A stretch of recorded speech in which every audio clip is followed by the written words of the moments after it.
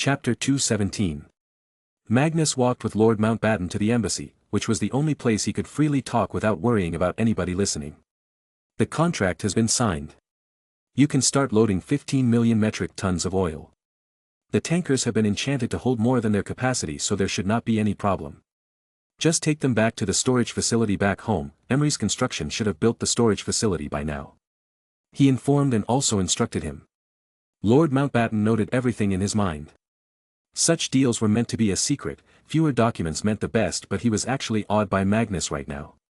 The way Magnus carried himself reminded him of a military officer, whose work is quick and precise. Your Majesty, I have a suggestion for you. He spoke. Magnus stopped speaking, wondering what it was. It is. If you want to become a well-respected king, then I suggest that you join the armed forces as soon as your school is over. You can earn some credentials and achievements there, as well as earn the respect of our military.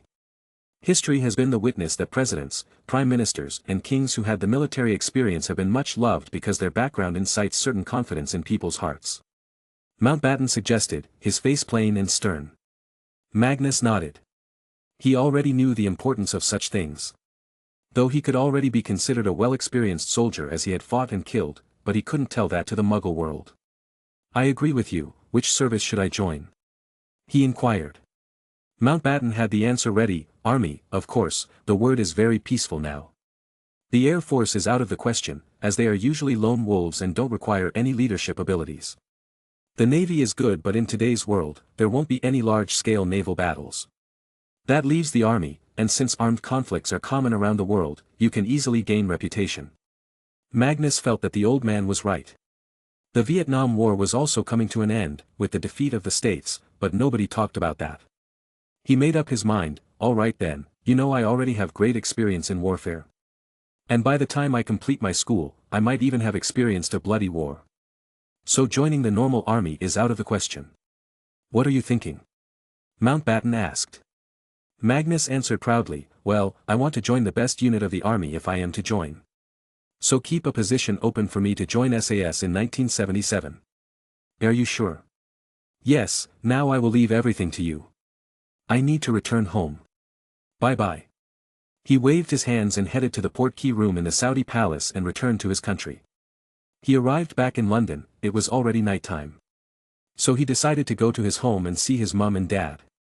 He knocked on the door and Grace opened it with a big smile on her face. We were just talking about you, sweetie. What happened today? Why were they looking for you? He entered and hugged his mother first. She also kissed his forehead. Nothing, Mum. I had to go to Saudi Arabia and meet the king, for some work. It was successfully done. You will know the reason in a few months. Oh, how are you? He asked, remembering that he was soon going to become a big brother. She ruffled his hair. What could happen to us? Come, I am cooking dinner. Didn't Ragnar come? No, he's probably busy at Flammel's house studying. Let him be. Magnus said and lazily entered. Meow. Whore. Summer and Chad quickly came running from the living room. Seeing him they became cheerful and jumped on him to hug him. Hee, okay, I did not leave you forever. How are you two? He caressed his two pets. Both of them started to purr in happiness. Grace chuckled, they just stay at home and watch television all day. Now with more channels coming up, there are a lot more things to watch. What about Dad? How is his work going? He asked, not seeing Adam in the living room. Well, he is busy in his workshop, still working. He said he's upgrading his engine a little to make it more efficient with the batteries. Oh, and Bobby came a few days ago, he left some box for you. Grace remembered and informed him. He nodded and went to the storeroom to get the box. It was a normal cardboard box. Opening it he found a letter. First, Mag, check out our company's latest product. Well, Motorola also launched something somewhat similar in April, we launched it in June. But ours is much better than theirs, though they have filed a lawsuit against us. Ted will be taking care of it. Magnus wondered what it could be, and he remembered the thing about the lawsuit. Nobody gets to mess with him, of course, unless he is wrong. He opened one of the 4 small boxes. It did not have a label on it, so it was probably a prototype. Taking it out, he found a palm-sized rectangular object with round edges. There was also something like an antenna protruding out from the top. There was also a screen, probably 5 inches from both sides. Then there were some buttons on it, numbered from 0 to 9. Is this the wireless phone he was talking about? This is so small. Magnus was amazed by this device. He took out the user manual and checked how to operate it. Quickly, he learned how to use it. He pressed the rightmost button below the screen, just below the contact option. Beep. Immediately a small list appeared. It had numbers, of Bobby, Ted, Adrian, Edgar. He quickly pressed the green button after selecting Bobby. He put it near his phone. True. Magnus did not know what this sound was his call going through or not? He wondered. Kachak. Magnus? Ha, welcome to the new age of communications. Bobby sounded highly excited. Magnus was taken aback. The sound was pretty clear. How did you do it? How did you make it so small?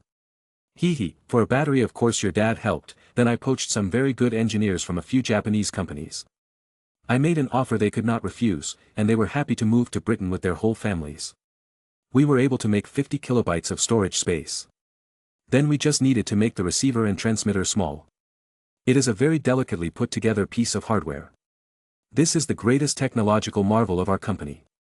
For now, only London has a coverage signal, and there are just a handful of devices in the works anyway. I sent 4 pieces for you. Give them to Uncle and Aunt. Bobby enthusiastically explained everything. What about the cost? What's with this lawsuit? Magnus questioned. It's nothing. The cost is just £1,500, £16,072.8 in today market. The one from Motorola is worse than our product, slower, lesser battery, and it's like a brick. It costs about $4,000, while ours only costs $3,600. And I poached some engineers from their research department, so they probably think I stole their tech. I am going to counter-sue them for a lot of money. Bobby explained. Magnus liked where this was going. Then I wish you luck and happy hunting. Teach them a lesson. All right, I'll go and show this to Mum and Dad now. Bye then, see you later. Bobby hung up. After that, the first thing Magnus did was learn how to fully operate the phone and change the name Brandon Steele Armstrong to just Bobby. He thought he could change his name now. He was and will always be Bobby, Magnus muttered to himself in satisfaction while performing the same thing on the remaining phones. After that, he just picked up the 3 phones and headed to the dining table. Mom. Dad. Look, Bobby sent these cell phones. With these, you two can talk to each other no matter where you are, as long as you are in London. He made it so fast. This is amazing. Adam was excited about this. Bobby had intensively discussed it with him when he came to ask for permission to use the batteries on the phones. Then, can we also talk when you are at school? Grace asked him. She misses her 2 sons whenever they are away from home. Sorry Mum, but I don't think it will work. But I might be able to do something about it that can make it work. I will try after going back to Flame House.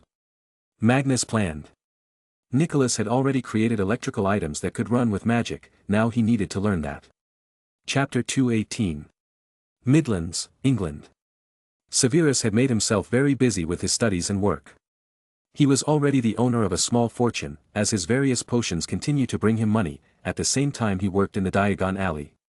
He was still a very good friend of Lily. Now, he had decided to show her that he actually liked her. He didn't want to verbally say it, but he could use other ways. He had nothing to lose anyway, because these days, they don't even get to talk with each other at the school. He went out of his house to meet Lily at her home. Lily's mother and Severus' mother were friends now, and he would sometimes go to the Evans family with his mother. He sat in Lily's room, just looking around while Lily had gone downstairs to bring some refreshment. The room was pretty simple, nothing like he used to imagine a girl's room would be. But again, she usually spent most of her time in school. TSK, you again? For God's sake, when will you devils leave this house? Petunia Evans, elder sister of Lily, came and scowled at Severus. Now, if he was still the old Severus, he would have probably sent a jinx or something at her for even raising her voice at him. But, he did not do that this time. He just sighed and looked at her tiredly. You know, Petunia, you are really dropping an axe on your own foot by being vengeful against your sister. What do you mean, the devil? She barked. Stop trying to fool everyone, we all know you are a jealous little girl who also wanted to be a witch but didn't have the magic. Then you chose the worst possible thing to do. Do you have any idea how powerful and rich Lily is going to be as soon as she graduates from school? She is one of the top potioneers in the school and it's a profession that pays extremely well. And not to mention, Lily is friends with students in the school who belong to some of the world's most powerful and rich wizarding families. Magnus alone is probably the richest wizard to have ever lived, Severus thought and continued. You, instead of being angry with her, could be nice to her, so when Lily becomes rich and powerful, maybe she can help you start a good life, maybe a business or something else. But, here you are, being stupid. Tell me, what are your plans for life? You are 4 years older than her, already 17. You are bad at studies too, not that good looking either, so what are your plans? Marry some old fat muggle and live the rest of your life riding on his fat belly like his bed warmer. Live on the little money your husband makes for the rest of your life. People are lucky to have a wizard born in their family because even one wizard can uplift the family from just being poor class to the upper rich class. No, don't look at my face like that now and go contemplate your future. Because as of now, it seems to be in pitch darkness. Bye, take care. He shooed her away, not caring about her wet eyes threatening to flow a river of tears at any moment. She simply turned around and ran to her room while crying. Severus had just told her what everyone else already knew but never said to her due to being too nice. Lily was just coming to the room when she saw Petunia running away. She arrived at her room and asked, "What happened to Petunia, Sev?" He smiled warmly at her, again, a very new thing to his life. He knew but wouldn't ever say it loud. He was loving this new self and he was very grateful to Magnus and Ragnar. Nothing, Lily. I just told her some harsh truths about life. Oh, lemon cakes. I like them. He changed the topic. She sat in front of him and also ate. So you are going to Magnus' home with your mother? How is he? He's fine, probably studying or practicing magic somewhere. His world is much different from us ordinary wizards now. Severus replied, but he saw the blush of Lily's face. Yeah, with all the responsibility he has, it'd be weird if he was not busy. Did he say anything about me? She inquired. Severus knew he needed to clear her clouded mind, she needed to accept the reality before it became too painful. Lily, I told him once, that you like him. What? Why would you? What did he say? She got angry but also changed in a second. He said that he is not interested in any kind of romantic relationships, his life goals don't allow him to have such things. And he said he was not the person you think he is. You have only seen his funny and strong side, but never his ruthless sides. Severus told her everything Magnus had said. What are you talking about? It's not like he's a murderer or something. Lily shrugged at his words. He has killed people, Lily. His work requires him to kill people. What do you think happens whenever you read in the paper that Magnus defeated a Death Eater? They die. Severus tried to make her face the reality. She seemed heartbroken now, but, does he like that Emma? No, she's the same as you. She likes Magnus a lot, but Magnus never accepts her advances to become a closer friend. So, just take my advice, don't try to fall for him right now. We are still young, maybe when we're in our 5th year or older, you can understand him better. You can then decide whether to pursue him or not. Not everyone is lucky to have their feelings reciprocated, Lily.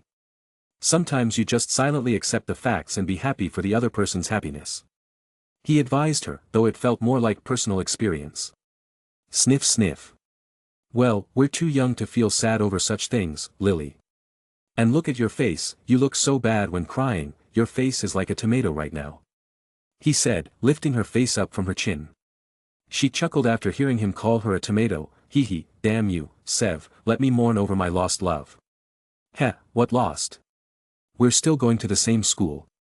But, let's try to be better friends before finding love. Ah, I remembered something, I brought you this. I made this in the lab, a handmade diamond. He handed her a small box. She interestingly looked at it. I can't even imagine the amount of compression it must have taken to create this. How did you? Wanna learn? He asked. And then he taught her how to make diamonds. He was happy that at least she didn't feel sad anymore. Magnus was waiting for Severus to come to his house, as he had said he'd be coming with his mother, so she could meet Grace. Soon enough, someone operated on their lawn. Severus and Eileen walked toward the big mansion. They live in such a big house, Eileen commented. Severus walked beside her. Want to live in a mansion like this? I can buy one if you want to. We're rich now, mother. She immediately shook her head. No, I like it at home. At least Evan's family is there to talk to. Pop. Welcome, Mr. Snape and Lady Snape. Please come with me, Mr. and Mrs. Grant are waiting for you. George escorted them like a gentleman butler. Magnus didn't care about any manners, he just went out of the house and greeted them. He gave a brotherly hug to Severus and greeted Eileen. Good morning, Aunt Eileen. Sev, come with me to my room, I got something to show you. He dragged him along. Eileen didn't feel awkward as Grace soon came out and started chatting with her, inviting her to sit with her. In Magnus' room, he was showing the cell phones to Severus. So, you want to turn them into magic-tolerant phones? Why? Severus asked. Because we cannot always rely on the owl, who is usually slow to take letters. With this, we can have instant communication, he explained. Whore. Summer protested her species being badmouthed. Magnus quickly patted her head. No, Summer. You are the best, I was talking about the lazy owls. Severus held one phone and checked it out, this sure would be very convenient. But, won't the bad ones, our enemies will also be able to use it? Magnus laughed. I don't care. They are very dumb and don't know how technology works. All the talking happens on electrical signals. It would be a mistake if they use it since the station can record them. And we're not going to mass produce these phones anyway for now. Boss Grant, I did as you tasked. Dobby arrived.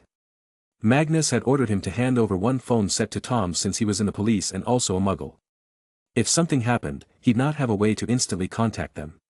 Also, Tom was just a few cases away from his next promotion, which was making his seniors jealous. Good, Dobby, you can go and pack some pancakes for me.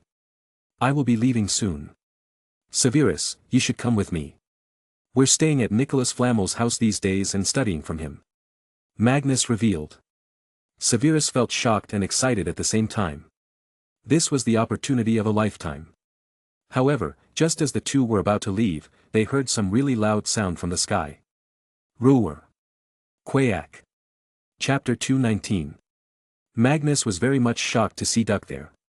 The big dragon slowly descended from the sky into his backyard, it seemed he had grown a few more meters. Then he quickly rushed to Magnus and stretched his neck towards him. Magnus understood and laughed. Did you miss me, Duck? Sorry for not coming to see you sooner. He gave Duck lots and lots of pats on his head. Quack. It translated to, I got bored at home so I came here to meet you. Did you tell Grandma Martha about it? Duck nodded continuously. I told her. She said no, but I secretly came. So you mean she denied you flying to here but you came here anyway? Ha, don't come to me when she punishes you next. You're hungry, boy? Magnus asked. Duck nodded happily. There was nothing better than eating with his dad. Magnus went inside the house and called Abe and George. He also needed to make sure the nurse at home did not see Duck. I am taking Duck with me to the castle nearby, bring a lot of food for him there.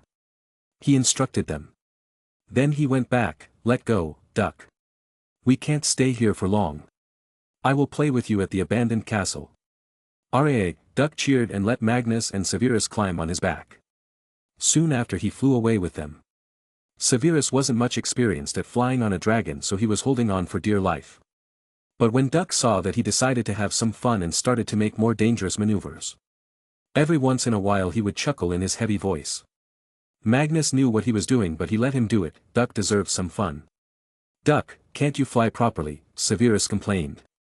Boom. They were just having fun when they suddenly heard a loud explosion sound. The three looked to the side at the same time. There was a Boeing 747, its both engines were on flames. Why is this plane flying low? Severus wondered. I don't think it's flying, it's crashing.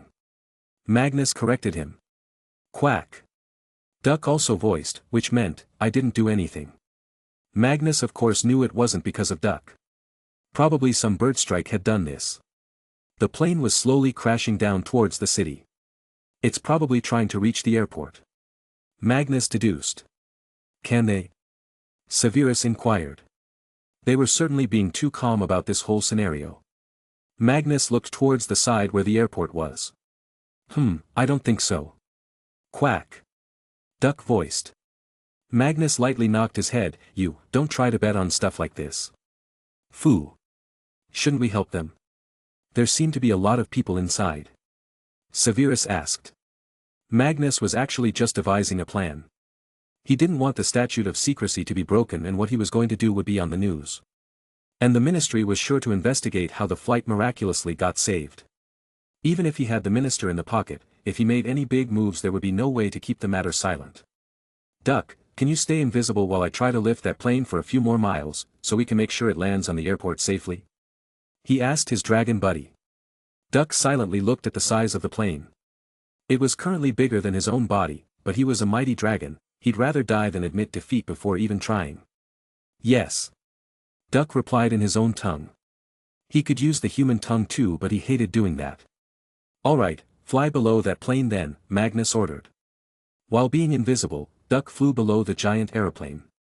He slowly aligned himself just low enough so that Magnus could touch the bottom. However, Magnus knew that just trying to lift the plane from one location could be disastrous, as the force would not be distributed around. He might just pierce through the plane. He immediately took out multiple Muggle coins from his pocket and quickly molded them onto one giant chunk of metal by breathing fire on it. Then, he used transfiguration to create a big sheet of metal that would cover a small part of the area below the plane. Then he created many triangular support bars so that their tip would be aimed at Magnus. By doing this, Magnus made sure that the upward force he would apply would spread out evenly over the whole metal sheet. He kept himself from directly using magic on the plane in fear that his magic might mess up the electrical systems. Duck. Get ready, I will try to lift the plane. Try to push me up as much as you can, he ordered. Severus was looking from behind. He didn't have the superhuman body as Magnus. But he was ready to use magic if the worst came. Duck pushed his body and fluttered his wings as hard as he could. Magnus meanwhile used the frame he created to keep the plane from falling any lower. He tried not to change its trajectory though. Very good. Duck. Magnus praised with clenched teeth. He exerted all his strength. But, he soon felt that the plane was too damn big and heavy. If this went on then both he and Duck would get injured. So he used his head and decided to use his body's fire to thrust himself. He moved his body so the frame now rested on his shoulder. Then, he put his both arms downwards but away from Duck's body. He released the most intense fire ever. It was like a rocket engine, the loud heavy sound of fire burning. From the ground below, people did see this huge fire. But they only saw the crashing plane and screamed. The fire covered Magnus and Severus neatly. Duck felt a bit lighter with Magnus' help and pushed for more. After flying like this for 3 minutes, they finally saw the airport in sight. Just a little more, Duck.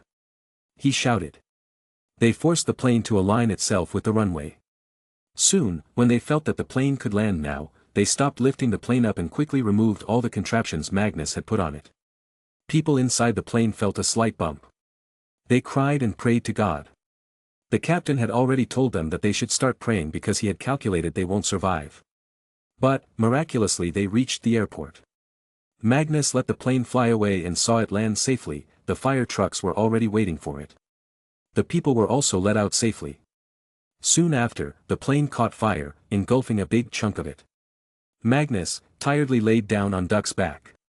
He hugged Duck's neck and praised, "Good boy, Duck. We just saved the lives of more than 100 people today." Duck felt a funny yet proud sensation in his body. He cheered happily. But he was also tired, so he hastened to the abandoned castle.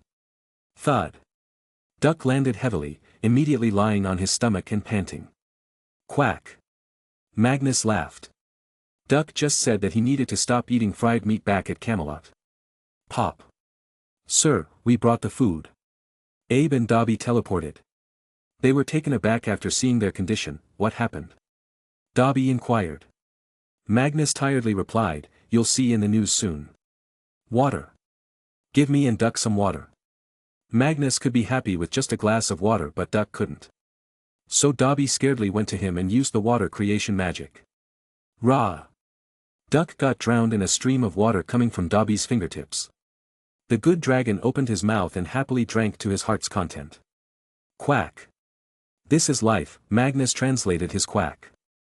Soon, Magnus felt energized.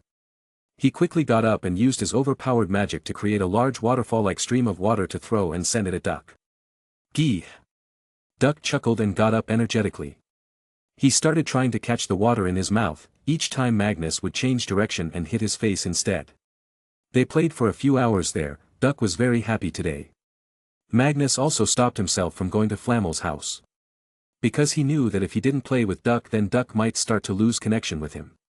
He loved Duck as his own family and couldn't do that even if he wanted to. "Are you happy today, boy?"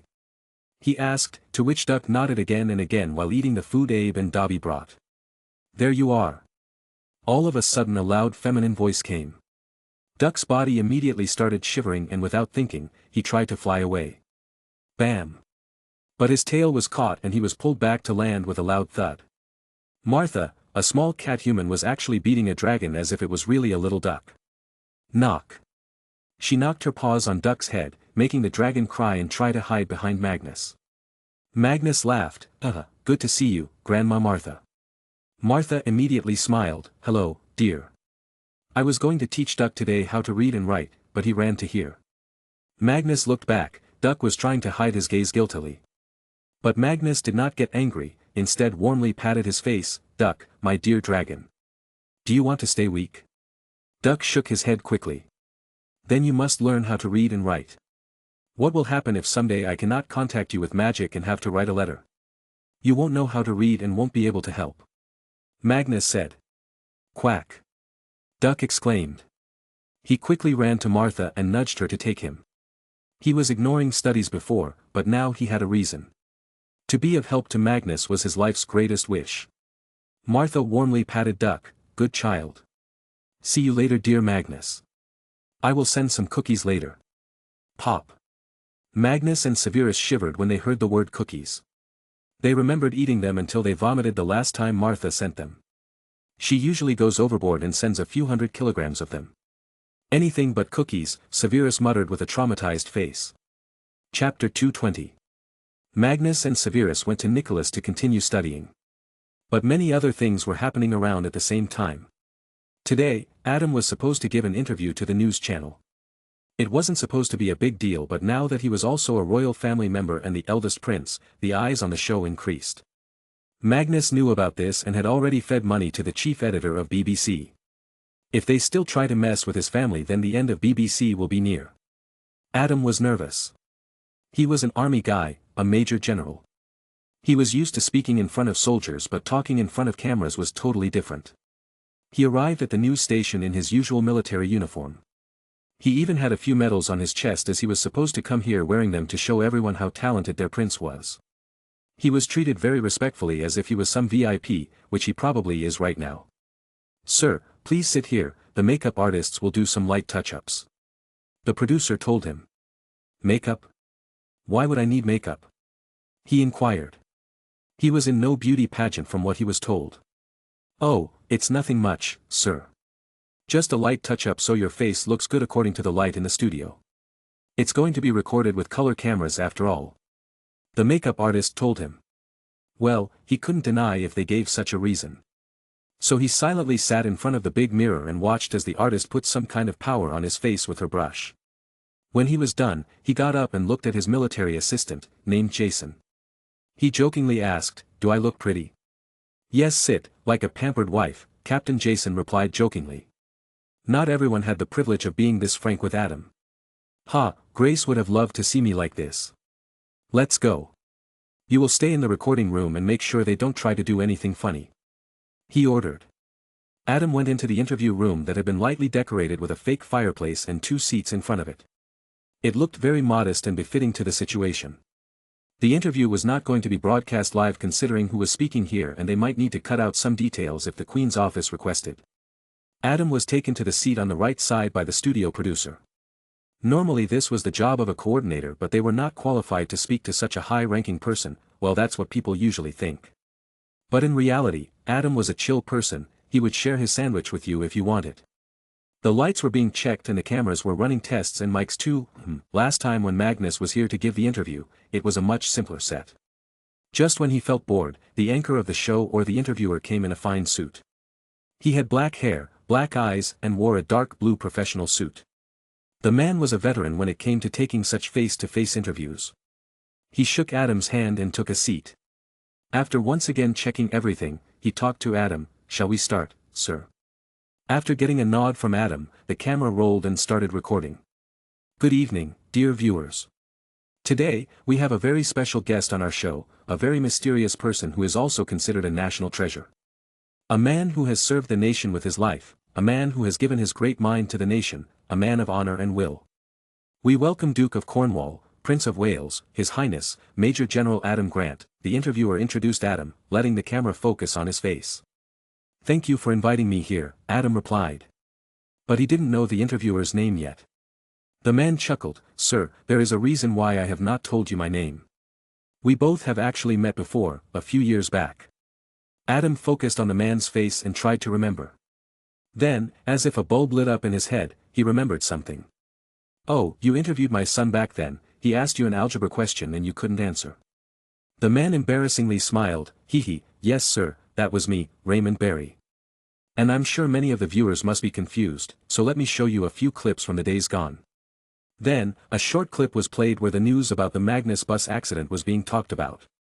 Then there was a clip of Magnus giving the interview and then finally him getting the George Cross from the Queen.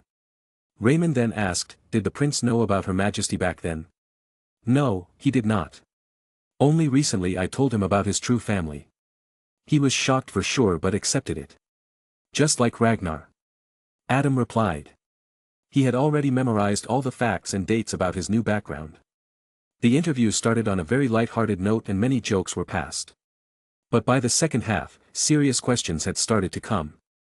Some people are these days complaining against you that you are not serious about being the royal prince as you refuse to go to dinners and parties to socialize. Why is that? Raymond asked. Adam sighed, "For this country. I am a man of science. I serve this nation by inventing things. Do you know how long it would have taken to create a working solid-state battery? Decades. And by inventing that, I have effectively pushed the world forward by decades, our country by decades. We can have an edge in battery technology now. By going to parties, what will happen? Will I socialize? Will I meet a few rich people? But those things are not on my to-do list at the moment. Do you see how pathetic the condition of the economy is? We are so far behind everyone. The United Kingdom used to be rich, but we messed up its post-war development due to corruption and now we're facing the consequences. So sorry if I don't have time to go to lavish parties when a common man does not have money to put food on the table. Yes, I am thankful for the comfortable life that I am living right now, but that does not give me the right to just sit down and relax because I can. I have the ability and I am using it to create scientific advancements for this nation. You cannot imagine how great the future will be for the batteries, they will be used everywhere. But if we want to stay ahead we need to never stop innovating. To all those who say I am not doing a good job as the prince, I accept your allegation. Because I am not trying to do a good job as the prince, I am trying to do a good job as the concerned citizen of this country." He lectured. Magnus was a master propagandist at this point. He had taught Adam a few points on what to focus on when you want to incite motivation and positivity in people. Raymond was a bit taken aback. He was not expecting an aggressive answer like this, but he liked it. What Adam said established him as a people's man instead of one who sits in castles and eats in luxury, wasting taxpayers' money. "What about your wife, Lady Grace, who is also a scientist with her own groundbreaking discovery?" he asked. Adam smiled. "Well, she is the shining star of my life. Her invention is really life-saving, and she does the same every single day in the operation room. I am so proud of her that I can't describe it. She's also focused on creating better ways to treat heart-related problems, so she's not much into the high-class dinner and gatherings. I mean, if she's able to save a few more lives at the cost of not going to dinner then there is no point in blaming her of anything. Of course, sir. We are now nearing the end of this interview. Last question, what are your real goals?" Raymond asked. Adam looked at Raymond's face, and then at the camera. "Well, I want to launch the first electric battery-powered car, and keep on innovating until it becomes affordable by everyone in this country. Now my only wish is that this economic slowdown can go away and people can start living a better life again." "Thank you. A very visionary dream. I wish you a lot of luck with your plans and success. And pray for this country's well-being." With a few more flattery and words, the interview ended. The effect of Adam's interview was that the image of the crown became a bit better. People who considered them useless at least saw Adam and Grace as very important people who were giving back to the country more than anyone else. Nicholas' house. Magnus looked at the television, and the interview just ended. Nicholas laughed after it ended. "Huh, you lot are very smart, fully know how to use public sentiment in your favor. I bet now your father will become the most loved royal, and your mother will be the goddess of healing in their eyes," he said. Magnus chilled on the sofa. "It's good then. The better the image of the monarchy, the better for me." "But what if they will like Adam more than you?" Mrs. Flamel asked. Magnus smiled. "For that, I'm going to blow the world's mind by creating a few things that will affect everybody's lives." "Oh. Professor, from daily life I remembered, can you help me make this new wireless phone magic-proof? So I can use it to call even in the magical world?" Nicholas took the phone with interest. "You are saying this small thing can let me talk to people?" Magnus nodded. "Yes. Wahaha, you are 500 years early to fool me, boy. Go away now and study. Ha, talk with this little thing. Humans are not that developed yet." He scoffed at the small phone. Magnus took out another phone from the bag and called the phone in Nicholas's hand. Train. Magnus looked at Nicholas' face with a taunting smile and said, "It seems your muggle knowledge is outdated. This is the future, old man. This is like magic," Nicholas exclaimed. Chapter 221. A lion never fears anybody. He goes wherever he wants, he fcks whomever he wants. For he is the king of the jungle. And I am the king of kings, the emperor of lions. Mohahaha. Meowahahaha, Chad laughed while proudly sitting on the top of the mansion's chimney, which was the highest point of the building. It was very good for looking at the surroundings. His black hair fluttered in the air as he basked in the sunlight. "Chad, come here," Grace shouted from down in the garden. She was pregnant and had decided to spend time at home, go to the office only in big emergencies. She would sit and talk with the nurse, Abe, George and Dobby. Even Martha visited every day now since she found out about the pregnancy. The nurse was just made to see illusions. Martha was a very strong witch after all. Besides this, Grace's mum was also coming to them. Thankfully, she was told about the magical world much earlier, just after Magnus left for Hogwarts. Chad looked down, but no matter how strong the lion becomes, he should always be good to Mummy dearest. He masterfully climbed down and went to Grace and asked, "Meow." Grace picked him up and hugged him tight. "Ah, my cute little furball." A normal cat would of course hate being treated like this, but he especially loved it. Then, Grace tied a small cute backpack on his back. "Chad my sweetie, you know what to do, right?" Of course, he did. This was his greatest responsibility, his honor. He was to go to the nearby pharmacy and bring some medicine every week. Since the owner of the shop had a child who graduated from Hogwarts, he didn't find it strange for Chad to do such elaborate tasks. Chad was to go to the shop, give the list, take the money change and bring back the medicine in his tiny cute bag. What was in it for him, you ask? Well, he would get lots and lots of pats, scratches and special tasty treats. Chad dutifully nodded his head at Grace, with his round big eyes turning serious. And then, off he went. Like a silent assassin on a mission, jumping over one wall to another. Looking for any dangers from the incoming metal beasts that eat and poop humans all the time. Ah, he had experienced it. The beast's insides were spacious, but he hated it. How can a mighty lion accept being devoured? Lazily but while enjoying the view he reached the small pharmacy. There was another reason that Chad liked to come to the shop. There was another cat.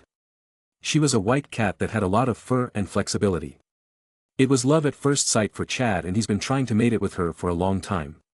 However, the damn shop also had 2 dogs who were Dobermans. Although he was a pretty strong cat, the dogs were still scary. He had planned that the next time Duck comes, he is going to bring him along to the pharmacy to scare the dogs.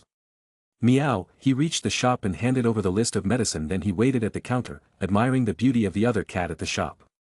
A while later the shopkeeper put the medicine back in his bag and ruffled his head. This was the signal that his work was done. "Meow," he said bye and skipped back towards home. "Chad, you little twat." All of a sudden Chad heard someone call his name. He looked around himself to see who dared to utter the name of this mighty lion. But, soon he found it was some kids in the playground. There was one little boy who fell on the ground, and some others had surrounded him. "This is our playground, you cannot play here without our permission," the boys said. The one on the ground cried, "But, I just wanted to play in the sandbox. Chad Elvin, nobody gets to play here other than me. Do you see any other kids here?" The bully threatened him. Our mighty Chad looked at the situation and realized the poor boy also has the same name as him. And that he was being bullied. How could he allow such a thing to happen in his area? This would be a shame to him name otherwise. He proudly walked over and jumped on the head of the boy named Chad. "What's going on here?" Chad loudly asked the boys. Though what it sounded like in his mind didn't sound like in reality. "Meow. Huh, look at this cat. What's on your back? Give it to us." They tried to catch Chad instead, and retaliating to this, Chad launched his mighty claw, red paw, strike at everyone's faces. Meow meow meow. Chad jumped. "You little human runts. Mu day. Mu day. Mu day. Mu day." A barrage of scratches appeared on the many 9-year-old kids. They fell back on their butts and started crying loudly.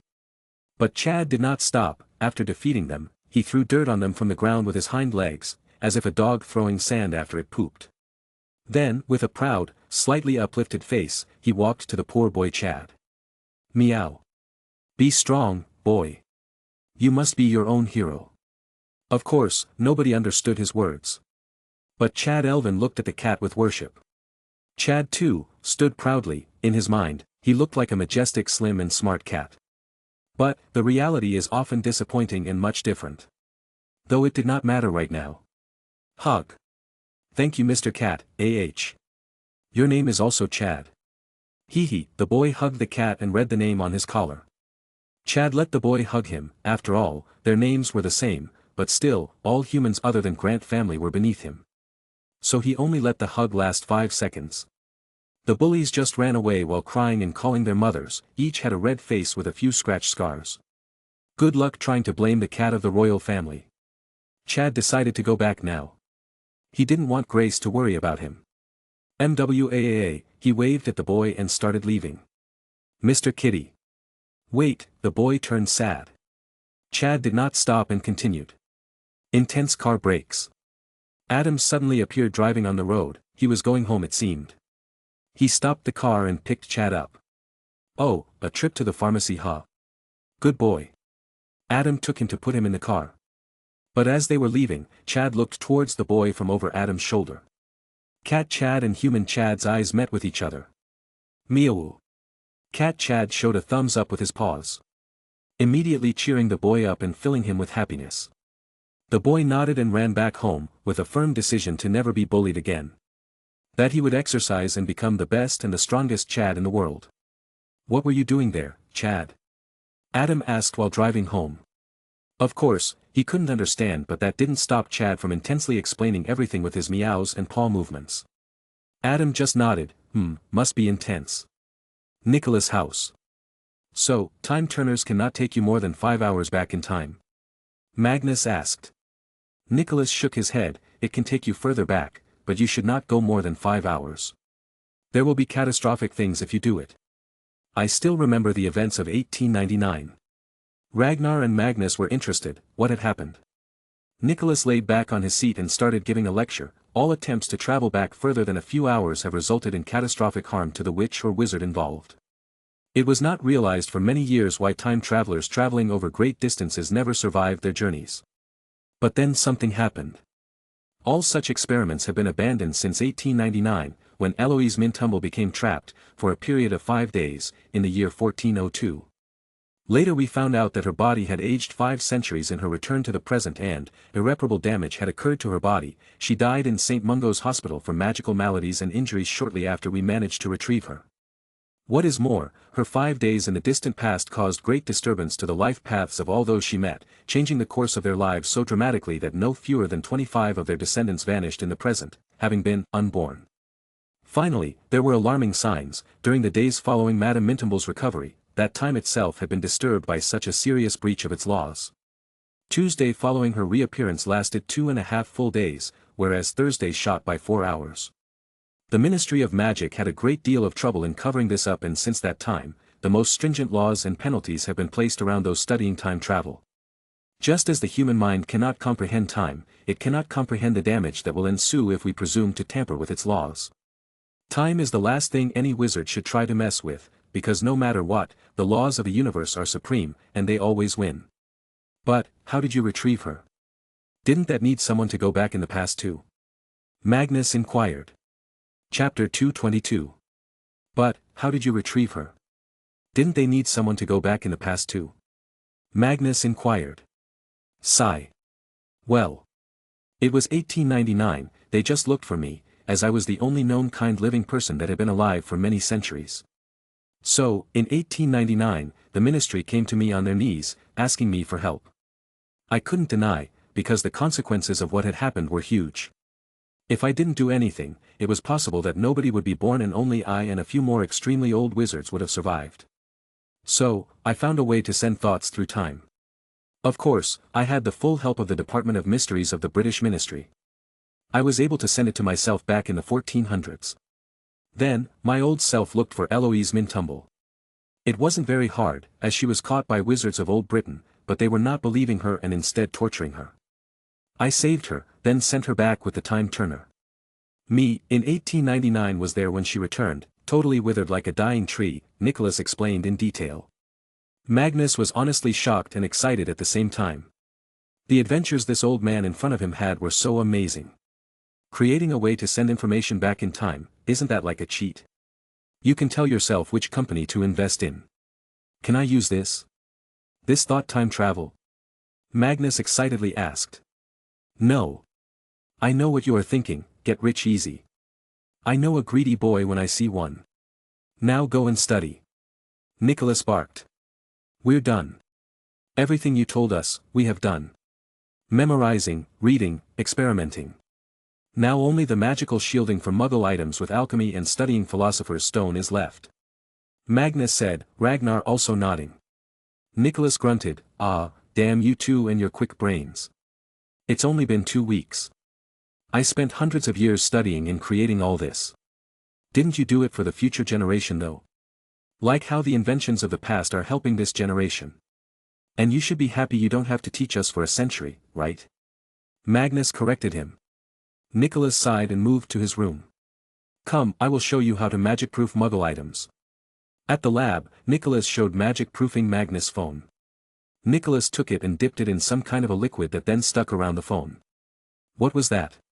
Ragnar inquired, sensing the opportunity to learn new potions. It's nothing, just some silicon and a few magical items here and there, mix them well enough, it turns into this. This just keeps the magic from touching the internal parts of items, try it. He handed the phone back. Magnus turned its screen on and cast a simple lumos around it with his wand. But nothing happened, no disturbance, the phone didn't die, the signals were decent. This is, so simple, and amazing. Here I was looking for runes and stuff, and you just painted it. Magnus said in wonder. Nicholas scoffed, those goblins do that, their ways are inferior to mine, mainly because they are very self-centered creatures. When one goblin dies, they usually take all their research to their grave, not passing it on. Due to this, no advancement happens anywhere except their forging skills. Will you teach me? This will help us a lot. Ragnar asked while making puppy eyes. Snape was also there, silently listening to everything. Why do you think I showed this to you? Go and get your potions instruments ready, and Magnus, I already know you are not going to be any good at this thing. You should go and study the Philosopher's Stone. Nicholas told him. Magnus didn't wait for a second more and ran away to Nicholas' study, where the stone was kept in a box. He happily hopped to it and took out the stone, wanting to see its secrets. He may never know how Nicholas made it, but he sure could learn things based on it. If a normal person was to see this they'd think it's a normal crystal. He muttered. He quenched the urge to lick it once. He'd rather not die from some strange Philosopher's Stone poisoning and continue to study. Can it absorb magic? He wondered and tried to send his fire to it, which was pure magic from his body. It doesn't. It's got pretty limited effects, it seems. Let's try making gold. He muttered and got to work. The motive of Magnus to come and study with Nicholas was to get an understanding of alchemy. Later he can also experiment on his own. But, it seemed that Ragnar was the one who benefited the most from this visit. He not only learned new potions but also a few new things about runes. Severus was also able to learn a few new potions and clear out some theories about others. To him as well, the visit was bountiful. The philosopher's stone didn't intrigue Magnus much now, as he was not interested in immorality nor the puny amount of gold it could make. Maybe it would have more uses, but for now, Magnus didn't have time to spend researching on it. Professor, thank you for teaching us. I hope you will have an easy time living here. And if you find anybody troubling you, just tell me, you don't have to get your hands dirty anymore. Magnus respectfully said as he stood at the door, preparing to leave. Mrs. Flamel smiled and responded, "No dear, you came here, it brought a new charm to this house. We get bored here lazing around anyway. Hee, you should come to my house someday. My mum would love to meet you." Magnus invited her. He knew his mum would have a blast talking to a 600-years-old woman. His mother loves talking about history, and who better to talk about it than the person who lived through the said history. "Sure, child. Be sure to visit us again, you two, Ragnar and Severus." She nicely said bye to them. Then Magnus called Abe and teleported back to his home with him. Once Magnus was gone, Nicholas went back to his living room and decided to watch the television. Finally, I can once again watch television in peace. He relaxed. But Mrs. Flamel chuckled, "You can lie all you want to yourself, Nick, but your face always tells the truth." Nicholas ignored her true words and switches the television on. Boom. Pieces of glass, metal and wires spread around as smoke dissipated. This was all that was left of the television. Nicholas' face had been smoked and now black residue stuck to his face. It wasn't hard to guess what happened. "Damn you, Magnus!" he cursed while looking at the door. Mrs. Flamel meanwhile laughed heartily. "Dear, look there, it's a letter. It must have fallen from the television." Nicholas opened it and read it. It was sure enough from Magnus. I just made a reverse magic proofing potion. And you thought I'd forget the prank you pulled on me when I arrived? The dragon always has the last laugh. Oh, don't worry about the television though, I will send you the latest model prototype with superior picture quality and a 32-inch size screen. Bye-bye. A smile curved upon Nicholas' lips. Which teacher wouldn't be happy to see his students become stronger than him? It was proof for the teacher that his knowledge helped the child to go one step ahead than himself. Magnus and his two friends arrived home. It was filled with activities since his grandparents had arrived. "Grandma! Grandpa!" Magnus ran to them for a hug. It had been a long time since he had seen them. Come here, my little prince." Maria Louis Pendragon, Magnus' grandma, spoiled him. Initially, their surname only consisted of Louis, but then on Grace's request, they updated it according to the plan of Magnus. They were really happy about how Magnus was going to be the next king. Maria turned to Ragnar, who knew this was her other grandson. "What are you waiting for? Keeping your grandma without a hug is bad manners." Ragnar obliged and gave his new grandmother a hug. She was certainly very beautiful for an old woman. Today he understood how his mother was so pretty. Magnus then ran to his grandpa, who sat beside Grace in the garden. "Grandpa, how's your back pain?" "Cheeky boy, is that the first thing you want to ask me?" Martin ruffled his hair. Mum, I'm going to take a bath." Magnus also gave a hug to his dear mum. She has always kissed his forehead. "Take Chad with you, he goes out these days and gets into fights, only to get dirty." Magnus turned to look at Chad, who was lazily sitting by the water fountain in the garden, but he kept a safe distance between himself and the water. "Chad, come with me," Magnus ordered him. But Chad tried to avoid looking at him. However, the fat furry cat was still looking at Magnus from the corner of his eyes. "I know you can hear me, don't try to be smart. Come here." Magnus went to pick him up. "Meow." Magnus looked at him with bigger astonished eyes. He seriously shouted to shock Chad, "You dare speak to me in that tone of voice, boy?" Chad was taken aback. He stayed silent for a few seconds and looked left and right. All eyes were on him, but he went for it. "Meow meow. You little." Magnus chased after him while Chad tried to run away.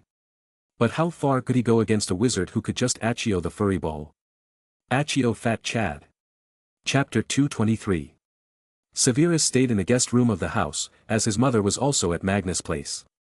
The house was pretty big and already had enough rooms. There were more than 15 bedrooms, and only 3 were used by the small family, but now 6 were being used, still leaving plenty. Magnus went to his dad to see what he was doing in his workshop these days. Even though he used to stay at home a lot now since his status was slightly different, he was still in the military but didn't have to do the regular military things. He could just focus on his inventions, with just one request from the military that he would share some little crumbs from his big inventions. For example, if he develops a new engine, they would get a weaker new fuel injection system. Adam never gave anything too valuable to the army anyway. "Dad, how is everything going?" he asked as he entered the workshop. Adam was wearing coveralls. Beside him was another boy, the same one from Oxford that wanted to work for Adam. "Magnus, come, watch this." Adam excitedly went to the car that he was working on. It was a similar model, but its internal machinery was probably different. Adam took out a small key from his pocket. It had a round thing attached which had a few buttons. Each button had a marking of the door of the car. "Just watch this." Adam pointed the key to the car and pressed the bottom button that had "all" written. In an instant, all doors of the car opened fully as if an invisible arm pulled them or magic. "I can also close or open them one by one." Adam demonstrated that too. Magnus was amazed by this. He already saw the car his dad made as futuristic, but this feature was over the top. "How did you do this, Dad? This feels so futuristic and fresh." Adam proudly laughed. Since we got nicer batteries, I reckon we go overboard. After all, this is the time to try things out and see what works out, because at this current state only the enthusiasts will buy it. So I just used infrared for the remote and put the necessary motors and chips in the machine. Bobby helped a lot with the whole computer thing." "How much do you think this car can sell for? With profit?"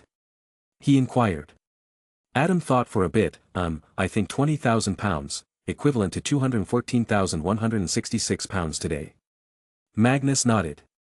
This was the right price for such a car. It was like an art piece after all. And since Adam would be making it mainly himself, the small number of the cars that will sell will automatically become collectibles. "Let's crank it up to 30,000, and you know who would be crazy to buy these? Rich inventors of Silicon Valley," Magnus suggested. But Adam wasn't very interested in the sales. "If they can sell, I would consider my work a success. I always wanted to make a perfect car in my life." "Then don't worry, I will take care of the rest. Oh, by the way, Mum was calling you." Magnus remembered. "What? But you've been standing here for half an hour. She's going to be mad now." Adam threw away his overalls and ran. He was afraid of Grace's mood swings these days. Magnus went to see Ragnar, but it turned out he and Severus were both doing some kind of magical experiment together. "Never thought I'd see you two joining hands," he commented. "We're not together, it's just a temporary truce because we both have something to gain," Ragnar explained. "What are you two making anyway?" he inquired. "We're trying to make Ragnar's invented rejuvenation potion through alchemy. I believe its effects will increase with this," Severus said. "That's good, we should give it to Mum and Dad then. It will surely increase their lifespan by many times. Anyways, I'm going to Gringotts," he informed them. Ragnar stopped him. "Do you have any tasks for us related to the order? You may have inaugurated the order without us, but we're still members." Magnus shook in response. No task. All you have to do is become as strong as possible, because whether you like it or not, we're the muscle of the order and the round table. So we need to forever be prepared. What are you planning on doing in the long run? I still don't know what our current aim is," Severus asked him. He had joined the round table without thinking, and he would love to work with it, but what was he even working for? That was a mystery. Magnus replied in a cryptic way, but it was very easy to understand. "A lion that roars but has no claws is useless. Britain is like this lion. It roars a lot but got no claws. We need to grow them and polish them to become the most terrifying claws the world will ever see." Gringotts. There was a reason why Magnus came here. It was to consolidate some wealth that had been lying in the bank without any owner. The goblins were greedy, they would never tell him about it unless he made them. So here he was. He quickly found the manager of the bank, Novgor. He came to greet him while rubbing his hands like the greedy bastard he was. "Welcome, Your Majesty, what can we do for you today?" the goblin asked.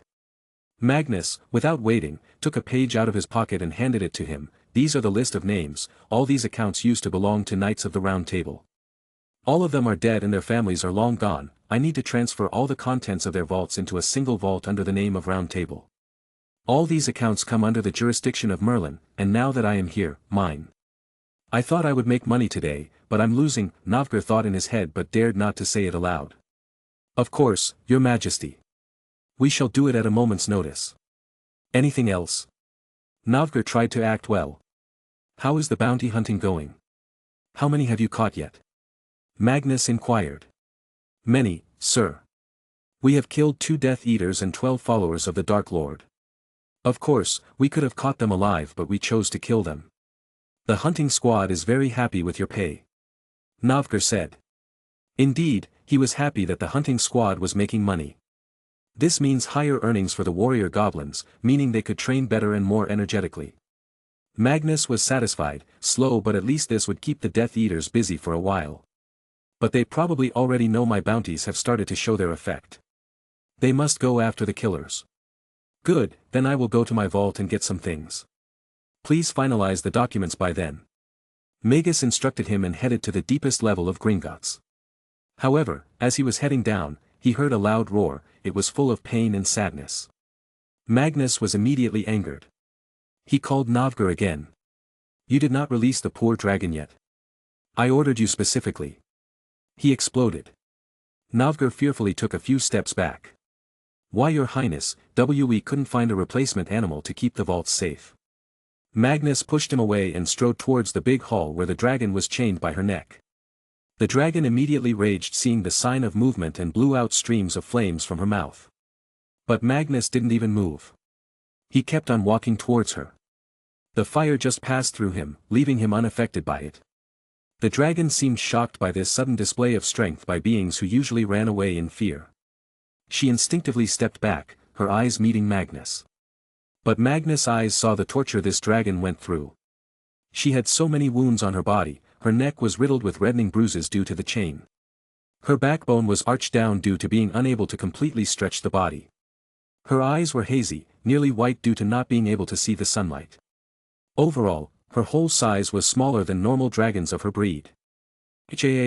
Another stream of fire engulfed Magnus. However, instead of seeing a burned body, she felt something touch her nose. Boop. Then she felt the warm hand caress her face. She had never in her life faced even a tiny speck of kindness or love, so this was all new to her. She could not understand why someone would be kind to her. It's okay, I will free you from here today. You will fly in the sky again, eat to your heart's content, play with other dragons. Magnus spoke in dragon's tongue. The goblins were confused about what this grunting roaring noise was, but the dragon understood it completely. Though, unlike Duck, all other dragons in the world were inferior dragons, who only had 2 limbs. These dragons also didn't have as developed minds as Duck, so they could not make full sentences. Who? The dragon also softly grunted. She was looking at his face up close with her big amused eyes. Magnus gave the most vibrant smile and answered, I am King Magnus Grant Emery's Pendragon. King, she muttered. Magnus nodded, yes, I, like you, can spew fire. Whoosh. Magnus breathed out some flame from his mouth, shocking the dragon. Her face lit up, feeling that this little human was quite like herself, maybe a bit human-like and small but still similar. So she growled, we, same. Ha ha ha, yes, we are same. Okay, I will take you with me to a very safe space, another big friendly dragon lives there. He will be your big brother. Oh, you don't have a name, right? He asked, and she tilted her head in confusion. What the word name even meant she had no idea. He caressed her face and replied, a name is a word that stays with you forever. It will belong to you, and if anyone wants to talk to you they will call you by that word. Do you want it? Thud thud. Like an excited puppy, she jumped and fluttered her wings excitedly. She may be very weak and exploited, but she was still a strong dragon. Magnus thought for a second, you are small, well as compared to others. So, yes, a cute name for you. Your name will be Pebble. P-Bubble. I love. She immediately accepted it. Magnus didn't correct her, Duck would teach her real name himself. He quickly untied her chains and freed her. Then he looked back. Navgar, you have disappointed me deeply today. I will bring the next guardian of the vaults later. But, he will be ordered to kill anyone who tried to bully him, as he won't be your servant, but an employee of mine. Your job will be to feed him timely, and always treat him as an equal. Understood? Navgar shivered, why yes, your majesty. What will be the next guardian beast, sir? So we can prepare the food. The next guardian was a beast not as big as a dragon, but many times dangerous, because the beast had such evasive and dangerous skills that catching them took more than 100 wizards to come together. Magnus put his hand on Pebble's face and called Abe to take them to the portkey leading to Camelot. Before he vanished, he answered Novgar's question. Anundu. Thud. Novgar fell on the floor in fright. Chapter 224. Magnus arrived at Camelot with Pebble behaving like a good girl. She was continuously looking around, excited and curious about everything. She had been caught up in the bank for more than 100 years. So she had not seen the new advancements of the world. To her the new tall buildings and the small metal monsters were new. She wanted to take a bite of them and see how they tasted, but Magnus was able to persuade her not to after a long conversation. He expected Duck to teach her everything about the new civilization, and he made sure that nobody hunted dragons anymore, as he was going to put an open contract for the goblins to catch any person who hunts or harms a dragon or a few more endangered Class 5 beasts. This was the simple rule of poaching the poachers, something that was really practiced around the world. As they flew over the lands of Camelot, all the animals started running down on the ground, chasing the shadow in the sky. They knew this was a new addition to their already big family. Quack. Duck of course came first flying to him, and stayed beside Pebble. She was interestingly looking at Duck, who was a dragon but much larger than her and also a bit different, as he had 4 limbs. Meet Pebble, Duck. I freed her from the goblins at the bank. She was treated very badly, so I hope you will take care of her like a good big brother. He explained to Duck. Duck dutifully patted his chest. Yes, however, he forgot he was flying and started to fall, barely escaping touching the ground, not that it would have done anything to him. Soon, Magnus brought Pebble to the large open field where all the animals had already gathered to welcome the new animal. However, Pebble seemed very uneasy seeing so many strong beasts, even those who could threaten her. Who other than Cuddle, a basilisk, could scare a dragon? However, Cuddles was calmly standing in the crowd, styling a pair of cool glasses on his eyes. He looked so happy and different now. Before he looked too scary, now he looked too harmless. Everyone, meet Pebble. She is a very shy and timid dragon, so be kind to her. She is not used to too much talking and meeting new faces, so be patient, okay? Duck and Cuddles, you will help her get used to the area, okay? He instructed them. Quack, which translated to, you can count on me. Cuddles first came to Magnus to get a few head pats, then he went directly to Pebble. Duck, being very smart, immediately introduced her to everyone. Meanwhile, Magnus went to Anundu, who was watching everything from the back and instructed him in simple words. He told him about what was being asked from him at the bank. Magnus had noticed that this Nunda was already a loner, and liked to not talk or move much. There were other Nunda too on the island, but he preferred to be like this. Soon, the Nundu agreed, as he was going to get paid with good food every day. He will also get to sleep all he wants, as long as he deals with any threats who come to steal. To help ease his job, Magnus gave him an intruder alert device, that will notice any noise in his vicinity and alert him. Nundu were surely the best safety the bank could ask for. Since they were just so dangerous. They moved silently, despite their gigantic size, and were considered by some to be the most dangerous creature alive. The breath of the Nundu was toxic and filled with diseases so potent that it could wipe out entire villages of people. The Nundu was extremely hard to subdue. It had never been defeated by less than around 100 wizards working together. Compared to the dragons who could be stunned into submission by around 10 wizards, the prospect of this rare beast became truly terrifying. The only reason they were following Magnus' orders was because of his blood, which makes these beasts feel that they are in the presence of someone superior to them.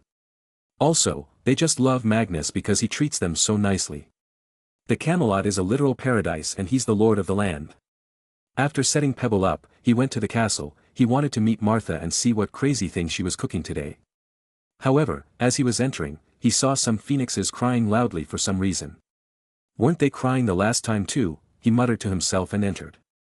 But, there was a reason behind the cries of the phoenixes. Oh Nina! You fool! How could you? Ninea! How could you bear that foreigner's child? Another phoenix cried. There were about 10 of them in the group. That lucky bastard! Magnus reached Martha and found her to be sitting by the fireplace, and as always, she was doing something crazy. She was knitting some sweaters, a lot of them. Welcome, dear, look at these. I made all these sweaters for you, Ragnar, your new sibling and also fox child. She told him whole trying to measure Magnus' size and the sweater to make sure it would fit. Fox child? When did that happen? Isn't he going too fast? I just told him to find a girlfriend. Magnus muttered. And he found love. Ah, truly, a strange thing, it happens in the most unexpected moments. I guess that's what makes it interesting. Come, sweetie, sit with me, she invited him, and a wave of her paws made sure a glass of hot chocolate was in Magnus' hand. Magnus to this day had no idea how strong Martha truly was. Her abilities seemed overpowered though, and as she is so old she has a vast amount of knowledge about all kinds of magic. He took a seat beside her. Do you have Muggle newspaper, Grandma? No, but Goldruck probably does. He sends his men to the Muggle world every day to manage my company. She replied. A company? What company? I thought you didn't go out, he asked her in wonder. Hee, this time I took your advice and went out to see things. The world has really changed. I looked into the two boys you told me about, Superman and Batman, good lads, but Batman is a naughty boy. But I liked their character and I wanted to buy them. Martha said as a matter of fact. So you bought the two character rights? He inquired, as this was the most logical thing to do. No, I bought those who created them. I want to read them before anybody else. She replied, still focused on knitting. You bought DC Comics? Magnus exclaimed in shock.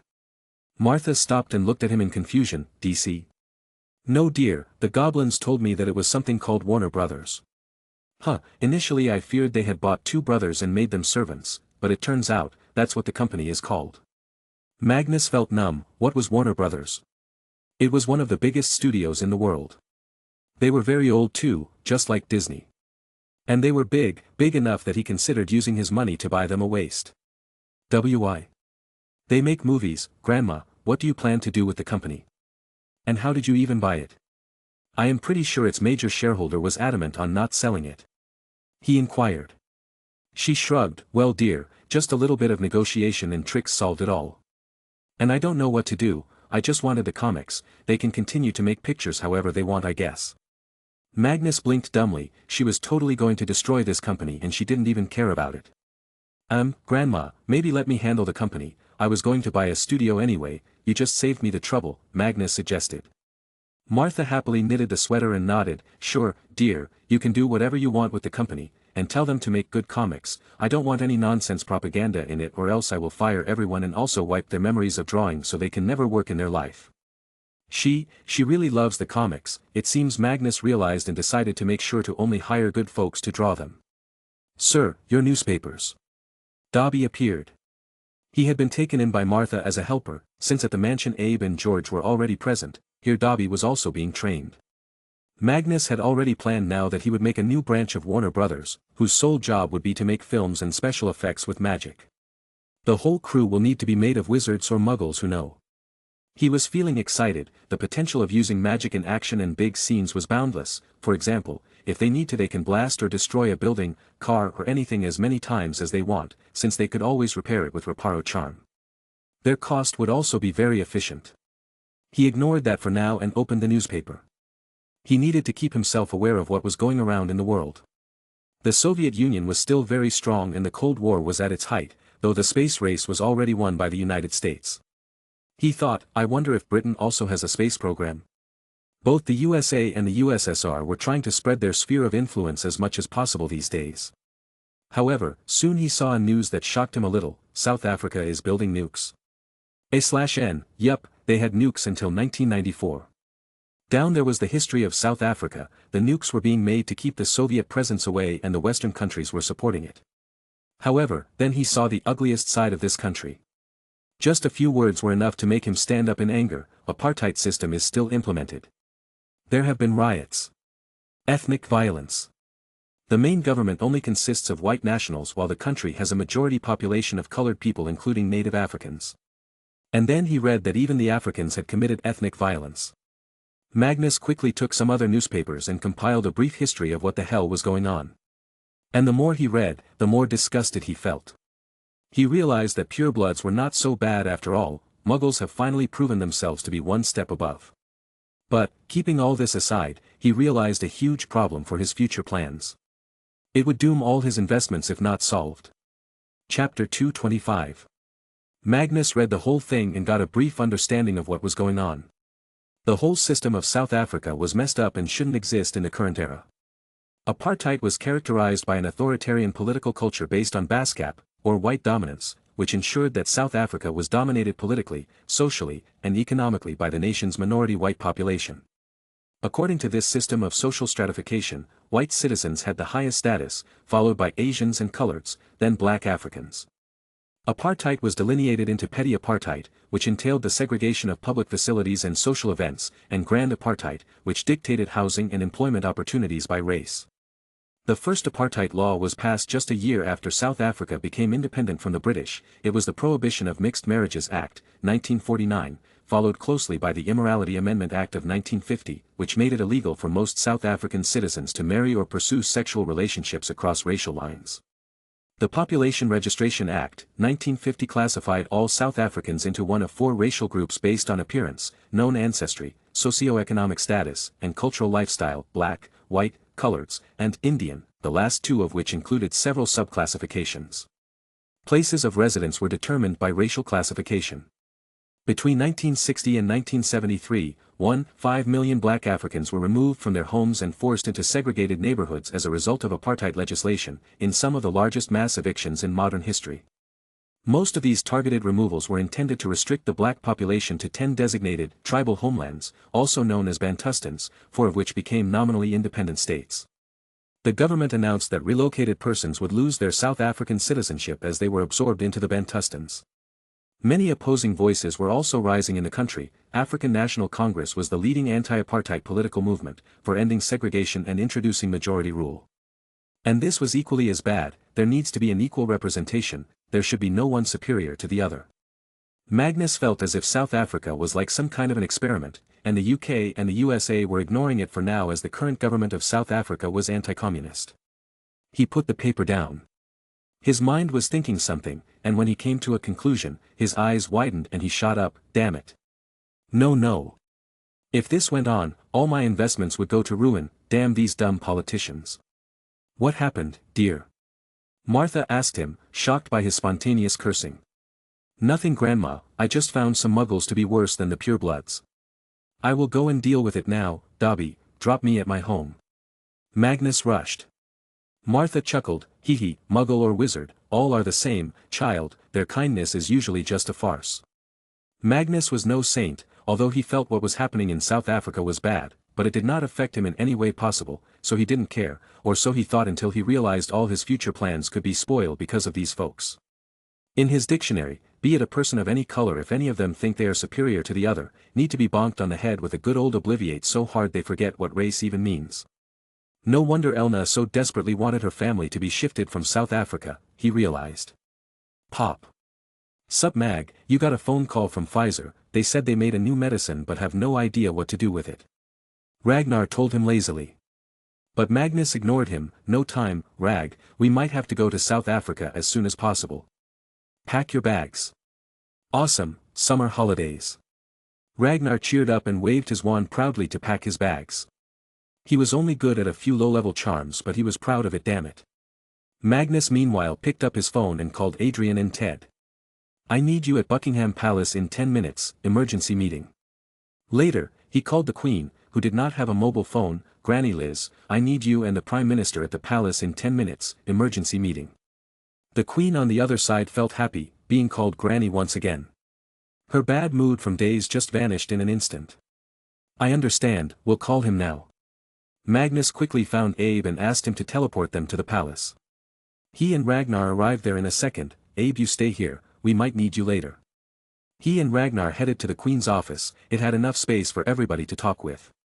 He was of course the first one to arrive. As he was on the way to the office, he saw the old man Mountbatten. Grandpa, what are you doing? Just returned with the oil tankers, came to report the matter, Mountbatten replied. He was so old and yet he did not feel very tired even after this long journey. Good, come with me then, we have another emergency. He told him and walked ahead. The one to arrive late was going to be the Prime Minister, as he was a muggle. The Queen arrived minutes later. What's the matter, Magnus? She inquired. Our plan to add overseas territories as a permanent part is in danger. Let others come, I will explain. He replied and waited. Soon Ted and Adrian also arrived. Being wizards was convenient. In half an hour the Prime Minister also arrived. They all took seats. Magnus immediately put various newspaper cutouts in front of them. "Tell me, are we supporting this mess?" he asked the Prime Minister sternly. Ragnar, Ted, Adrian and Lord Mountbatten looked at the newspaper. The Prime Minister nodded, yes, and no. "We don't support racism of course, but we cannot let a new government take power right now, because the next one might go towards the Soviets." Bang! Magnus slammed his fist on the table. "Do you have any idea how much money we will lose if we don't do anything? Trillions. The whole world already sees us as colonizers, enslavers and thieves. South Africa was our mess to begin with, and we are still pouring gas in the fire. Have you gone mad? The future, in 10 to 30 years, will be different from what it is now. As the day of communication arrives, the world will be more connected than before. And you don't want any bad spots on your image at that point. I have investments in Africa and have big plans for it in the future. All African nations will refuse to cooperate with us if we are seen as colonizers. I understand, being a colonizer was the trend of that era, but this is the modern world now, and we can't be seen as the same. Seriously, Britain could have been as big as Russia if we had instead used our brain and decided to, rather than dividing the world on the basis of color and language, had tried to unite the colonies under one flag, as a part of our own, citizens of Britain, and if they were treated right, they would have loved to become British, but no, we had to be short-sighted. Now, we need to fix this mess. Trillions. What's so good about Africa? The Prime Minister wondered. How do you propose we start this campaign to wash our image? Lord Mountbatten asked. Magnus turned to the Prime Minister, put trade sanctions on South Africa and arms embargo, heavily publicize it around the globe. Remember, we need to look like the best people in the world. Heavily publicize our efforts in the USA too, as talks about freedom there are pretty hot. Along with their ongoing anti-war sentiment, we can add this to it. Next, we are a permanent member of the UNSC, try to pass a resolution to put sanctions and arms embargo on South Africa from around the world. The world will have no choice but to agree to it. Russia will be happy, China will agree since they want to be in our good books right now, USA and France will follow suit. And tell Israel to back off from helping them in making nukes. Understood? What about the South African country itself? The Queen inquired. Magnus smiled and turned to his Order of Merlin members. I got a plan for that. It's time to visit Africa. What will you do? Lord Mountbatten inquired. However, Ted and Adrian had gotten an idea by now. Both of them stood up at the same time. I will prepare my luggage, Ted said. And I will gather some men to come along, Adrian added. Chapter 226. They gathered their things and arrived in Cape Town, South Africa with a port key. Their visit was unofficial, so they were going to stay hidden most of the time. There was a branch of both Meta and Tonks here, so they sent a car to pick them up. It was Meta actually, as they consist of only wizards. Meta may be a small company in terms of the number of employees, but their services were the best and they were present around the world too. They soon arrived at the rented building for the office of Meta. It was a small 3-story building. Is there any Ministry of Magic in this country? Magnus inquired. No, there is no ministry. All the major magical countries are in the north. Uganda is one of the strongest with its world-renowned Wagadu, the Ugandan Wizarding School. It is the largest of the 11 wizarding schools, accepting students from all over Africa. Adrian explained to him. This makes our job easier, and no magical oversight means nobody can question us. Adrian, we are going to need a trustworthy South African man, who is either a wizard or a muggle, who knows. The current scenario is simple, the government is bound to fall someday, and the new government will have a vendetta against the whites of this country since they exploited the other for decades. That would not lead to the ideal situation. We need peace and stability. For this, we need a leader from the African colored people and one from the whites. They will join hands and write some new amendments in the constitution, removing all the apartheid-related laws and establishing new checks and balances for equality and unity of the country. For this, all means are open. Use magic if you need to, obliviate if you need to, this is a matter of trillions and the well-being of the whole African continent. Who is the president of the African National Congress? He inquired after telling the plan. The manager of South African operations of Meta spoke. He was of European descent and his ancestors had settled here. He was of course one of the privileged class for being white, but he was uncaring towards it as his family has been wizards for generations. The only reason he joined the company was that he was the second child and all family business went to his elder brother. I am Roger Burgess, Your Majesty. The president of ANC is Nelson Mandela. He is in prison. Despite international pressure to release him, the government has not. He was sentenced to life imprisonment. The prosecution even asked for a death sentence, all for lofty 4 counts of sabotage and conspiracy to violently overthrow the government. He's been in prison since 1964. Roger explained. Magnus was taken aback. How self-destructing can this government be? How do they think they can forever rule over the majority population by being discriminatory? Roger and Adrian, I want you to implant memories of yourself in the mind of Nelson Mandela and the high-ranking people of ANC, also the leaders of the current National Party government. After that, use any means possible and get Mandela out of prison, use imperius if you must, make the current Prime Minister quit, make the government fall, then make Nelson take his place. Roger, you become the second most important leader of the government.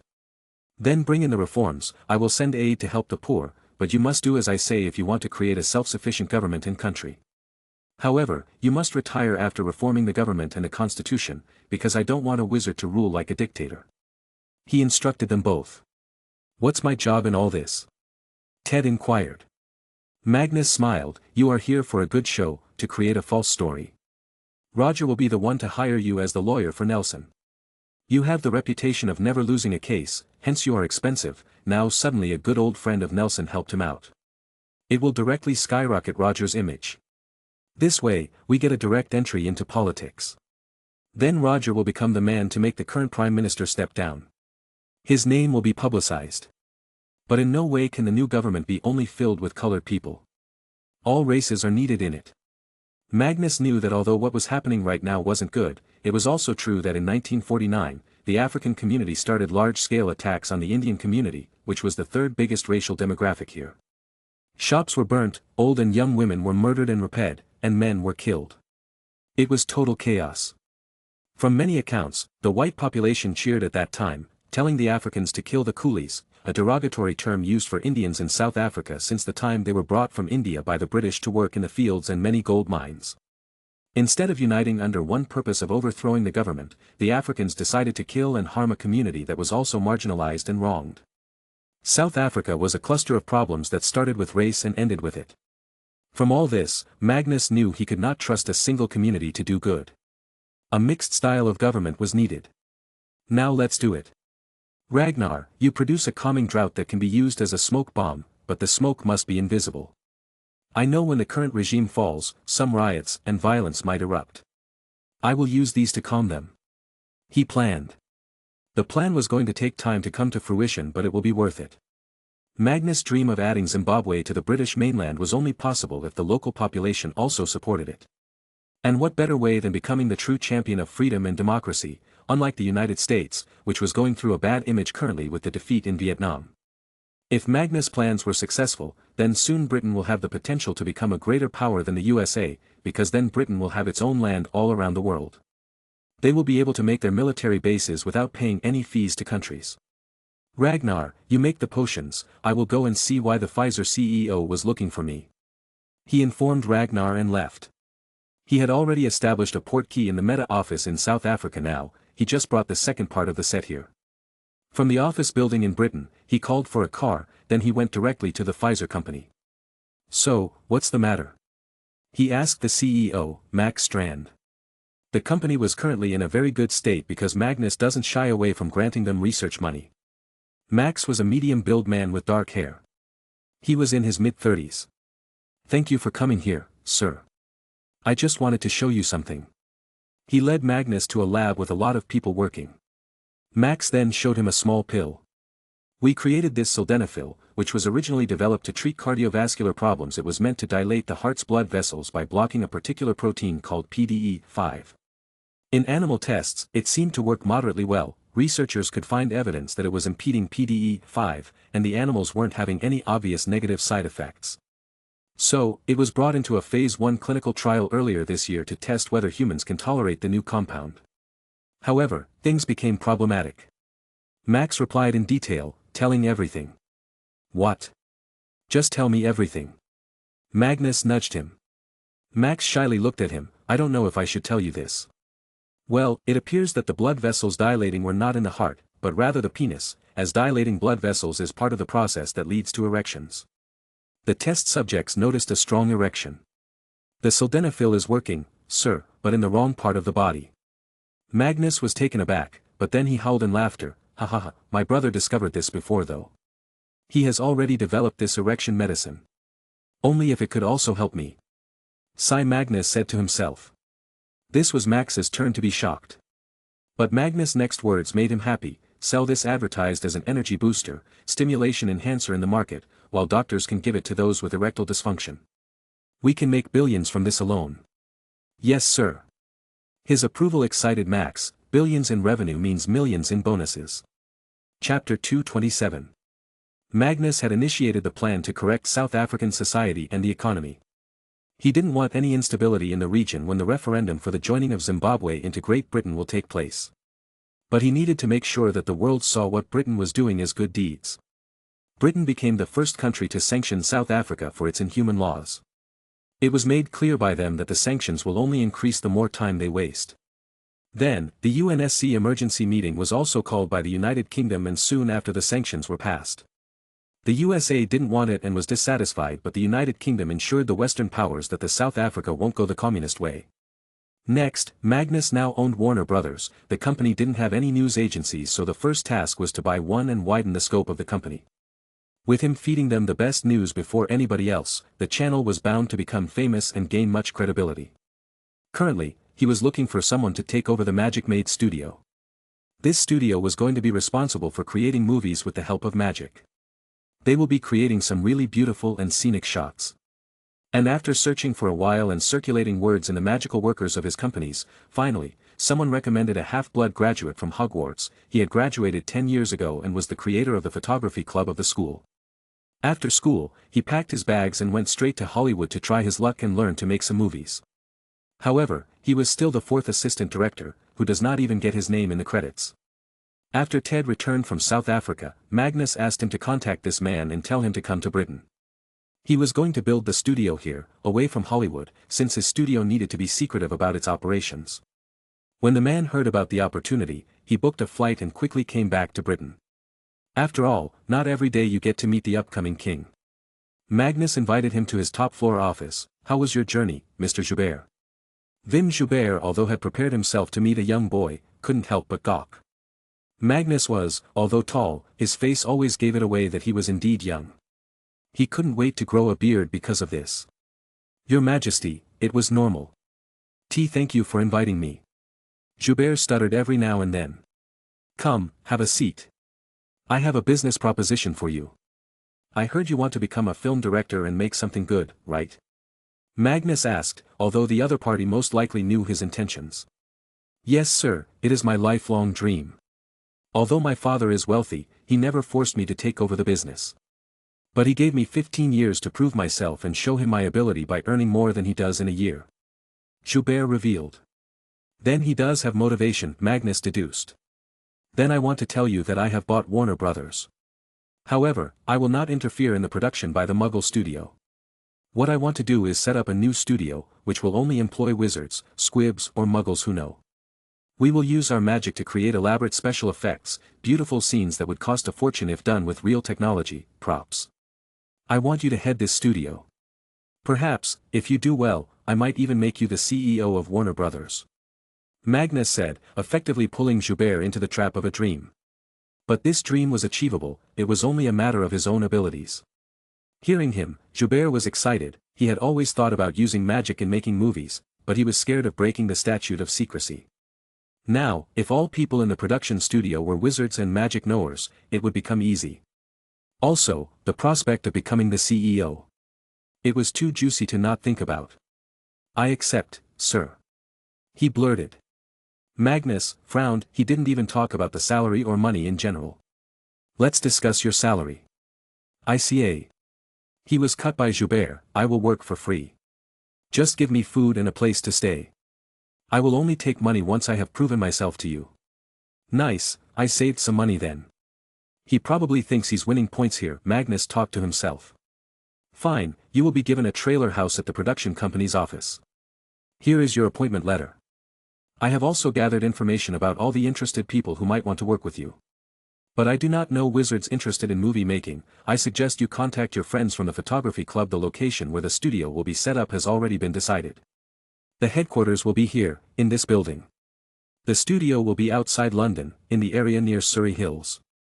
I have bought 300 hectares of land there. The government was excited about the prospect of having a homegrown film industry. As we speak, elaborate sets and buildings are being built by Emery's Construction. They will create small desert Wild West-styled areas, Victorian city look-alike sets, villages, many hills, lakes, castles, ships etc. You can go there and check if you need anything else, then contact the assistant of CEO of Emery's Constructions. The CEO, Edgar, is currently busy in Saudi Arabia, or else he would have personally shown you the area. He gave dozens of instructions to Joubert, making him feel slightly nervous.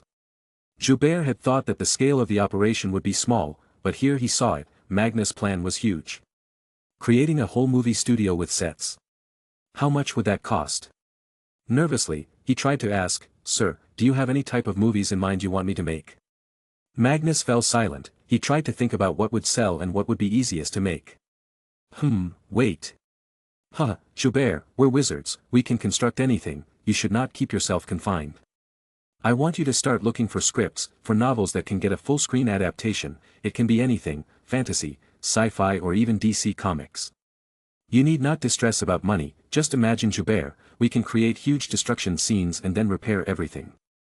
We can create an illusion that would seem real.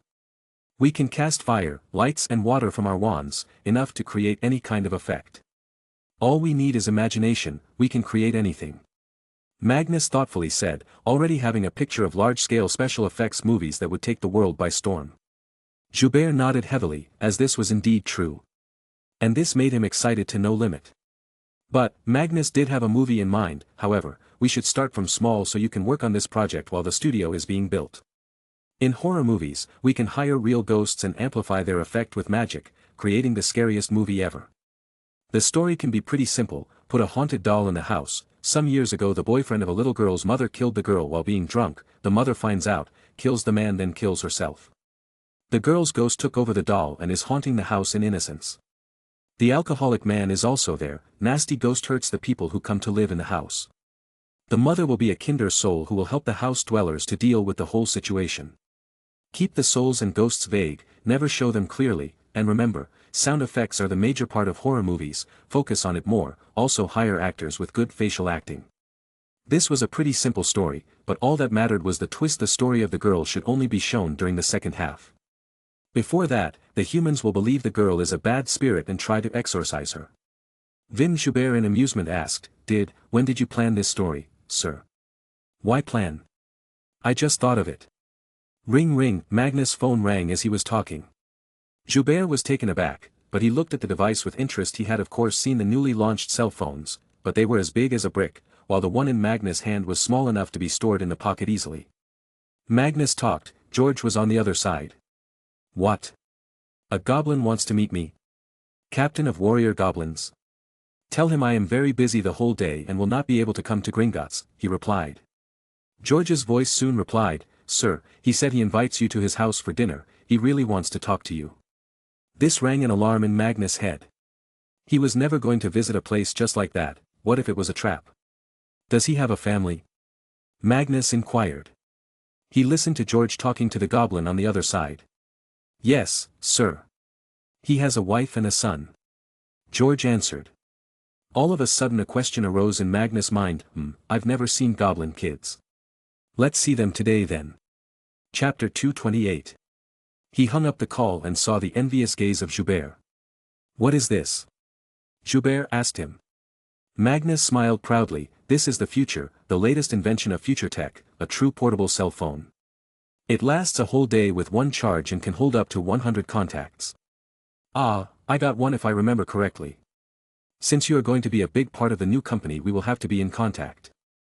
Magnus took out a phone from his desk locker and handed the box to him. This isn't released in the market yet, so be sure not to reveal it to the world yet. Mine and a few other important contacts will be in there. There is also a manual on how to operate it. You can go and study it. If you have any doubts, just call me. Vim Joubert happily took it and left the office. Magnus also decided to head home and spend some time with his mummy dearest. However, instead of calling an elf, he took the company car. The reason was simple, he always rushed and never got time to think. Car rides were times when he could think about the present and the future. The car was a black 1973 Rolls-Royce Silver Shadow. It was a good-looking car and had been custom-made with high-grade bulletproof steel and glass. On top of that, it was enchanted to teeth to survive even a direct RPG hit. The driver was none other than Abe. He loved to drive cars. Funnily, be it driving or teleporting, an elf was there. To whom, sir? Abe asked like a good driver. He was totally role-playing. Magnus chuckled, yes, Abe. But drive normally, no need to drive like the night bus. Aye, sir. Abe started driving. Magnus was left to his thoughts. The plan has come out very well, can't believe just last year I proposed it. For technology, I got future tech, for healthcare I got the new hospital for now, and for entertainment, I finally got Warner Brothers. As long as I can work on these three, money won't be a problem for my many generations. I'm afraid I'm going to be the richest king to have ever lived, even if just my Muggle assets are counted. I should call Edgar and check how the bidding is going on in Saudi.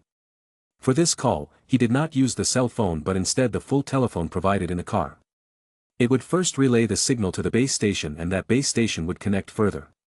After a minute Edgar picked it up so he asked. How did it go? Edgar replied very excitedly, fine and easy. We undercut everyone and secured to build a full 600 kilometers long double-track Trans-Saudi railway line, 35 bridges, 20 underpasses, 150 kilometers of 6-lane highway, 6 skyscrapers, 1 palace for the country's administration offices. Oh, they also asked us to conduct a survey to build a metro system in the future as they expect Riyadh to get more populated. In total, we have struck a deal of £9 billion. This is huge, sir. According to my calculations, with our efficiency we can finish it in 5 billion, leaving us 4 billion in profits. I told the administration to prepare the full payments by the end of next year. We will have completed the projects here. For now, they will be paying us 25% of the amount.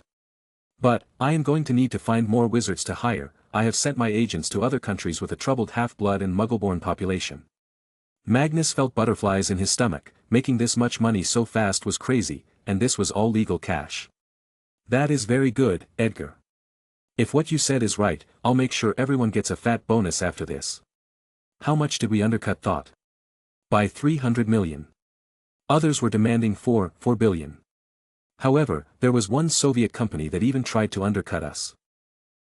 King Faisal asked them to sign the contract right then and there. Those guys left the bidding all embarrassed.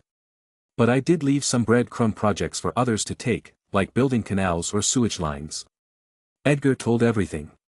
He was himself surprised to receive such a big deal. But he knew this was because of Magnus. The way Saudi officials treated him and his team were like he was some kind of an ambassador. Hell, he even got to meet the king, whom he told that it'd at most take 5 years to finish all the projects. This news made the king very happy, as the faster it was finished the faster he could show his achievements around. This was the sad life in a monarchy. Even if you are the king, you still need to boast around and need to win some brownie points from his followers. Then I will await your return. Have a safe journey. Magnus hung up the call. Next, he called Tom. The man had been recently promoted to the rank of chief superintendent and now commanded the whole CID and violent crime division. Everyone in the police department had thought he was just another useless promoted officer due to his luck. But he turned out to be the most successful officer in recent times. The speed at which Tom solved cases were phenomenal and each case had such solid evidence that conviction was guaranteed. Now, everyone knew nobody could stop Tom from climbing the ladder, and nobody dared to mess with him either as it was known that Tom and Magnus knew each other. Abe, why don't you find a female elf and maybe settle down? You gotta have a family after all. What proof do you have that you were ever alive? Magnus talked to his elf friend. Abraham Lincoln chuckled, Sir, I am sure you will not let our names be forgotten. And, finding a female elf is not easy, not when all of them are brainwashed. Why? We found Dobby. Magnus rebutted. No sir, Dobby is very unique. I sometimes doubt that he had hurt his forehead in the past and forgot most of the memories, only that could explain his hunger for freedom. Abe reckoned. Magnus laughed. Then, what about the states? Are there any free elves? Oh yes, there are, sir. There are many free elves since slavery and freedom are very sensitive topics there. Abe replied. Magnus rubbed his chin. We might go there soon. I will take you and George along. You need to further your families. Beep beep. They arrived at home. The horn was for the guards to open the gates. The security was pretty tight here. Magnus went inside and saw his mother, grandparents, Martha, Adam and Ragnar were sitting in the living room, watching the news on the television, chatting and laughing. The atmosphere was very cozy and good. The bump on Grace's tummy was also slightly visible now. He could not wait for his little sister to be born so he could spoil her. "When did you return, sweetie?" "Ragnar said you had important things to do." Grace asked. At most, she was only told that he was going to South Africa.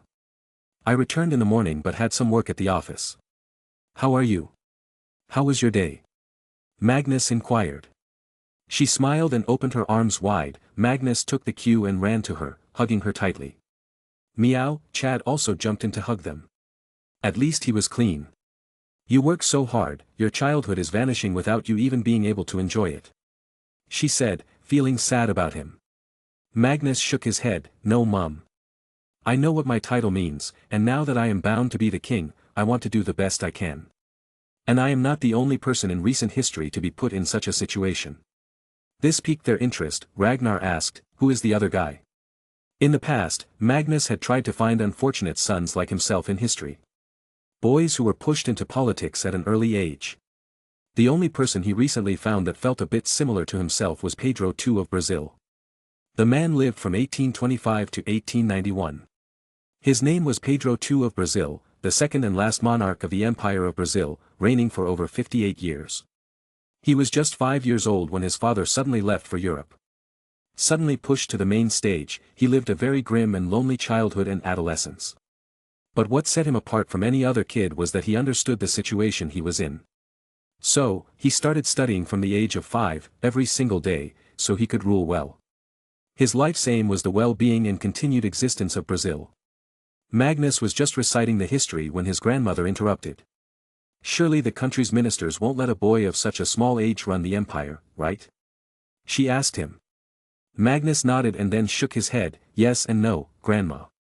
Yes, he was not given full powers as the law stipulated he needed to be 18 years old.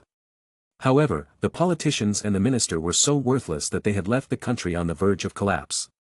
They had lost all faith in their own ability to rule the country on their own. So they accepted Pedro II as an authority figure whose presence was indispensable for the country's survival. And so, on July 23, 1840, the General Assembly, the Brazilian Parliament, formally declared the 14-year-old Pedro II of age. He was later acclaimed, crowned and consecrated on July 18, 1841. From collapsing empire, he turned Brazil into an emerging power in the international arena. The nation grew to be distinguished from its Hispanic neighbors on account of its political stability, zealously guarded freedom of speech, respect for civil rights, vibrant economic growth, and form of government, a functional representative parliamentary monarchy. Brazil was also victorious in the Platine War, the Uruguayan War, the Paraguayan War and many more. Pedro steadfastly pushed through the abolition of slavery despite opposition from powerful political and economic interests. A savant in his own right, the emperor established a reputation as a vigorous sponsor of learning, culture, and the sciences, and he won the respect and admiration of people such as Charles Darwin, Victor Hugo, and Friedrich Nietzsche, and was a friend to Richard Wagner, Louis Pasteur, and Henry Wadsworth Longfellow, among others. Magnus was very excited all this while, but then he turned sadder. There was no desire for a change in the form of government among most Brazilian people, but still the emperor was overthrown in a sudden coup d'état that had almost no support outside a clique of military leaders who desired a form of a republic headed by a dictator. By that time, Pedro was an old man. He had given his all from the age of 5 and had grown truly tired. He had become weary of emperorship and despaired over the monarchy's future prospects, despite its overwhelming popular support. When the coup happened, he did not oppose and did not support any attempt to restore the monarchy. He, all alone, left the country and spent the last 2 years of his life in exile in Europe, living alone on very little money. With this, his reign came to an end. He was overthrown when he was so loved by the people they wanted nobody but him to rule them.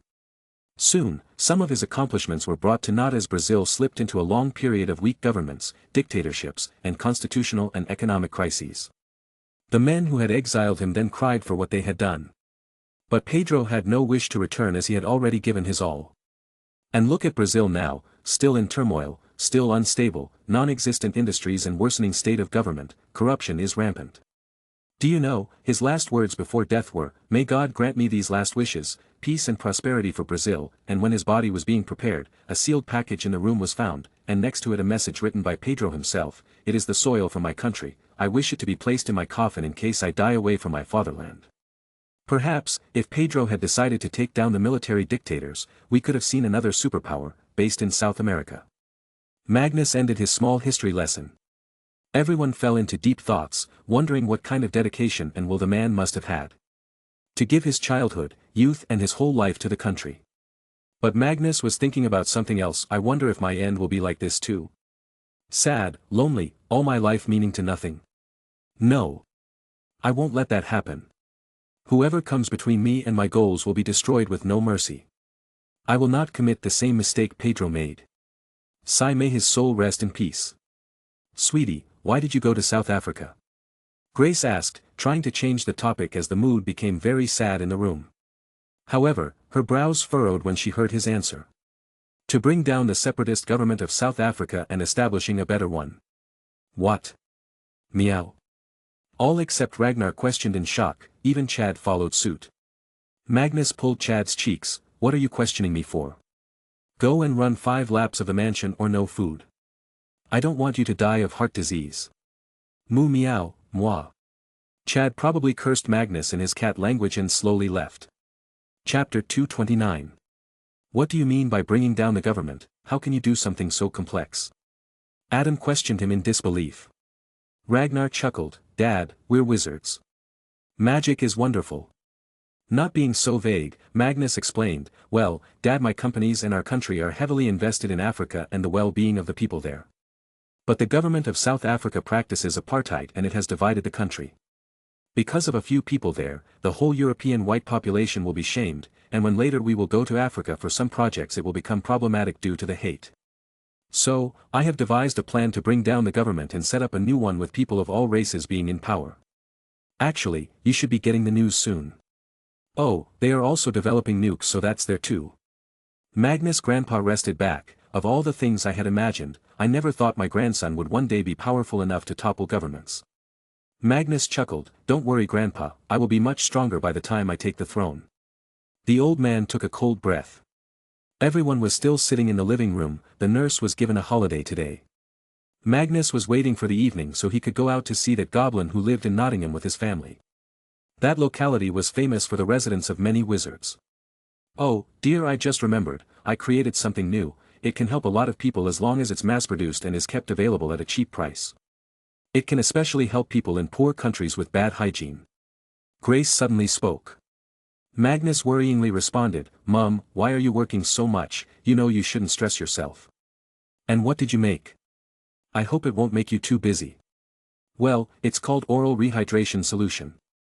As every physician knows, cholera kills by means of copious fluid loss in the form of diarrhea. Currently, the way to treat someone with cholera is to have an intravenous solution injection that is needed to rehydrate all patients infected with cholera. But, in poor countries, such injections are not available in large quantity and many people die from this. So, I worked to hammer out the formulation and successful administration of oral rehydration therapy.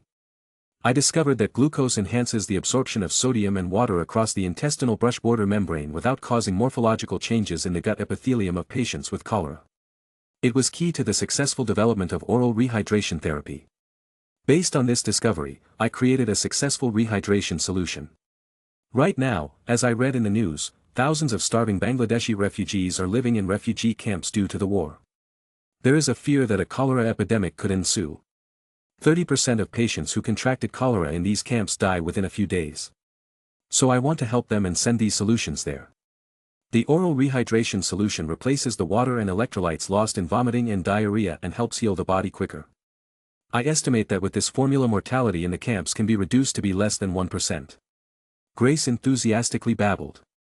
Magnus quickly hugged her and replied, although I know a good amount of biology, this is way too advanced for me, so I have no idea what you said, but I know that my lovely mom is the best and the greatest. I will tell a company to mass produce it, don't worry.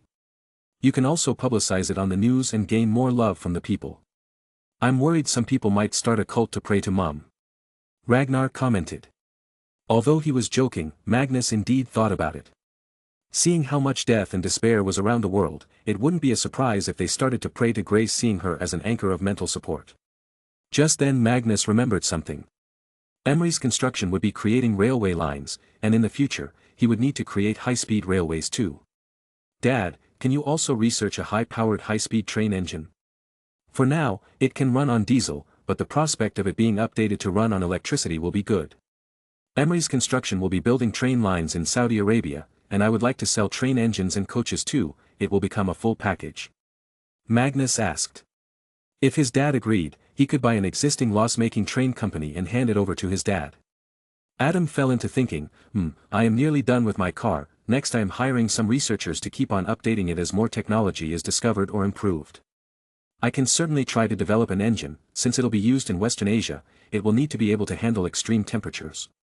It'll be challenging, I'll do it. I didn't tell you, I am creating a research and development company related to transport technology. It will be called StreamTech. Magnus was happy, why make a new one? I will just buy an existing company which produces train engines and hand it to you. I will also send someone to Japan to get the blueprints of their bullet train. It may help you jump the basics. Amazing, I will be waiting for them. I'm going to go and draw some blueprints. Adam got up to leave but he stopped midway. He knew that his family had changed so much. Before he was only worried about his job and family, now there was so much else. His family was rich, famous and smarter than ever. And he knew it was all because of Magnus. He wasn't complaining as he loved this new change, but he felt there was something missing. Magnus, next year we will go on a vacation. Us whole family, you chose the destination. He said. Magnus and Ragnar beamed with joy, really? Yes. I will make the perfect plan then. Magnus took the lead, we will also have our sister with us. Brother. We will have our little brother with us. Ragnar argued. Despite their brotherhood, this was one topic they didn't agree upon. There was a wedge between them. Grace laughed, calm down you two. No matter what gender, it will be your sibling, so you should love them unconditionally. Magnus nodded, yes Mum, of course, we will love our new sibling unconditionally. But a man can dream, right? Man. I see no man here, only a nagging little boy. Ragnar barked. Magnus smiled back, is that so? Remind me, who was it that got the whole school stoned? What? What do you mean stoned? Grace perked up. Ragnar sweated a little, he looked Magnus in the eye and whispered, are you sure? I will tell her about Emma, she's your girlfriend. Magnus shrugged, go ahead, they already tease me about her, nothing will change. Ragnar found himself at a loss for words and means to berate Magnus more. In the end, he stomped his feet and went back to his seat. It was his loss this time, I'll get him next time. Sir, it's time for you to go to the dinner invitation. Abe came to remind him. Looking at the watch, he got up and waved his wand to fix his clothes. Mom, I will be going to Nottingham, someone from Gringotts invited me there for dinner. Concerned, Grace asked, are you going alone? No, I am taking some people from Meta with me, they're all wizards so don't worry, he assured her and went out with Abe. From there, they teleported away. Magnus had already called Meta to send some security men for him, he didn't want to take chances as there could be a hidden ambush waiting for him. Hence, he went in prepared, with spare wands ready and his sword waiting to be let out. He arrived at the old-looking but neatly painted house. It was not like the magical houses, ill-shaped. He went to the door and knocked on it. He still had no idea why this head warrior goblin wanted to meet him. He waited, some noise was coming from inside, the voice of a young boy. The doorknob twisted and the door opened. Magnus saw the goblin, he was wearing normal clothes, a shirt and a pant. He looked a bit less grumpy than other goblins but he had scars on his face. The goblin performed a slight bow, Your Majesty, welcome to my house. I am the head warrior goblin of Gringotts, Zenrock. Please come inside. Bless me with stones. Chapter 230. Magnus tried to judge Zenrock's intentions to invite him. This must not be a bank-related business or else it would have been conducted in the bank. Magnus shook his hand, hello, thank you for inviting me. You must be in a real hurry to not wait a single day. Zenrock embarrassingly smiled, Magnus though couldn't help but feel in his heart that Goblin's smile always seems unnatural and ugly. Here, this is my wife, Fariska and my 3-year-old son, Novator.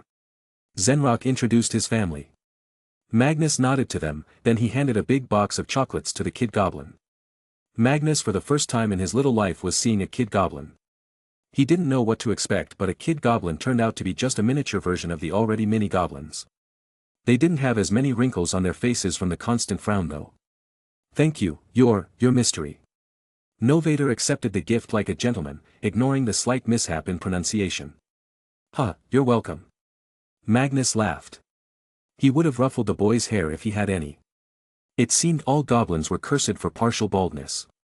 Even the lady goblin had a bald frontal forehead and long wavy hair on the rest. "I guess she's pretty from goblins' eyes," he thought. He looked around at the house. It was luxurious, filled with gold artifacts, showpieces, paintings on the wall.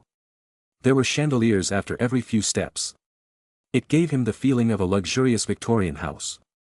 When Magnus was judging the goblin family, Zenrock was also judging Magnus. He was after all meeting him for the first time. He saw no prejudice in Magnus' eyes, and the way he interacted seemed very natural, as if nobody was above or below, there was no difference between their species. Zenrock felt that instead, he had flaws in himself, as even though he had so many doubts about goblin philosophy, he still inherently felt he was superior, though he quenched such stupid thoughts immediately, because even if they were equal, Magnus was still the king of Britain, not just the Muggle part but also the magical part, as Merlin had made sure everyone submitted to the Muggle King Arthur, who fought for the lives of all. "I wonder if he can help me get some solace," he thought. "Please, let's go to the dining hall, dinner is ready." Zenrock invited him. Magnus followed in. He was alone as Abe had left. When he arrived at the dining table, he found the chair to be very small for his size. He waved his wand and made it so space would be generated for Magnus' legs. This in return made sure that he didn't sit above the goblin family and in fact at the same level. It was to be noted that goblins love to sit in higher places than wizards, as they have some sort of inferiority complex. Just take Gringotts for example. All clerks in the visitors' hall sit a few feet higher than the average human height. Hell, even Hagrid would feel they are higher. They took their seats and food arrived. It was normal food, just the same as what humans eat.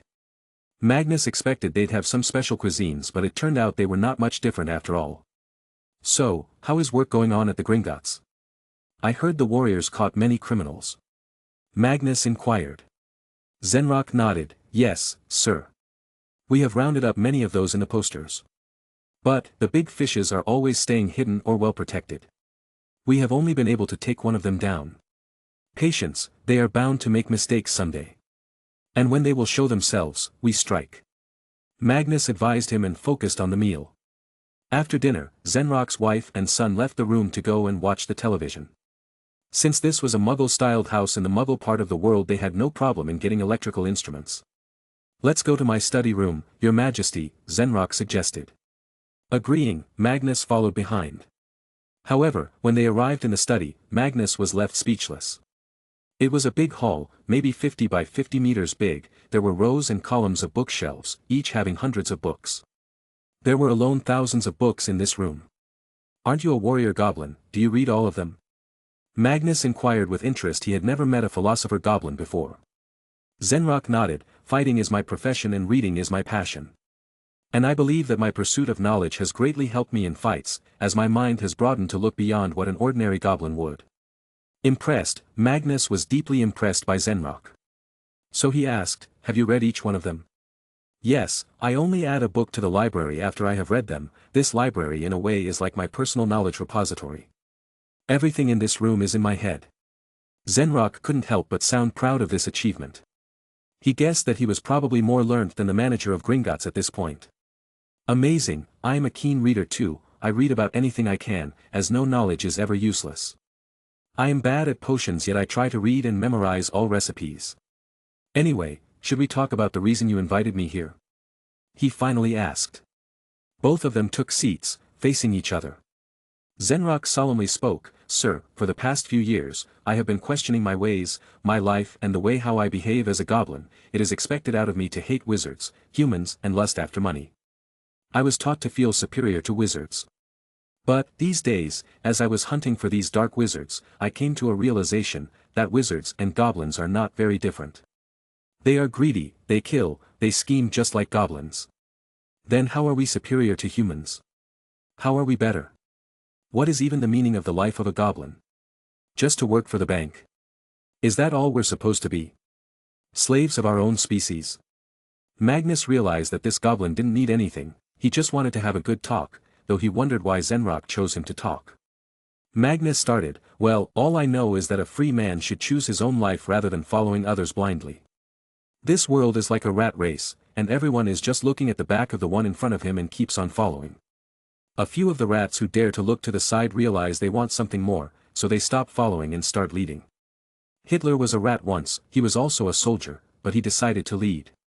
The Dark Lord, the current one and the previous one, both received the same education as other students, yet only they were the ones to become the Dark Lord.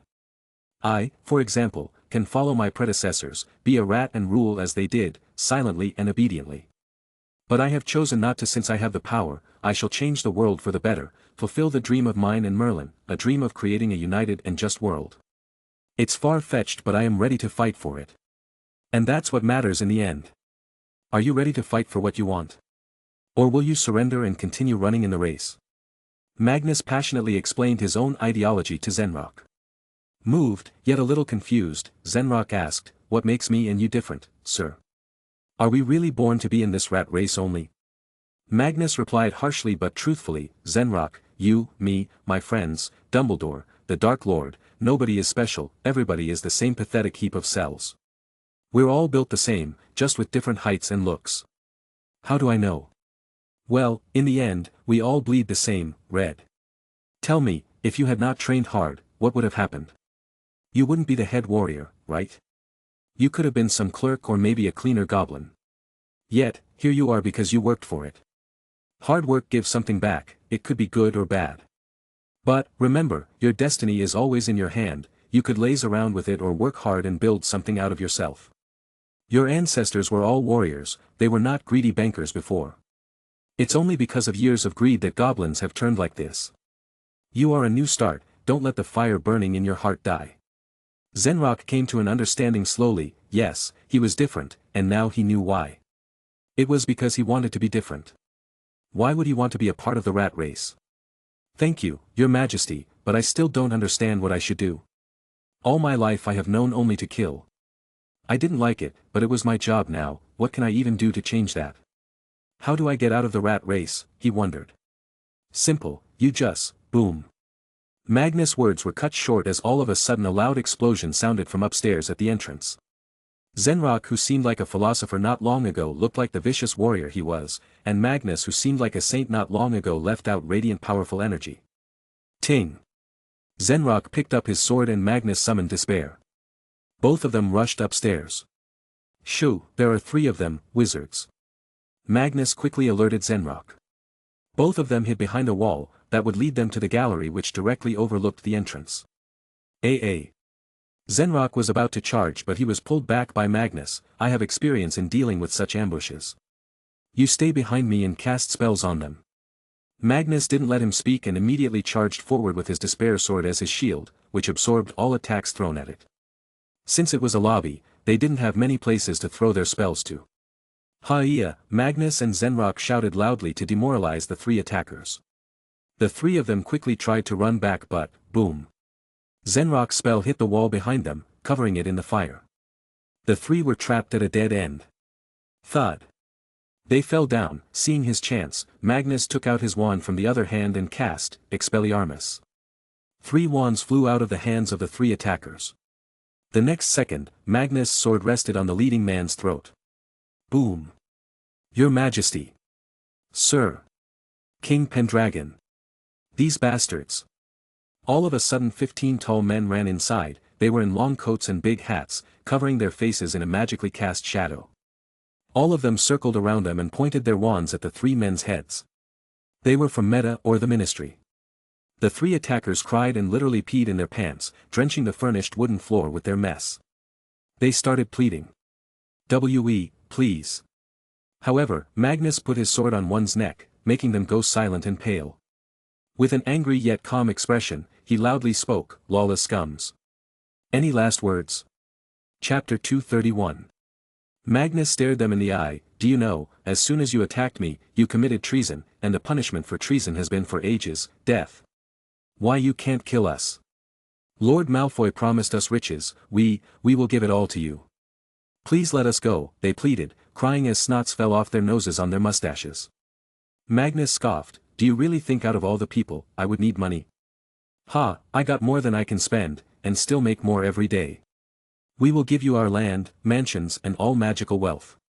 We are just followers of Lord Malfoy, and we didn't even come here to kill you, we're here for the goblin. Please, don't kill us, you can't kill us," they cried.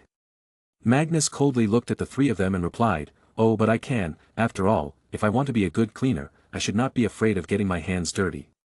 He proceeded to secretly use legilimency to get to the bottom of it all so he could understand if what they said was true. Was Lucius finally making a move?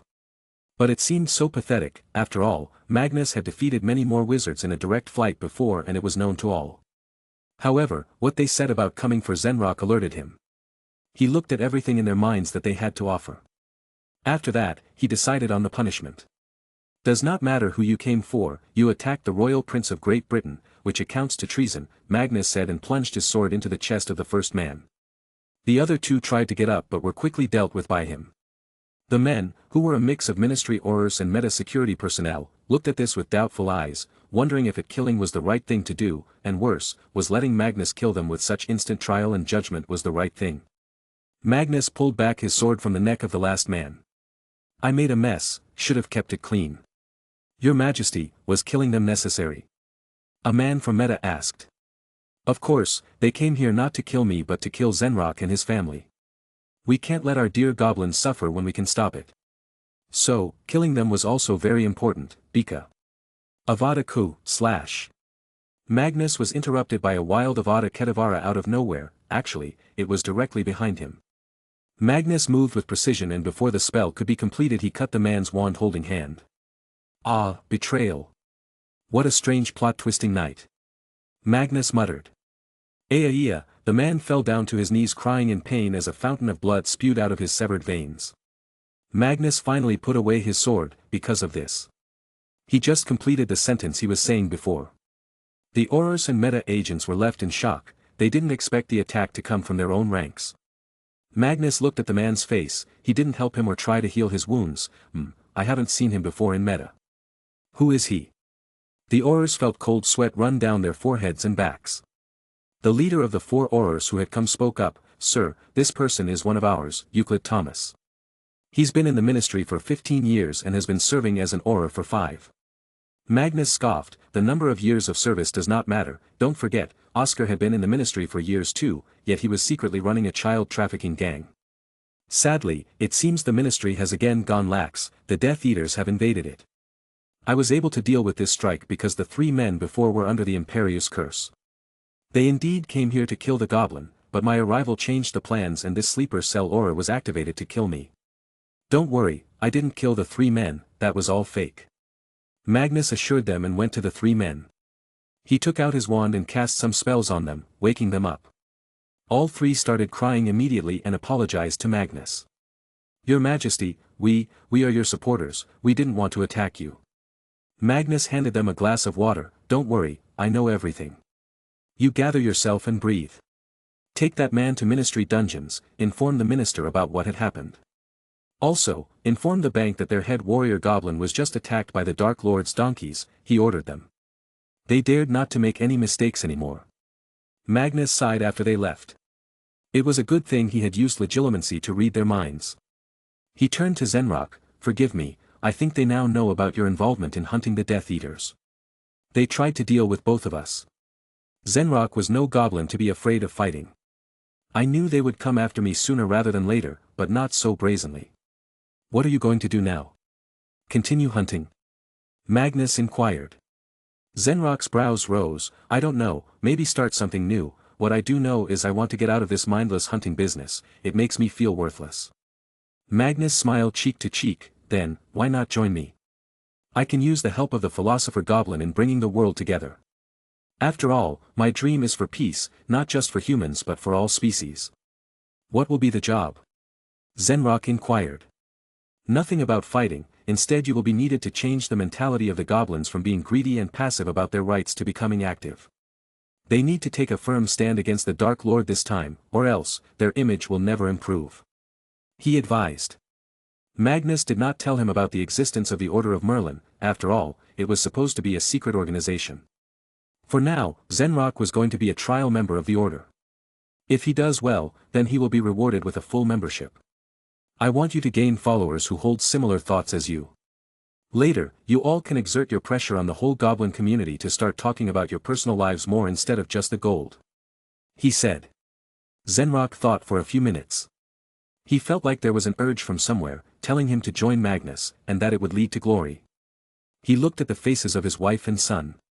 They looked tense too. Maybe they had also sensed the uneasiness in Zenrock's heart but were afraid of asking for not being able to help. The change should always start from oneself, Zenrock thought and nodded. I will join you, Your Majesty. He agreed. Both sides shook hands and Magnus made him sign on a paper. Gringotts. A small council was called in. The matter of discussion was of course the attack on Magnus and Zenrock. Declare the Death Eaters an enemy of goblins, and seize their accounts. They hold no regard for anyone, even going after Zenrock. The manager of the bank spoke. Increase the hunt for those pests. Old Mace, the overall director of warrior goblins, raged. However, there were too many voices in the council against taking drastic measures as it would lead to less money. In the end, no agreement was reached. But a crack had appeared in their organization. Some had started to wonder, was it worth it to turn a blind eye even when injustice is happening to one of their own? Ministry of Magic. Eugenia was shocked by the news. The attacks on Magnus were pretty normal things, but an attack by an Aura himself was a worrisome point. No matter what, this meant that the ministry was fully compromised, going so far as to launch such attacks. She called Moody to her office and gave him a very important task. Your job is to completely audit the ministry, from head to toe. Not a single person is to be left out, no matter what their status is or what family they belong to. This time, all will come under the radar. If you find any sleeper agents, kill them or arrest them if you can. Magnus will be coming soon, prepare yourself. I will do what you told me for the time being. Good Merlin's beard, I'm lucky I rejected the position of the minister before. Moody left her office in a mocking laugh. Seeing him leave, Eugenia frowned, but why did they choose to attack so clumsily? What was their aim? Madam, her focus was broken when suddenly her assistant ran inside. She had a newspaper in her hand. Look at what they have published. She put forward a newspaper that was not under Magnus or Ministry's influence. The report was simple. It showed a photograph of Magnus killing the 3 men and then smiling. Eugenia immediately understood everything. Sigh. So they want to play a cold war with Magnus. Let's see if they can hold on for long. This kind of war is sometimes costlier than normal wars. She muttered to herself and massaged her temples. Pop. Surprise, surprise. Your favorite headache has arrived. A voice came from the seat opposite to Eugenia. She knew who it was, as none other had the permission to teleport into the office. Chapter 232. Your Majesty. Eugenia stood up to greet him. With every passing day, Magnus was getting so strong in the political world that she came to both respect and fear him. Sometimes even sighing in relief knowing he was on their side. Magnus took a seat and gestured for her to sit too. Well, this was not the kind of dinner night I had expected. I told you last time to keep an eye on the ministry employees. It only takes one rotten fish to dirty the whole pond. She nodded and tried to explain, we did actually find and prosecuted 23 employees a while ago with questionable records. However, now we're finding that these sleeper agents never had a bad record, they've even lived a normal life since birth, and there is no evidence of radicalization. So we have no idea how to go about finding them.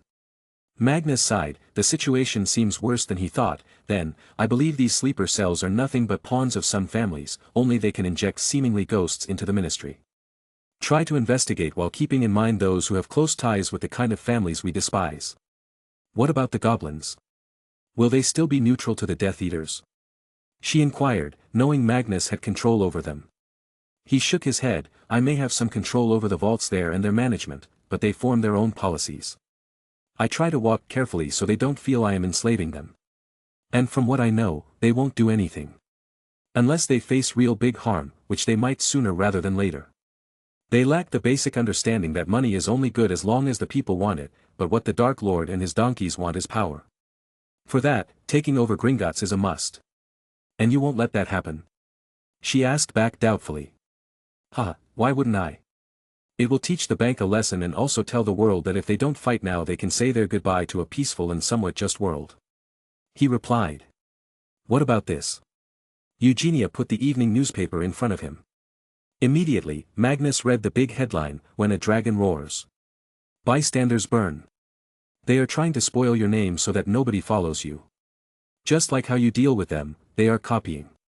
I don't know how famous this publication is, but some should be buying it for it to exist, Eugenia worriedly said. Magnus read the whole article, which was just slandering him.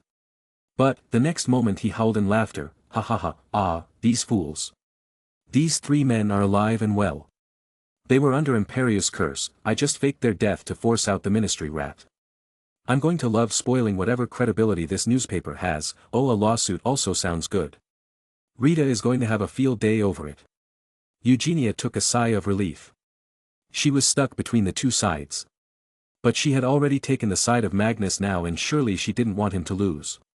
The soldiers only get to enjoy when their king wins. If the king loses, the soldiers are turned into slaves.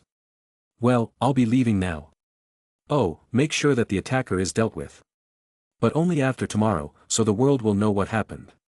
That attacker had a family, let them know the truth too. If they have no jobs, then transfer all that man's wealth to his wife. He instructed her and got up to leave. School will be resuming soon, so I need to go back and deal with a few remaining things. See you. He waved and left as he arrived. How does he do all this at the same time? She wondered when he was gone. Many wondered this, that how does he do so many things at the same time? The answer was simple, he never put his focus on just one thing. Instead, he focuses on all his ideas, then slowly implements them, which later gives him fruits. To others, it looks sudden, but only Magnus knows the hard work. Magnus went back home, it was late already and almost everyone was long asleep. He also moved to his room and silently laid down on the bed. The next morning, he brushed and quickly went downstairs. Everyone had woken up and the breakfast was being set on the table. He smiled, the big house now looked slightly fuller, and it was warming. Mum, good morning. He greeted everyone and took a seat. Here you go, your favorite pancakes. Grace put a stack of pancakes on his plate. Happily and spoiled he ate it with big bites. He loved being doted over by Grace as it made him remember his childhood. So, what is our son going to do today? Which nation has earned your wrath? Adam jokingly asked. Magnus rolled his eyes, Dad, I'm no king or conqueror. I'm just a businessman doing business. Business boy. Ragnar blurted. Magnus. Everyone turned their heads left and right. Someone just shouted Magnus' name so loud. Abe, check who it is, Magnus ordered. They continued eating for a few more minutes when suddenly the main door opened and a girl with bluish-gray eyes and dark brown wavy hair walked in. She wore a knee-length floral sundress. She was bubbly and excited to see the inside of Magnus' home. Grace was the first to get up and give her a hug. Ah, Emma, you came at the right time. Come, let's eat breakfast. Thank you, Mrs. Grant. She greeted her politely with a big happy smile. Then she was dragged to the table and made to sit just to the side of Magnus. Hey, Magnus. She greeted. Magnus, with his mouth full of pancakes and his hands dirty from the butter, quickly wiped them off on Ragnar's shirt on his other side and shook her hand. I knew you'd be coming sometime soon. You picked the right time, I am free now. Really? Then, will you show me around the city? I've never seen the Muggle city much. She asked with longing eyes. Sure, we will go out after eating. Here, have some pancakes. He shared some with her. Although he used to treat her very coldly, Magnus was slowly changing and realizing that being mean to someone for no reason was not very nice. Why spoil someone else's mood just because you're annoyed? Besides, Emma didn't have anything bad planned for him, she was just a misguided youth, dreaming of royal romance. Though, it was also correct to say that even Magnus had no idea what Emma really wanted and why she even likes him. So, his thoughts were just his interpretations. Mag, pass me the maple syrup. She requested. Ragnar was looking at Magnus' face with a smug look. He was smiling the whole time.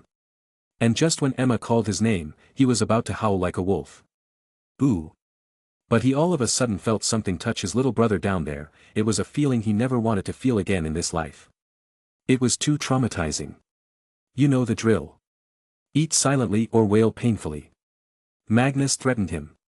Ragnar's face froze, eyes widened and his mouth stuck in the shape of an O. Only air came in and out. Rag, what happened, boy? Old Grandpa asked. Ragnar smiled, hee, nothing, Grandpa, just feeling some things I don't think you can feel anymore. PFFT, Magnus snorted and orange juice came out of his nose. No. Ragnar suddenly jumped in fright as Magnus' sudden movement made his wand stick too close to Ragnar's fears. What is going on here? Adam asked them quickly. Nothing, Dad. Everything's under control. Let's eat, then I will go out. He changed the topic and started gobbling down pancakes. Nobody could see Ragnar's fright. After the whole breakfast mess, he changed his clothes and went out, taking Abe along as the driver of the car. The old elf even had a driving license now, and citizenship. Where are we going first, Mag? She asked him excitedly, sitting in the back seat. To see the Tower Bridge. To be honest, our magical world got many better attractions. Hogwarts is one of the biggest castles in the world. Magnus argued. But, they don't have muggles. She countered. Magnus' face twitched. Are muggles zoo animals? The car started and Abe steered it out of the property to the main road. The guards were still there, they had stopped Emma before. However, just as the car got out, Magnus saw a man on the other side of the street, with a banner in his hand. He was alone, looked old and dirty. Mag, what does that mean? My son is not a communist. Emma read what was on the banner and asked. I don't know, Emma, but we'll soon. Abe, contact George and tell him to find out. He ordered. He'd rather not have anyone protesting in front of his house, attracting more attention. Chapter 233. Whoa. This is so awesome, Mag. How did they make this? Emma awed at mostly anything muggle-related she saw around herself. Currently, they were at the tube station, waiting for the train. She was wearing a jacket now, which she bought outside the station. It had big printed words, I love London, with a heart instead of the word love. They made this with technology, Emma. We muggles aren't so backwards. And actually, the London tube started back in 1890. So, this train system is older than many wizards alive. Magnus gave her some knowledge. Whoa, that's amazing. So much hard work must have gone into all this. Look. She excitedly jumped seeing the coming train. Magnus rolled his eyes while ignoring the chuckles from nearby people. He had put a charm so they didn't recognize him, but he didn't put other charms that hid them, as that would spoil the experience. Let's get on, he said and dragged her inside. She looked left and right once inside, awed at the long tube. As far as she could see there were seats and people standing. Bam! Then the train started moving and she lost her balance. He caught her quickly with her hand, be careful when the train stops and starts. It's better to either stand by the opposite side's door or hold this. She followed his movement. This is moving very fast, Mag. I never thought there were such trains under the London. You didn't know much about this part of the world anyway. Have you ever eaten pizza? He inquired. Of course, we went to a witch from Italy once, she made real authentic pizza, Emma replied proudly. Magnus doubted though, he knew what real pizza was, and that's not very tasty. Let me guess, it was made of bread, there was some red sauce on it and maybe a few onions or garlic. Yes, that's it. What? Is that not a pizza? She asked, now not sure. No, that is the real pizza. But, what you ate is the first iteration of it. It was eaten in Italy by the poor, it was peasant food. But, when lots of Italians migrated to the United States, they got wealthy and experimented. Now, the pizza you get is much different, but much tastier also. He taught her. Awesome. Take me there, I want to eat a pizza. She pleaded. Fine, I know a place. I think Tonks and Tonks fought a case for that guy and saved his shop from getting demolished. Since then, I got a lifetime free pizza coupon from them.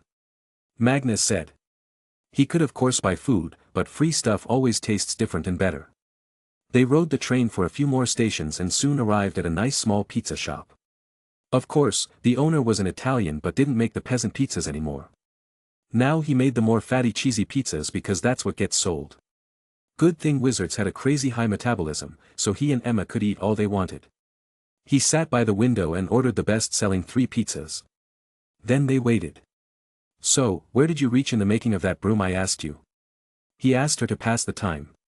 She sighed with a saddened face, still testing the best materials. "It's really hard to make Magnus. I sometimes feel I'm not even good at one thing I was good at." Magnus took out candy from his pocket and gave her. "Ease up, you don't get success in first tries. If you're failing, then that means you're moving forward. Just don't give up. I am bad at potions, but I still try making them." "Huh, yes, you made the poison. The best one at that." She laughed freely. "Oh, I read about you in the paper in the morning. Your life is seriously filled with something crazy every single day. It's like God made you to be extraordinary. But I don't know if that's a curse or luck." She wondered. Definitely curse.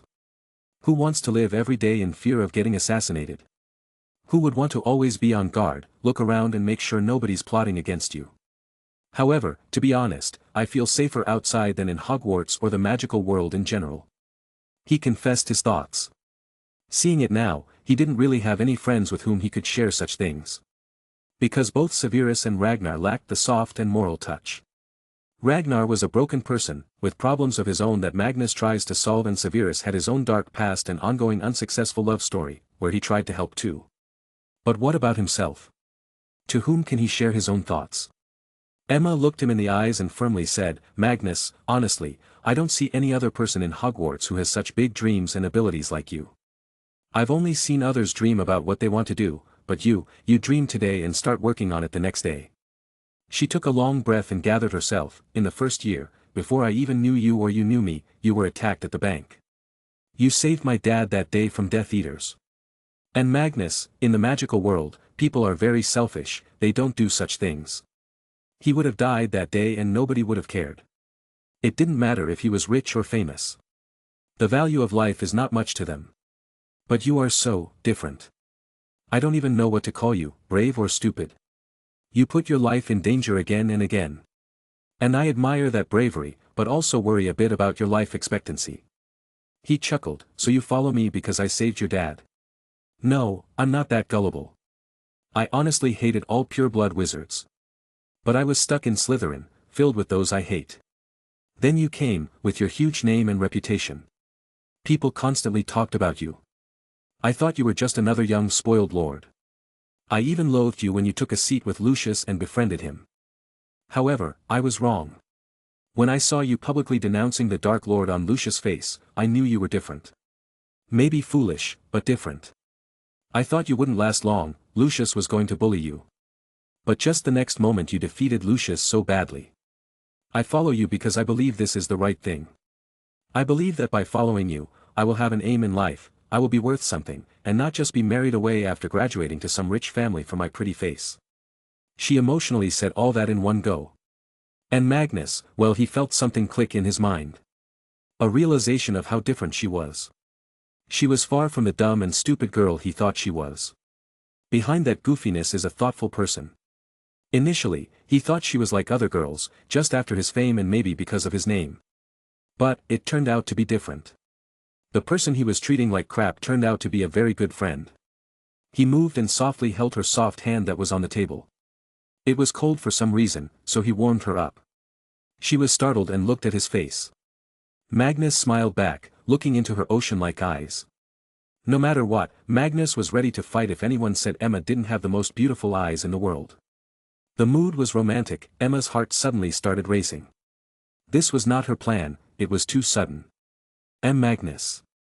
Magnus continued to smile, but his smile soon turned devilish. "My dear Emma, you shouldn't be so narcissist, pretty face. Ha, only a fool would marry you."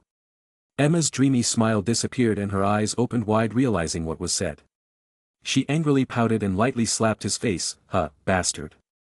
You have no manners of how to talk to a good lady, Magnus, with whatever the next long names are." "Humph." He laughed and laid back. "Ha ha ha, I was just pulling your leg. You're okay. Okay." She was triggered. "Sir, your pizza." The shop owner came to his saving with pizzas. The man knew Magnus from the law firm. Also, he is a prince right now, so those who know him can recognize his real identity. "Thank you, Mr. Bianchi." Tell me if you ever want to open another shop. I own lots of properties around the country. He offered and got to eating. The owner soon left and they put slices on their plates. Like the animal he was, Magnus started hogging it, stuffing hot cheesy pizza in his mouth. But, he stopped midway, the stretched cheese made an arch between his mouth and hand. He was outraged. Emma! Don't use a knife and fork for Merlin's sake. Use your hands, this is where the fun's at. Only pompous spoiled brats eat with knife and fork, he instructed her with big warning eyes. She shrank her neck like a little chicken, acknowledging she was wrong. Then, she used her hand and took a bite. A second later, her eyes widened. And that is how Emma fell in love with pizza. Her craze for it will only grow with time. After eating, they roamed around the city a bit more. He showed her his old home, there were too many memories related to him in there. And call it narcissism or a smart move, he knew someday this house would become a museum to remember him. He knew that the things he was doing were going to leave a big mark in history. When it started turning evening, Magnus called Abe to bring the car. Emma and Magnus rode back home while eating ice cream, talking and laughing. But, as they were about to enter, Abe told him about the man that was still outside the house, holding a banner about his son not being a communist. Chapter 234. Sir, that man's son was a captain in the army. He was working for military intelligence. But, a month ago he was arrested for selling secrets to the Soviets. He's being kept in an unknown location. That man has been trying to find his son, he was standing in front of the police station, then Buckingham Palace, and now he came here. Abe informed him. Didn't he go to a lawyer? At least the location of his son should be revealed to him. I can understand keeping him locked if he did commit treason. Magnus asked. No sir, he's crying that the police or court won't hear him no matter what petition he files in court, Abe informed him. This is troublesome. Call that man over here. He instructed and took out a small wallet from his pocket. Soon the man stood in front of the window. His eyes were darkened due to not sleeping and his face seemed devoid of any vitality. Take this card and go to the company. Tell them Magnus sent you. If there is any law firm that can help you, then it is this. However, if your son really committed treason and sold information to the Soviets, then you won't get much help, however, you will know what he did and the evidence against him. If he is innocent then he will be set free soon. Don't worry. The man's face bloomed in an instant. Finally, he saw a glimmer of hope, he held the card as if it was the biggest treasure in the world. Thank you, Your Highness. Thank you. Take a bath and eat something, you can only see your son if you're alive. And don't worry about the lawyer's fee. If your son is really wronged then it won't cost you a cent. Magnus assured him and signaled Abe to move the car in. The man thanked him a few more times and left soon after. Magnus also put this matter at the back of his mind and went to find his family. Emma also followed behind. Adam didn't have the luxury to not go to his office every day, so today it was just Grace and his grandparents at home. The dinner was being prepared and Ragnar was seen messing around with Chad. Chad in return gave annoyed meowing. Don't tease him too much, Rag. He can't speak yet. Who knows what's going on in his head? Magnus said. Thud. Chad immediately ran to him and climbed up to his shoulder, then he started dramatically meowing and pointing his fluffy paws at Ragnar. Magnus understood, he was complaining about him. See, he can clearly make complex thoughts but he just can't speak yet. He rested his case and walked over to the kitchen with Chad still sitting on his shoulder. Despite how Magnus treated Chad, despite how much he made the fat cat run to stay healthy, he loved him as a part of the family. Same with Summer, Duck, Cuddles, Pebble, Martha and all the living beings in Camelot. Who said he didn't have a big family, it just spanned different species. Hell, he had officially given everyone Grant surname. Though a few phoenixes of Camelot were a bit angry with him. Speaking of Phoenix, what's going on with Fawkes? Did he show his son to Dumbledore? Magnus' question was being answered a few hundred kilometers away from London in the castle of Hogwarts. Old man Dumbledore was sitting on his chair, he was tired from all the work. Recently he had been trying to increase his influence in the Wizengamot. Though he knew it wasn't possible unless he somehow found a way to remove the existing members who were against him. Ah, Magnus is jolly as always it seems, he read the newspaper and commented. News about Magnus had become far too common now. And after seeing him fight and also testing his abilities himself, he was not afraid for his safety. Also, Magnus had the guidance of Merlin, so what was he? A small wizard. He leisurely smoked something he found in the Muggle world a few days back. It was called a lemon-flavored cigarette. And he quite liked it. This gave him the inspiration to make a non-harmful cigar or pipe with lemon flavor. It was his pet project, so he worked on it every night after work hours. He was doing exactly that. However, he felt alone. So he looked towards Fox Perch. Where did that boy go now? He's been acting strange these days, puberty maybe. Ruea. All of a sudden Fox's iconic, ear-deafening screech came. And along with it, Fox flew in from the window. Dumbledore was about to get up to pet him when he noticed Fox looking out the window. Then the next moment, to Dumbledore's shock, another phoenix entered. And besides, that was a very small phoenix. Fox, is this your family? Dumbledore asked in shock. Fox nodded and landed on his table. Then he dragged forward a small cute fluffy phoenix, who was looking left and right in curiosity. The whole family was red. Dumbledore fawned over the little phoenix. His fatherly instincts arose. Who is this little boy? Fox pointed his claw at the small collar on the small phoenix's neck. Dumbledore checked it, it had a name on it. Rex. Pat. What a cute name. Hello, Rex. I am Dumbledore, your papa's friend. He introduced himself. Little Phoenix chirped happily and enjoyed the pats. His only experience of being patted was from Martha and Magnus. And this must be your wife. Where did you find her? I thought there was no phoenix left in the world. Dumbledore muttered. Carrie, Fox screeched and called over his wife. He was a big boy now, with his own family. He was trying to be responsible. Nina also greeted Dumbledore. She was the most beautiful phoenix in Camelot. Dumbledore also felt it. I haven't seen many phoenixes in my life, but I can tell you must be one of the most beautiful. Today is a happy day. Let's have a small feast, he cheered in happiness. If it was anybody else, they would think the old man had gone senile, talking to birds. But, only Dumbledore knew how close he was to Fox. He called some elves and asked them to bring a lot of shredded meat. That night, they were going to celebrate. South Africa. Maximum Security Robben Island Prison.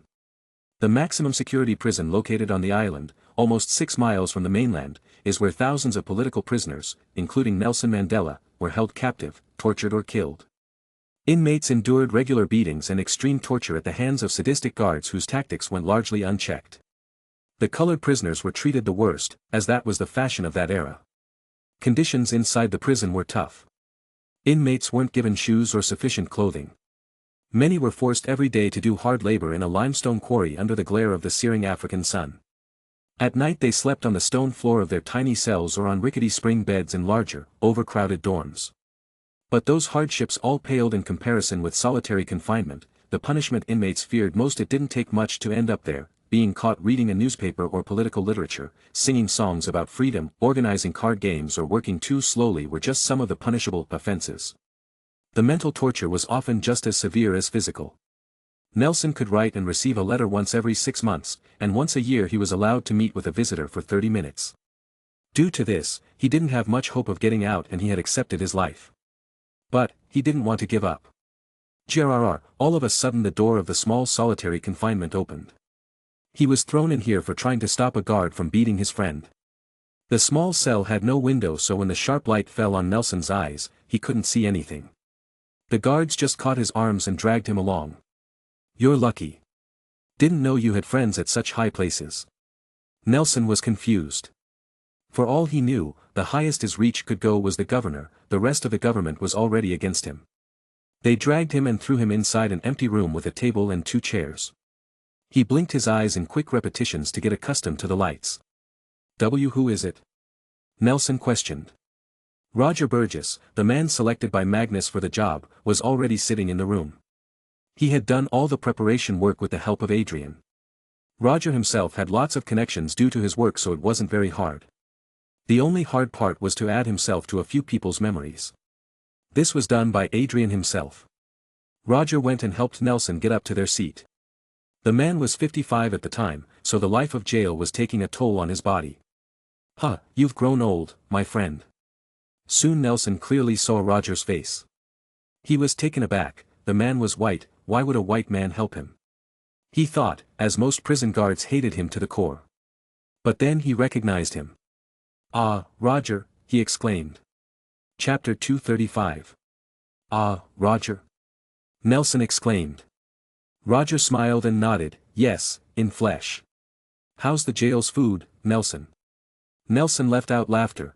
I'm good." "When did you return?" "You went to work in the States after college. You didn't even give me your number." This was a simple memory they had given Nelson. That Roger was his good friend back in his college days. "I became a director in a company here.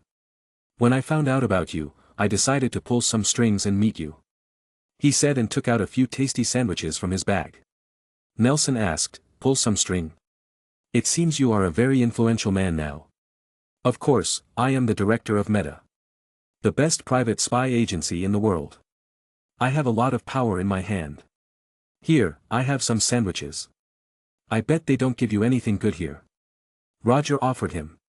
He was purposefully not bringing up the matter of helping him and bringing down the government, because he wanted Nelson to ask it himself. This way he would have the leverage of being the helper. The other party will acknowledge that without him this mission wouldn't be successful. Nelson looked at the sandwich. Soft and stuffy. He took a bite and the taste overwhelmed him. It was the taste of freedom. "Roger, if you're such a big man, can you help me?" Nelson asked. Here it comes, Roger thought. Yes, just tell me.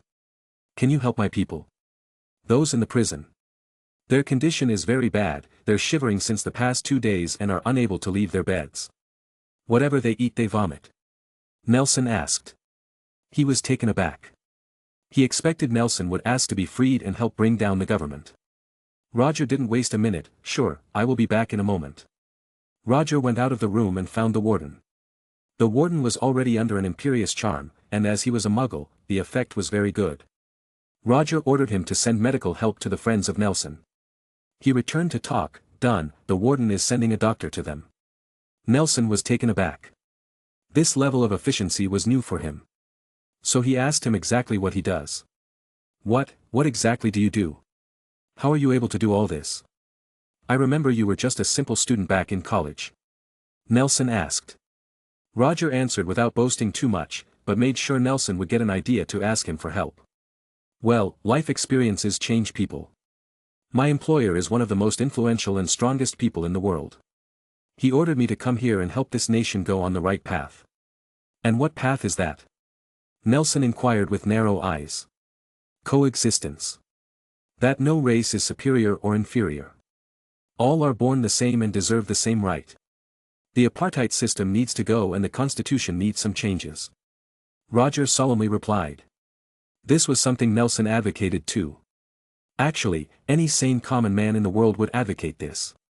It's just that people in power in South Africa are so drunk in power that they don't want to give up. It's like when in the 1800s many European empires and kingdoms started to collapse due to revolutions, people demanded to end serfdoms. The royals tried to hold on to their powers, but they either failed or were killed in revolutions. In South Africa, the role of royalty was changed by the current government. And as people demanded revolution, Magnus was just ensuring it did not become a French-style revolution. Who is your employer? Why does he want to help us? Nelson asked. I cannot tell you his name, because it will create too many problems for him. After all, even he cannot go against the countries that are supporting this government. But, as an individual, he holds a lot of power, enough to do something with this place. He's simple and plain against the apartheid, that's all the reason he needed to act. Maybe, if we are successful, you can meet him. I also have the support of the British government and the royal family. They want to right the wrong. The colonization era is long gone and they acknowledge it, so they want to rid any kind of colonial extremist governments around the world. Roger explained in detail. Nelson fell silent. He never expected the British would come and help, after all, and this government was their gift to begin with. But it was true that the existence of apartheid was harmful to Britain's own image. As long as the protests in South Africa continue, their names will be dragged with it. Will you help me bring down this government? Nelson finally asked, albeit hesitantly. Roger smiled, of course. But first, let's get you out of this jail. We shall bring this government down, then form a new one, having people from all communities. You will become the president and I will become the vice president. But I will retire after one term, as I believe that will be enough for me to create a strong enough foundation to last decades. But Nelson, I hope you can unite the colored community to come together as one. I don't want any riots between Africans, Indians or other Asians. Once we get rid of apartheid, I want people to stand together. His plan was very enticing. Leave Nelson, any other member of ANC would jump to it and join Roger. It didn't matter if he was white or something else, people were hungry for change. How will you do it? How will you get me out? The government will never agree to it. Nelson dejectedly asked. Roger laughed and put a paper on the table. Read this. Nelson picked it up and focused on it. Pardon? How? As I told you, my employer is very powerful. Scaring a few corrupt politicians is not very hard. Let's go now. This way, Roger introduced himself in the political scenario of the country. After Nelson was released, they went to meet the members of ANC. Roger had already made his impression on these people, so no one tried to protest against him. Also, they needed someone strong with influence. From there, Roger started peaceful protests. Of course, controlling a crowd of people who had nothing to lose was hard. So he used Ragnar's calming bombs to control the agitated crowds. Soon, their protests gained a lot of public support for being too peaceful. The government tried every way to discredit them. But, Magnus had well fed the news houses across the country. Along with Magnus' new Warner Brothers studio, he pushed some American channels to show news in support of the protests too. The thing was, everyone in the era was against racism, but they just didn't know what was going on in South Africa. Now when people found out about apartheid, with some small sparks, protests started in the United States. The anti-war protesters now had another reason to protest, asking the government to do something. But, they didn't need to do anything. Slowly, Roger forced many members of the government and ministers to resign. The trend continued until at one point the government didn't have enough people left to continue. New elections were needed. With a few speeches and inspiring words from Roger and Nelson, the people were pumped. Roger gave them the new slogan, "United we stand, divided we fall." Nelson's words inspired the masses. These words were the same he spoke during the first day of his trial years ago. They were even broadcasted on the radio. During my lifetime I have dedicated myself to this struggle of the African people. I have fought against white domination, and I have fought against black domination. I have cherished the ideal of a democratic and free society in which all persons live together in harmony and with equal opportunities. It is an ideal which I hope to live for and to achieve. But if needs be, it is an ideal for which I am prepared to die. Again, Roger made a lot of people deny standing in elections. In white neighborhoods, Roger made his own people stand for election, as they would not vote for any colored person, and in the end, a radical would end up getting elected. These people were not from ANC at the moment. But, soon the elections were held and ANC won with a big majority, while those people Roger had made to stand election joined ANC after winning. The people in the minority could only protest for now. It was pretty simple in words but a very tedious and hard process. Many in ANC were ambitious and wanted to become the president. Roger forced them to shut up. It was decided from the start, so Nelson became the president and Roger became the vice president. Now, all that was left was to form the new constitution.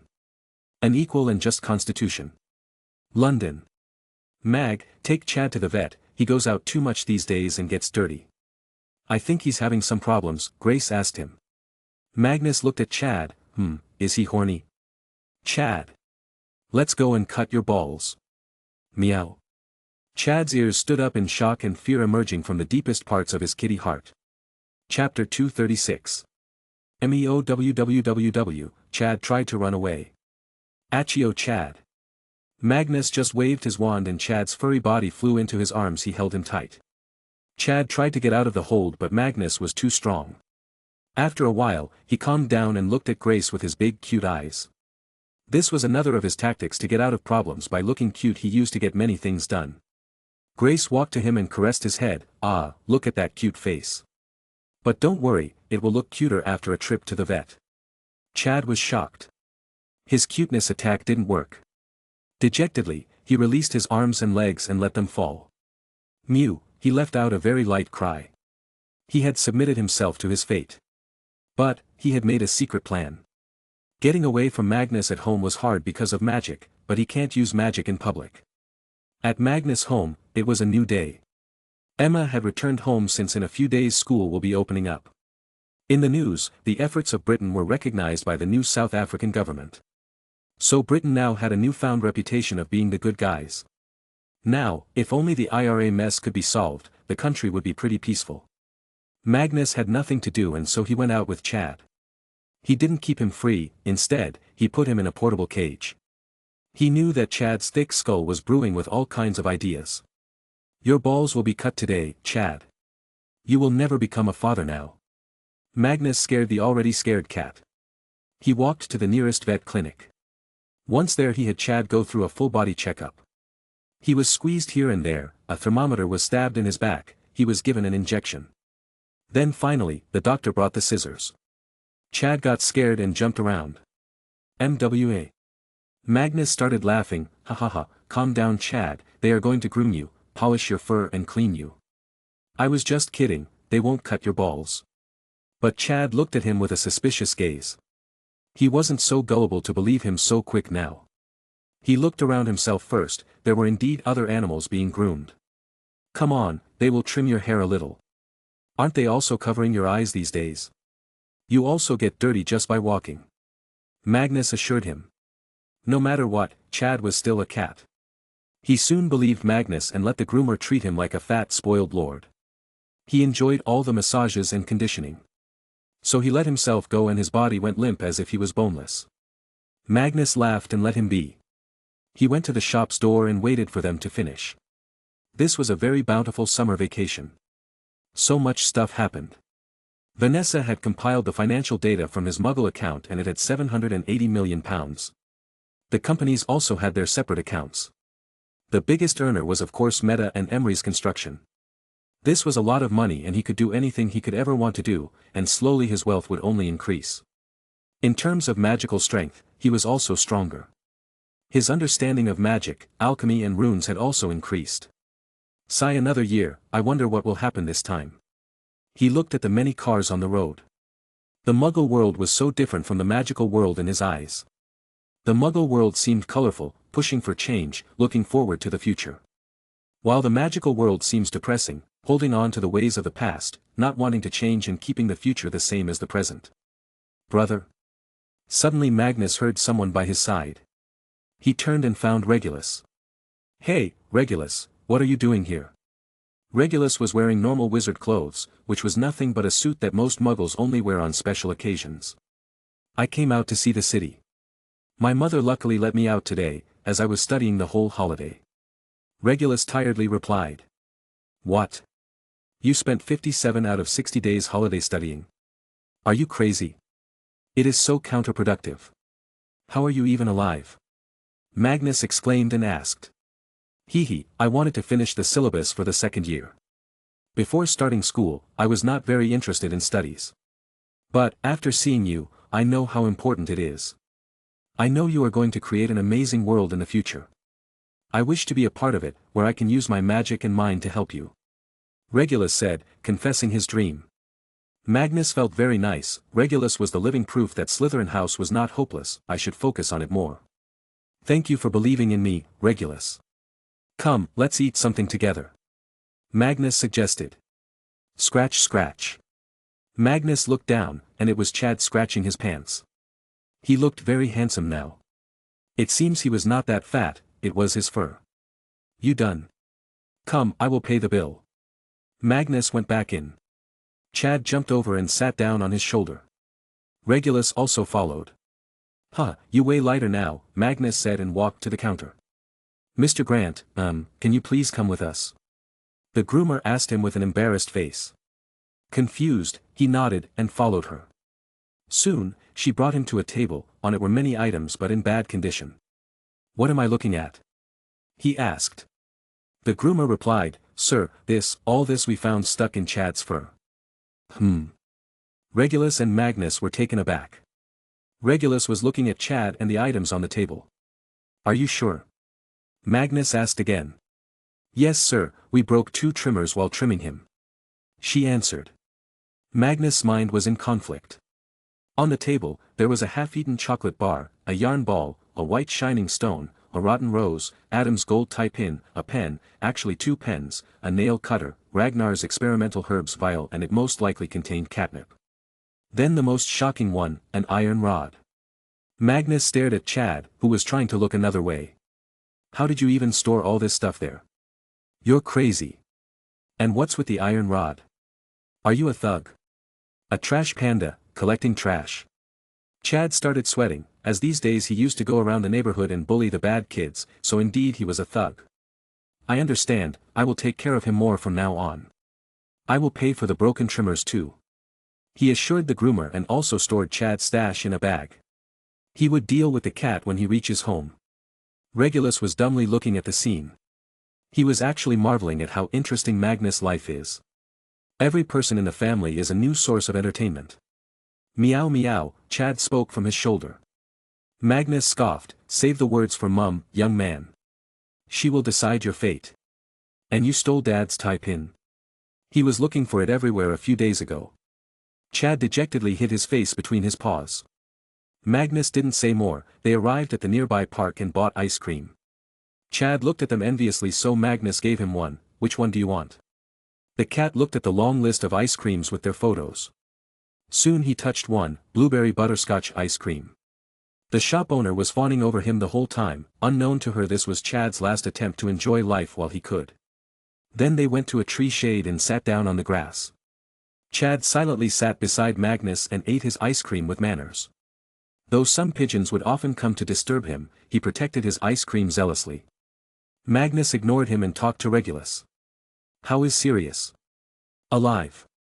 This time he could not go away. My mother and father are talking about his marriage already. They are still pursuing your friend Emma Vanity. Can't believe they are so shameless, even after being rejected. Regulus nearly cursed his family, but perhaps he was not the kind of boy to use foul words. Magnus was taken aback. I was told about this by her father. They said they rejected it a few years ago and even made some powerful wizarding families warn them not to push it. Regulus sighed, only he wished his family was so easy to deal with.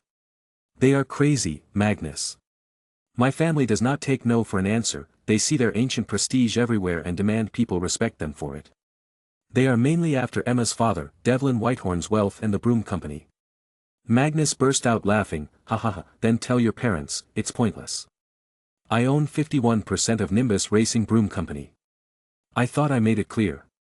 Regulus shook his head. They are betting on the Dark Lord. That he will kill you and then nobody will be able to say no to them. But then his face turned grim all of a sudden. Magnus, they are planning something big this time. All against you. I don't know what it is, but I hear them talking secretly. Often I hear your name with a few curses. Be careful, please. Magnus nodded. He wouldn't take any warning lightly. I have already started planning and preparing since last year. I am much stronger now. And if they do come at me in large numbers, I still have the last trick up my sleeves. Though I hope I am strong enough to not pass out this time, he said to himself, thinking about Merlin's staff. Still, who knows what they might do? Tell all your allies about it. Maybe they can find out more about it. Regulus warned him. Pat Magnus patted his back. Don't worry, I will deal with it. You though should learn to have some fun. Only studying will turn you into a zombie. Just like the rest of my family. It's time, I should go. Regulus jumped, looking at his watch. He said goodbye and ran away. Magnus got up and patted himself clean. He put Chad back in his cage and walked home. Let's go, Chad. It's time you face the law. Meow, a small scared sound came from Chad's mouth. This was probably his last attempt to clarify. Chapter 237. Look here, he had all this hidden inside his fur. Magnus showed everything to Grace. Grace was speechless. How would a person even go around digesting the fact that so much stuff was hidden in a cat's fur? Why is there an iron rod? Beats me, ask him yourself. Magnus pushed Chad forward. Chad started purring, making big eyes and rubbing himself on Grace's feet. But it would not work today. Oh, this is my favorite pen that Adam gave me on our first relationship anniversary back in college. Chad sweated a little. He understood all human words, even could make human thoughts, but he had not yet developed the means to speak words. He feared that now he had messed with such an important thing of Grace, he couldn't get away. And this rose, why is it rotten and even here? And a pebble, nail cutter. God, even cat drugs. She yelled when she noticed the catnip. Chad hid his gaze in utter shame. And the tie pin I gifted Adam. Poor Adam, I scolded him for losing my gift. Chad, you have caused too much damage this time. Your crimes are non-pardonable. She reprimanded the cat. However, even though Chad had done something bad, Grace was far too kind to scold him too much or punish him heavily. Chad was her stress killer after all. So as a punishment, from today you are banned from going out for 1 week and your favorite fish is banned for a month. She announced the verdict. Still, this was torture for Chad. As he had his crush living outside and his favorite food was his life. To him, this was the biggest punishment he feared. MEOWWW, he kowtowed beside her feet and apologized, asking for mercy. But today he wouldn't be getting his way. Magnus went to his room and found Merlin and Arthur bickering in a painting, while Summer calmly listened to them. It seemed she was made the judge. What happened now? Magnus asked. Preposterous, Magnus, Merlin here suggested that I am an inbred, Arthur said, looking offended. Merlin was calm and replied, I'm not wrong. This had been the tradition of many royal families, to keep the bloodline pure. And considering Arthur's family has been royal for generations, it's not too hard to assume that a few of his ancestor siblings smooched each other every now and then. Gods, this is so disgusting and unholy. Arthur acted of vomiting. He turned to Magnus, you tell me, what do you think? Magnus relaxed in his seat, you royalties in old times used to see the peasants and ordinary people as lowly beings, tainted blood. So where would you royals go to find a partner? Of course your family. Absolutely wrong. Arthur rejected it. Magnus went to the bookshelf and took out a thick history book. Here it is. Have you heard about the Habsburg family? No, who are they? Both of them asked. Magnus put down the book so they could also see. Well, Habsburg family was a very powerful and influential family. Many of the kings and queens of the Spanish Habsburg dynasty ruled across Europe from the 16th to the start of the 18th century. Habsburg ruler Philip I of Burgundy, including pieces of present-day Luxembourg, Belgium, France, and the Netherlands, married Joanna of Castile, the female heir to the throne of what's now much of Spain, in 1496. This way, after a few years of skirmishes, he eventually became the emperor of the Spanish Empire. Get to the point. Arthur butted in. Calm down, you're going to love this.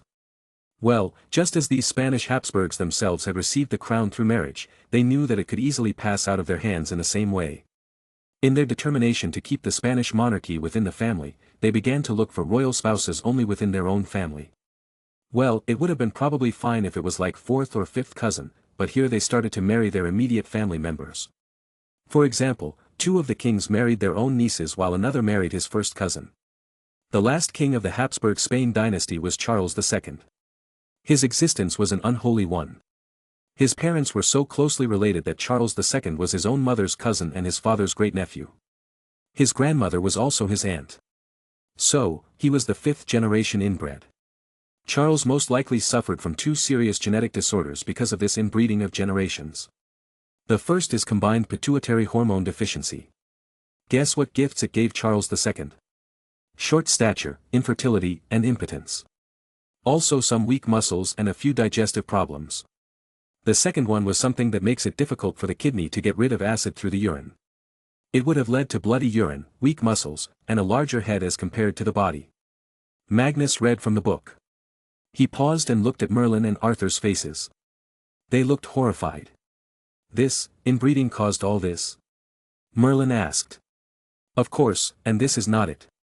Because of constant inbreeding, the Habsburg family had formed a hereditary elongated jaw, so elongated that it would cause them problems, sometimes not even be able to shut their mouth. The feature was named Habsburg jaw, and it was a birth defect, not a sign of pure bloodline. There is one funny incident about it, that when Charles V of Habsburg arrived in Spain in 1516, he couldn't fully close his mouth due to his Habsburg jaw. This reportedly caused one bold peasant to shout at him, "Your Majesty, shut your mouth. The flies of this country are very insolent." But, all in all, Charles II had it worse, as after 5 generations of filthy inbreeding, all the defects compiled into his body.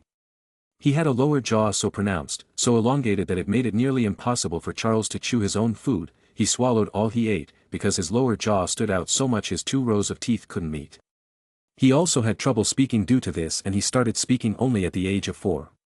Besides this, he suffered from epileptic seizures that grew with age. He was constantly plagued by diseases such as measles, rubella, lots of dental problems, bronchial infections, frequent diarrhea and vomiting. By his 30s, he was said to look like an old man and had swollen feet, legs, abdomen, face and sometimes tongue. He was so weak he could not get out of bed for more than 2 hours. Obviously, after having so many medical conditions, the people titled him, the Bewitched. In the Habsburg family, in Charles' second generation, 34 Habsburg children were born. Nearly 30% of them died before reaching the age of 1. And about 50% died before their 10th birthday. Surprisingly, they were one of the richest families, yet their infant mortality rate was higher than peasants, which was at 20%. Wait. What happened to that poor soul Charles? Arthur inquired. Dead, of course. At the age of 38. In an autopsy, they found stones in his kidney, smaller heart, darkened lungs, darkened balls and water-filled head. Inbreeding was very common in European monarchies, but these ones took it to the next level. Hell, even Egyptian pharaohs committed inbreeding and paid the price, and they lived centuries before you too. Do you want to see Charles II? He asked. Not too surprising, they agreed. Magnus turned the page and showed them. Here. Merlin and Arthur both reacted at the same time. Merlin sounded fully disgusted. Holy God, this is hideous. Good gods, this was a demon spawn. Merlin's tits. Arthur exclaimed. And I wouldn't mind having titties as long as I am not him. Gods, not even a mother can love such a boy. Merlin exclaimed. Not if the mother also looks the same, Arthur interjected. I see you have found a loophole, my friend. Merlin nodded at the observation. Only such a demonic family could love a demon. Magnus turned the page to show their family photos. Actually, all these paintings are heavily altered by the painters of that era to depict their king as healthy as possible. So, if he still looks so hideous, you can imagine what he really looked like. Magnus, though, felt pity looking at the image of Charles II. The boy didn't choose to be born in an incestual family. He won the lottery of a lifetime by being born to a king, but the cost was too much to enjoy the lottery. Imagine how painful just the mere task of existing was for this guy. Arthur laughed. God made him infertile, probably because even he was disgusted with this madness. However, Merlin had another observation. How is it that not a single king in the 200 years of their existence thought of why they were so much uglier than peasants? They probably did, and must have concluded that because they were pure they have a truly human face, the rest have fake human faces. Magnus supposed. Magnus, what does all this have to do with my main question? Arthur inquired. Magnus closed the book. Well, you look pretty handsome. Why you, I won't lie, but all women of the kingdom lusted after me, Arthur boasted. Magnus continued, and your stupidity cannot be seen as a genetic defect. Wahaha, Merlin laughed out loud and Arthur frowned.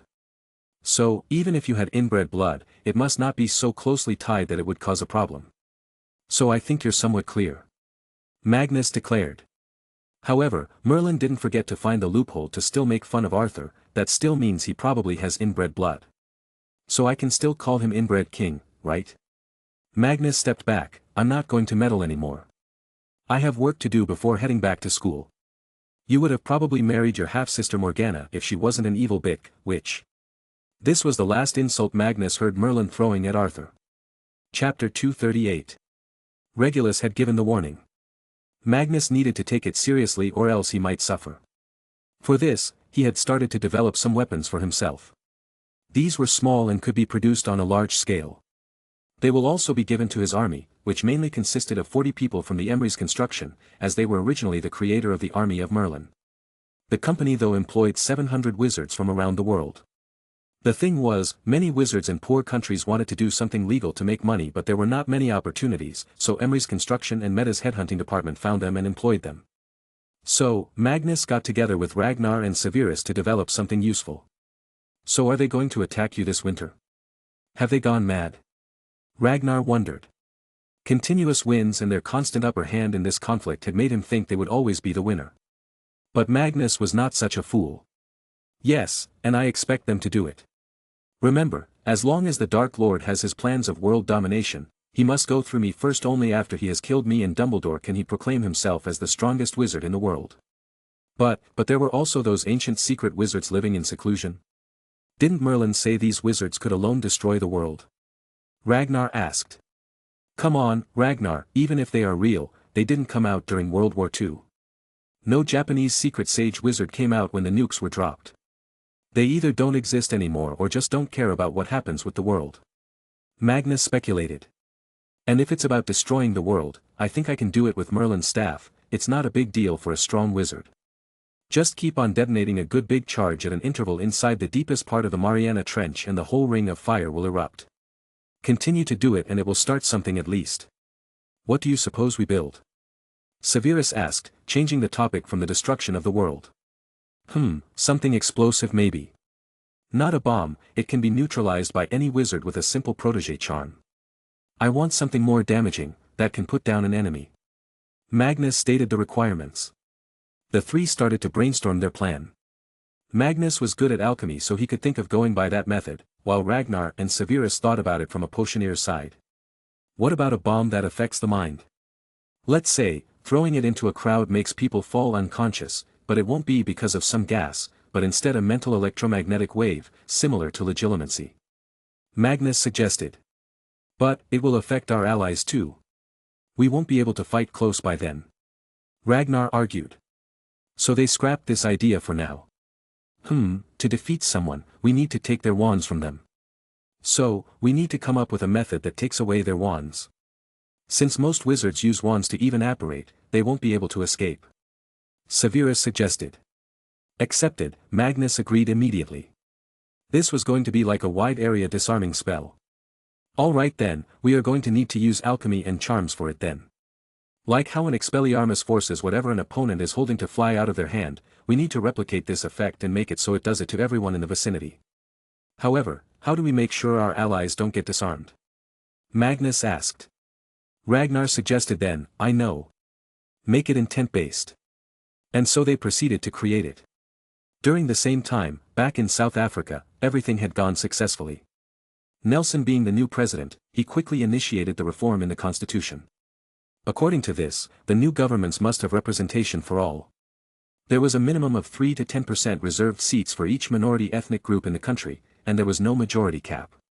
Whites, blacks, Indians, Southeast Asians, East Asians, all had their representation. A minimum system was created so that no community feels left out. Next, Roger created a new government department that would work free from the clutches of the president. The department will be called Anti-Corruption Bureau. They will investigate anyone from the government, and if corruption is found their names and evidence is handed over to the president, vice president, the speaker of the assembly, and they must declare it to the public within 24 hours of the end of their investigation. What if the president or the vice president are the ones who are corrupt? Then the evidence was to be still declared to the public and shown to the National Assembly, as well as the National Council of Provinces. In short, no matter at which level you sit, there would always be a chance of getting caught. But what if the Anti-Corruption Bureau committed corruption? Well, then there were some very decisive and painful curses placed, just like the curse put on the post of Dada professor at Hogwarts. Here, the ACB commissioner position was cursed that if the office-bearer commits corruption or another crime, he would start facing bad luck, bad health until he confesses to people and leaves the post. This curse was by no means easy to put. Roger had to ask his family and Adrian for help. The country was currently in its honeymoon phase. There was peace and harmony, people were happy that the change they were fighting for had finally arrived. However, there were a lot of people in the country who had their whole life based around fighting for this. Their daily life was all about protesting and eating at the food kitchens. Now, that they had nothing to protest, they would look for little problems that were not easy for a country going through a revolution to solve. For example, they started protesting for more electricity. Sure, the government was working on it, but building infrastructure takes years. These people did not want to understand that. In the end, these protests could get hijacked and the new government could get harmed, as it was already new and unstable. So, these good-for-nothing people were partially obliterated so they forget the addiction of protesting. The country right now needed to be stable and go on a path of rapid industrialization, not a mindless protest spree. The salty ex-government officials though were angry, they were the kings, after all, now they had to share their power and the parliament with the filthy, second-class citizens. Of course, anyone who publicly said such things was now criminally charged, as it was a crime to speak racially offensive words to people. Britain in the meantime gained a lot of goodwill though. South Africa lacked jobs right now, and they will continue to do so for the coming few years. So to help the people, Britain would send a lot of food grains to them. They gained big respect from many countries by doing this. The United States of America, Cambridge, MIT. Brando, Bobby was at MIT to do his master's in mechanical engineering. But, because of a gift from Magnus, he decided to do aeronautical engineering, study economics and also political science, because why the hell not? The gift was an alchemical stone. It was called Mind Stone, named by Magnus. It helps one focus on one thing. By placing the stone in your hand, you could get rid of all unnecessary thoughts and truly put all your focus on one single thing. For an already intelligent person, this was a great boon. Holy hell, they charge so much money in fees, why do people even indulge these universities? He cursed the institute while reading the brochure for the current academic year. The yearly cost was $3,350. But if you add other expenses it was nearly $5,000. However, for Bobby, it was free, because he was invited to study here and also give a few lectures about computer science since he was considered a genius in it. But Bobby didn't want this. He didn't want to keep himself limited to just one field. He wanted to be able to visualize something and quickly start building it. It had been a week since he arrived. In the meantime, he had bought a whole floor of the nearest residential building, where he ran his personal lab. He was by now one of the richest people on the planet. Future tech industries were considered to be a mammoth already, even though they did not have crazy big income streams, but everyone knew, with the direction the company was taking, that in the coming future as technology becomes more common in day-to-day life, the company will become one of the biggest. The investors wanted to invest, but the company was private. On the other hand, Dragon Holdings was something much crazier. They just took the ownership of Warner Brothers. They already had billion-dollar companies under them and still expanded like crazy. People mostly thought that the company must be run by many great minds. But, unknown to them, the people they thought were directors were in fact the assistants of Magnus' assistant Vanessa. Who could have thought a teenage boy was running the company? Anyway, Bobby was in a cafe, looking at some documents. His aim of coming to the States was also to find members for the Order of Merlin. Extraordinary people who don't care about anything except their passion, their educational field. Too bad my reputation is not good here. They all think I'm a lucky little kid, he sighed. His days have not been very good. Constant name-calling was the norm. He was called little man, booby and whatnot. Of course, he was not one to take all this silently. He singled out all the bullies whose parents owned big businesses, then he sent a very personalized letter to the business owners. That if their sons don't fall in line, then forget ever getting a license to collaborate with Future Tech and Dragon Holdings. Now, the Future Tech was not in itself big, but the patents it held were too revolutionary. Soon, the bullying voices reduced and his peaceful life resumed. Sir, a man came and took a seat in front of him. The man was named Harvard. He was an operative from Meta New York branch. Here, I ordered coffee for you. So, you got all the information about the mafia families in the city? Bobby asked excitedly. Yes sir, 5 mafia families are enjoying great freedom on the East Coast. They are the Bonanno family, the Colombo family, the Gambino family, the Genovese family and the Corleone family. The head of the commission is the Corleone family, currently headed by Don Michael Corleone. Harvard explained everything. Bobby hummed and read the report. I checked. These mafia families own a lot of properties in New York City and also own pretty big stakes in a few businesses. I would like to buy some good land here. The future of this city is bright, even though right now it looks like a cave of thugs. Harvard, can you book an appointment with this Don Michael Corleone? I will make an offer he can't refuse. Actually most of the purchase is for Magnus. Bobby planned. Magnus? His Majesty Pendragon. Harvard's eyes widened. He became excited by the prospect of working directly for Magnus. It seems Magnus' various methods to develop some sort of low-level worship towards him have worked magic. Yes, sir. I will book the appointment. They will most likely call us at their home, but don't worry, I will take the best XORers from the company. Even if they bring an army we can easily mow them down. Harvard enthusiastically planned. Cough. Let's hope it does not come to that. Well then, I'll be heading back to work. It was a pleasure meeting with you. I wish there was a good tea shop here. He hissed while walking away. Chapter 239. Corleone House, New York. Michael Corleone had returned to New York City to finally turn his family business legitimate. He had realized that there was not much future in the illegal business. The law enforcement agencies were becoming more advanced and deployed various means of snooping on them. He also feared for his children and regretted his past push into the criminal world. He was growing old now, nearing his 60s. And he wanted to leave a good legacy behind for his future generation. So, he left the illegal operations to Joey Zasa and Don Altobello, while he himself looked after the real legitimate business, trying to push himself up in the society and mingle with the legal business people. However, today he received an unusual request. He was staying in his apartment when his assistant informed him of a certain individual wanting to meet him. His chief financial advisor, B.J. Harrison, told him everything personally. He sounded excited but also cautious. "But I don't run the mob business anymore." "Then why does he want to talk to me?" Michael wondered. "He wants to buy a lot of properties and land in New York, Mr. Corleone. Maybe because we still head the commission, he wants to deal with other hands through us." Harrison guessed. Even he had no idea in reality. Sigh. "Just when I think I have left everything from that life in the past, someone comes and reminded me of it. Reject their request, I have other things to do." Michael decided on a spur. B.J. Harrison, however, tried to persuade him. "Mr. Corleone, I recommend you meet him. If you want to truly go legitimate, you need the friendship of this Brandon Steele Armstrong. He is only a teenager and already one of the greatest minds and richest people in the world. However, whom you should really focus on is the hand behind Brandon." "Who is it?" Michael asked with interest, guessing it must be big if it got Harrison acting like this. "The childhood friend and the backer of Brandon is the British royal prince, Magnus Grant Emery's Pendragon. He is the owner of Dragon Holdings, although he maintains a low-level farce so normal people think the company is run by a few directors. But, there is an even bigger identity of him that is secret from the world. He is the inheritor of Merlin, the wizard. He is already known as one of the most powerful and smartest wizards alive. He's very popular in the Ilvermorny school of witchcraft and wizardry too. So, Magnus is someone you really want to be friends with, because he has the power to just wave his hand and make all the mafia families or any enemy disappear from the world." Harrison explained, sounding like a fanatic fan of Magnus. Michael fell silent. He was the godfather and of course, knew about this secret society hidden in the world.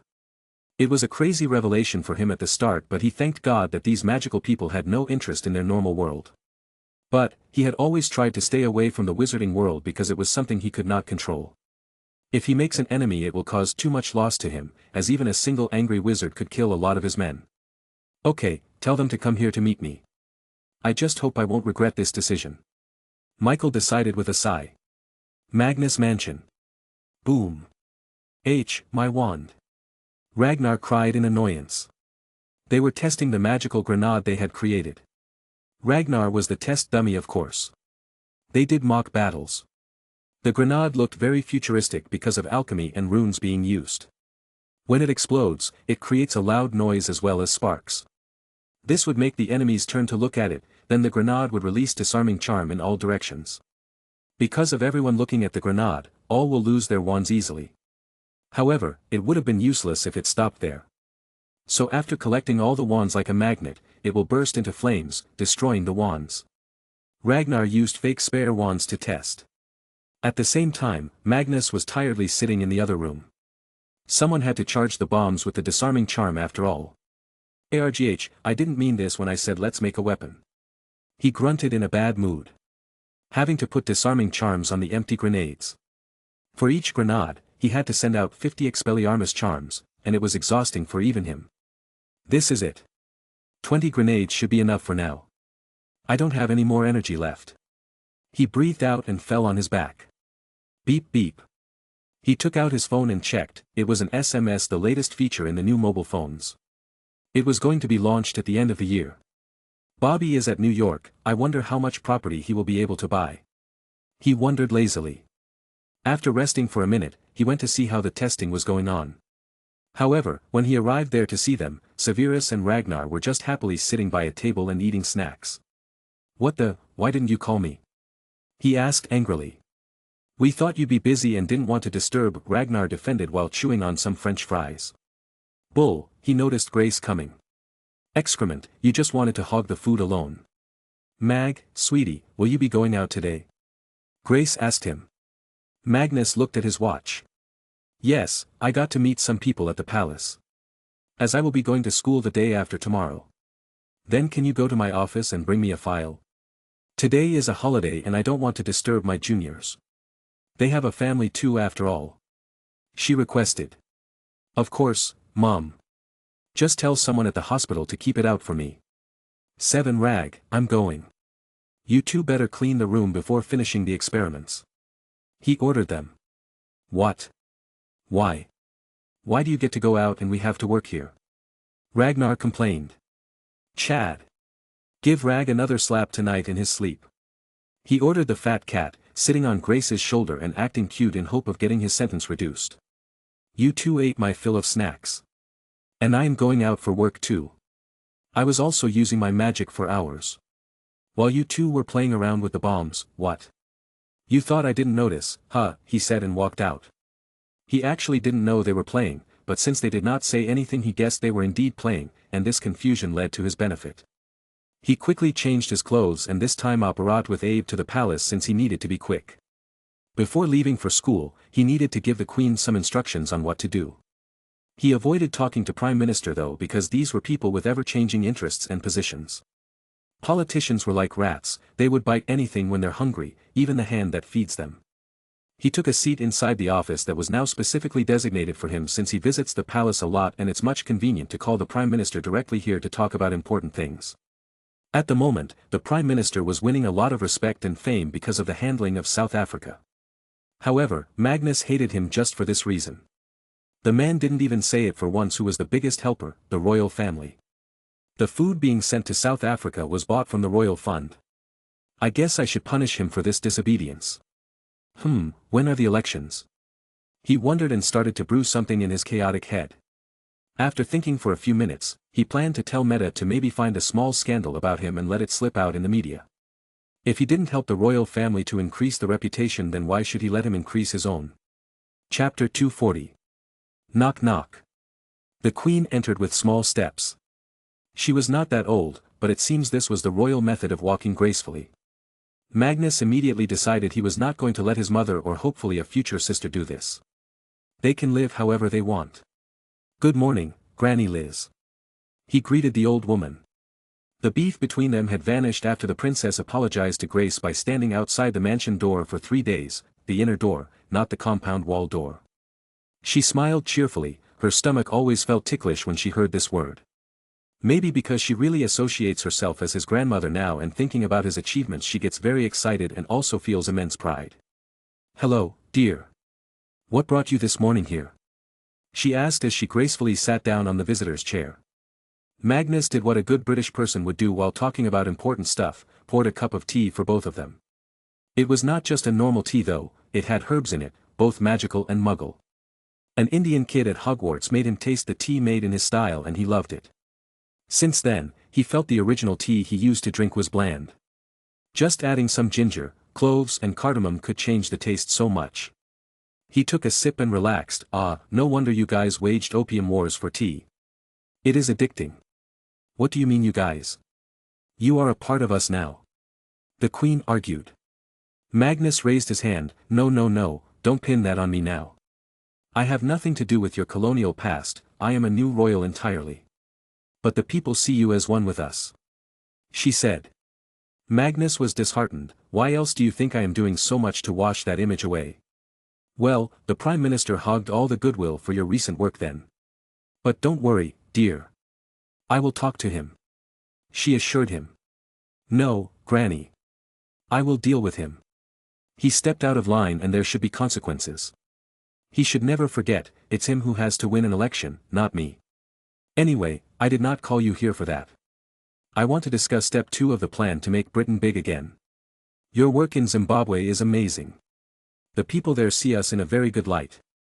I will also be sending a small team of Emery's construction people to help build some basic infrastructure like roads, schools, clinics. The volunteer teachers and healthcare workers you sent were good. Now, every single child knows about Britain and where it is on the map. In a few years, they will be completely in admiration of this country. Meanwhile, the students studying in Britain on scholarship are also happy. Once they graduate, you must make sure they get a job here. We're not brain draining them, instead we will make the people who will be working here support our move to combine Zimbabwe into Great Britain. Remember, we may be doing everything with good intentions, not everyone will appreciate it. So we need to make our case so strong that even after many voices are against it, Zimbabwe will agree. For this, you need to send the BBC News. They are pretty good at spreading the word. Tell them to always show Britain in a good light and highlight all the amazing things we are doing there, of course, and never forget it's the royal family that's doing it. He instructed her. She was already writing notes. After seeing how Magnus solved the oil problem and seeing how chill he was with the Saudi king, she had her utmost confidence in him that he would do anything in his power to make Great Britain truly great. Magnus continued, other than this, I want you to keep on reminding the world about how great of a job we all are doing here. Make the people of this country proud of being British, make them nationalistic about the land they live on, make them loyal to the country itself and not a single political party. And overall, make them connect the royal family with the national image. This way, the monarchy will not only gain reputation but even lost support. All this was about the local population. We also need to focus on a few more British overseas territories. The reason is simple, these territories are in places around the world where if we have total control we can cover the entire world with our military influence. Nobody in the world will be able to threaten us then. He suggested. What territories in particular? The Queen asked him. He blurted out a list, British Honduras, just renamed as Belize, Brunei, Gibraltar, Falkland Islands and British Indian Ocean Territory. With these territories becoming our part, we will have the full world under our sphere of influence. The easiest way to make these countries agree is to make them realize that without us their economy will tank and they will suffer. And this is true to some degree. She finished writing on a paper, so you want me to treat the same as Zimbabwe and win their hearts. I think this is easier than Zimbabwe since they have a smaller population. But it also means they can be easily influenced. Now, they can also be influenced against us. So, make sure you have tight control over what words or rumors are spreading. Magnus warned her. He had himself used the tools of propaganda after all. Sensing this was the end of work. The Queen closed the notebook and asked, how is Grace? She's good. Usually stays at home to better deal with her pregnancy. You should go and meet her. My grandma is also living with us, maybe you will like talking with someone close to your age, he suggested. Sigh, I might do just that. Always staying between these walls is nauseating. She muttered. Magnus internally scoffed.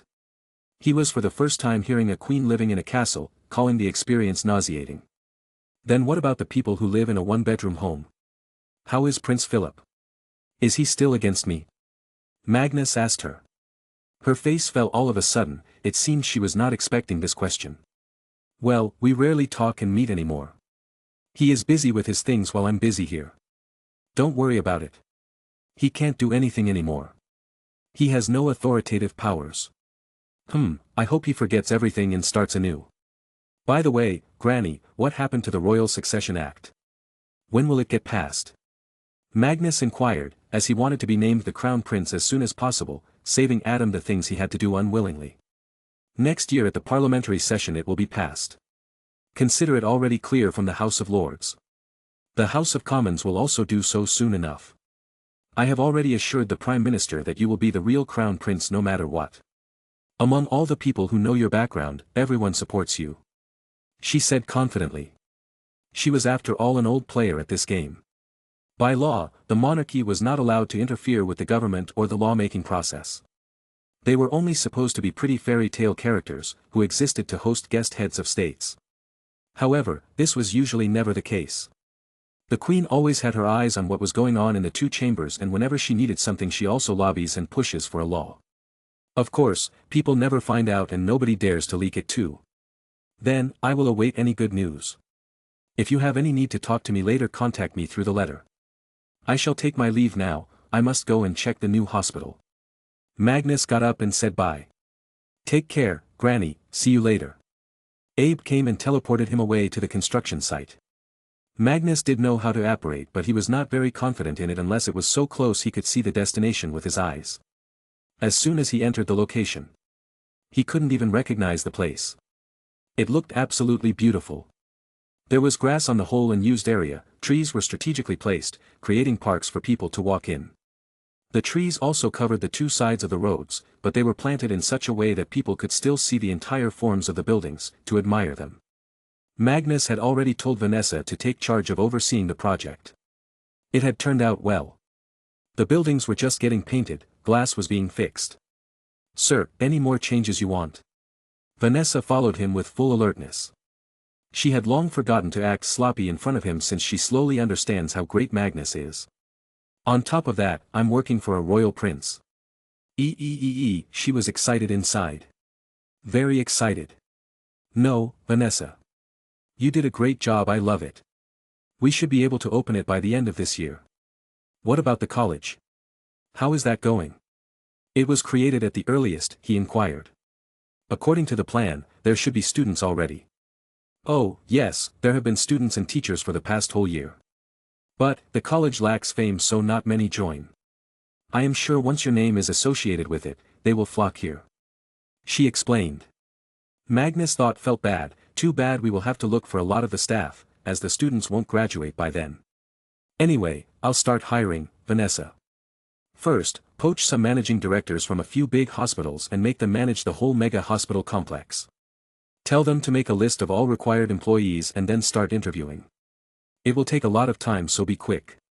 "Yes, sir." "Anything else?" she asked again. "Yes, please stop smiling like that. You look like a predator, a bad one. And you know, I'm a kid," he laughingly advised her. She jumped back in embarrassment but didn't have the guts to clarify why she was like that. She was just happy to be near a royal. Magnus sighed and walked away and indulged himself in a tiny bit of some healthy narcissism. I guess my charm is just too much for even older women. Chapter 241. New York. Michael Corleone, for today's meeting, had called on a few men for safeguarding. Although he didn't fear death, he feared being taken advantage of by a wizard. It was unknown to him that Bobby was not a wizard, but since people from Meta will come who will all be wizards, it was a good safety measure, but a useless one, since a muggle can never fight a wizard head-on. The apartment was already very secure, but to ensure better security the side apartments were also rented. Michael had gone full paranoid with this meeting. B.J. Harrison, his financial advisor, helped him calm down. "They are just coming for some real estate. They don't have any interest in your mob past, they only want your influence over it." "That is what I am afraid of, Harrison. That side of the world is like quicksand. The more you move, the more you get swallowed in it. I hope the benefits of this meeting outweigh the risks." Michael breathed out while smoking a cigar. Bobby had just finished his classes at the college. He had no idea he had made a mob boss so restless. When he went out of the building, a car was already waiting for him. There were three, actually, one in the middle and one in the front and back, acting as the escort. Harvard was already in the car, with a thick folder. There was also a person from Tonks and Tonks, a muggle who knew. He was the only lawyer muggle who knew on the eastern side of the United States. Harvard started to brief him about the meeting as well as some other things. Now Michael is trying to go legitimate. He does not want to go back into the mafia world. So, if we are doing this, we're actually pulling him back down. The other four families are already trying to cut him out of the equation for a long time now, so he's taking a risk by meeting you. Then I will say, it's a risk worth taking. Didn't he kill his own brother though? Why is he trying to act like a good Christian now? Bobby asked. Well, his brother betrayed him from what we know. Harvard clarified. Bobby nodded and stayed silent. Though in his mind he agreed to one thing: if I were to betray Magnus, I'd rather kill myself before he kills himself in disappointment. He then looked at all the properties he could buy. The mob was involved with just too many businesses. These were, but not limited to, garbage hauling/waste management, gambling, carpentry and construction, real estate, restaurants and pizzerias, bars, pornography, music recording and fishing. And all of them were built on land owned by someone bad. Bobby was just going to take some of the lands at a fair price, of course. He knew that if he directly contacted them they would try to loot him. But, if Michael, the Godfather, went as the representative, then those families will have to give face. Of course, he would give something to Michael in return too. Michael desired for a way out of the mess he had involved himself in over the years. He wanted to keep his family safe. He wanted to keep his business safe. Why does he live in an apartment? I don't think New York prices have gone that high. He asked. This, nobody knew. Harvey just knew tidbits. He recently returned to New York, he was in the West Coast otherwise. A World War II soldier, who fought for freedom, became a gangster who took away people's freedom. An example of bad life choices right there. Bobby sighed and relaxed. Harvard didn't agree though. He told Bobby about his own past. I'm also a World War II veteran, sir. I was originally an American. I was drafted into the Magic Corps, aimed at dealing with the Nazi wizards and Japanese wizards. Then I married a British nurse and took citizenship. We weren't really fighting for freedom, we were doing it because there wasn't anything else to do. Once the war was over, people's real faces started to resurface. Bobby, however, seemed more shocked with something else. Wait. You're more than 50 years old. I am a wizard, sir. We age slowly. Harvard laughingly said. After about 2 hours they finally arrived at the apartment building of Michael. There were men standing at its entrance already and they got alerted seeing 3 identical cars stopping at the entrance. Bobby looked out of the window and sighed, too bad they don't understand their guns are useless here. Because even Bobby has so many charmed protection on his body that even if he was directly shot at he wouldn't die. Most wizards don't really do this as they look down upon muggles, but Magnus was one paranoid wizard and saw the danger value behind every weapon. Let's go. He got out of the car. Along with him, the lawyer and 6 meta agents went inside the building. The men in suits looked at them with tilted gazes but never looked straight. Inside the elevator, the lift operator automatically pressed the button to the right floor. It seems Mr. Corleone owns the whole building.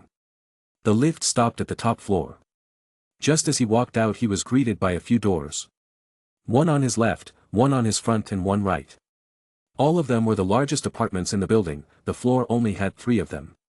The center door was opened by a man in a suit and the first thing he did was smile. It was the smile of a moderate man who tries to negotiate. First he was obviously not the Godfather. Good afternoon, gentlemen. I am B.J. Harrison, Chief Financial Advisor and Attorney. If any of you have guns or knives, please hand them to me. Harrison requested. 6 of Meta agents handed 2 guns each, as well as a pocket knife. They keep these muggle weapons to usually make the other party not focus on their wands. If Harrison had asked for their wands, they would already have been on their way back. Harrison had a heap of weapons in his arms by now. He just somehow managed to put them on a side table. Please, come in. After they entered he closed the door and also put a lock on it. Too bad, all locks could be opened with a swing of a wand. Harrison led them to a deeper section of the apartment. The apartment was like any normal expensive house, with lots of wooden furniture and lights, giving it a luxury sense. Please, gentlemen, you all can wait here. Mr. Armstrong, you should come in. Harrison instructed/requested them. But Bobby protested, Harvard and my lawyer will come with me. They are very important for this meeting as they also represent their own companies. Harrison nodded and took them inside. Bobby frowned as soon as he entered.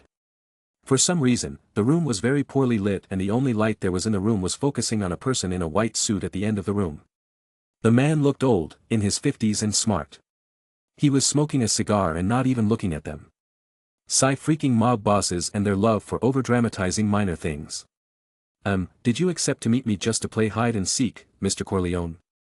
For God's sake, I can't even look at my watch in this room. Switch on some lights, come on. Bobby blurted, with no care whatsoever of whom he was standing in front of. Michael was taken aback, and so was Harrison. They expected at least some level of fear from the young boy, he was a person who had killed people after all. But who would tell them that Bobby was the one involved in the heist of Arthur's painting with Magnus from Buckingham Palace? And he was not even 10 at the time. That was actually much more nerve-wreaking than anything he had faced in his life. I came here to discuss business, so let's not waste any time on theatrics, because if that's what he wants then I can ask Mr. Harvard here to shoot rainbows from his palm, Bobby added. Bobby was taught well by Magnus, that to never deal with someone from a position of inferiority. Always strive to squash your opponent and gain dominance in the discussion. Michael coughed. This was the first time in his Godfather career he had faced this. He sat straight and doused the cigar. Harrison, please turn on the lights. Gentlemen, I am Michael Corleone, owner of Vito Corleone Foundation. Michael introduced himself. I am Brandon Steele Armstrong, founder and CEO of Future Tech Industries, FT Motors, Eternal Energy Solutions and a few more companies. Nice to meet you. Brandon politely replied with his own big titles. Then the lawyer introduced himself. I am Daniel Radcliffe, a representative of Tonks and Tonks Consultancy Agency. Harvard was the last. I am the East Coast head of the Magic Eye Detective Agency, Meta. You probably never heard about the company because you're normally not supposed to. Harrison and Michael were left dumbly staring at their faces. They were most shocked by Meta. The whole mob feared them and always prayed to God in the morning that the police would not hire Meta to investigate them. And thankfully, New York was so much into debt that they never hired them. But the fact they were here as juniors to Bobby spoke leaps and bounds about the importance Bobby held to his backer. Now they were getting fully serious. Chapter 242. So what properties are you interested in, Mr. Armstrong? Michael finally got to the point and spoke respectfully, instead of talking in his godfather persona. Bobby put down a map. Well, these were requests from Magnus. He wants to buy this whole docks section that the Bonanno family currently runs. They don't use it for anything except smuggling drugs and weapons. Now, I can simply deal with the whole gang, involve the police too. But, it will then take too long. Then we wanted to buy this whole warehouse and land in the industrial area, which is owned and run by the Gambino family. They mainly use it to store their counterfeit goods. Then Genovese family that owns this whole block of the street. I want it. It will be turned into the most luxurious location to live in. Lastly, I also want to buy around 127 shops, large and small that you all own combined. Bobby put forward the request he was planning to use these shops and open future tech stores later. There could also be other stores belonging to countless other consumer-based companies that he or Magnus owned. Michael, meanwhile, was gobsmacked after hearing the request. He started this meeting hoping the deal would be about a few plots or houses, but here these men were after the whole city. I am afraid this much we cannot do, Mr. Armstrong. You need to understand that even my hands are tied. If I come after their interests then they would kill me. Michael nervously said. Come on, they are going to kill you anyway. Do you really think you can live a legitimate life and still rule over the 5 families? The moment they realize you are using your legitimate money to strengthen your mob family they will strike. Besides, I am not asking you all to sell me, I am giving you an offer, a ticket to exist for a little longer, Bobby said nonchalantly. He was dealing with a mob boss of bosses, of course, he was not going to be a good little boy and just ask. He was going to push and if need be break some people. The business world had taught him enough, but that's actually much worse because, in the business world, you never find out who even hit you and you just lose everything. Michael and Harrison completely understood the meaning behind the words. This was a simple and open warning or a threat to them. Sell him what he wants or he will wipe them off.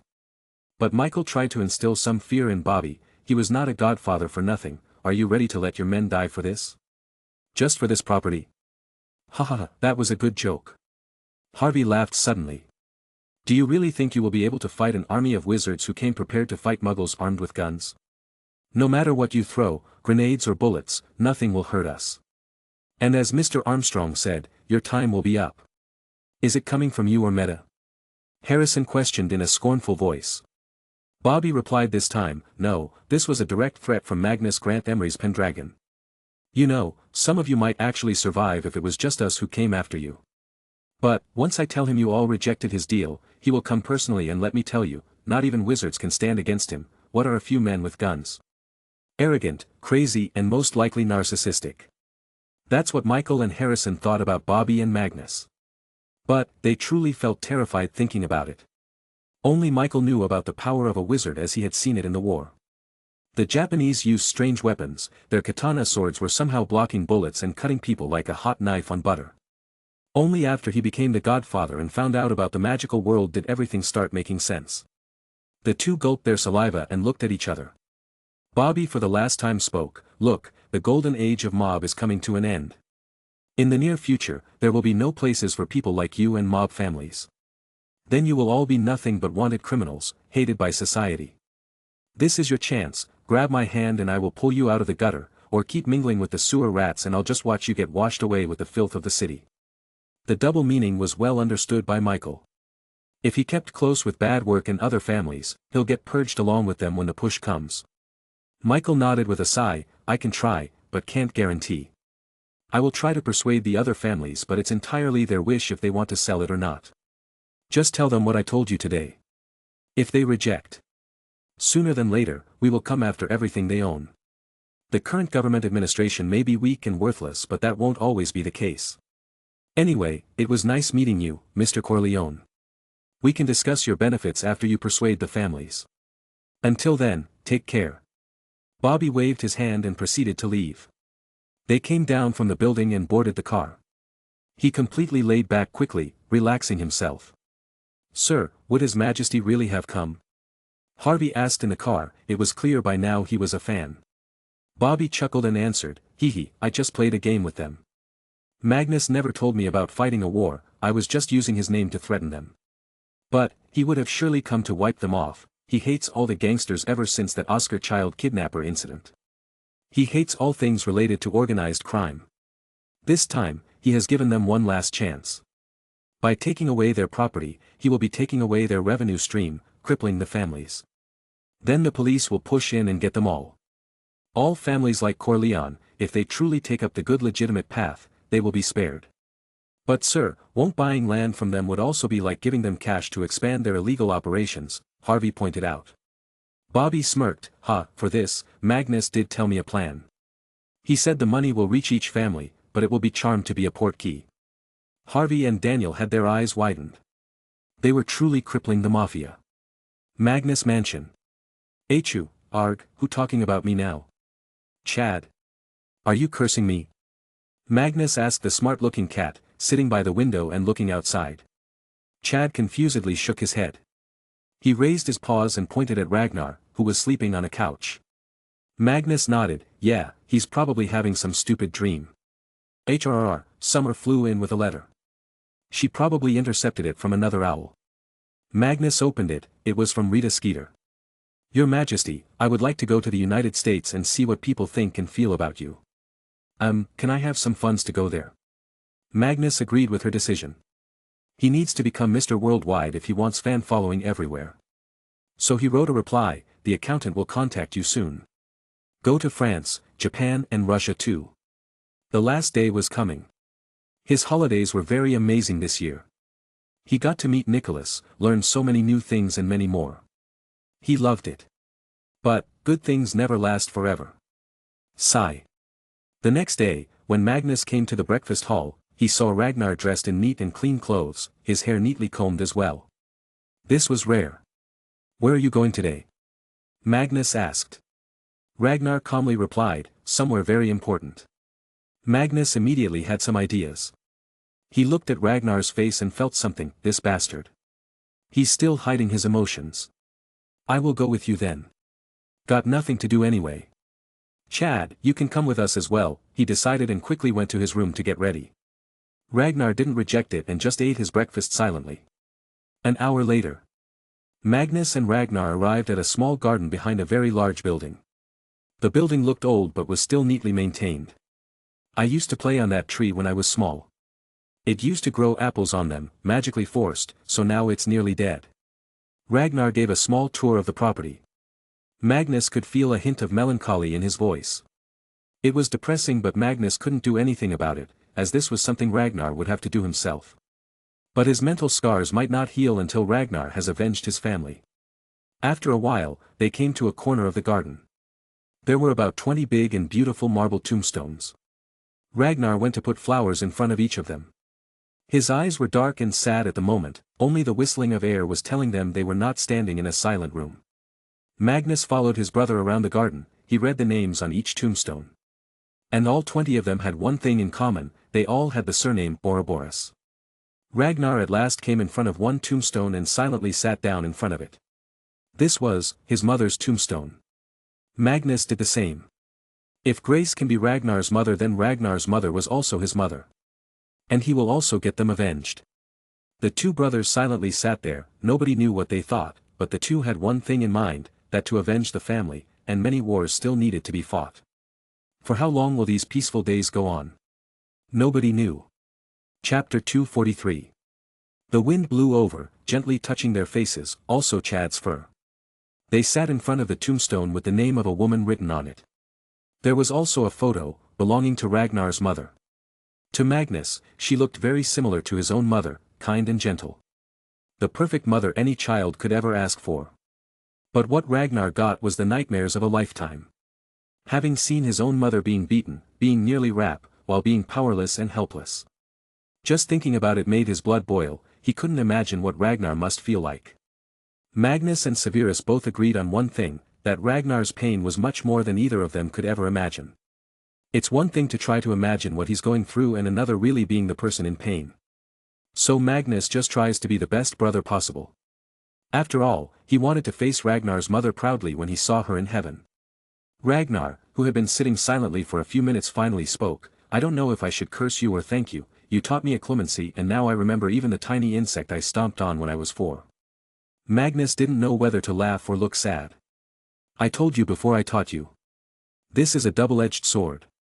Yes, it is. I hope someday, I will be able to permanently etch the dying screams of Rodolphus Lestrange in my memories.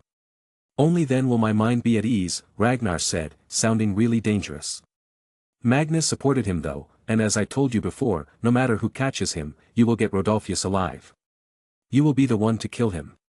After all, Magnus had even posted a wanted poster with the words, only alive, and it had the highest reward, a full whopping 1 million galleons. This much money could shoot up any ordinary wizard into the ranks of one of the richest in the world. Of course, the money was this much because the difficulty of the mission was too high.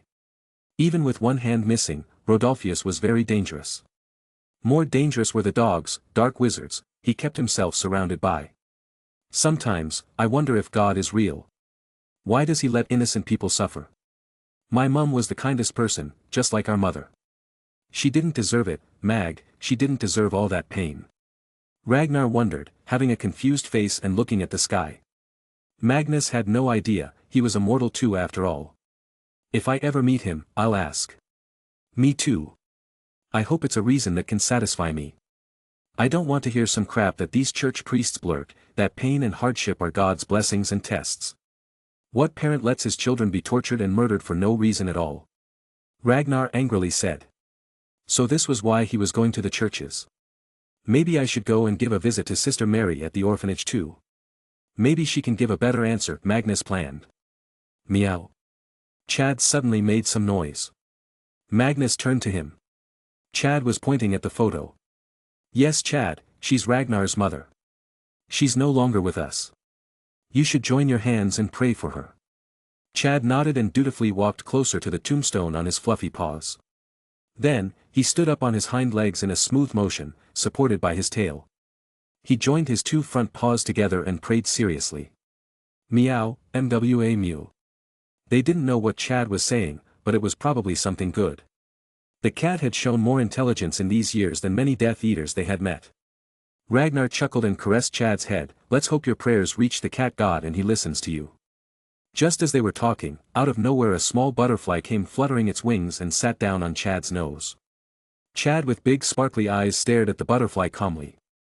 He looks like some kind of an angel right now, beloved of nature, Ragnar laughingly said. Magnus chuckled. No, he's just being a good boy because he's under punishment. He will always be our crazy Chad. Let's go back. Ragnar stood up. Magnus followed behind without saying anything. So, any plans for this school year? We'll be in our 3rd year.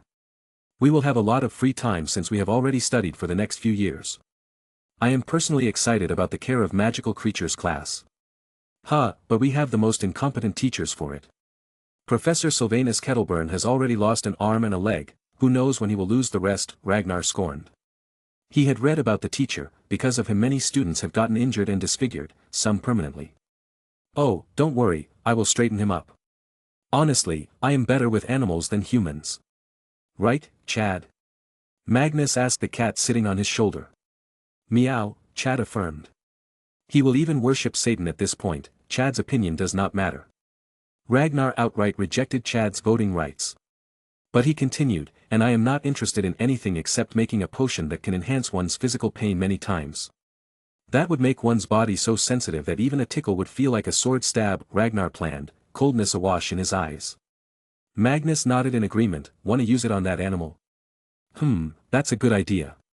Might as well use it on their favorite Dark Lord later. He deserves all the pain we can give him.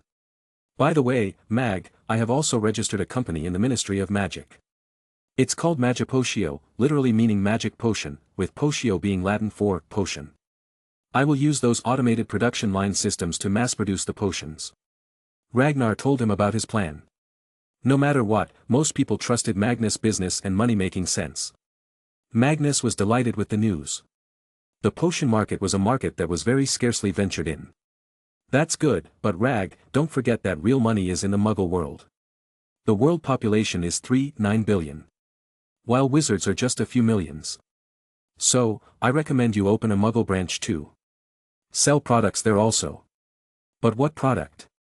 Won't magical items be too common sense defying? I mean, we can regrow bones with potions. Ragnar asked. My brother Ragnar, you should learn and understand the Muggle world more. You don't need to be heaven-defying to be successful. As long as your products are better than others, you will win. You can create a toned-down, diluted version of potions. Potions such as the erection potion, or maybe make a scar removal cream that takes at least 3 months to remove skin scars. It will be a hit. Learn about the Muggle market and create potions better than items already available, though I hope you don't try to compete with my own company. Magnus suggested him in detail. His mind was always filled with ideas, but he couldn't implement all of them as he had limited energy, but he could always advise others. Ragnar felt very inspired by this. All right then, I will open a company in the Muggle world too.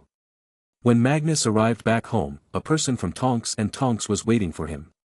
He was the assistant of Ted. Magnus invited him. Sir, we have investigated that communist case. Chairman Ted sent me here to tell you about it. The man started. Magnus alertly listened. He had no idea why they came to him, but it must be important if they can't deal with it. We were allowed to meet the secretly jailed captain.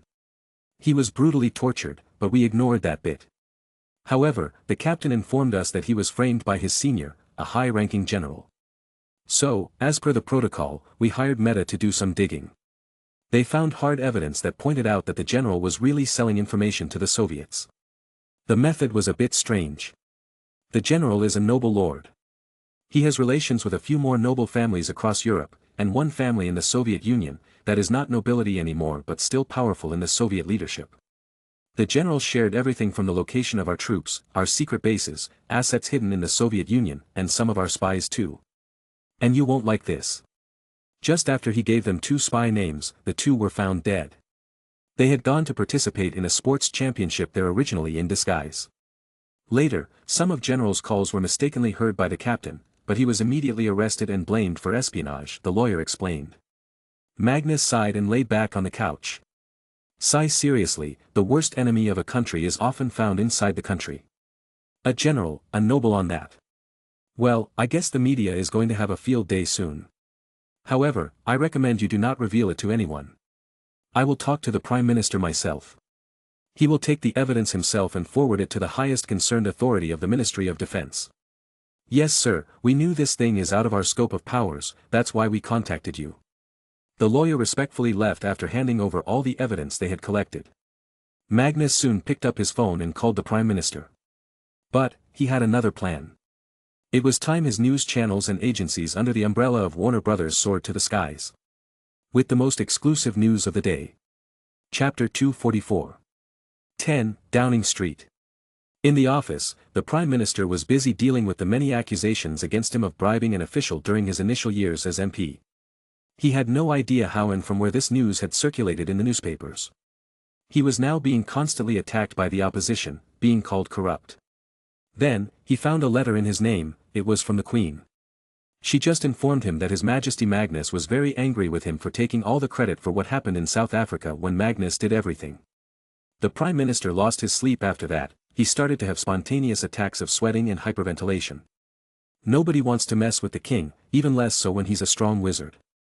Train. The telephone on his table rang, but he immediately felt somewhat gloomy hearing the rings. The ring felt like a demon's mouth, and it was pulling him in. Hello. Magnus lazily sat on the couch and spoke through the mobile phone. How are you? It's me, Magnus. I heard you are having some problems. Well, take care, corruption is something I despise. By the way, I have sent a report to you. You will be receiving it now. A shocked yelp was heard by Magnus. Yes, take the file Abe brought. Read it. Recently, I found evidence that one of our generals not only was selling intel to the Soviets but also caused the death of 2 spies and falsely incriminate an officer for his own crimes. Such a level of corruption at such a high level, and he's a noble lord. I will take action from my side, but you better make sure he gets hanged for treason, and the innocent officer is released. Got it? The Prime Minister started sweating again. Although these days capital punishment was not popular, treason was one category where if found guilty death punishment was highly probable. He read the documents carefully and found all of them to be very detailed. The whole relationship between the general and the people sitting in the Soviet Union was clearly proven in the document. Also, some call records and cash transfers were documented and shown in the evidence. Your Majesty, I will immediately handle this matter. Thank you for investigating this. This matter is above politics, it concerns our national security. The Prime Minister said in urgency. Magnus just agreed and put the phone down. After that, Magnus called his people to the Warner Brothers. He had personally sent a secretary to work with the company. She outranked everyone because he was the big boss. He told her about the news and gave tidbits of clues that would not jeopardize the investigation. Sigh, I should go and start packing my bags. Man, I hope I get a cute sister soon, I will have reason to run away from my school then. Magnus muttered and went to his room. Cokeworth, the Midlands, England. Severus was having some fun time with Lily today, as from tomorrow he'd be going back to school and there they don't really get much time to meet each other. Huh, Sev, do it again. Lily laughed and requested. Severus nodded and swung his wand. In an instant, a few cartoonish small palm-sized translucent holographic puppets appeared on the floor. They started to beat each other and each punch or kick would make clown horn sounds. We can also fight each other using them. I think I can make it popular at school as the best pastime game. Severus thought. Lily nodded vigorously, yes, it'd be funny if someone turned it into a real competition. It can be, after all, your ability to control your avatar depends on how good you are at magic. The better you are at magic, the stronger and more sophisticated your avatar can be. Here, look, I will make one that looks like you. Severus flicked his wand again. Soon, a new figure appeared. It was a girl that was obvious from its figure as well as its long hair. However, the puppets didn't really have any face or color. They were like ghosts, but with no faces. AAA, Sev, why am I naked? Lily blushingly asked him, seeing her puppet. Everyone is naked, Lily. They don't wear clothes. But, I believe if I can work on the spell a bit more I can make it so there can be colors. Then we will be able to have clothes. And why are you blushing? It's not like I made it fat or something, it's as fine looking as you. Severus just threw an underhanded compliment. Lily was not dumb, she knew what he did and also accepted the compliment with a simple blush. Well, I should head back now, Lily. We'll see you on the train tomorrow. Severus waved goodbye and left her house. His home was just a few minutes away so he calmly walked. This school year, I will create more potions, but not the improved versions of old potions. I will create totally new potions. 3 potions seems like a good target. Magnus is doing so much for everyone, we should also contribute to the order, he planned and reached home. Mom, I'm back. He announced as he entered. During the past 2 years, his relationship with his mother had been mended. Now, they were just like any normal mother and son, happy and caring for each other.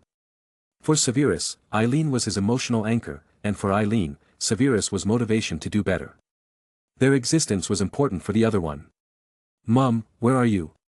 Severus shouted again and looked for Eileen in the kitchen. But, he didn't find her anywhere. However, his eyes fell on a box on the dining table. It was not supposed to be there. And neither had he seen it in the house before.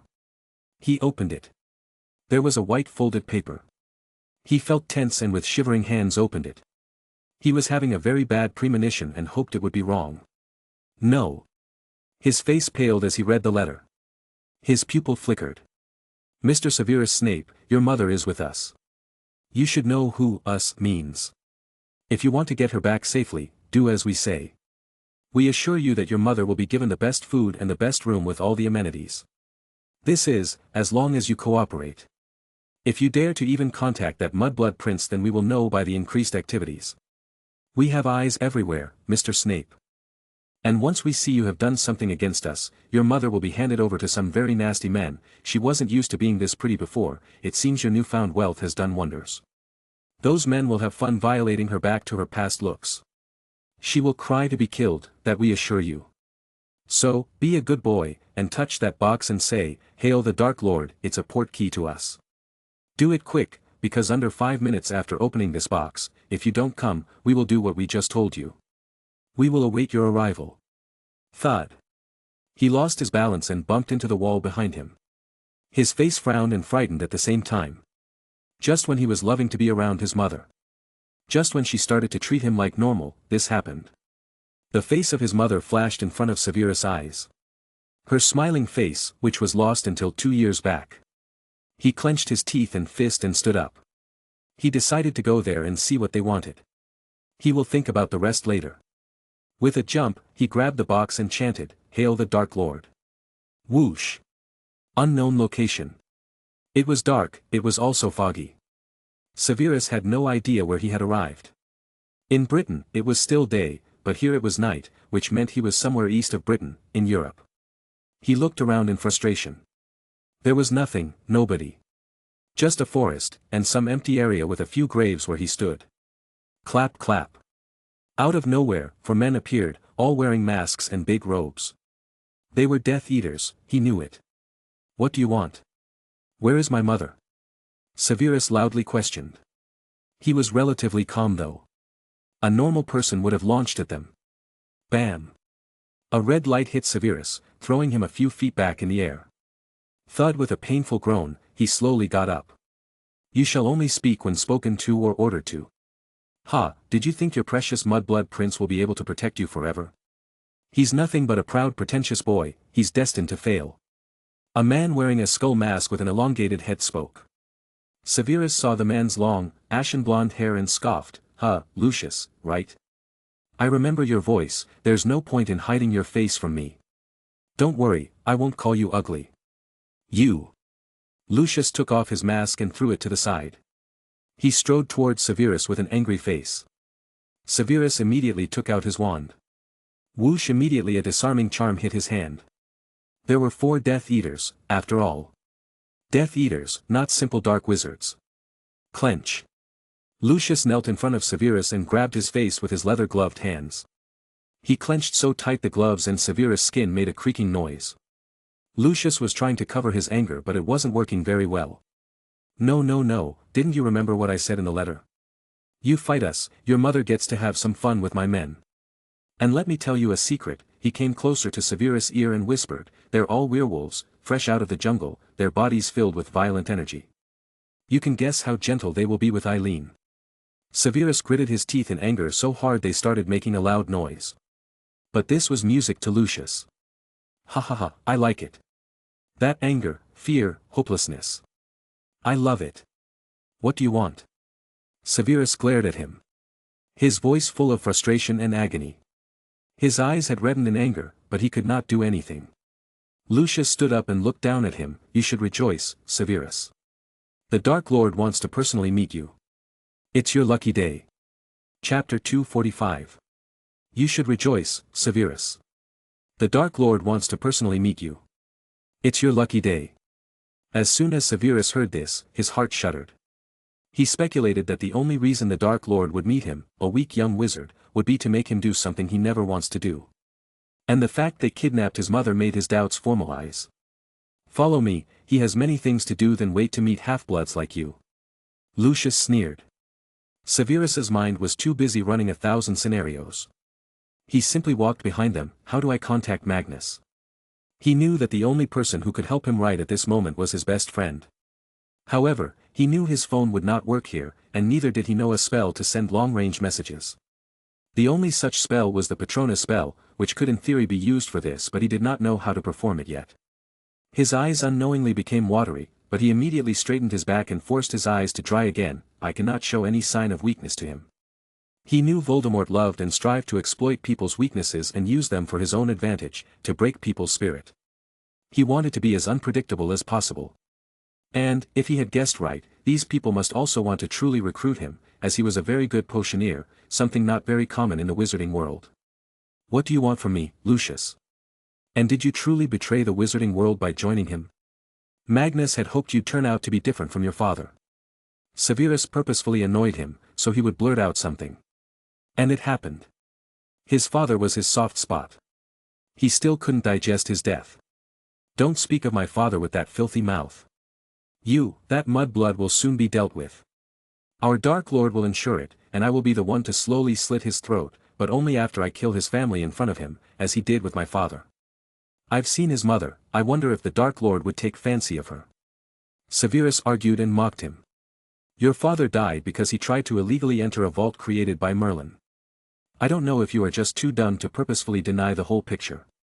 And let me tell you one thing, Lucius, Magnus might go easy on you as long as you go after him, but if you go after his family, he will disregard everything, even his own life, and kill you no matter what in the most painful way imaginable. I shouldn't have to remind you of the Battle of Raining Stones." Severus truly felt fear for Magnus' family, and him too. As he knew what Magnus' tolerance limit was, and if Voldemort crossed it, perhaps even hell would be too small to hide. On top of that, Ragnar was already traumatized. If something happened to Grace, he might just end the whole world with some super killer gas potion, as his sanity was already on the borderline. "Silence, one more word and your mother will be gifted to werewolf no matter you agree to the Dark Lord's demands or not," Lucius threatened.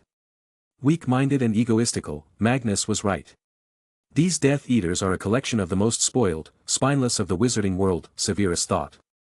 He stayed silent now, as he cared for his mother far too much. He was soon brought to a small shack in the middle of the forest. The moonlight was bright but the thick forest didn't let any of it fall on the ground. So it was still pitch black. But Severus could feel multiple presences in front of him. What is this? Congress of Death Eaters? Lucius pushed him inside the shack and grabbed his robes by the collar to drag him inwards. They passed a few rooms and finally arrived at a decently lit room with candles. There were not many people in the world who had seen Voldemort personally, so it was hard to imagine what he truly looked like. However, there was a general consensus among the people that Voldemort is very ugly. And it didn't seem very wrong now. It was as if he was uglier than a 10th-generation incest born.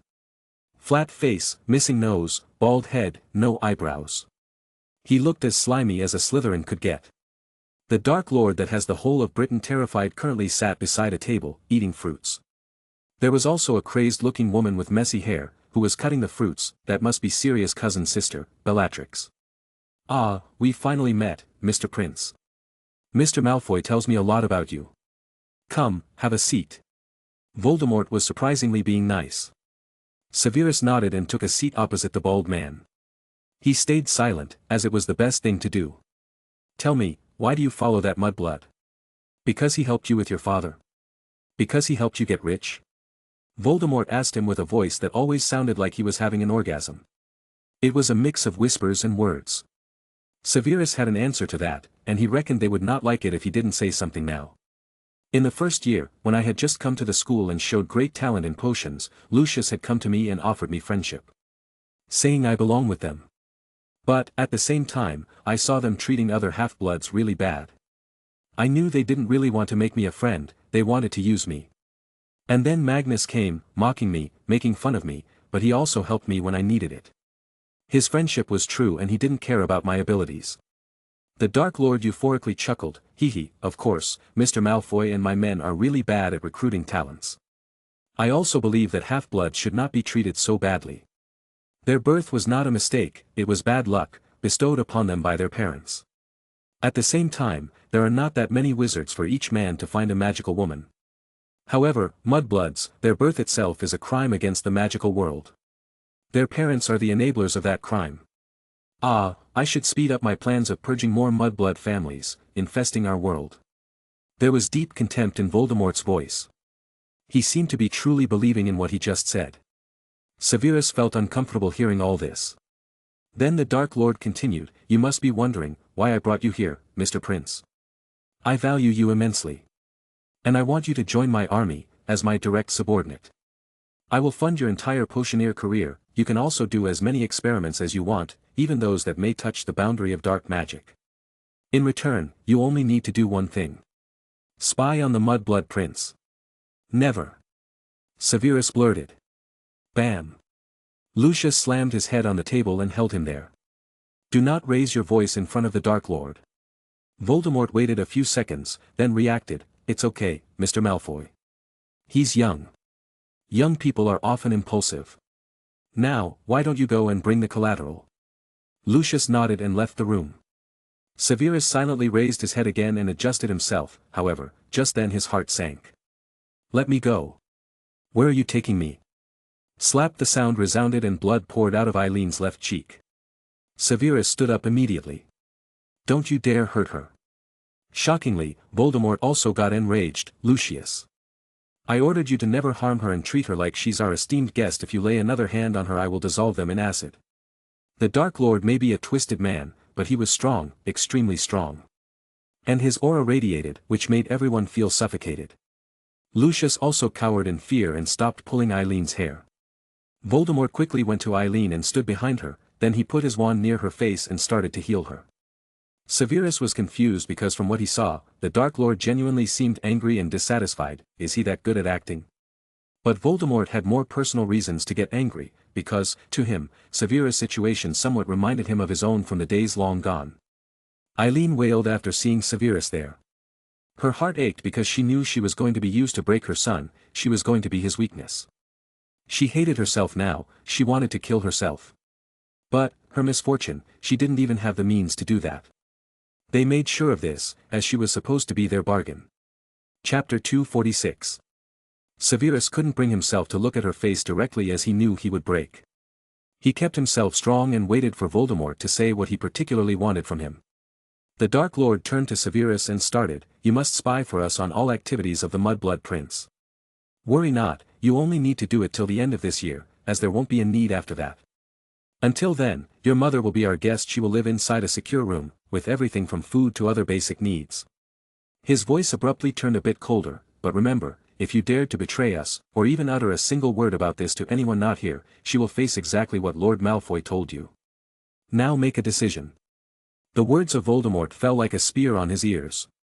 The gravity of what was being asked of him was too big.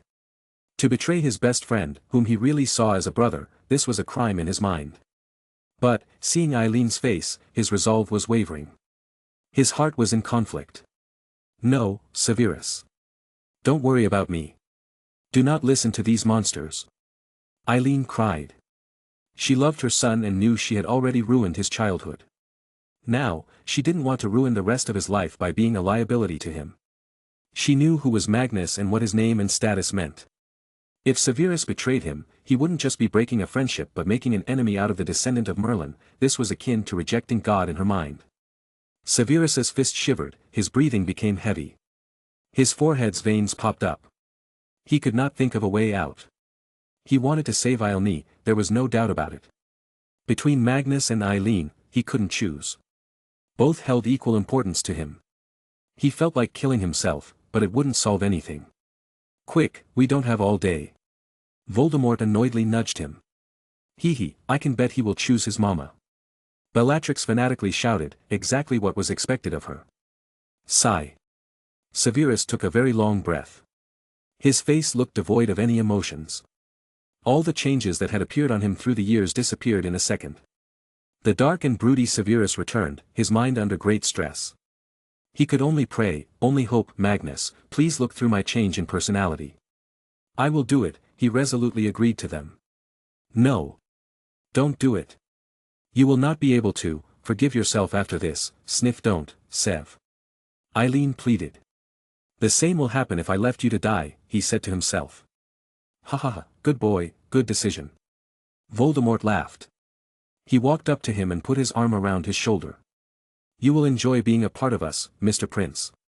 However, before you start your mission, there is one more thing. He stepped away all of a sudden. Hold him. What are you doing? Severus, confused, looked left and right. Two Death Eaters jumped and slammed his upper body on the table and bent him. He tried to move and free himself but they overpowered him. He didn't have his wand either, so he felt helpless. His face paled when Lucius acted next. Lucius came forward and grabbed his arm. Nothing, we're just insuring our property now. Voldemort came forward with his wand out and a hideous smile plastered on his face. Don't worry, it won't hurt. It's just a simple, dark mark. No. I will spy for you, this is not needed. Severus panicked. He didn't know if this dark mark could ever be removed. Getting this mark was as good as becoming a Death Eater, and if he was found out, he's afraid nobody will believe him, not after betraying Magnus. Voldemort took great joy in his agony and put his wand on his wrist and upper arm. I will be done soon, and after this, you will become an official member of our order. And, he came near his head and whispered, with this, I will always know what you do, what you will say and where you are. Ha ha ha. Hold him tight, he ordered. Voldemort cast some kind of a spell immediately and slowly waved his wand over the wrist. Severus was hurting and he clenched his teeth. He felt something moving in his veins and making its presence known across its body. The spell was complicated, after all, it had so many functions. It was made by Voldemort himself. This spell made sure that his subjects stayed loyal to him. However, the only thing it lacked was the ability to read its subjects' minds. The whole process lasted 3 minutes, but they felt like an eternity to Severus. Once he was released, he looked at his arm. It had a dark-colored skull and snake coming out of the mouth of the skull and coiling itself around in loops. The mark was also moving slightly, like the magical portraits. You may leave now, Mr. Prince, but just keep on sending letters containing the information to your house. Make it look like you are writing to your mother. If you do a good job we will keep Miss Prince safe. Break the deal, and we will, you know it. Mr. Malfoy, take him away. Voldemort ordered and didn't even spare a glance at Severus further. Severus. Eileen called him when she saw him being dragged away. Severus glanced at her and softly nodded, trying to give her strength. He knew all he needed to do was somehow let Magnus know about everything and all problems might get solved. Merlin's magic was with him after all. Lucius brought him to the same place he appeared and shoved his wand in his hand. Severus, you may have joined the wrong side originally, as long as you do good, my lord will treat you right. Believe me. It's really hard to trust someone with a face like that, Severus muttered to himself. He simply nodded, not in the mood to talk. Lucius handed him the same box as before, you know what to do. Severus grabbed it and chanted, Hail the Dark Lord. Whoosh. Severus found himself back at his home. Outside it was already evening and the sky was turning dark. The lights were not on at home so everything was nearly dark. Similar to how he was feeling right now. As soon as his feet touched the floor again he collapsed. His eyes finally let loose and a few tears appeared on his expressionless face. He made no noise however, he didn't want the Dark Lord to feel good with his misery. I must keep a distance from Rag and Mag whenever they will talk about sensitive things. Severus understood this much about the Dark Mark now. He went to his room and sat down on the chair. Brainstorming what he should do, however, the more he thought he felt more helpless. The Dark Mark had restricted too many things that he could have done. Now, if Magnus didn't take the initiative and use legilimency on him, he will never be able to tell people. What made him feel bad was that Magnus would most likely never do something like using legilimency on him, his best friend. He folded his arms and rested his head between them on the table. He didn't feel like moving, or even turning on the lights. There was just one single candle now, and he just stared at its flames. He felt like a candle. As it would burn and kill itself slowly, the surrounding darkness would soon take over. Magnus Mansion. What happened with Severus, Magnus had no idea. If he did, he would have used Merlin's staff and do everything possible to help his friend. But he was oblivious. He was at home, packing his luggage and humming some songs. He was taking many electronic items with him this time. They included mobile phones, portable radio, an electric record player, an electric generator that runs on fuel, and a few portable batteries that were large. He was going to turn his Slytherin hall into a big music room where people can relax at times. Of course, he didn't forget to bring many vinyl records. This year, I am going to conquer Slytherin House, then, when other houses find how cool mine is, I will gift them these too. He planned as an evil capitalist would. But Magnus was not evil, he was a good boy, as he did things for free when it came to making friends. After half an hour, he was done with the packing. This time he was taking 3 extra boxes, and mind you, they were all enchanted to have extra space. Is dinner ready? He wondered and headed to the kitchen. He didn't hear any sound from there, however.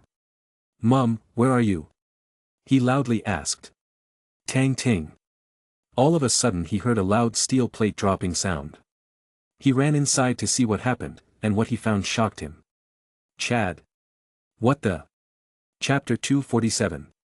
In front of him was Chad, sitting on an open shelf rack. He had an open cookie jar in his paws, it was without a lid and Chad's paw was inside it, taking out a cookie. However, there were already a few crumbs on his face and fur. Chad, in shock, paused like a statue and looked Magnus in the eyes. Magnus and his eyes met for a second. Chad must be thinking something, and Magnus knew it. Crunch. Chad moved like lightning and put 2 more cookies in his mouth and ate them frantically, as according to his common sense if it's in his stomach then it's case closed. You are under punishment. Magnus gave him a chase. But Chad was smart, he instead let the cookie jar fall and ran away. Magnus of course made sure the jar was safe. But, once again, Chad made a mistake. He forgot Magnus was a wizard, he was too used to living around Grace it seemed. Immobulus. He cast a freezing charm on Chad.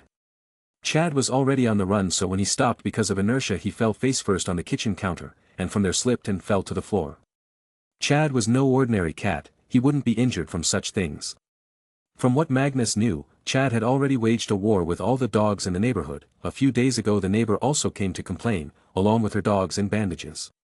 Magnus was totally shocked at first because the woman didn't have 1 but 3 dogs, and out of them, 2 were German Shepherd and 1 was a Doberman. The moment they saw Chad, the 3 dogs started crying in loud wails. So, Chad was a tough boy. And this meant his punishments were also harder from then on. He picked immobile Chad, boy, you just got your punishment extended for a week. From now on the kitchen shelves will have locks. Chad couldn't move, but his eyes could, and they showed fear. Don't look at me like that. This is the result of your hard work. At the same time, a meeting was taking place in New York, between the 5 mafia families. Michael Corleone was a smart man, he somewhat understood that no matter what, you cannot go against the state, even less so against a powerful wizard who was also a real-life prince. Even states would think 100 times when going against Magnus, let alone his small family that wasn't even trying to become powerful anymore. So, like every time something big needs to be decided, he summoned the families. There have always been 5 families that held the highest power in New York, oftentimes many more tried to enter but they were dealt with by the 5. Due to the long possession of the underworld in East Coast, these families had become immensely wealthy, and now that the condition of New York was bad, they were getting richer, the business of porn, underground casino and extortion was thriving. Made easy with the budget cuts of the city police. Corleone family was the only one that was not pushing too much and taking advantage of this situation. The meeting took place in a good 5-star hotel in the city. It was not ruled by anyone so they all agreed to this place. Why did you convene this meeting, Mr. Corleone? Business is booming, I'm sure nobody here harmed anybody's interest this time. Don Anastasia started. In the big room, a circular table was placed in the middle, the 5 sat a good distance away and behind each stood their advisor or adjutant. Michael sighed and said under his breath, that's exactly the problem. Gentlemen, recently I was contacted by the CEO of Future Tech Industries. In the beginning, he wanted to buy some properties from me and you all. I invited him to meet me, and he told me his ambitions. He wants to buy the whole dock section, which currently the Bonanno family runs, the whole warehouse and land in the industrial area, which is owned and run by the Gambino family, the whole block of the street under the control of the Genovese family. And finally, 127 shops, large and small that we all own combined. He revealed solemnly. And that was it, all 4 family dons stood up in anger and started hurling words together, creating disorder. Michael sat calmly and just wanted for them to sit down. But when they didn't, he slammed his hand on the table. Calm down. I am in the same situation as you. He defended himself. Then just say no to him, why even convene this meeting? While we're at it, we'll see how his company operates in New York. No, we won't let it work across the whole East Coast, Don Castellano boastfully proclaimed. After Michael, he was the most powerful guy among the mob families. Michael couldn't help but curse in his mind. He wondered if he had not known about the true strength behind Future Tech and these demands, would he have also acted like this? Gentlemen, now I will tell you why I couldn't say no, and why you won't be able to say no either. Forget the East Coast, you can't even stop him from entering your home turf and slap you in the face. Behind Future Tech stands the whole might of Meta and the renowned law firm Tonks and Tonks. If you think you don't care about any legal trouble, then Meta will end you all. They have already gathered all the evidence they need to put each of us behind bars for decades. I will not say more, you know about Meta already. Michael stayed silent after that and let others discuss. All of them knew that if Meta got involved, they will surely be dealt with by the FBI. The city police may be underfunded but the FBI was a federal agency, they had enough money and manpower to catch all of them. So, after a whole hour of pointless discussion, they asked Michael, what about the pricing? Current market rate, nothing less, nothing more, Michael answered. He knew what they would ask next. And what if we reject? One of them asked. Sigh, well, then you can say goodbye to the mob world and say hello to either hell or prison, he answered. There wasn't really any choice left for them. It was either agree to sell or die, there was no disagreeing. In the end, they agreed to sell it. It was better to live another day, as there will be many chances to make money. And as long as they didn't make losses, they could accept it. Oh, how naive they were. Michael left the building and directly drove to meet Bobby in Cambridge. He was soon taken to the meeting place, it was the new building Bobby had bought. So, they all agreed. Wonderful. I will send them the papers to sign and the cash later. You, Mr. Corleone, will get a helping hand with your business. If you ever start a tech company, you can get certain help from me and my various assets. If you need my advice, then invest in technology stocks as they will soar to the skies soon. You will also get access to hiring Meta, as long as it's not some illegal work, they will give you a preferential discount. You will also get a lawyer assigned to you by Tonks and Tonks, of course, if you can pay him or not is up to you. Bobby gave him many helping hands. And, if Michael really has help from Meta and Tonks, he can truly get out of the mob business and bury his past for good. Bobby had just given him a way out of this life. Thank you, Mr. Armstrong. Please visit my home when you are in New York City again, we will have dinner together. Michael offered him. Bobby sent him away and looked at his lawyer. Let's prepare the money. A few days later, after the 5 families signed the papers of ownership and took the money, at night, all of a sudden the whole money bag disappeared. Not even a single dollar bill was found. They obviously had no idea how or where it could go, as it was securely placed deep inside the safe. They could only doubt it was an insider job, and this caused infighting in the gangs. Only Michael knew about Bobby and his magical background, so it was not very tough for him to guess what happened. But he actually got the money back soon, with a warning to act like he also lost it. This way, Bobby and Magnus now owned a majority of good land space in New York City with only a few million being spent. The next part was to start making money from it. Why do I feel like some kind of a mob boss myself? Bobby wondered while sitting in his apartment. Instead of a cigar, he was eating a lollipop and a pizza. Chapter 248. Ha ha ha, man, you turned out to be even more shrewd than me. When did you hatch this plan? Magnus was talking to Bobby. The cost of the calls was great, but they could afford it. When you said, I wish I had more land in New York, instead of that useless Chrysler building. That's when I made this plan. Bobby said, mimicking Magnus. He also laughed, feeling that Magnus must be the first person in the world who bought a whole building by mistake, thinking it's a car company. Okay, you can use the land as you wish, I will see if any of my company wants to open an office there. But, most of my companies are more of manufacturers, so it'll be a waste to be there. Wait, there is still Emery's construction. I guess it's time to hire a few more wizards. Bobby, tell the Tonks and Tonks guy there to put out a few job offerings for creative wizard position at the Makusa notice board. Magnus requested. Sure Mag, but what's creative wizards? Bobby asked while chewing on some dumplings he had just ordered. Magnus laughed and explained, it's nothing but a fancy word for a construction worker, but with magic. This way they don't feel small. Anyway, with the salary I pay them, they are anything but small people. Each of my wizard workers in Emery's construction is already either a millionaire or about to become one. They continued talking for a few more minutes and hung up. It was already nighttime in Britain and the family was having their last dinner before Magnus and Ragnar would leave. Thankfully, Grace will have her baby in the December holidays, so at that time he is going to be at home. Dad and Mum, please take care of yourself when we are gone. A few wizards from Meta, hand-selected by me, will be keeping you two safe. Know this, my life is in less danger than you two. If someone from the magical world comes to fight me, I can defeat them. But, they might try to get to me because they know that can't beat me in a straight fight. Magnus explained as well as warning them. Ragnar also chimed in, yes, Mum, Dad.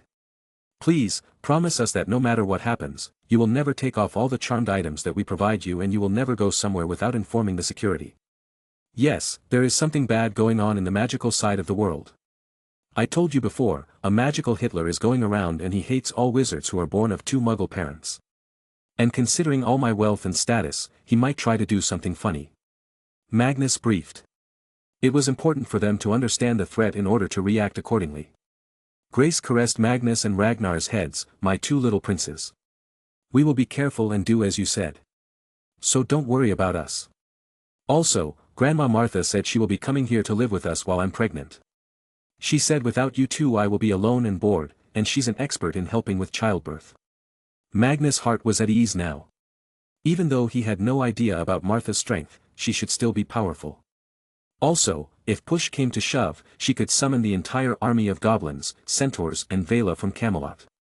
Hell, there was also Cuddles, Pebble, thousands of XXXXX rank animals, and also the one and only Duck, who'd rather give his life trying to protect Grace, because Grace was his beloved sweetest grandma. So, it was foolish to really attack Magnus' family. But, there can always be some underhanded methods used, that's why he used meta, as these people were experts in finding hidden dangers. Meow. Chad came and rubbed against Grace's feet. Grace picked him up and put him on her lap. "You dummy, you were caught stealing cookies today. Bad boy, stealing is bad manners. I will have to hire a trainer for you it seems." Chad didn't know the trainer was going to bring many hard times for him, so he just purred and slept.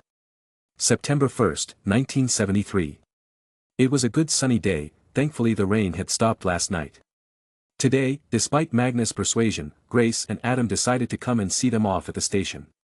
So, the car, a normal Range Rover, left their home covertly. Magnus put a "Notice Me Not" charm on it so the people avoided it. At least for a few kilometers. Wizard security travels with apparitions so they do not need any vehicles. But the Muggle security had to silently follow them. "Magnus, here, you take these. I made this for your friends Emma and Severus." Grace handed him 2 extra lunchboxes. Magnus embarrassingly took them and tried to end the topic right there, before Grace went as far as dreaming about her grandkids, while she herself was about to have a child. "Ragnar, you should also quickly find a girlfriend and after school marry her and give me lots of grandkids," Grace cheered him. Cough. Ragnar was shocked that he was now on the receiving end of this desire of Grace. Magnus was just smugly smiling. "Mum, don't worry, if there is someone out there for me, I will give you 10 grandkids." "Oh. Aren't you an ambitious one?" Adam laughed and patted his head. "Well, if you keep nagging me, I have no choice. I'd do anything for my family." Ragnar replied, making the two emotional and giving him close hugs. After a decently long trip, they arrived at the station. It was, as always, filled with people. Their destination was the platform 9 3/4. When they arrived, there was already a small line of wizards and their families waiting to go to the other side. Many recognized Magnus and his family and greeted them. "Are all walls on this platform enchanted?" Magnus wondered at the same time. "Ah, this never gets boring. As magical as ever," Grace muttered when crossing over. They didn't need to run through, just going at normal speed was also good enough. The train was steaming as usual, giving off a very magical feeling. Magnus doubted all this was theatrics to make kids curious and excited about the magical fairy tale life at Hogwarts. This only fools the first years and parents of students to some extent. For the students, they learn the reality of the school after the first week. Constant vigilance. "Hey you! Move away from there. And Adolf Rattler, stop trimming your mustache on station." All of a sudden Magnus heard Moody's loud grumpy voice. He looked around and sure enough found him organizing the platform and making the students board the train. Soon, Moody's eyes met Magnus so he came forward to meet and greet them. He looked at Adam first and bowed slightly. "Your Highnesses. What are you doing here, one-leg man?" Magnus asked. Moody was by now used to being named strange things by Magnus, so he had developed a habit of ignoring the first part of words. I have become the temporary Dada professor. Can you imagine who was first selected by Dumbledore? Let me give you a clue: red hair, big nose, and weak aura." Magnus' eyes shined. "Leaning Tower of Weasleys." "Wahaha, yes, and that's a nice name for their house. Anyway, I told Dumbledore to not let Arthur Weasley take the position and drop the standard of Dada proficiency at school. So, I was hired." Moody explained. "Well, that's good. I will have someone to train with," Magnus gratefully said. He always wanted to try out the Dada but never got a competent teacher. Emma soon came running with excitement. Grace, though, first greeted her with a soft pat on her head. After that, Magnus also noticed Severus coming towards them. But, he quickly saw the slight change. "Why does he look grumpy?" All right, the whole squad is here. Emma, you didn't save seats for us this time? Magnus asked her. Humph, I already put my luggage there. She proudly replied. She had gained some confidence after meeting Grace. So, Magnus and Ragnar started to say bye to them. Bye-bye, they hugged each other. Eat fresh and stay healthy. Grace advised them. Everyone lifted the luggage they would bring to their cabin and headed towards the train door. However. Boom. Ba-am. Two ear-shattering sounds, enough to scare the hearts of everyone, resounded. The sound came out of nowhere and swept through the whole building. Crack. Glass, no matter where, the glass shattered under the intense blast. It was scary and everyone fell to the floor or kneeled down. Grace and Adam too were on the ground, and all the meta wizards covered them from all sides. Fear and anxiety took over the platform, making some first-years whimper and hug their parents, while some 6-7th years formed a protective circle around the young students. This was how they were taught. What was that? Magnus and his squad immediately turned around to watch. But there was only Moody standing, even he was in shock. However, just then Magnus' mind realized something. This was the magical side of the station, there was still the muggle side. This is a bomb blast. We must help. Chapter 249. Boom. The blast was very loud and scary. Magnus could only imagine the damage that must have occurred outside. He turned to look at Moody, call Ministry orders quickly to organize the people in the station. I am going to take a look outside. If we can help people then we obviously should. We will help too, Mr. Pendragon. All of a sudden a few students came to him. Their faces looked frightened but still showed some strength hidden inside.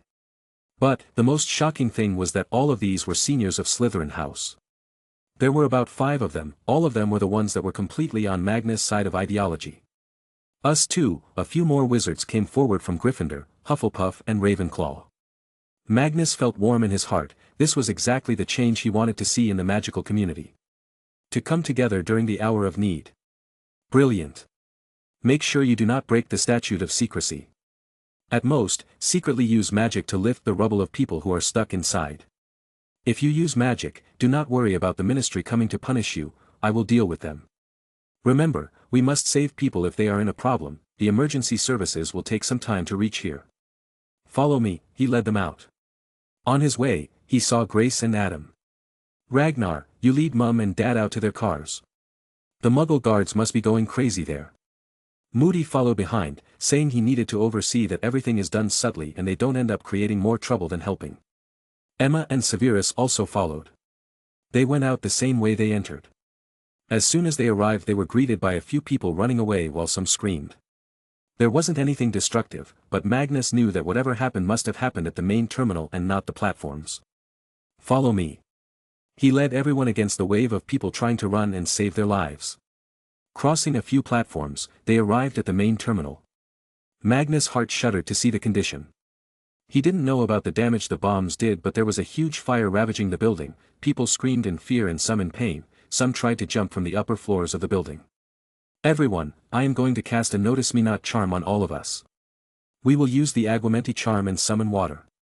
But remember, our focus is not to stop the fire, instead it's to save people. He commanded and moved ahead. At the same time, Ragnar led Grace and Adam out from the side. The meta wizards were along with them, so Magnus had no fear for them. They divided themselves into small squads and started to quash fire. They saved a few people on their way. The building had collapsed from some parts. Magnus felt bad for the people. They had nothing to do with the land dispute between the two countries, yet they were the ones being hurt and losing their lives. If I can't force this senseless violence to stop, no company will think of investing here, and neither will the economy grow. Good, I can use myself this time. That they attacked the royal family, as we were present here. As long as their top leaders know they messed with Merlin's descendant, I'm sure it'll have some effect, he thought. There were a few people dead, crushed under the rubble. Some died in the fire. Magnus didn't let fellow students focus on the dead and instead found those still alive. In the middle of the whole operation, Magnus disappeared for a small time. He went towards the exit of the station and continuously chanted point me charms. He was looking for the attackers and he had a feeling they were not far away. They were most likely running away. Magnus was already under charms so nobody would notice him. He took out his small expansion pouch that was his emergency pouch as well. He took out his broom and zoomed into the air. Continuous point-me charms were creating a light that showed the direction. Magnus found himself following the road heading out of the city.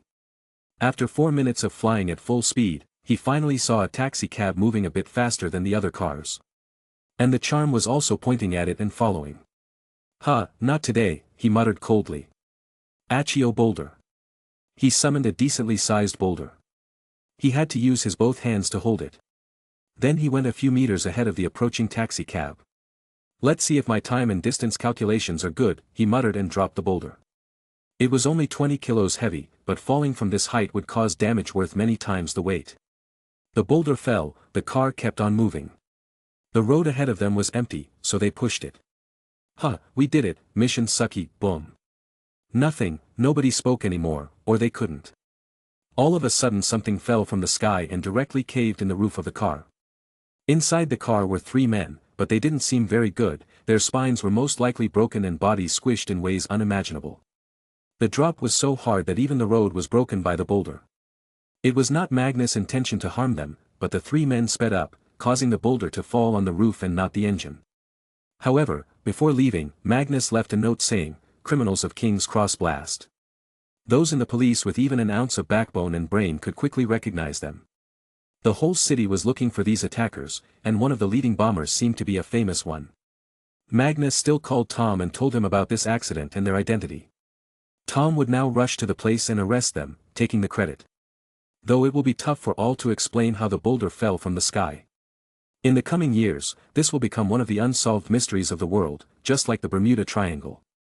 Though some scientists would say it came from space and some religious people would say it was a punishment from God.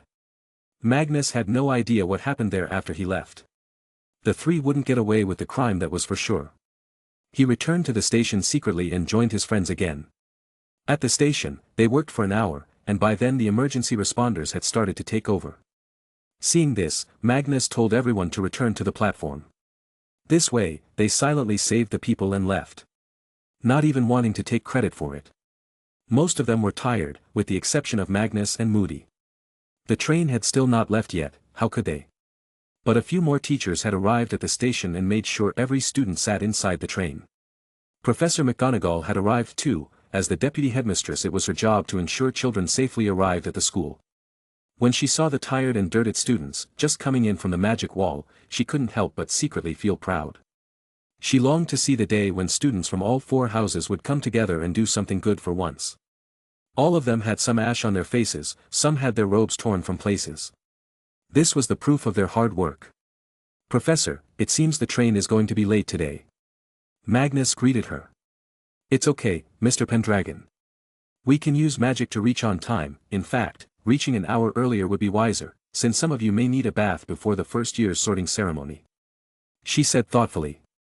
"Actually, it'd be better if you just took us dirty ones before the rest, this way those first years won't have to wait too long and have their sorting ceremony lose its charm," Magnus suggested. He could already imagine a few first years falling asleep in the grand hall waiting for their sorting to start. She agreed to this and organized the teachers to take the students who participated in the rescue to the school with apparition. Of course, they could not enter the school directly, they'd just appear outside it. Magnus, Ragnar, Emma and Severus also arrived soon after. They quickly went to their dorms to bathe and get fresh. Meanwhile, the train would come a few hours later. "Hey! Sev, what are you doing standing under the shower? It's been 10 minutes already." Magnus called him out in the shower. Severus, as if just woke up from his sleep, looked around. He quickly washed his face and came out. "Nothing, I was just relaxing." "Let's go then, I haven't eaten the lunchbox Mum had packed for us 4. He enthusiastically went to the Great Hall. Emma also came right in time from her dorms and followed them. She was still having an adrenaline rush. "I can't believe we just became heroes. We saved people. I don't know how to explain this feeling." Magnus chuckled. "You'll get used to it. Especially when you're around this bad luck charm," Ragnar added. Chapter 250. "Here, Sev, Rag and Emma. Taste these, Mum sent them. She especially made them with her own hand." Hee, Abe and George were scolded for helping her in the morning. Magnus nudged them. Currently, they were one of the few in the hall, as the train had not arrived yet. "Mrs. Grant made all this for me. She's so kind, thank you." Emma happily took the box with great enthusiasm. There's pizza for me, Mrs. Grant packed me a pizza. How did she know this was my favorite? Emma was already on cloud 9. The pizza had become her favorite food ever since the trip with Magnus. "Nice, for me it's chicken." Ragnar was also satisfied. "Severus, we didn't know what food you love the most, so Mum packed a little of it all. I got pancakes though." Magnus said and enjoyed the smooth buttery pancakes. They ate heartily even before dinner started. However, Emma couldn't eat it all. "That's it, I'm done. I cannot eat more, do you guys want some?" "Sure, give it to me. I never waste food, especially when Mum made it." Magnus took her lunchbox and gobbled the food down. But then he noticed Severus sitting silently and taking small bites. "You don't want it?" Severus simply pushed the box towards him. Magnus happily ate that too. "Sev, you're acting different today. Is everything okay?" Severus' heart beat fast. He was happy that Magnus at least noticed it.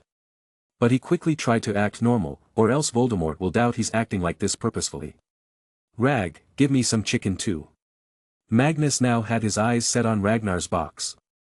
"No. These are spicy chicken, my favorite." Ragnar denied it wholeheartedly. If anybody, only Ragnar could challenge Magnus when it came to eating.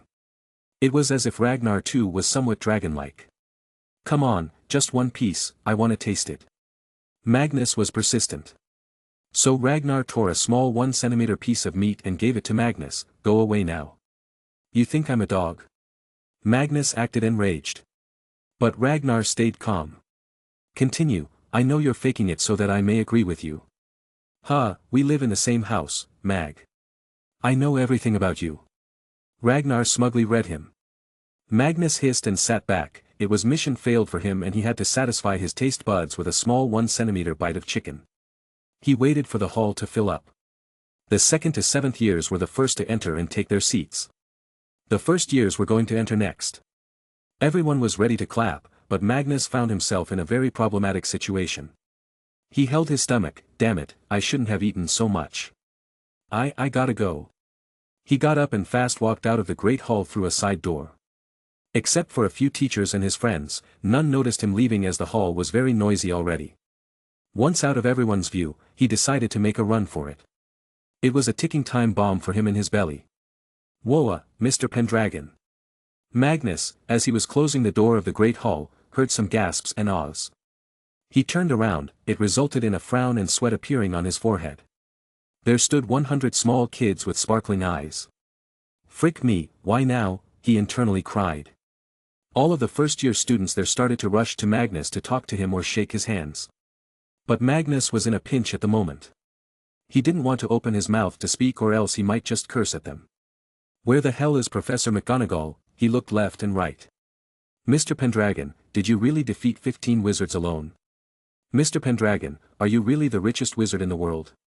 Can I touch you? Do you know Merlin? Can I still buy Dumbledore-flavored underwire? Are there other flavors? Is Princess Grace really an angel?" They all started to ask him questions. Those Muggle-born students who had no idea started to ask their newly made friends about him, and those started to enthusiastically tell them about him, but they were exaggerating it by too much, saying Magnus had killed 5 basilisks all alone. "Oh no, they have surrounded me," he internally cried and silently took out his wand. "I'm afraid, I will have to use my powers on these younglings." Whoosh zzz and a lightsaber suddenly decapitated all first-year kids. Wrong universe. Whoosh. A girl jumped and hugged Magnus' waist tightly. This was akin to squeezing a balloon on the verge of bursting. "Me Pendragon, I am a big fan of yours. My big brother talks so much about you," she chirped. Who's your brother?" he asked in pain and interest, a rare combination he wasn't liking experiencing. "I am Amelia Bones, my big brother is Edgar Bones," she revealed happily. She was very proud of her brother working with Magnus. "Oh!" Magnus exclaimed, but it was known if it was in shock or a natural accident somewhere in the pants. Footsteps. "First years, please stand in line here and do not make noise." "Mr. Pendragon, what are you doing outside?" Finally, Professor McGonagall arrived. To Magnus, she didn't seem any less than a heavenly angel, with a wrinkled face but still an angel, "I forgot something in my room, I'll be back in a minute." He blurted and ran away, paying no attention to them. The Great Hall greeted the new students with warm applause. Soon the sorting ceremony was also conducted. Amelia Bones, Hufflepuff. Bartemius Crouch Jr., Slytherin. The sorting was neatly done with no hat stall, meaning that there were no students this year that had talents that were compatible with all houses. Once they all took their seats, Dumbledore took to the podium to speak. However, his eyes darted towards the Slytherin table and found Magnus missing. But he didn't pay much attention to it. "Welcome to Hogwarts, first years, and welcome back to the rest. I must acknowledge, the beginning of this year has already tensed many of you up, and it's understandable. What happened this morning at the King's Cross station was very tragic and horrifying. The loss of life is never easy to cope up with. So we shall have 2 minutes of silence in the name of all those who lost their lives in that tragic accident today." Dumbledore announced and turned silent. After 2 minutes, he spoke proudly. "Despite what happened and how scary it must have been, a few of our students showed the bravery of unmatched caliber and rushed to help those in need. I am very proud of all of you, as I always dreamt of seeing wizards someday use magic to help without asking anything in return. Still, I would like to name everyone who participated in the rescue. First, let's start with the one who led the whole rescue, Magnus. Thud." Dumbledore's speech was interrupted because someone opened the Great Hall's door too loudly. But then a man ran inside in a weird fashion. He was physically challenged. Many recognized him as Professor Kettleburn. His face looked horrified and panicked. "Headmaster! Help!" In the school, he cried in fear. Dumbledore calmly asked, "What happened?" "Breathe, Professor Kettleburn, and answer clearly. There's a chimera is on the loose." Bang! All those who knew what this creature meant panicked and started screaming. "Silence! Calm down. As long as everyone is here you will be safe, all the teachers are here to secure the area." Dumbledore took over the situation. He turned to look at the teacher and silently nodded. They took the cue and went to each entrance of the Great Hall to guard it. Bam! But just then, with a loud thud, the main door was pushed open. ROR, the ear-shattering roar resounded. 10 minutes ago. Ah, I bet it was the chicken. I should have stuck to pancakes. Magnus was loosening himself in the restroom. It was on the first floor, not too far away from the Great Hall. I should hurry up, can't miss the whole ceremony. I need to keep a high reputation so more of the new students follow me. I wonder who will join Slytherin though. He was busy with his thoughts. Knock knock. All of a sudden someone heavily knocked on the door of his stall.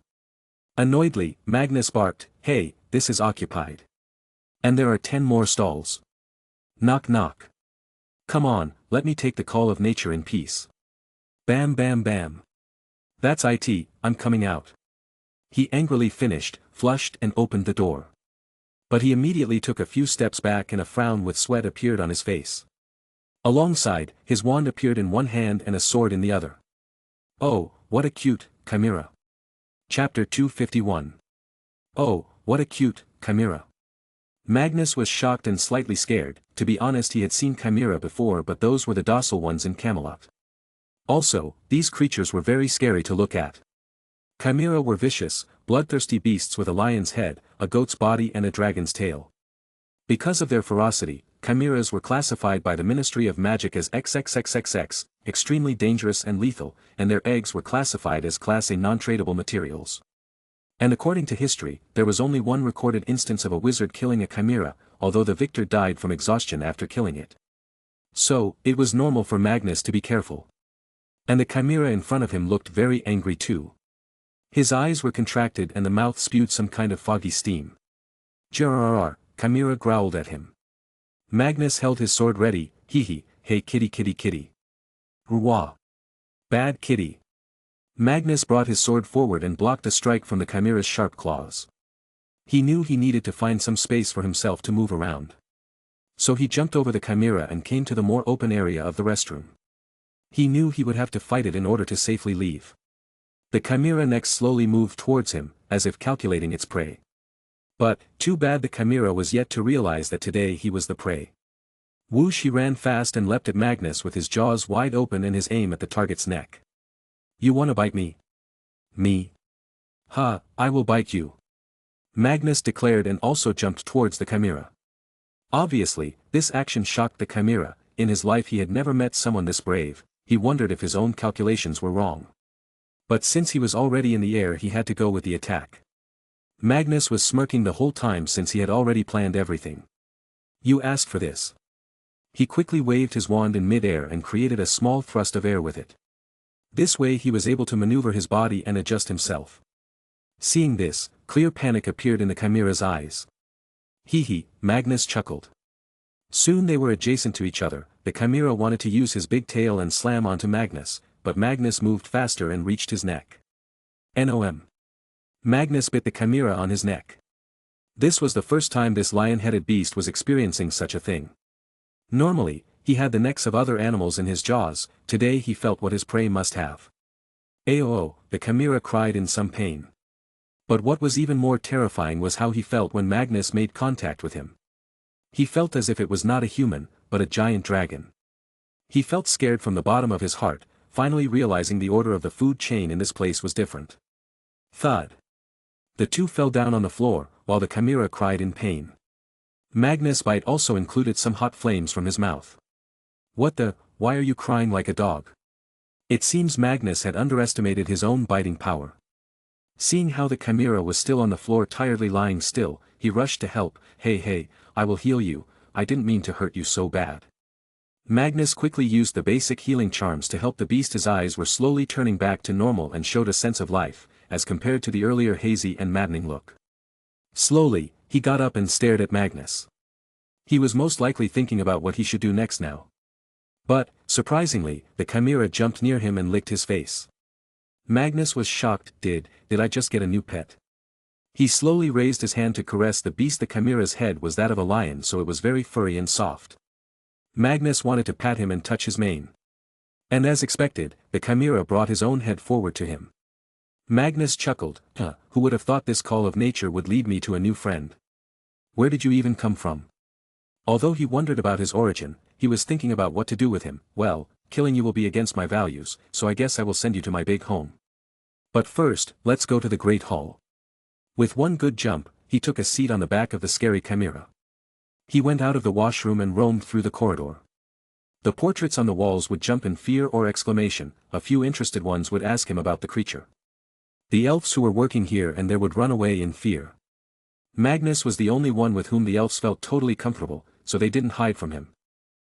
This feels very majestic. I guess you are a lion with just some alterations. He patted the head of the Chimera, who happily purred and walked. To him, Magnus' weight on the back was negligible.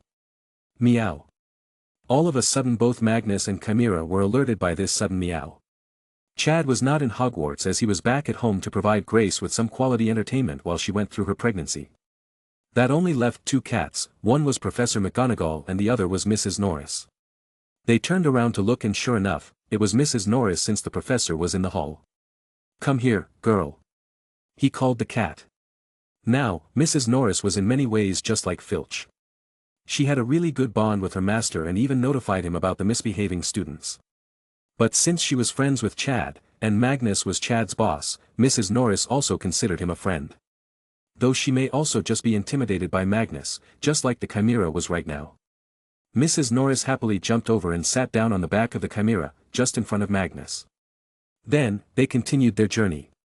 He was just about to enter the big door of the Great Hall when he heard the panic cries of people from inside. What happened there? Don't tell me, Death Eaters attacked the school.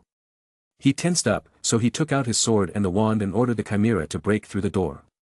But he was very calm, knowing that Dumbledore was there. The man was called the strongest wizard alive. There had to be some truth to that statement.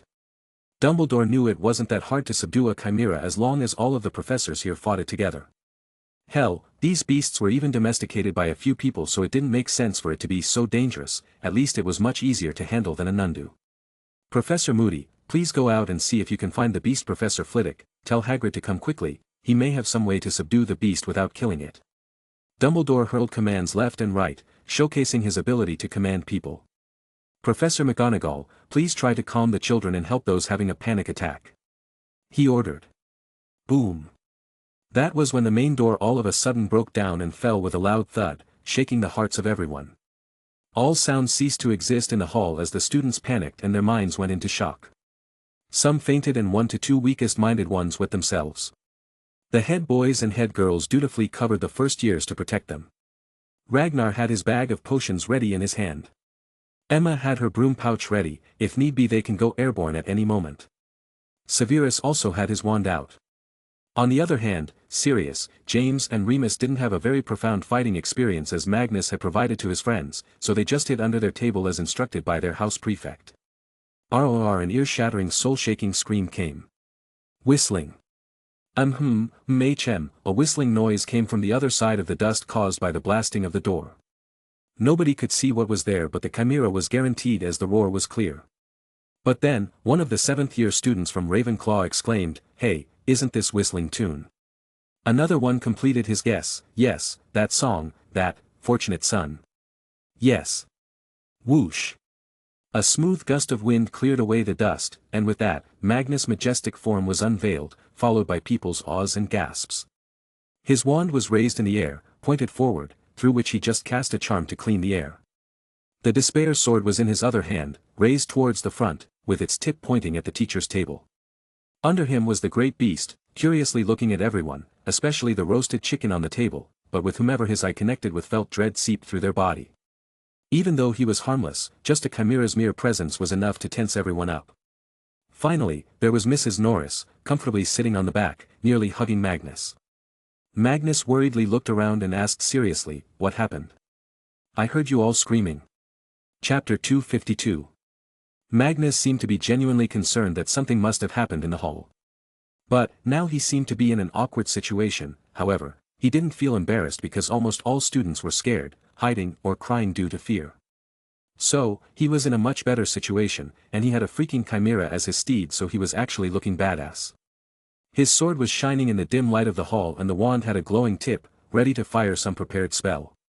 A few people felt intimidated by just looking at him. Ragnar put his potions back in his pocket and sneered, "Tisk, show off." Severus was confused. Wait, didn't he go to take the call of nature? How did his visit to the toilet end up in this? Yes, this is why I like him. He's so crazy. Emma cheered and exclaimed on the other hand. She had completely let go of any shame and wholeheartedly had accepted that she liked him. Though if someone would ask she would say she likes him as her best friend. Magnus slowly led his new pet forward, who was thumping his feet with full pride as the chimera looked majestic. His mane fluttered in the air and looked shiny. Legos. Thank goodness you are found. All of a sudden Professor Sylvanus Kettleburn ran to them. But Magnus suddenly felt the emotions of the chimera, now known to be named Legos. He was scared of Professor Kettleburn as he slowed down. Stop. Don't come closer, he's scared of you, Professor Kettleburn. Tell me, what were you doing to Legos that he ran away? If I remember correctly, this chimera must be very old, and you helped Mr. Scamander with learning about chimera with the help of Legos. You helped him write fantastic beasts and where to find them, correct? He sternly questioned the disabled professor. Scared? But I treat him very kindly. He's like my own child. Professor Kettleburn said with a heartbroken expression. Magnus looked at the chimera. Indeed he felt that Lego wasn't really angry or against the professor, maybe he was just dissatisfied due to something. Have you ever thought, maybe it's time to let this beast into the wild to go and live his life as he wants? Away from being used as a means of research. But he was born in captivity, he does not know how to survive in the wild. Professor Kettleburn argued. Then I have just the right place for him to live. A place that has animals that don't hunt for themselves and are so developed in mind that they understand there is no point in fighting each other. If you agree, I will send him there. Magnus suggested. Camelot was the best place for Legos to be, away from the crazy professor who had no thought of his own safety in mind, even ending up losing his limbs. What was the guarantee that his pets wouldn't suffer too? Magnus was worried about this fact. Think about it, I will take your answer in the first class. He said and got down from the back of the beast. He caressed his face and then hopped back to his seat. Professor Kettleburn soon mended his relationship with Legos and took him away to his temporary shed. Magnus felt bad for the poor beast as Legos glanced at Magnus again and again while leaving. He looked cute and sad with this separation from Magnus. Poor boy, don't worry. I will send you to your new friend soon. Magnus decided to help him now. It's been decades since Legos had been with Kettleburn, and it was time to let him go. That was so cool. Emma jumped at him and grabbed his arm in excitement. He shyly smiled. Well, one thing led to another and we found each other. Weren't you in the toilet? Ragnar asked. I was, but for some reason, he came there and started to scratch the door of my stall. Then I fought him and subdued him. Magnus explained. Ragnar chuckled. He was probably attracted to your scent. Damn it, Rag. Don't say such disgusting things while eating. Great, now I lost my appetite. Magnus complained and put the knife and fork down. You having an appetite is already a miracle in itself currently. Severus snarkily added. At the same time, Dumbledore was left gobsmacked, standing at the podium. His speech was disrupted and now nobody even remembered he was speaking. The students had already started eating. Sigh, let's eat then, he muttered and went back to his seat. Magnus was looking around. So, who joined our house this year? Any new talents? No, not anyone great enough to mention. There is one boy though, he has taken a seat with the gang of Slytherin. His name is Bartemius Crouch Jr., son of a ministry employee. Ragnar explained everything. He had already decided to keep an eye on this boy, he looked crazy already. But Magnus didn't pay too much attention. Sister Narcissa has already graduated. Now there isn't anyone strong left in their group to lead it. This is our time to shine, we're going to take over the house and make everyone our followers. At the same time, we will make living hell for this gang of Slytherin. They have harmed enough people already. Listening to this, Severus tensed up all of a sudden, so he looked to the other side and acted as if he was eating. Damn it, I need to be careful. I don't even know when he is seeing through me. Muggle world. Breaking news, an attack on the British royal family was most likely planned but it failed. The rescue operation is still ongoing and 5 bodies have been found already. This was all the news had to show about. Adam and Grace had already returned home and had taken a shower. The day was very tiring today, but they felt better knowing the bomb was not for them specifically. Though they were depressed knowing some people died. Let's message Magnus. If he is free he will call us. Grace worriedly decided. Ministry of Magic.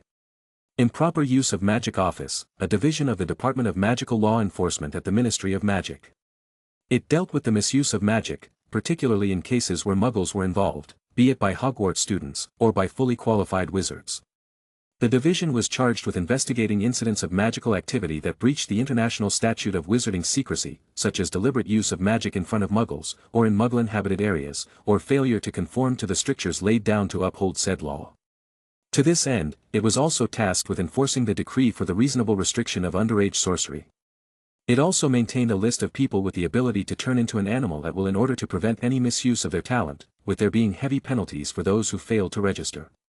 Dolores Umbridge, she's old in this FIC, and her real age is also a mystery in the canon, started her career as a lowly intern in this office right after leaving Hogwarts School of Witchcraft and Wizardry at 17 years old, and due to her tyrannical methodologies underneath her sweet attitude, along with taking credit for other people's work, she became head of the division before 30 years old.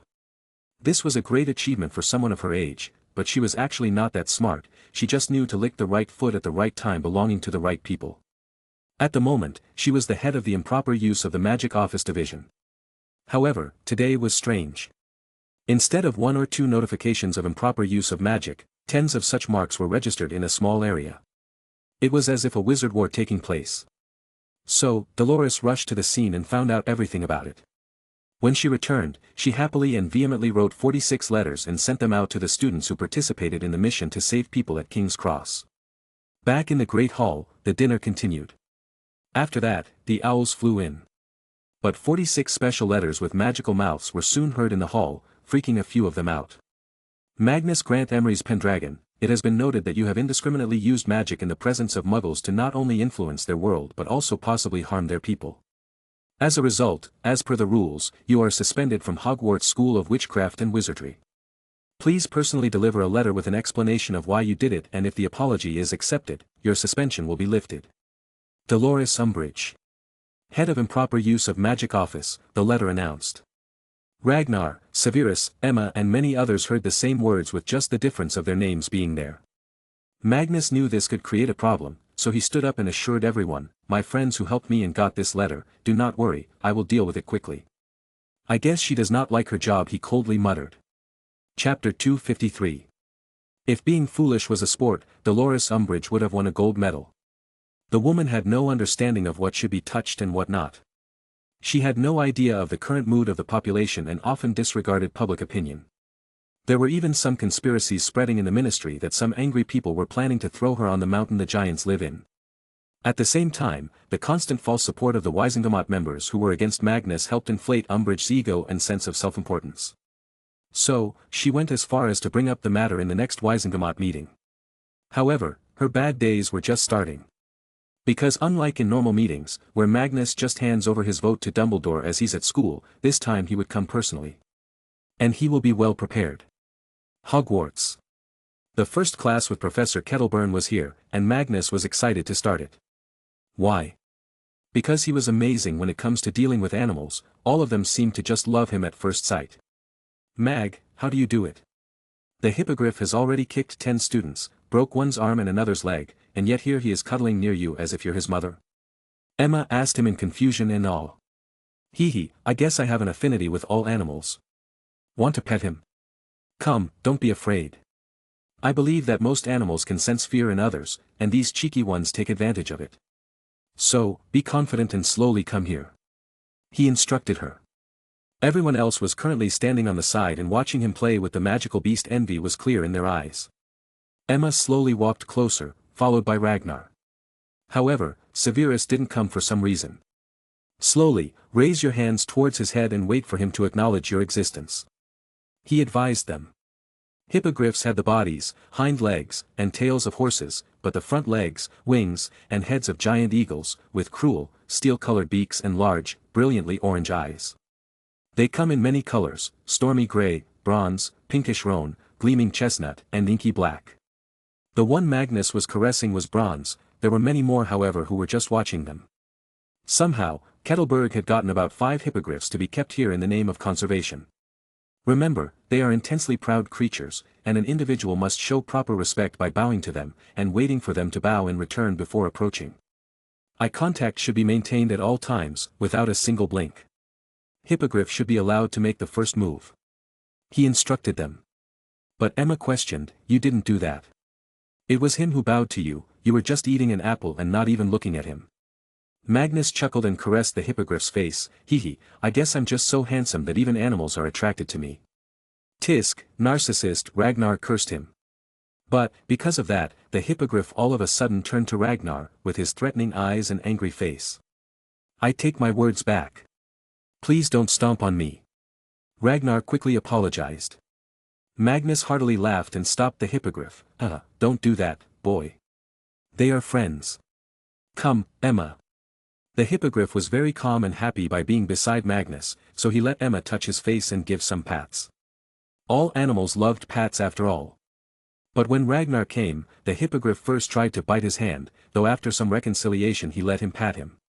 Magnus then looked around. All the students were having trouble befriending these majestic creatures. I guess this is my time to shine. Slytherin and Ravenclaw will become mine then, What's with that evil smirk? Ragnar noticed his face. Cough, nothing. Oh, Professor is here. Professor, what's his name? Magnus inquired. This one's a very jolly hippogriff, so I named him Bobby, Kettleburn said. Wahahaha. Ahaha. Magnus and Ragnar started laughing openly. Now looking at the hippogriff's face they now see Bobby's face too. Good choice of name, Professor. I like it, and I think another friend of mine will like it. Magnus praised. Lick. Bobby the hippogriff licked his face, prompting Magnus to laugh more. Stop, Bobby. Don't lick me. Pfft, haha. Ragnar howled. Is it some insider joke I'm too dumb to understand? Emma asked them in confusion. No, it's nothing. I will tell you later. Professor, I will go now and help others with bonding with these cute hippogriffs. Magnus moved to each hippogriff. All hippogriffs welcomed him happily and made friends with him immediately. This made Magnus' job easier. He made everyone impressed with his skills. Slowly, he helped everyone except the gang of Slytherin members. In fact, he even told all the hippogriffs to beat them up if they get any chance. And they did, sending a boy to the infirmary. See, they are very gentle creatures if you know how to work with them. He helped a few Ravenclaw girls. In the background he could see Emma glancing towards the girls. He laughed and continued. The class ended after 2 hours and everyone returned to the castle. Magnus, however, remained there as he had to talk with Professor Kettleburn. So, Professor, what have you decided for Lagos? He asked. Kettleburn was sitting in his outdoor office, a hut like the one belonging to Hagrid. Also, Hagrid was there to help the professor. Magnus, good work you're doin'. Chimera will forever be in danger if left with us folks. They're not as strong as the Nundu. Hagrid spoke, feeding a baby hippogriff. Kettleburn was deep in thought. Can I see where he will be living? No, I'm afraid not. That place is a high-level secret.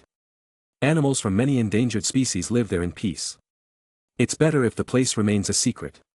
Don't worry, those animals are not made to do anything by humans. They are left in nature to play and enjoy. Their food is also taken care of so they never go hungry. Magnus tried to assure the professor. Whistle. Kettleburn whistled, and soon a cheerful chimera ran to them. But he first jumped towards Magnus and received some pets on his fluffy head. He really likes you. I've never seen him like this before. Sigh truly, if it was someone else I would have been shocked, but knowing whom you are related to, it seems normal. Kettleburn said, talking about Magnus' heritage. I have a way with animals and beasts. I wonder if I can go to the zoo and make myself a real Noah's Arkansas. Well, I guess I know what I'm doing in next summer holidays. Magnus muttered, shaking everyone with his crazy ideas. Take him. It's better if he's given a better home. I would like him to have his own family and live happily. Kettleburn emotionally said and stroked Lagos' mane. Taking the cue, Magnus called Abe to the grounds. Since it was outside the castle, nobody suspected the appearance of the elf. Abe, take the chimera to Grandma. She will talk to him and teach him how to live there. Abe was first of all scared. The moment he appeared he jumped behind Magnus in fright. But then Magnus helped him become friends with the chimera. I will go now, sir. Abe put his hand on the beast and vanished. Hagrid nodded after seeing this outcome.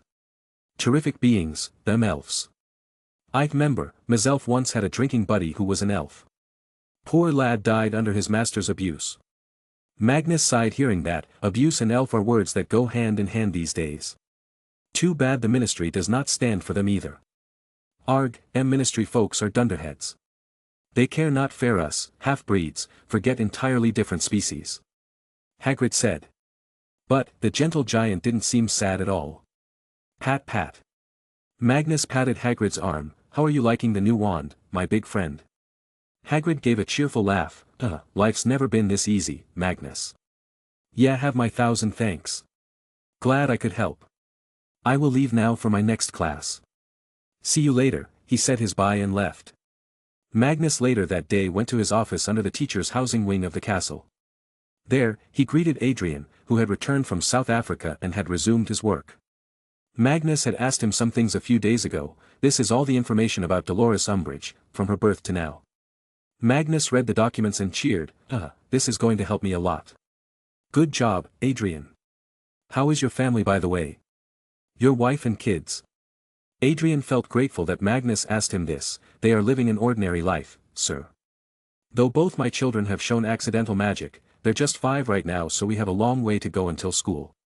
Magnus nodded but gave a suggestion. You should send your children to Muggle schools, for now, that will give them a different and better attitude towards life. They will understand the dual nature of being a wizard as well as a human. Oh, also take a cell phone from the company store and give one to your wife. The better we're all connected, the safer we will feel. Bobby is going to roll out countrywide service in a few weeks, then we will both be able to talk on the phone. That will save a lot of time, sir. Adrian thought about its convenience. But Magnus reminded him of dangers. Yes, but not for you. It will cause you more headaches because now you will have to investigate phone calls too, also your phone calls can be tapped. Hence, I still want the meta wizards to use phones for non-work related things only, or if you do use it then talk in code words. Yes, I will start working on this as soon as I return. Adrian solemnly noted this important thing.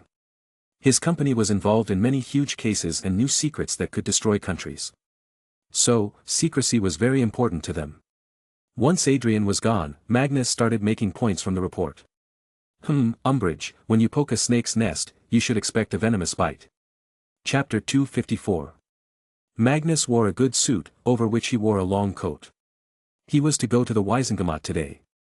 The main purpose for leaving the school though was to go and hand over his personal letter to the ministry telling why he used magic in the presence of a muggle. However, the funny thing was, Magnus' wands didn't have a trace on them. So, Dolores' letter was only speculative and not factual. "Are you sure you don't need me to come?" Ragnar asked him. Magnus chuckled, "Hee, I'm sure they don't need the whole gang, brother. I'm going there to deal with one person, not destroy the ministry." "Where is Severus?" he asked. Ragnar shrugged, "I don't know, he's been acting strange since school started." "Did he tell you anything? Maybe something happened at his home." Magnus wondered. "I don't know, I will try asking though," Ragnar said and let Magnus go without any care. Magnus came to Dumbledore's office as the old man was the only one who could take him to the ministry. But Magnus saw Fawkes and his family there too. "Oh, when did you come here?" Fawkes, as if seeing an old family, flew to him and hugged Magnus' chest with his wide wings. "Hee, good to meet you too." Chirp. A small phoenix also flew to Magnus and sat down on his shoulder.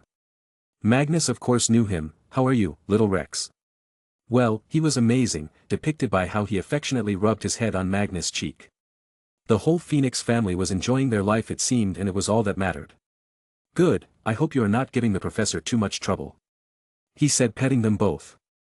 At the same time, Dumbledore spoke, "They have become a delightful addition to my life now. Especially the little Rex, the little boy has too much curiosity in him." Dumbledore dotted on the Phoenix family as if they really were his kids now. But Magnus didn't say anything and let the old man be happy, he deserved it a little. "So, shall we go to the ministry?" Magnus asked. "Hold my arm then." Zip. They operate inside the ministry directly. From there they took the elevator and went straight to the underground. There, a large hall was set up for the meeting. At Magnus' request, the minister had made the room look less dark and more vibrant with lights. So, when this time he entered, he found the hall to be looking much more pleasant to the eye and mind. This is the correct environment to talk and discuss issues. As soon as he entered he became the focus of all. Most of those who already supported Magnus either verbally greeted him or just bowed their heads a little. Everyone knew there that say whatever you want, Magnus' influence was unmatched. If he were to declare anyone in this room a Death Eater, the public would blindly believe and launch a hunt for that person and his family. So, in this single aspect, Magnus was more terrifying than the Dark Lord. But, because the Dark Lord had no morality and bottom line, he still had the upper hand. The loud voices of people talking continued until the minister came and presided over the meeting. She took her seat on one side of the hall, which was slightly elevated. Eugenia started with normal matters. "Lord Elphia's Doge has asked that in order to make sure attacks like what happened to Mr. Pendragon recently don't happen, we should all divulge our financial statements to the ministry's financial documentation department. This way, we can better know where the money is coming from and where it is going. Because from the previous interrogation of the traitor, we found out he was initially paid 3,000 galleons to start the mission, but then his mission became a part of his life later." There were protests erupting, by both the light and the dark side. Magnus scoffed and spoke, "All of us hold public offices. Wiesengamat is not there to serve ourselves, but to serve the best interests of the wizarding community. Merlin had this idea in his mind at the time of creating this organization. We are older than the ministry itself and hence have a greater responsibility too. Now, if any of us here have an objection to revealing our financial activities to the ministry, that itself should be a reason enough to check for corruption. So, I declare that I will reveal my financial activities. But only if the ministry makes sure the data can never be disclosed to anyone. I suggest creating a data repository near the residence of the Guardian of the Deep Vaults of Gringotts." Everyone understood the meaning. The Guardian was a Nundu, nobody had the guts of messing with it. Foolishly, people there thought even Magnus couldn't mess with this beast, not knowing it was him who appointed him in the first place. "I agree as well." Dumbledore raised his hand. Well, now that the two most influential wizards had agreed, there was no point in denying it, since the majority was already in the hands of the light side. Eugenia completed the case and moved on to the next one. The next point of interest is the resolution by Lady Umbridge. "Lady Umbridge, will you be speaking or should I read it?"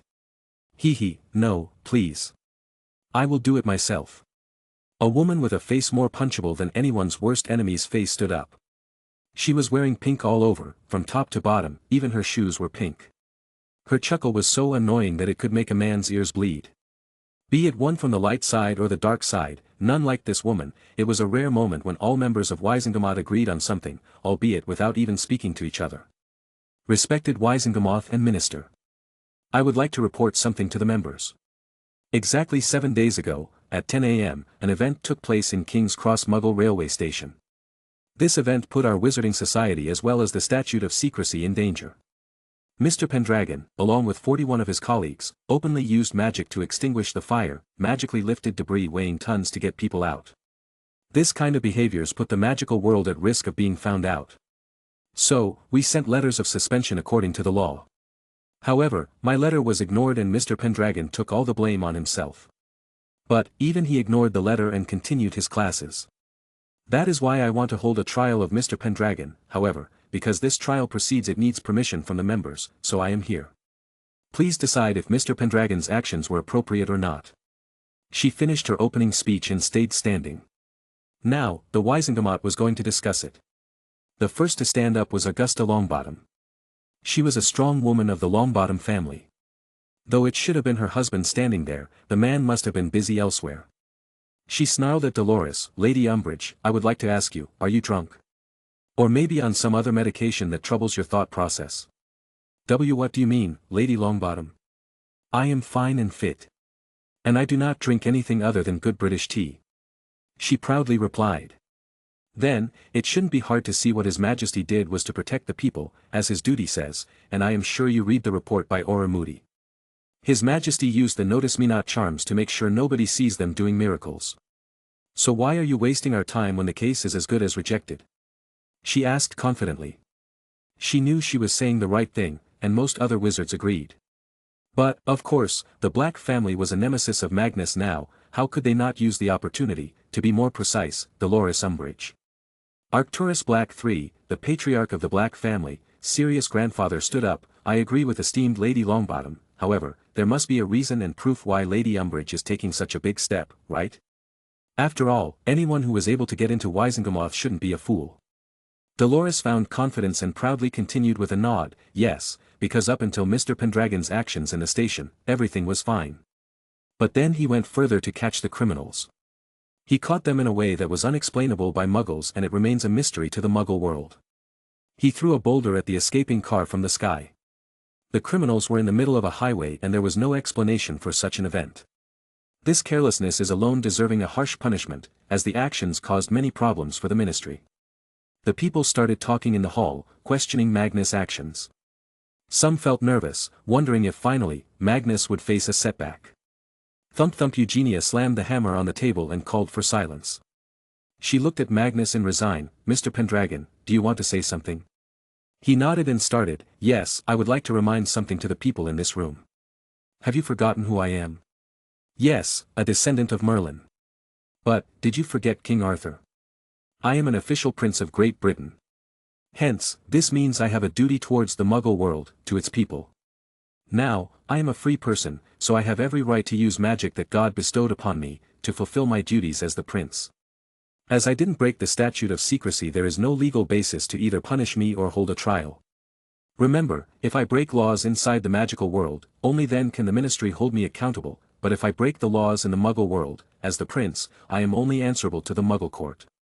But rest assured, my intentions are not to break any laws. I respect them and will follow them. One more thing, the ministry has no evidence that I even used magic in the first place. It's just that the situation asked for harsh steps at that time. Besides, instead of praising the bravery of students who saved people, you all are trying to suspend them. Is this how ministry rewards heroes? TSK, no wonder the British wizarding community is on a decline. We complain about lack of good wizards, but when we see them we try to bury them. Magnus' last remark was towards everyone in the room and not just Dolores. They nodded and made up their mind on this matter. Let's vote now. Those who wish to hold Mr. Pendragon accountable and want a trial, please raise a hand. Eugenia proceeded. Only 5 people lifted their hands. Next, everyone raised their hands to hold Magnus innocent. Dolores seethed in anger, but her hellish day was just starting. Any more proposals? Eugenia asked since Magnus had told her before. Magnus stood up and picked a diary in his hand. Yes, Madam Minister, I would like to put forward a proposal for removal and criminal trial of head of the improper use of magic office, Dolores Umbridge, for forging documents, lying to the ministry and misusing her powers. Preposterous. How dare you say that to me? I have worked hard all my life, Dolores burst into anger. But Magnus raised his palm and shut her up. He proceeded to say something that made Dolores shudder in fear. Members, I was looking into the records of employees of the ministry a few days ago. Guess what, I found the name of Miss Umbridge's father, Orford Umbridge. It turns out, he was an employee here too. He said with a smirk. Dolores was visibly shaking in fright at the moment. Her whole life was based on what was being discussed here. If Magnus proceeded, her life would be over. But Magnus didn't give her a chance to gather herself. Also, Lord Black foolishly helped him without knowing. Arcturus Black III proudly responded to Magnus, of course, we were told that Lord Orford Umbridge was a respected member of the Wisengamot before us. Magnus wanted to hear exactly this. He made the most innocent face he could and confusedly said the words that shook everyone, what? But, the records are saying something else. It says that Orford Umbridge worked in the Department of Magical Maintenance as a floor cleaner. Thud. Dolores fell from her seat, eyes widened and face paled. Chapter 255. Thud. Dolores fell from her seat, eyes widened and face paled. Dolores Umbridge was feeling the worst nightmare turning into a reality. She had tried her best, did everything she could, bribed anyone she could to remove her father's name from the records. But she had no idea there were more records left. All these years, she knew that many people tried to investigate her, but none were able to find any dirt on her. However, somehow everything went downhill today. Lies, you are trying to deceive the members to get back at me. She barked back. She had to say something. Magnus sighed and gave the documents for all to see. These are the personal documents of the Minister of Magic of that time. Each Minister of Magic has his own copy of the names and designation of all the employees working in the ministry. Also, many of you here have been working with the ministry for decades now. How is it that none of you even remember the Umbridge surname? It's not that common. Magnus countered. Everyone checked the authenticity of the document and only reached one conclusion, that they were fooled and Dolores is done now. The minister, Eugenia, seemed to be the angriest, as she had become fed up due to constantly finding some kind of a spy or Dark Lord sympathizer appearing in the ministry. Now, even the Wisengamot was compromised. The whole ministry under her seemed to be working for everyone except the ministry itself. Miss Umbridge, stand up and face everyone here. We want to know the truth. What did you do to the records? How did you change them? We need to know everything. She ordered Umbridge. As Umbridge had already lost her privileges of being a member anyway, she could be treated harshly. In a panic, Umbridge looked left and right for a way out. But, even if there was a way, so many powerful wizards had gathered here that running away was impossible. Some of them now even hold grudges against her. Magnus scoffed, why would she accept her crimes? For a person whose whole life is based around lies, how can we expect that person to tell the truth? Did you all know that I even met Professor Slughorn regarding Miss Umbridge, and what I heard worried me? He told me that she did not have a good relationship with him, and he considered her to be an idiotic woman. He said he never liked her due to her bad attitude. She was a person who would do anything to achieve her goal, even if the road to success goes through a bloodbath, she was ready to follow. She was also never given any position of power during her studies, which made her feel deprived, and she never truly enjoyed her time as a student at Hogwarts. She had no friends there and spent her 7 years in near isolation. That is why her ambitions in the ministry were overflowing from her body. Everyone in the ministry knows about one Dolores Umbridge, the annoying lady with a nose that wants to interfere in everybody's business. She wanted to rise and pull you down if she could. She hated everyone, no matter who. Because she believes that the world owes her after what she went through. Baseless accusations. Mr. Pendragon, your slandering will not work here. She shouted. But he just shrugged. It seems to be though. Miss Umbridge, I have a question for you. Can you please tell us where your mother and Squib brother are? Magnus asked. Of course, he had other intentions behind this. Panic clearly appeared in her eyes. I did not see them after they left the home. Isn't it correct that you continue to blame your own mother for your brother turning out to be a squib? Didn't you blame your mother for all the shortcomings in yourself? He asked her. This possibly touched a soft spot and she shrieked, "You, don't talk about my family like this. I loved my mother greatly." Magnus turned colder. Then why did we find skeletons of a woman and a boy in the backyard of your old house on the Muggle side? Everyone felt a chill run down their body in the hall. Even the families against Magnus wouldn't feel good killing their immediate family, especially a sibling or a mother, and would only do it if that was the last resort to something harmful to their own lives. You have no proof that they belonged to them. She rejected his accusation. Magnus had prepared for this too. I have actually. The proof was provided by matching your hair with the bone's DNA. They matched yours. I also sent them to St. Mungo, and the report clarified that the bodies had a direct relationship with you. A/N, DNA tech is highly rare in this era, Magnus as the prince was able to have its access. Members, it is clear that Dolores Umbridge not only lied to the ministry but also deceived us on a personal level. She has also gone and killed her mother and brother, in the name of embarrassment, because having a Muggle heritage would put her in trouble with certain people she wanted to impress. She also left her father alone, since he was an unremarkable wizard, though his mistake was being a very weak one, so she also forced her own father to quit the job and go into hiding. Again, I won't be surprised if he's also dead as none have seen him since then. Everyone, this woman is a vile sociopath and her only place is Azkaban for life. She is a danger to society, her brain is a mess of constant Machiavellian plots to rise in power and pull down others. There was silence at the end of his speech. They were disgusted at the information about her. Many purebloods who happily mingled with her felt disgusted by themselves. Angry too, as they often paid her money or helped her, thinking if she climbed up into the organization it'd help them. But, if she was this kind of a psychopathic rogue horse, why should they invest in her? In the end, this decision was Eugenia's since she was the boss of the ministry. And after thinking a little, she announced, first of all, Miss Umbridge is dishonorably discharged from the ministry. All the money she made by being a worker here shall be taken back from her because she attained that on the basis of her fraud details. Next, a detailed investigation will be done to check all her previous work. And after fully scrutinizing the evidence, the court will be held again and the verdict will be announced. Until then, she is to be held in Azkaban's non-dementor part of the prison. Bam bam. She slammed the hammer and closed the case file. The sound of the hammer felt like nails in Umbridge's chest. She motionlessly stayed on the floor, looking at nothing but air. Magnus walked by her while whispering, "Good luck, I hope no dementor takes fancy of you, but seeing how your mad brain consists of no good memory, they'd probably befriend you."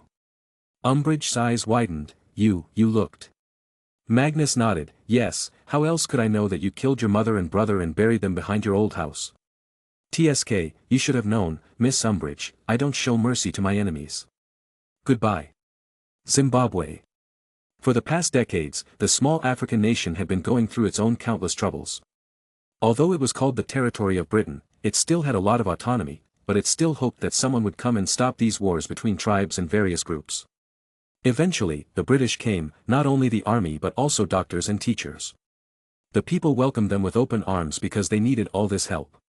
Slowly, the soldiers not only protected but also helped in many construction projects. This gave people new confidence. Then, the company of the Royal Prince, Emery's Construction, came and started creating buildings at a shocking speed. But a few tribes were still against Western white folks, sensitive due to past experiences that didn't end well. However, slowly Britain helped Zimbabwe develop places. Schools were developed, children were taught and helped to go to school, and also some colleges. Because of Magnus' influence, there were some British colleges too who would sponsor the best students to come to the United Kingdom to study. The speed at which the economy was getting rich was good. And slowly the attitude of the people towards Britain was changing. Now people had started to see them not as enslavers or colonizers, but as true friends that helped. Now, Emery's Construction was creating a new dam for the country that would provide electricity to nearly half of the population. And behind all this, secretly Magnus was trying to get the idea of merging with Britain in everyone's head. Chapter 256. The plan was simple. It'd be better if the world saw Zimbabwe wanting to join the British mainland on their own initiative, not the other way around.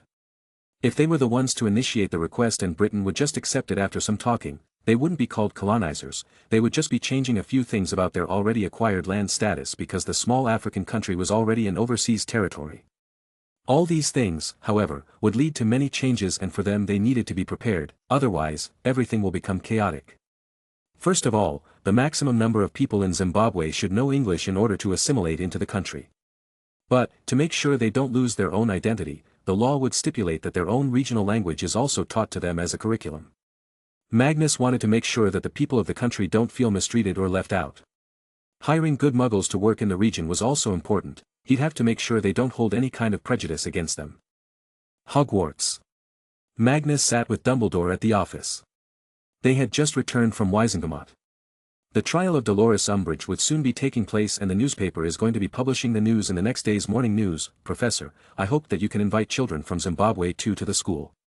But, kids from Africa go to Wagadu automatically, Dumbledore said. Not for too long, besides, they are British overseas territory right now. And I am working to permanently get Zimbabwe to join mainland Britain, becoming Greater Britain. It has a population of 5 million right now, while we have 53 million, so it won't be hard to mix them together with the rest. You should also invite wizarding students from all other British overseas territories. Magnus explained and advised. Dumbledore didn't really have any problem with this, why would he? The more Hogwarts students there are, the better it is for the British wizarding community, and if Magnus really turns them into British citizens, then that would be a great boon. Are you going to turn all territories into permanent British extensions? Dumbledore inquired. Magnus just gave a cryptic smile. Who knows, maybe it'll happen, maybe it won't.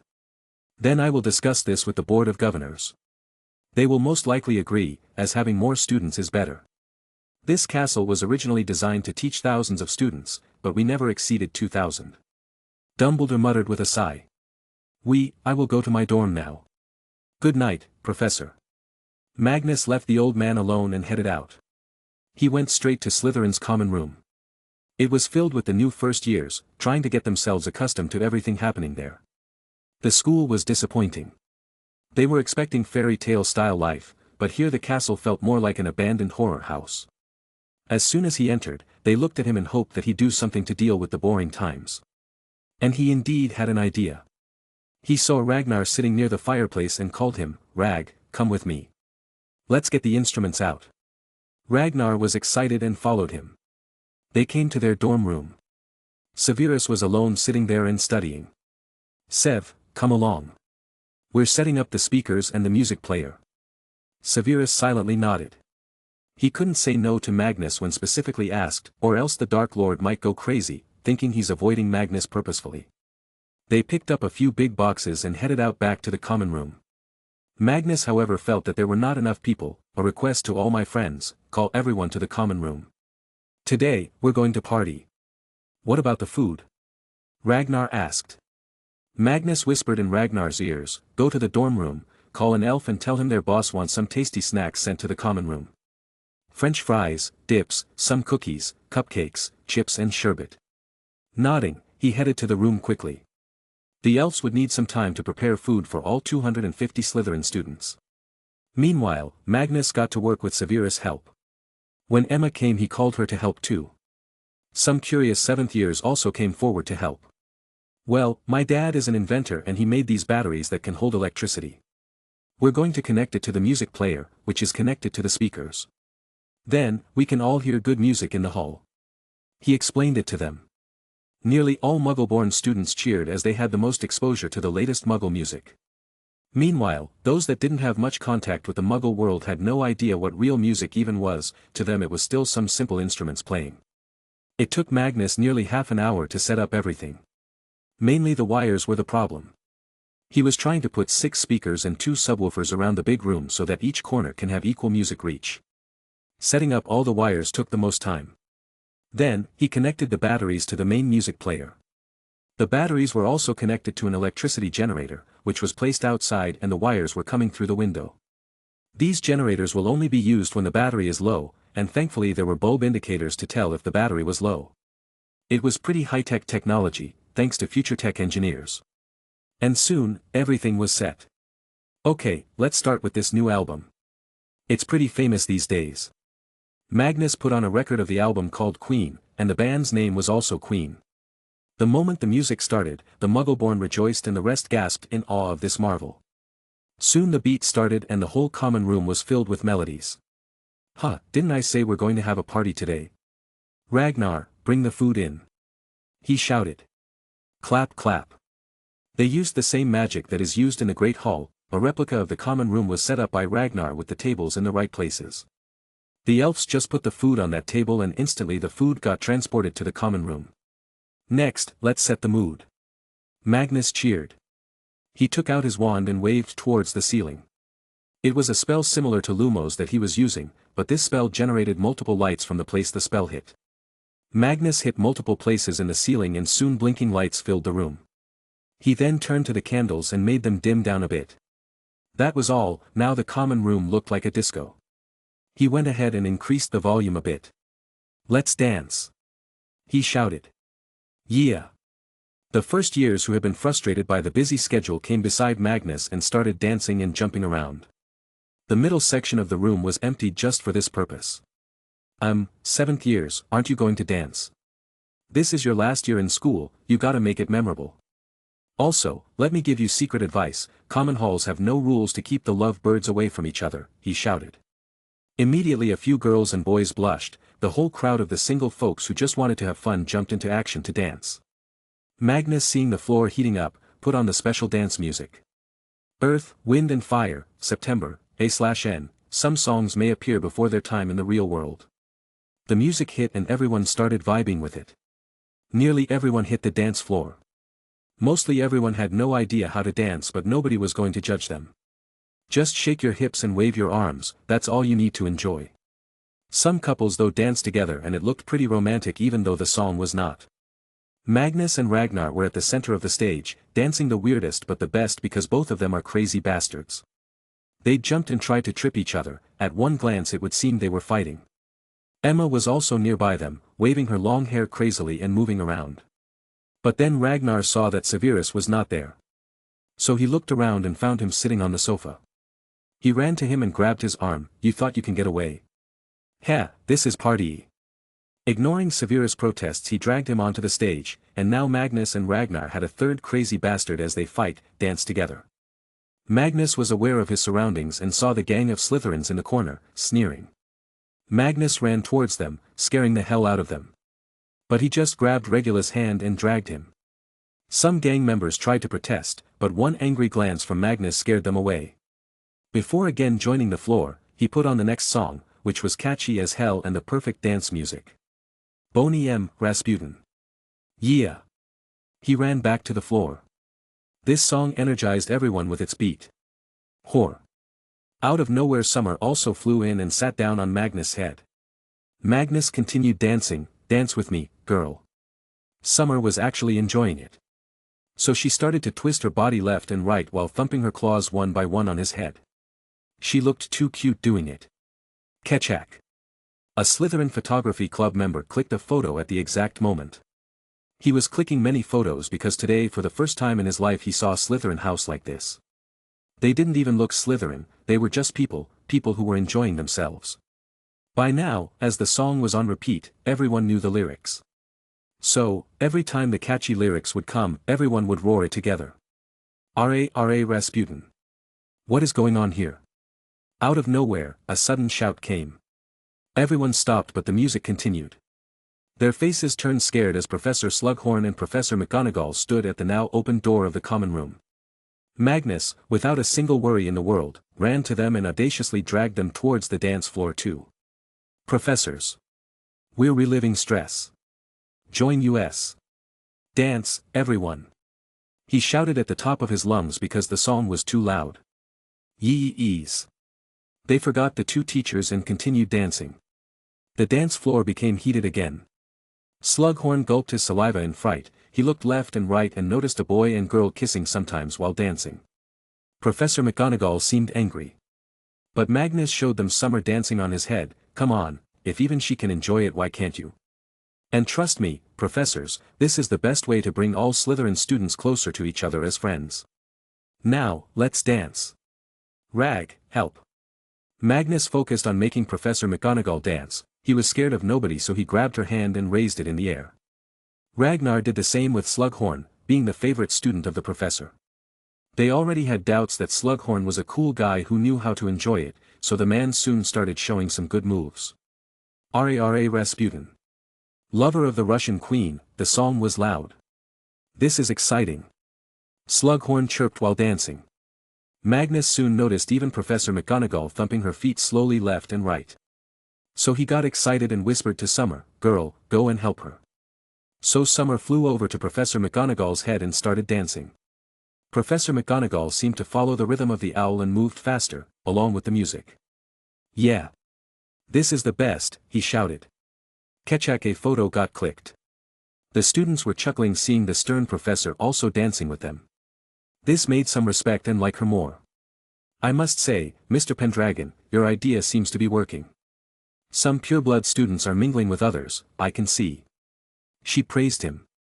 Magnus was lost in dancing, hee, of course, Professor McGonagall.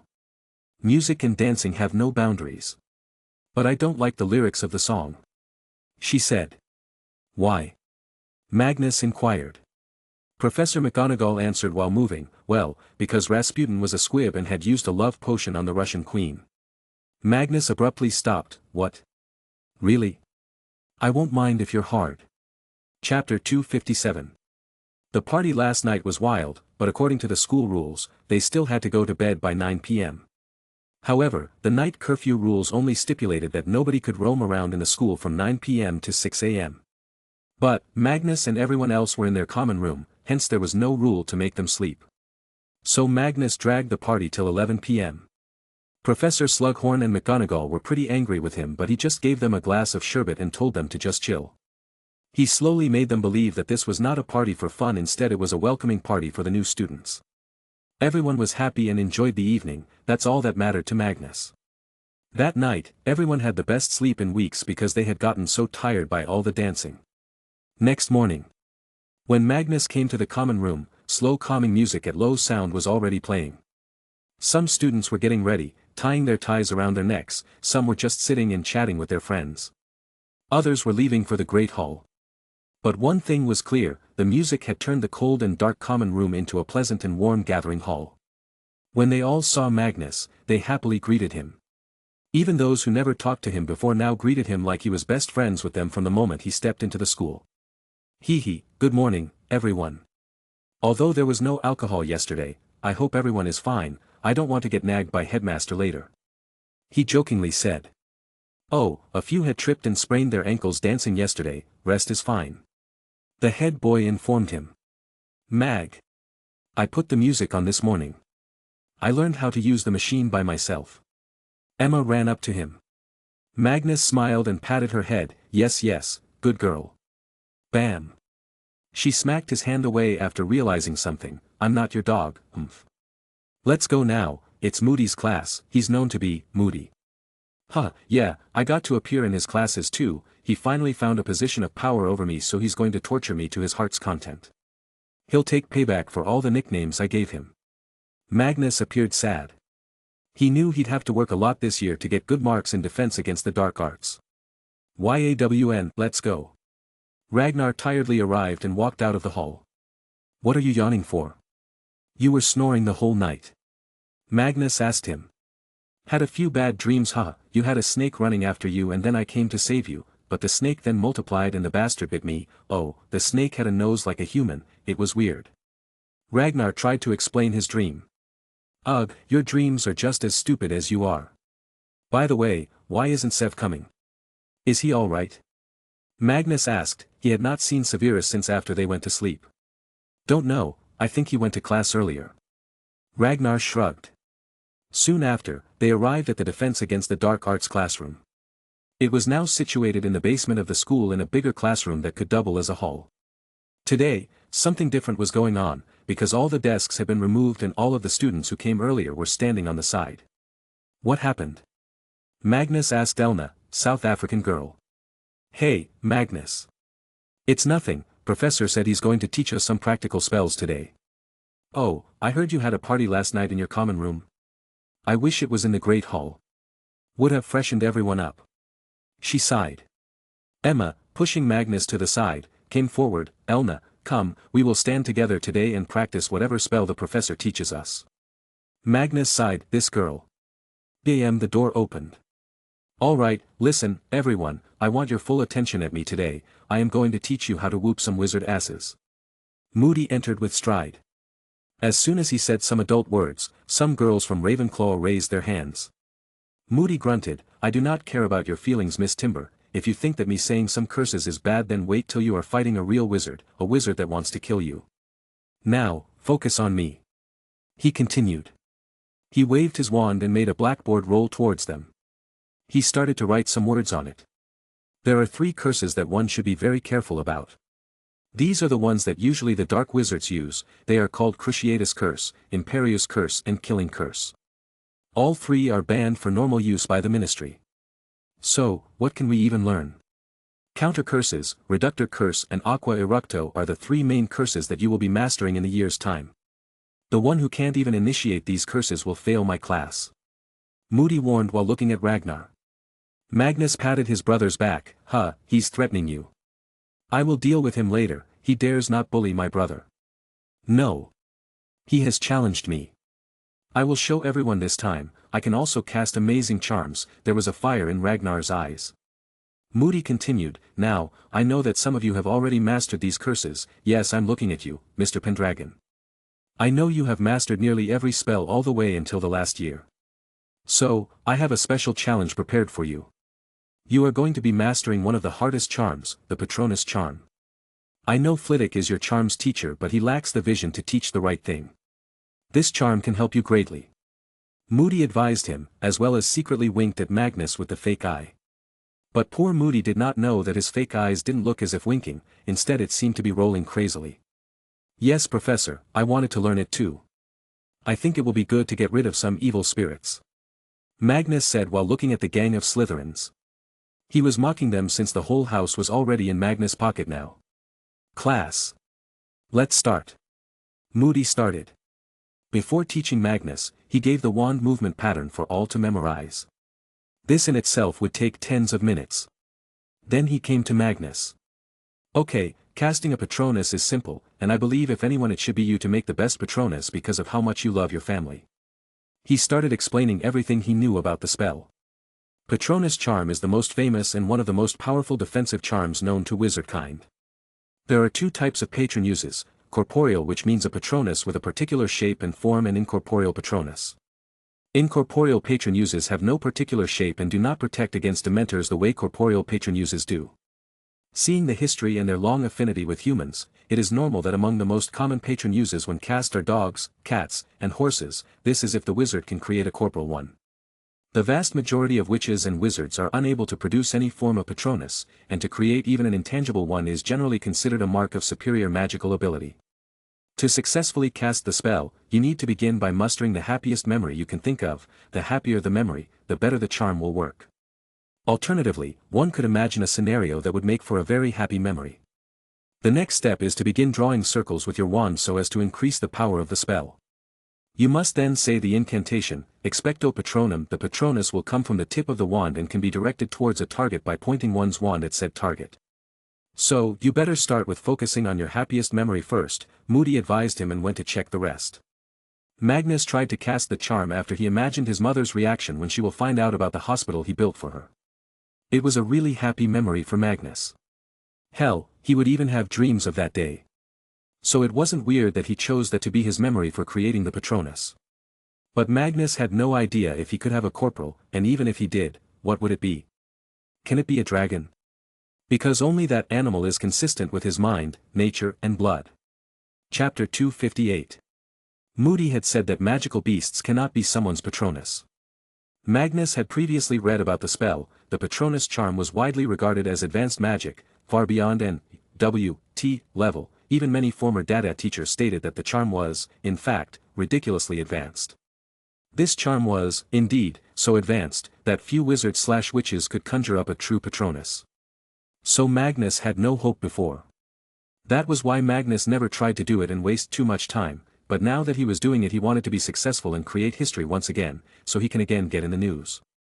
Of course, his main target was corporeal Patronus, so he focused the best he could. Come on. He waved his wand in circles, as that was what the book also said. He emptied his mind of all distracting thoughts and thought about the moment his mother would see the hospital. He saw Grace's smiling face in his mind. This filled Magnus' heart and body with such warmth that he just closed his eyes instinctively to experience the whole thing. Magnus, ever since he was small, loved his mum so much. He knew from an early age that Grace was the most important part of his life and he must do everything possible to keep her happy. So, he was always an obedient child. He never pointlessly cried, He never asked for senseless toys or gifts, since just getting to play with Grace and Adam was his biggest gift. Grace was a doctor and used to be very busy because of her work, so she used to take him to the hospital and leave him in the small nursery with other kids. There, he used to play every single day. Slowly he understood that his mother is a hero who saves people's lives. For a little kid, what else could be more amazing than that? His mum was a hero in real life. So, along with loving his mum, he became a fan too, because she was now also his hero. So it wasn't shocking that the majority of Magnus' happy memories were about Grace. To him, his mother was his real living fairy. When Magnus had his eyes closed, his wand was still doing magic. He had already called the Patronus charm, so there was no going back. Taking power from the strong positive emotions in Magnus' mind, the Patronus charm got activated. The tip of the wand started to light up and spread blue light, but still, nothing came out of the wand. The room was silent, all students had stopped practicing their charm and now looked at Magnus. Moody also didn't disturb him initially, but when he saw the wand becoming more and more blue as well as some cracks appearing in it, he feared the wand would blast and injure him. Magnus, wake up. Moody tried to get closer to him. Mom. Magnus whispered. Whoosh. A blue flame shot out of Magnus' wand. Seeing not enough space to move, the flames started to circle around. Due to the air generated by the flames, the candles had already been extinguished. However, the blue flames were providing an ample amount of light to make the scene beautiful yet powerful. It circled the entire room, even touching a few students there. But, instead of feeling burned, the students all of a sudden had a change of heart and decided to write a letter to their mothers. Whoosh! A figure started to form. Moody was gobsmacked. A corporeal? And why is it this big? The corporeal Patronus was triple the size of Hagrid. It was a feminine figure, but it was not human, as on the back of the figure were huge wings. Moody was confused about which animal it was because this seemed too mythical. A wave of positivity and warmth swept through the hearts of all students in the room. Moody, being the closest, was the one to be affected the most. He felt emotions he had long forgotten, his one remaining eye turned softer and he muttered, "Mother." Yes, Moody remembered his mother, who had passed away long ago. She was also an Auror, just like his father, and he followed the same path. He was in the 7th year of his school when she died. He remembered he couldn't even see her for the one last time, as her body was burned by some dark wizard she was investigating. Those memories resurfaced, and as the blue light touched him, he felt as if he was once again in the embrace of his mother, feeling the warmth of being loved unconditionally because that's how most mothers are.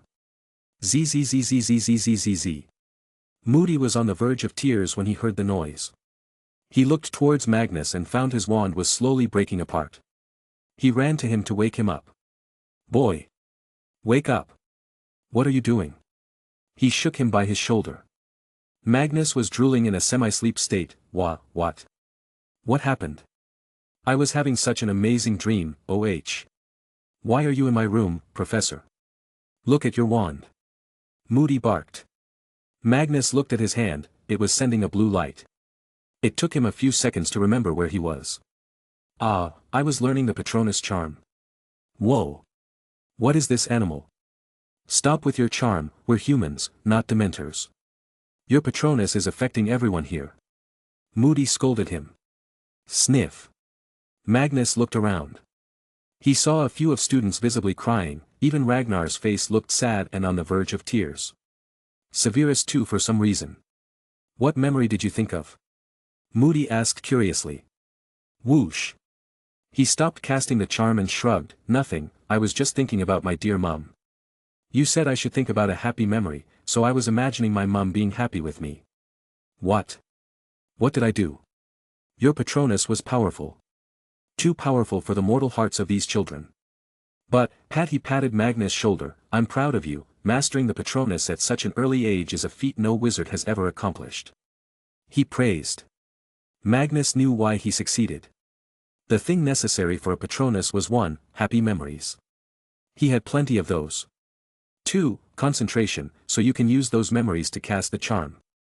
For someone who practices both legilimency and occlumency, focus was not an issue. He chuckled, thank you, Professor. But I think you need to end the class early today, they won't be able to practice magic with that emotional state. Moody sighed and looked at the many female students still silently crying, yes, I underestimated you this time. And change that wand, it was about to blow up. Crack. Magnus broke it in two as if it was nothing but a twig. Then he fiddled in his robe and took out another wand, as good as new. Moody's eye twitched after seeing it, knowing that each wand costs at least 7 galleon, and he knew Magnus changes them like changing clothes. Tisk, waste of money. He muttered and headed to end the class. Listen here, the wand movements for the 3 spells I taught you today is your homework. Practice today in your free time so we can continue tomorrow. Class dismissed. Everyone silently left. Patronus was supposed to be about happiness, but Magnus Patronus although brought happiness and warmth to them, it also brought emotions of missing their mums, and that proved to be fatal. Bam! Ragnar smacked on his head. Bastard, I wholeheartedly hate Patronus' charms now. Indeed, Severus added, walking a few steps behind them. Huh, are you dementors? Why are you crying about it? Anyway, I'm going to my office, I got some meetings planned. Magnus got interrupted by Severus. I'm going to Professor Slughorn to ask some questions. See you later. They looked at his disappearing form. Have you found out anything about him? Magnus asked. Ragnar shook his head. No, nothing has happened. He's purposefully avoiding us. I heard he even asked Professor Slughorn to get his room changed, but the professor denied as we have no space. What? Why? Did we do something that made him upset? Magnus wondered. I don't know, but whatever it is, we must find out, because it's clearly eating him up. Whenever I tried to ask him, he even spoke loudly to change the topic. Ragnar revealed what he noticed. Both of them fell into contemplation. They wanted to help their best friend but had no idea how to. Maybe, I can use legilimency on him. Magnus suggested. Chapter 259. Ragnar sternly rejected his idea. No. We made this rule the moment we learned it. We can't snoop in on each other, because that means you don't trust each other. Sigh, I will try to ask more. Fine, you can try, I will go to my office. Tell me if you find anything strange. Keep an eye on gang of Slytherins, maybe they did something. He proposed and left. Ragnar went straight to his dorm room. But, to his surprise, he found Severus there. I thought you were going to Professor Slughorn. He was busy. Severus blurted. This was how he talked these days, rarely making more than one sentence. Ragnar went by his side and sat down. Sev, my brother, what's the matter? You seem so strange these days. Magnus is also worried. Tell me if something is bothering you, we can find a solution together. There's nothing. I am just trying to focus on my studies more. Magnus is already an immensely wealthy person, along with that he is strong. You are his real bother now, you also own a personal business as well as your potions talent is great. But I have to work harder if I want to become something in this life. Severus said, of course, he was lying. He was just coming up with an excuse so the Dark Lord does not think he's faking it. It really scared him that he does not even know if the Dark Lord is listening to him. Look into my head for God's sake, Severus was internally cursing Magnus and Ragnar. But, the rule of never breaching into each other's mind was also his own idea, so he had himself to curse for that. Ragnar felt this was not the whole truth, but he accepted it for now. Is that all? Then you should ask both of us if you want anything. I just started my new potions factory, you should open one too. The world is huge, we both can have some healthy competition while remaining a monopoly. I will think about it. Severus agreed. Seeing not much progress made, Ragnar went to his desk and kept a secret eye on what Severus did. Magnus was in his office. He had invited the leader of Camelot goblins, Goldruck. The magic presence is good in this castle. Take a seat, Goldruck. I asked you to come here because I have a mission for you and the other goblins of Camelot. This will make you rich and powerful in this part of the world. He started. Goldruck became excited when he heard this. What is it, Your Majesty? Whatever it is, we promise to complete it with full efficiency. Magnus nodded. I want you to take over Gringotts. Goldruck became serious and a greedy smirk appeared on his face. We will do it, Your Majesty. Just give me one day, I will gather the army and attack the bank. What? No, Goldruck, you misunderstood me. I wasn't talking about taking over with weapons. Instead, I was talking about taking over by sending your men to the bank, taking up important positions and slowly taking over the handling of the back. I want this to be a secret invasion. My biggest reason is that they have become too greedy, so much so that they are even ready to side with the devil. Recently one of their own was attacked, but they ignored it and continued to deal with the dark wizards. He explained in detail. Goldruck sneered, they are a shame to the goblin race then. We goblins should remain united, that's the trick to staying alive in a world filled with many bigger and stronger species. Don't worry, Your Majesty, I will surely take over the bank in 1 year. Do you have any suggestions on where we should start? Magnus was happy, he opened his notebook and explained the plan. See, I have already taken in a high-ranking warrior goblin of the bank. He is totally on our side. So he will use his authority to hire your men to join the bank's warriors. But you will slowly influence the whole bank community and make sure the warrior goblins get their own decision-making power in the bank's administration. Once you are able to reach the upper level, taking over everything should not be that hard. Aha, so the road to taking over the bank does lead through my sword. Good, I haven't been able to test my latest creation yet. I will go and start preparing, Your Majesty. Goldruck said, and quickly left with a special portkey. Magnus couldn't even say his last words, I hope I won't regret it. Next, Rita Skeeter was here, it had been a really long time since he had seen her. Take a seat, Miss Skeeter. Good morning, Your Majesty. I read the papers, you held a party in the common room for fresher students, it's a really great idea for making the new students comfortable. She praised him. This was one of her job profiles, to lick boots. Thank you, I have better and bigger news. This morning, I was successfully able to cast a full corporeal Patronus charm. The corporeal was not an animal, instead, a mysterious female humanoid being with large wings like an angel. Professor Moody was there so you can confirm from him. He revealed. She became excited, really? This will be great news, sir. You might just be the youngest person to achieve this in history. He embarrassingly smiled, well, your job is to spread the word as per your job now, tell me how was your trip to the United States? She comfortably sat back and started telling him, I wanted an authentic Muggle experience so I went there by flight. It was long and tiring but I had taken the first class so I think it was supposed to be better than normal. I personally felt it was a waste of time, as there was nothing to do on the plane other than sleep. When I landed at the airport, I took a taxi and went straight to Makusa. Sir, I mean no offense but Makusa headquarters is much better looking than our ministry. They are situated in a huge skyscraper that is charmed to repel Muggles. The building goes as deep as it rises above the ground, so it has so much space. I was able to meet the minister there, she said she wanted to meet you someday. The good thing I found there was that pureblood supremacy was non-existent. Other than this, I was able to travel to many magical communities. I return now with a camera full of images and lots of material to write amazing articles from. Magnus heard her with focus, they got a better building? Just wait, I will make an even better one here later. Good job, Miss Skeeter. Here are 10,000 galleons for you as a reward. Treat yourself to something good. What happened to the next book you were writing about me? He inquired. I am still compiling materials, sir. It's just that nothing major has happened involving you since the last book so I have no material for its ending, she told him. Magnus sighed, then continue waiting, I think something will eventually happen by the end of this year. You may leave now, I have to go to the headmaster. Rita gathered her documents and hurried out. She may have formed a good relationship with Magnus now and Magnus didn't treat her like his slave, she still felt somewhat terrified of him. Magnus left his office and headed to Dumbledore. He wanted to take the next step in his magical mastery today. It was something denied to every single student in the school. But Magnus knew one thing, how can I defeat the dark wizards when I don't even know the magic they use? So, I must learn dark magic. With the intent of making Dumbledore agree to let him study it, he walked in. The gargoyle statue was now programmed to let Magnus enter whenever he needs it. Fawkes and his little family greeted him.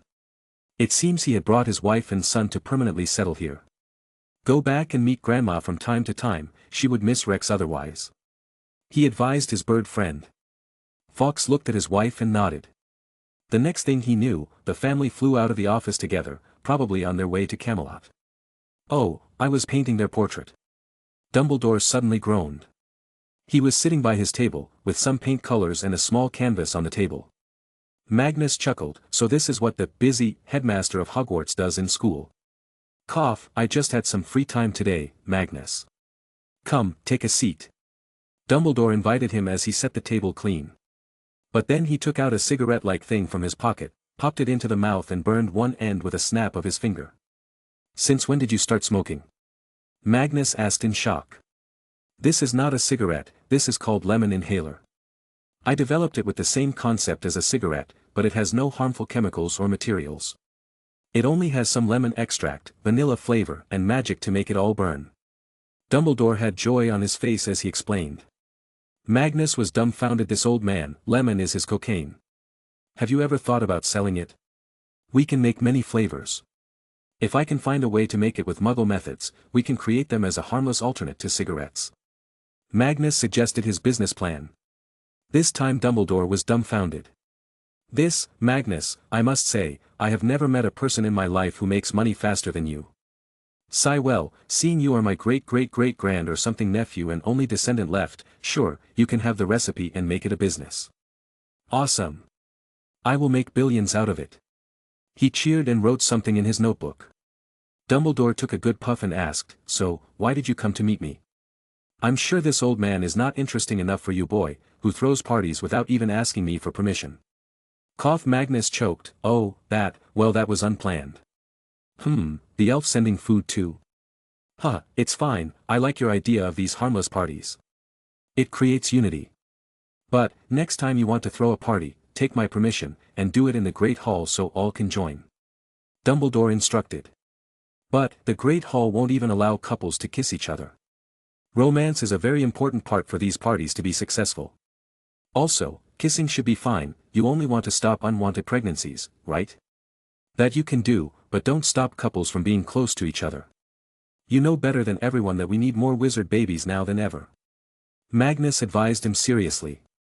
Puff. You're right. I will make kissing an exception for it then. Okay, I need to go out soon, so what did you come here for? He asked again. Magnus chirped his request, I want to learn dark magic. Dumbledore gave a reply in a split second, denied. Chapter 260. Magnus' smiling face shrank as he heard this abrupt answer. He was expecting some resistance but he hoped to make the old man agree. But, now all of a sudden he just outright rejected his request. But why?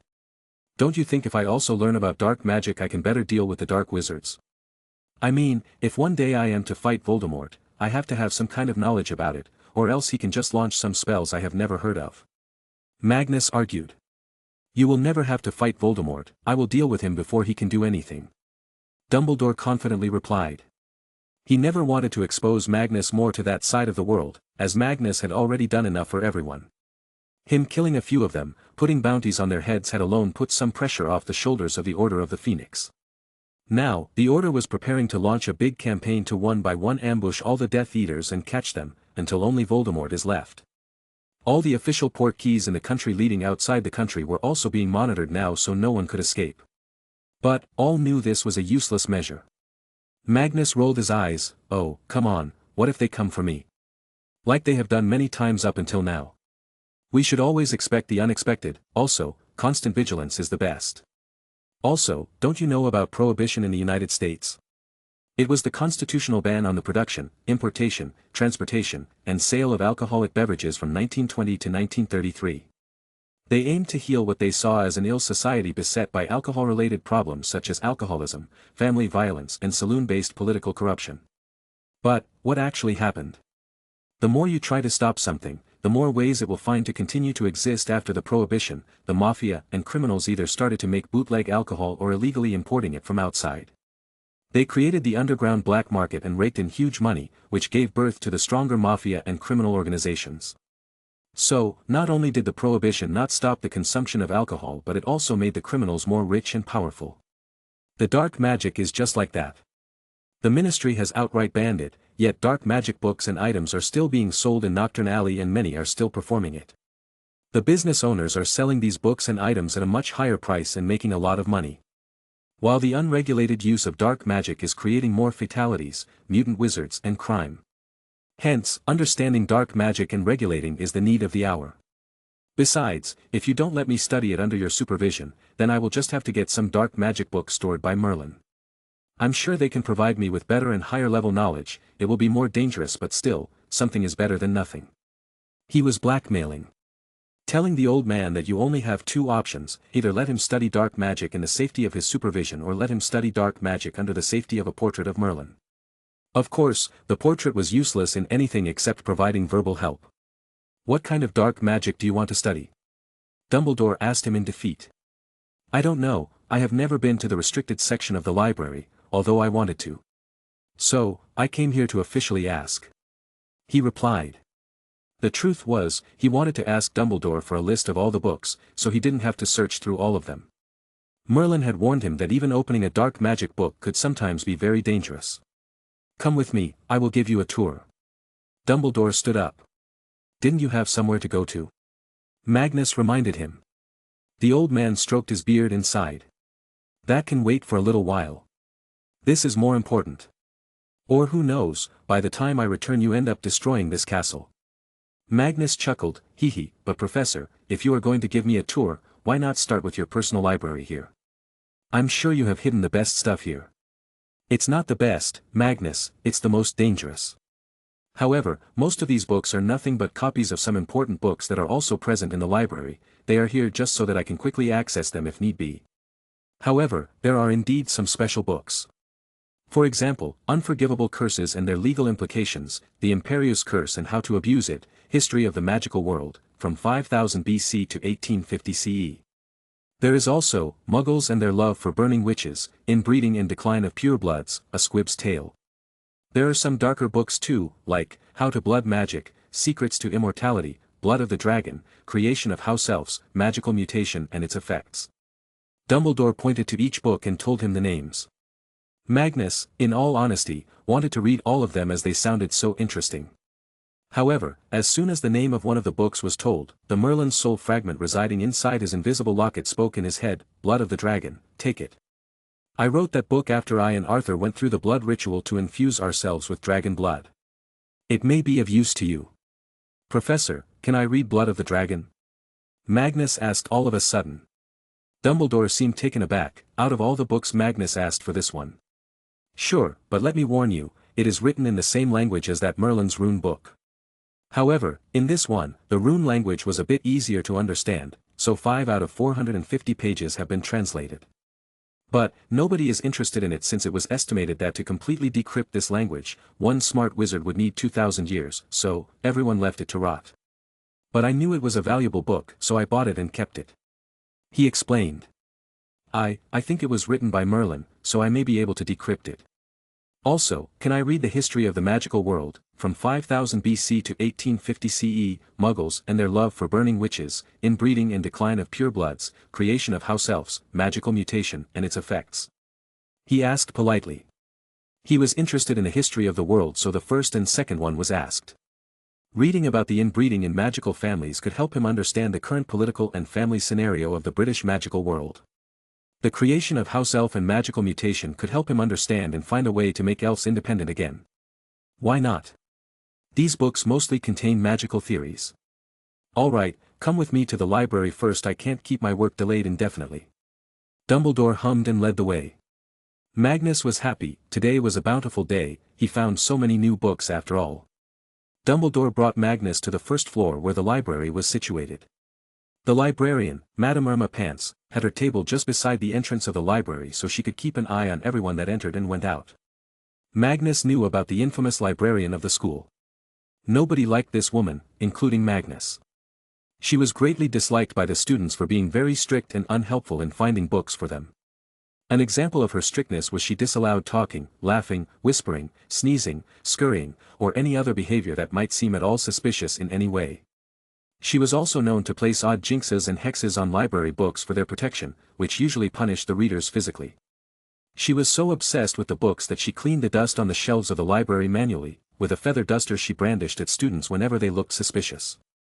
Overall, she was a young but grumpy and distasteful woman who didn't know her job was that of a librarian and not the security guard of the library.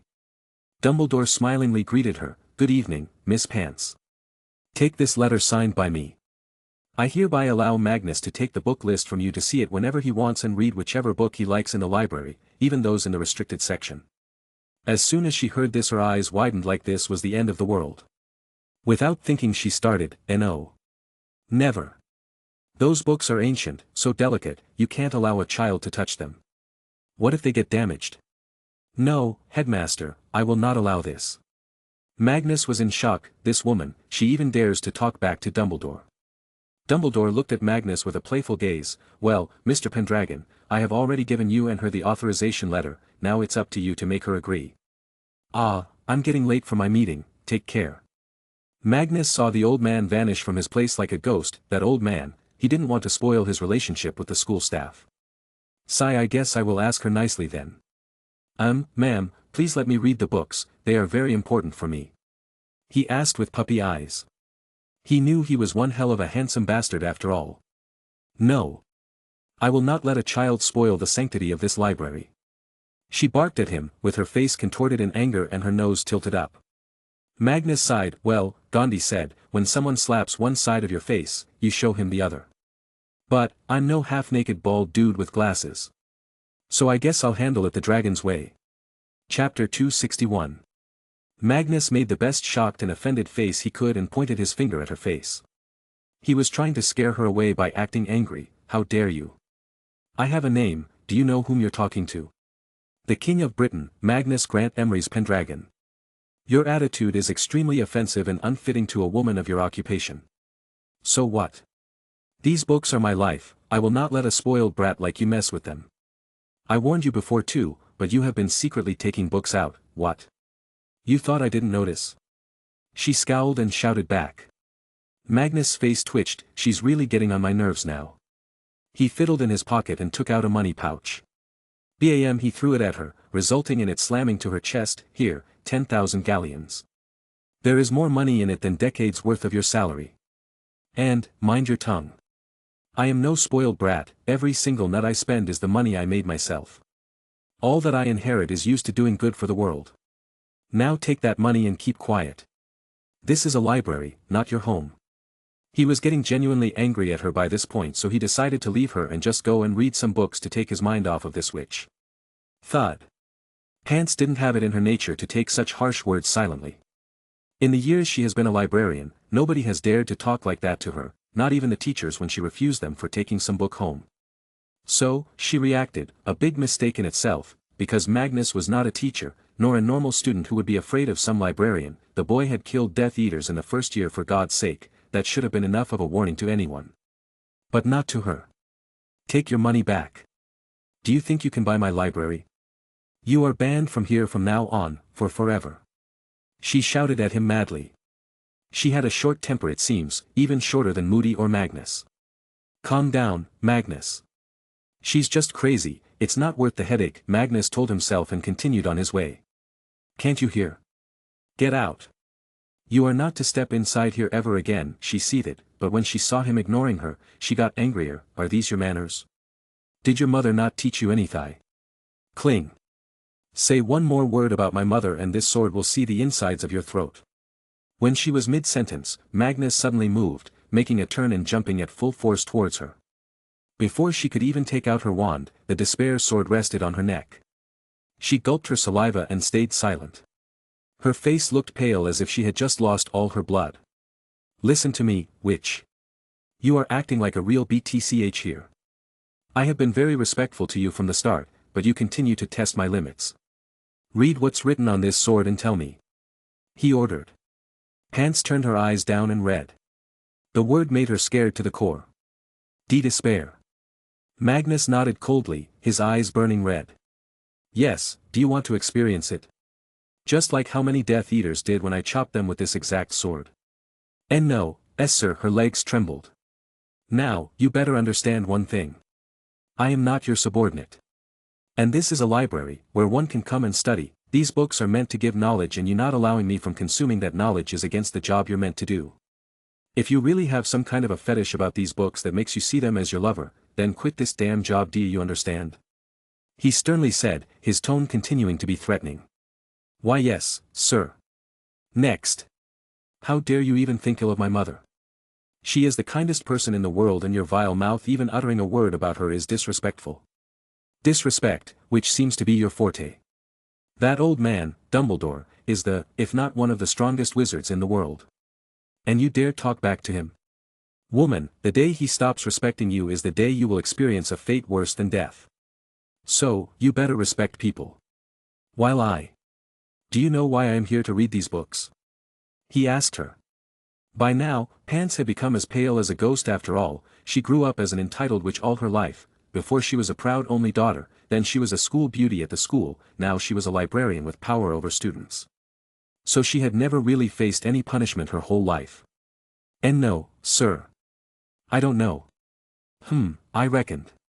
You see, some really bad dark wizards have continued to try to kill me.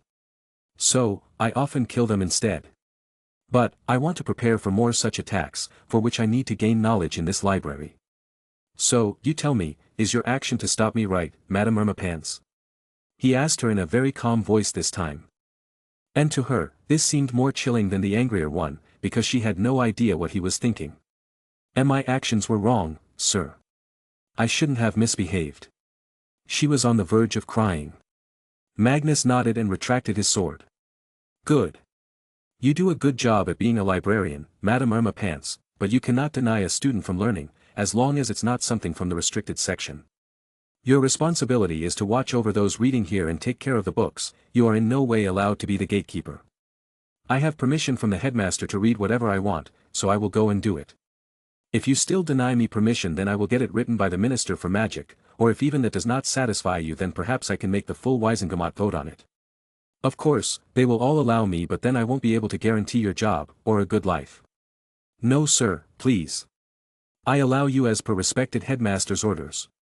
Please, read anything you want. Here is the list of all books and their location. She was extremely respectful now. Maybe the close call with death was an eye-opener for her. Magnus smiled gently and took it. Thank you, Madame Irma Pants. Have a good day. He went to enter the library blocks. However, he was stopped again. Sir. He looked back in confusion. Pants looked scared to even speak to him now. Yes. Sir, the time, it's 6 p.m., the library closes at 8. She meekly informed him. He smiled and nodded. Oh, thank you. Don't worry, I will leave before that. Soon he was gone from her view. Madame Irma Pants was left in a daze. She looked at her hand, they were still shivering. Then she put her hand on her neck and felt it. Mum was right, I need to control my mouth from now on. Magnus at the same time had come to a bookshelf. He felt that there was a book calling his name for some reason. After looking around, he finally found it. Reading its name, Magnus became interested. It was called Secrets of the Darkest Art.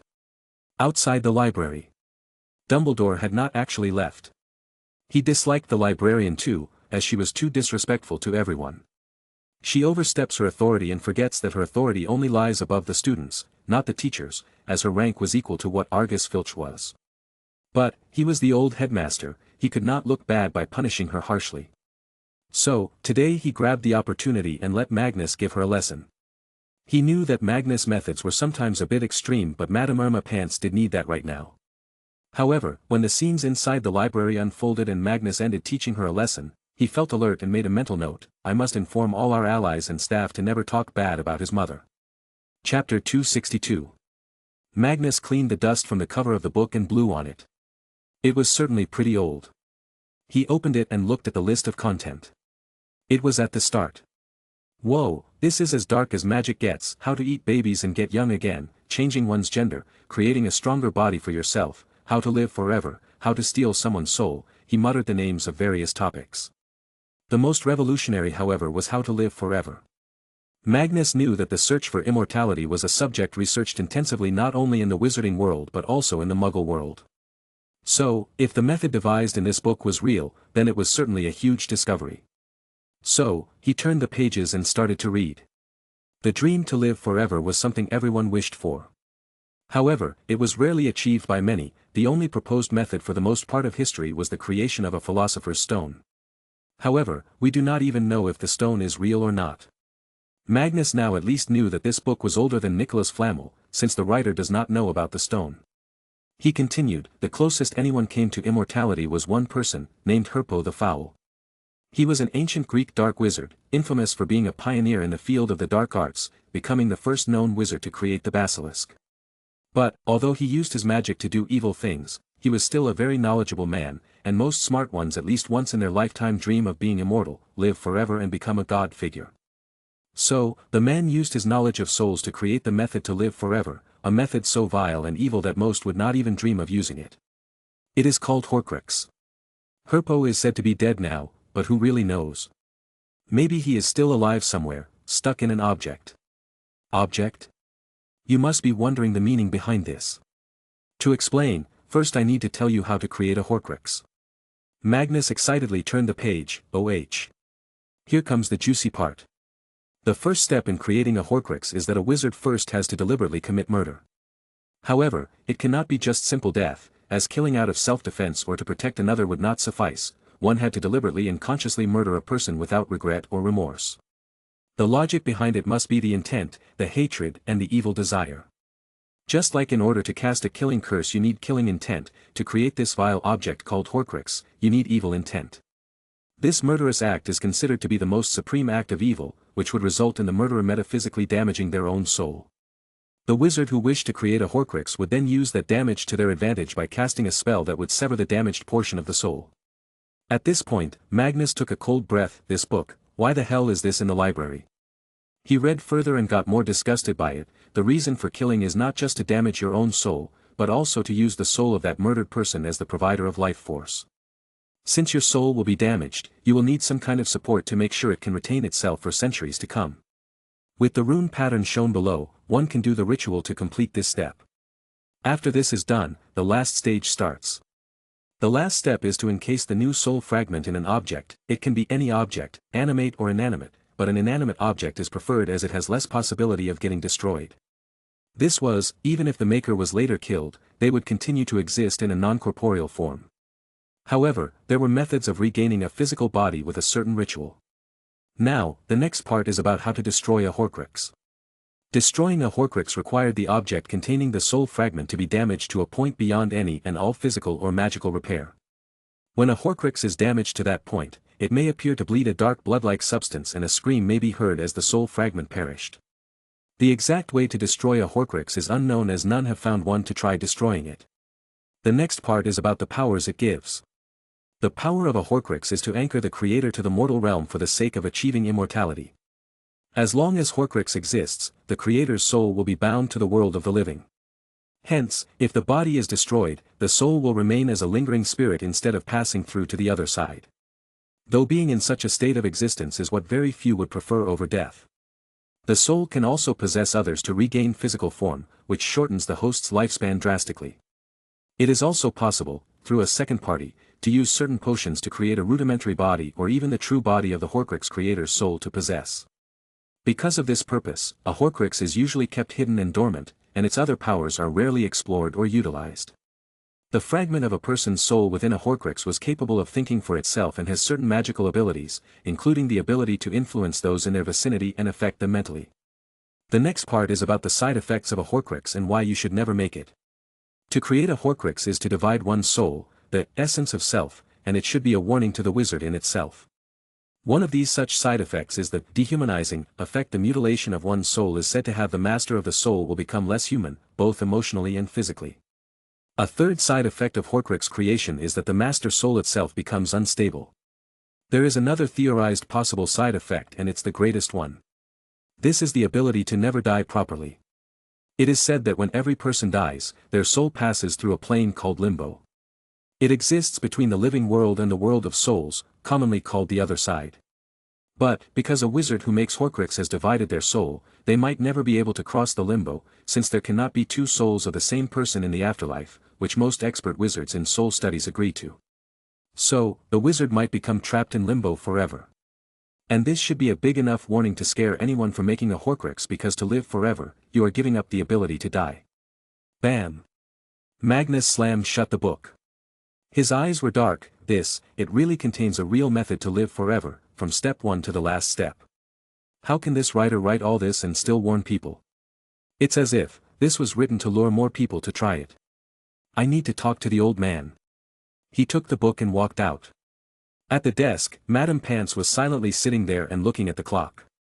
She was nervous, wondering if Magnus would come out before 8 p.m., and since only 5 minutes were left, she was getting anxious. She didn't want to go and talk to him again. But when she saw him coming out, she felt relieved, however his frowned face made her shudder. Thud, he placed the book on the desk and politely talked to her. This was Magnus' anger. He wasn't someone who would get angry with someone for the rest of his life for something as trivial as what she did. Madam Pants, this book is too dangerous to be left in the school's library. Even if it's in the restricted section, the content in it doesn't just endanger the reader but also the society. I am taking it to Professor Dumbledore. He informed her. She calmed down seeing him being kind to her. Yes, may I know what's so dangerous about it? Magnus again turned serious. If I told you, I'd have to kill you, that kind of dangerous. Cough then, please take it to the headmaster, I will write off its name from the list. She looked at the cover of the book and noted it down. Once Magnus was gone, she fell back to her seat, releasing a sigh. This job was supposed to be stress-free. Sigh, well, better get back to cleaning my beloved books, that brat must have touched many of them. She was back to her original self again, though not as outspoken now. Magnus kept the book hidden inside his robes while walking towards the headmaster's office. He had been in the library for more than an hour now. It was also nearing dinner time, so Dumbledore was in his office. Knock knock. Professor, I need to talk to you urgently, it's really important. He said and entered carelessly. However, his feet stopped when he saw an old woman inside there, sitting on the visitor's seat. Dumbledore stood behind her and had his hand on her shoulder. Ah, I will come back later, Professor. He closed the door again. Of course, he knew the old man was not into women, but he was just messing with him. Chapter 263. Inside the office, Dumbledore and the woman got embarrassed. To ease it, Dumbledore waved his hand and the door opened again. On the other side, Magnus simply stood, with his toothy, mocking smile plastered on the face. Dumbledore knew this kid was just messing with him. Come in, Mr. Pendragon, meet Lady Emmeline Vance. She is a very talented witch. The old woman stood up and bowed her head. It's an honor to meet you, Your Majesty. Likewise, Miss Vance. He greeted back. So, what did you want to talk about? Dumbledore asked. Magnus silently shook his head, while staring at him. Emmeline Vance took the cue and proceeded to leave. I will head out now, Albus. The dinner is also about to be served. Your Majesty, see you later. She left through the door. Seeing only that they were there now, he took out the book from his robes and placed it on the table. Professor, what is this book doing in the restricted section? Dumbledore became serious as soon as he saw the name of the book. This book, did you read it? Of course I did. It has the whole process of how to make Horcrux. I can't believe you let this exist in the library. I personally know a few Ravenclaw seniors breaking into the restricted section and reading books. There is nothing restrictive about the restricted section. Magnus narrated his experience. Dumbledore nodded and Darley warned him, do not ever try to make a Horcrux, Magnus. Never. Magnus scoffed, I am not a fool, Professor. I am better than that. Besides, I don't want to be immortal. Just by being a wizard, I can live a few hundred years. I think that will be enough time to do everything and experience everything. Anyway, I want to take this book and store it in Merlin's vault. That's the safest place for it to exist. Why not keep it in my office? Dumbledore had other thoughts. Magnus strongly opposed this. No, you won't be a professor forever here. What if someone like him becomes the headmaster someday? He pointed to a portrait of Phineas Nigellus Black. The painting though seems to be offended by this. This is slander. I would never let anyone read that book. I was loved by my students, just so you know. Magnus tiredly rolled his eyes. Yeah, Arthur told me about your great exploits, creating a hunting squad to find and catch couple students for even holding each other's hand. Making Muggle-born students sit at the back of the class, with the pureblood at the front and half-blood behind them. You were as scummy as they come. Ha, loved by students my ass, buttocks. He changed the last word under scrutinizing gaze of the old Dumbledore. Dumbledore sighed, as sad as it may seem, you are right, Magnus. Phineas Nigellus Black was one of the darkest marks in the history of Hogwarts. I can hear you, you know. Phineas Nigellus Black shouted from the side. So what? You're dead. Magnus blurted, shutting him up and making the portraits near him laugh. What do you say, Professor? Should I put it in Merlin's vault? He asked. Dumbledore silently stared at Magnus' face. He was not using legilimency. He had no doubt that he would fail and end up destroying the relation he has. He was just trying to read his face like most normal people. He understood that Magnus was young, and young people do stupid things often. He just didn't want Magnus to do something that he'd regret forever. Fine, but not today. It's time for dinner. Leave the book here until then. He put it on the bookshelf and led Magnus out. Magnus left him and went alone, as he couldn't be seen as too close to Dumbledore, otherwise everyone will start suspecting he was receiving favors even when he has worked hard for the awards. Shut up. This is your last warning. If you try to act smart you know what will happen. Magnus was on his way when he heard the loud angry whispers. He peeked from the corner of the turn in the corridor. He was shocked to see Severus being held from the collar by Evan Rosier, a sixth-year member of the gang of Slytherins. There were 3 more standing behind him. Seeing his friend in trouble, he jumped into action. Oi, you damn pigs, always coming in groups and thinking you're stronger. Come here, fight me if you have guts. Evan Rosier sneered looking at him. He released Severus, soon, mudblood, soon. They started to leave hastily after that. No matter what, Magnus was still scary, as he was the undisputed champion of the dueling club. Yes, run away, you inbred morons. Magnus ran to Severus. What the hell, Sev? Since when have they been bullying you? What did they want? Severus actually felt anger. He was tired now, the mental pressure was too much for him. He didn't want to reveal Magnus' secrets to the Dark Lord, but at the same time didn't want to endanger his mother's life. He was frustrated, angry, at himself and at Magnus for not looking into his head quickly. Nothing, they just wanted some potions made. I rejected them and they got a bit hyper. Let's go, it's dinner. Severus moved first. Magnus silently followed with a conflicted mind. Severus, if you don't tell me what's going on, I will be forced to use legilimency. Magnus sat down in his seat. Beside him were Emma and Ragnar. Dinner wasn't on the table yet as teachers hadn't come. So he took the Muggle newspaper and started reading. Today was September 13th. On the first page was the news from half across the world, a South American country called Chile. Turns out, a military coup d'état took place in a small country against the democratically elected Popular Unity Party's government. President Salvador Allende killed himself after giving his final speech live on air, as the air raids were going on. What was Allende's fault? He was a socialist, a popular one at that. And as expected, what did the United States do? The economic war was ordered by U.S. President Richard Nixon. And now, as the military rules the country, led by a committee of military leaders commonly called a junta, was promptly recognized as the main government of the country by the Nixon administration. Funny how champions of freedom were happy with a military dictatorship. Way to go, world's keeper of peace, another country destroyed. I wonder if they also meddle in British elections. He turned the page and read other news. The next news was about his own family. It stated that a detailed investigation took place and it was found out that IRA specifically chose this day to bomb the train station because every year Magnus leaves for school on this date. But it was confessed that it was not their intention to kill the royal family, only scare them. How do I end this mess? Do the Irish people condone this violence? The people of Ireland are Catholic Christians and the ones in Northern Ireland are Protestant Christians, the same as most people in the United Kingdom. Do the people of Ireland want the North to join them? Because that would only cause more violent conflict among themselves. Religion, what a mess. He got frustrated and closed the paper and turned to his left. So, Emma Vanity, how are your days going? What's the news from the girls' dorm? Now that Narcissa isn't here, does anybody try to bully you? He asked. Emma was on cloud 9, seeing Magnus was worried for her. Well, not since you threw that party. Now, everybody wants to be my friend and get close to you. Oh, I have some juicy news for you. One of the 7th-year girls is mad in love with you.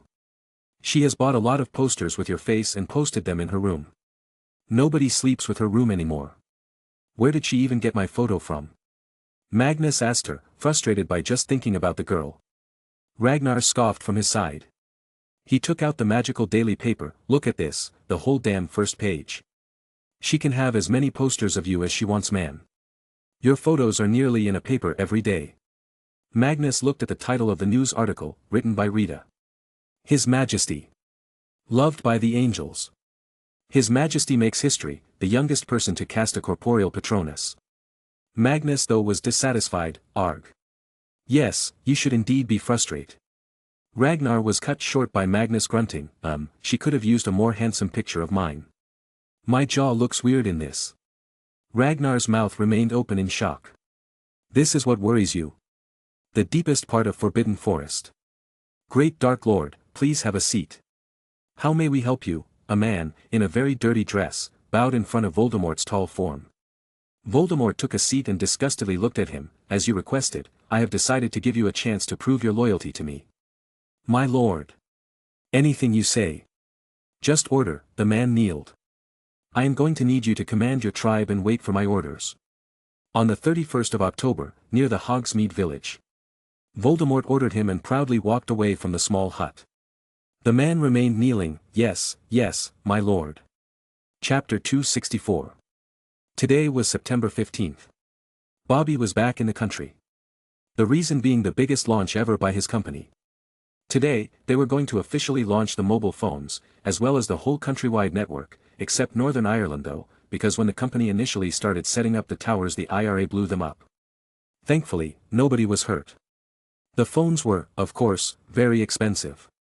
But Bobby wanted the world to be excited about it, so he also created a bigger and thicker version of the mobile phone. This time it was much cheaper. The original, small and portable was £2,899, while this new brick one was £500. Big difference. However, since the batteries were cheap, even these big ones could run for at least 20 hours with one charge. He was also now trying to create an image for himself, make himself famous and be loved. So, he would be personally at the launch. Magnus had hired 2 meta wizards to be his permanent bodyguards. They were to deal with both Muggle as well as magical threats. The news channels on the television were having the time of their life, boasting that a British company had come up with this amazing new tech, better than anyone else in the world. Also, they were the first to roll out the whole network. Future Tech Communications was the only company in the United Kingdom that deals with communications technology. The government was also excited about this, calling it the next big new thing since the discovery of the telegraph. Bobby didn't deny it though. He knew that with this, the wireless technology will only continue to get better year after year. Maybe, one day we will be able to put a little camera on these phones and call other people with video of themselves in real time, Bobby thought while sitting in his big car. He had come a long way since the start of the journey. He thinks that the biggest turning point in his life was the day Magnus told him about his magical powers. Nothing remained the same from that day. Slowly, Bobby also developed a firm resolve, that if Magnus had aimed to become the best in his world, then why can't he? And then he became a member of the Round Table. It excited him to no limit. He was in the fricking Round Table. He even got to sit at the original table, see Camelot and experience the wonders of magic. However, he believed that technology also had the capability to shock the magical world. Unlike magic that had a threshold, in the tech world there was no limit to innovation. As long as there are smart people, new things will keep on being developed. The current phone, which costs £3,000 today, might cost just 200 or even less. That is why Bobby was so invested. Magnus had told him about his plans to make Britain bigger, as well as his Africa plan. So he was also slowly developing technology to help achieve these goals. One thing he understood well was that if Britain wanted to become a world hegemon again, they needed a strong military. At this point, only the United States had the ability to make the best jets, military ships and more.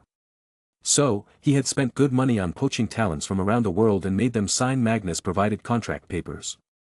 Now, these highly intelligent people were preparing designs for military armored vehicles, boats, helicopters, tanks and even going outrageous by working on aircraft carrier. Bobby also helped them whenever he could. He hoped that one day, they could have such an amazing military that no one would dare to make trouble anywhere. He didn't want Britain to turn into USA 2.0 however, who used their immense power for self-serving reasons, just hiding it under the pretense of bringing peace and freedom. He believed in Magnus. And Magnus was someone who wanted peace just for the sake of it, with no strings attached. So, if someday some wannabe dictator rose up in a country, he'd directly receive a bullet to the head. If some terrorist organization tried to take over a country, they'd become dragon's food. No questions asked, no secret deals made. Sir, we're here, please come with us. The car arrived at the venue. It was the big open hall in Future Tech headquarters. Previously they were located in the building Magnus owned. But, now that Future Tech was so big, it needed much more space. So they had commissioned Emery's Construction to make them a whole new skyscraper. It was 80 floors high. However, soon Magnus got jealous and ordered that his building also be upgraded. Now Magnus' building was 85 floors high. Bobby didn't give in and installed a tall pyramid on the top of his building, bringing the height of the two to equal. However, the pyramid was made of military-grade glass panels and was actually Bobby's main office. It was beautiful as he could see the whole city from there in all directions. Back at the party, some members of parliament, MPs, were also invited, though they were not given much importance. Soon after the event started, Bobby went to the stage and unveiled all the products of the company, and also showed a live demo by calling one of his assistants sitting in the Liverpool branch. He gave a short review of how to operate the device, also the charges of calls. Bobby deliberately kept the cost at the same level as the landline telephone call. This was a deliberate move to urge people to buy these phones. I want to say something. Probably some people will call me arrogant, but today, I openly declare, the age of information technology has begun. Claps. The large hall erupted in applause. They were pretty excited by the prospects of this company. But, sadly, it was not a publicly traded company, so no one could really invest. Bobby ended the event and invited the few important guests, such as a few celebrities, MPs, nobilities and businessmen to a private party with no journalists allowed. It was time for Bobby to do some networking here. Gringotts. Magnus had come to the bank to put the book in his vault. He was quickly greeted by Novgor, the boss of the bank. Sir, you don't need to make a long journey to do such a small thing. We can store your items in your vault remotely. There is a deposit box. Novgor said.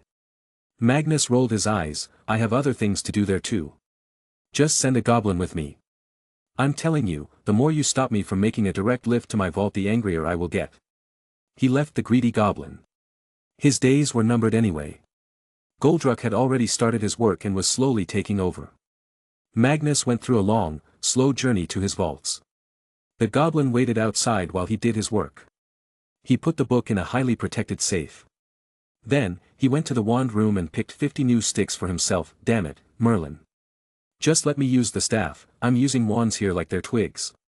He cursed and came to the library. Here, he carefully picked a few dark magic books that were purely theoretical. He didn't want to take anything dangerous to the school. After that, he picked some potions books for Ragnar. At last, just out of curiosity he came to a small glass box. There was a label on it, do not put it on. Magnus, curiously just took the glass off and picked the object. It was a red mask, with large black patches for the eyes. Even the eyes were covered with a white cloth. How can one see in this mask? Well, only one way to know. He ignored the warning and slowly put on the leather mask. It was a little tight but fit perfectly. After feeling it was perfectly set, he closed his eyes. No, please. Not inside me. Just kill me. It's boil bath time. Magnus was horrified. He felt chills all over his body. There, in front of his eyes was not the vault. Instead, it was some kind of a red world. Everything here was either red or black. The soil, the land entirely was black, however, the sky and the light were red. For as far as he could see, he was seeing humans and various weird beings being cruelly tortured. Somewhere they were being boiled in oil, somewhere something too large was being pushed inside them. Some were getting their skin pulled apart, some were getting their eyes and mouths sewed. This. Welcome to hell. Mr. Whoever is looking through my eyes. I am none other than your lovely Captain Delicious Pants, the ruler of hell, punisher of sinners and deflowerer of virgins, also a lover of my juicy old man. Some quick words came to Magnus' head. Is this really hell? Then, God is real. Can you show me, someone, I killed before? What about that Oscar? Whoa, you're pretty cool about all this. And that Oscar, well he's getting his holes stretched. We're going to pass a bullet train through his back and out of his mouth. I know, that's impossible, but I rule this world, I make the laws of physics and reality.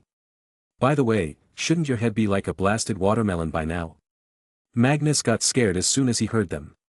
He quickly took the mask off in fright and ran to the nearest mirror.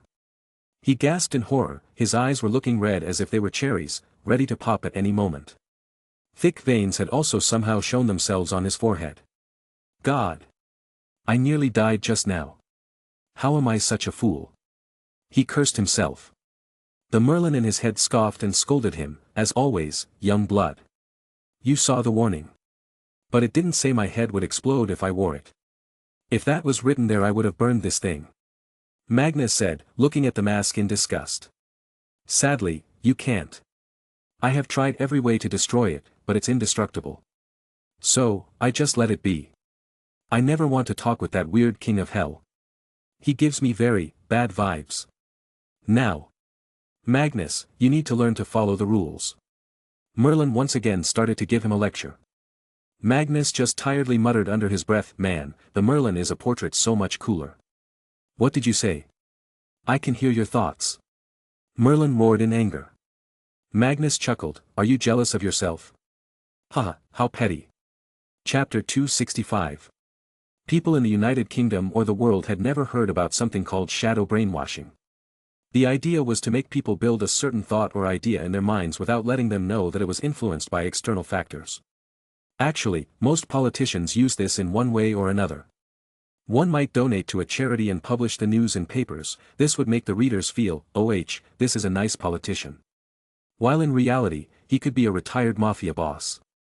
Slowly, this shadow brainwashing was becoming the way of life now.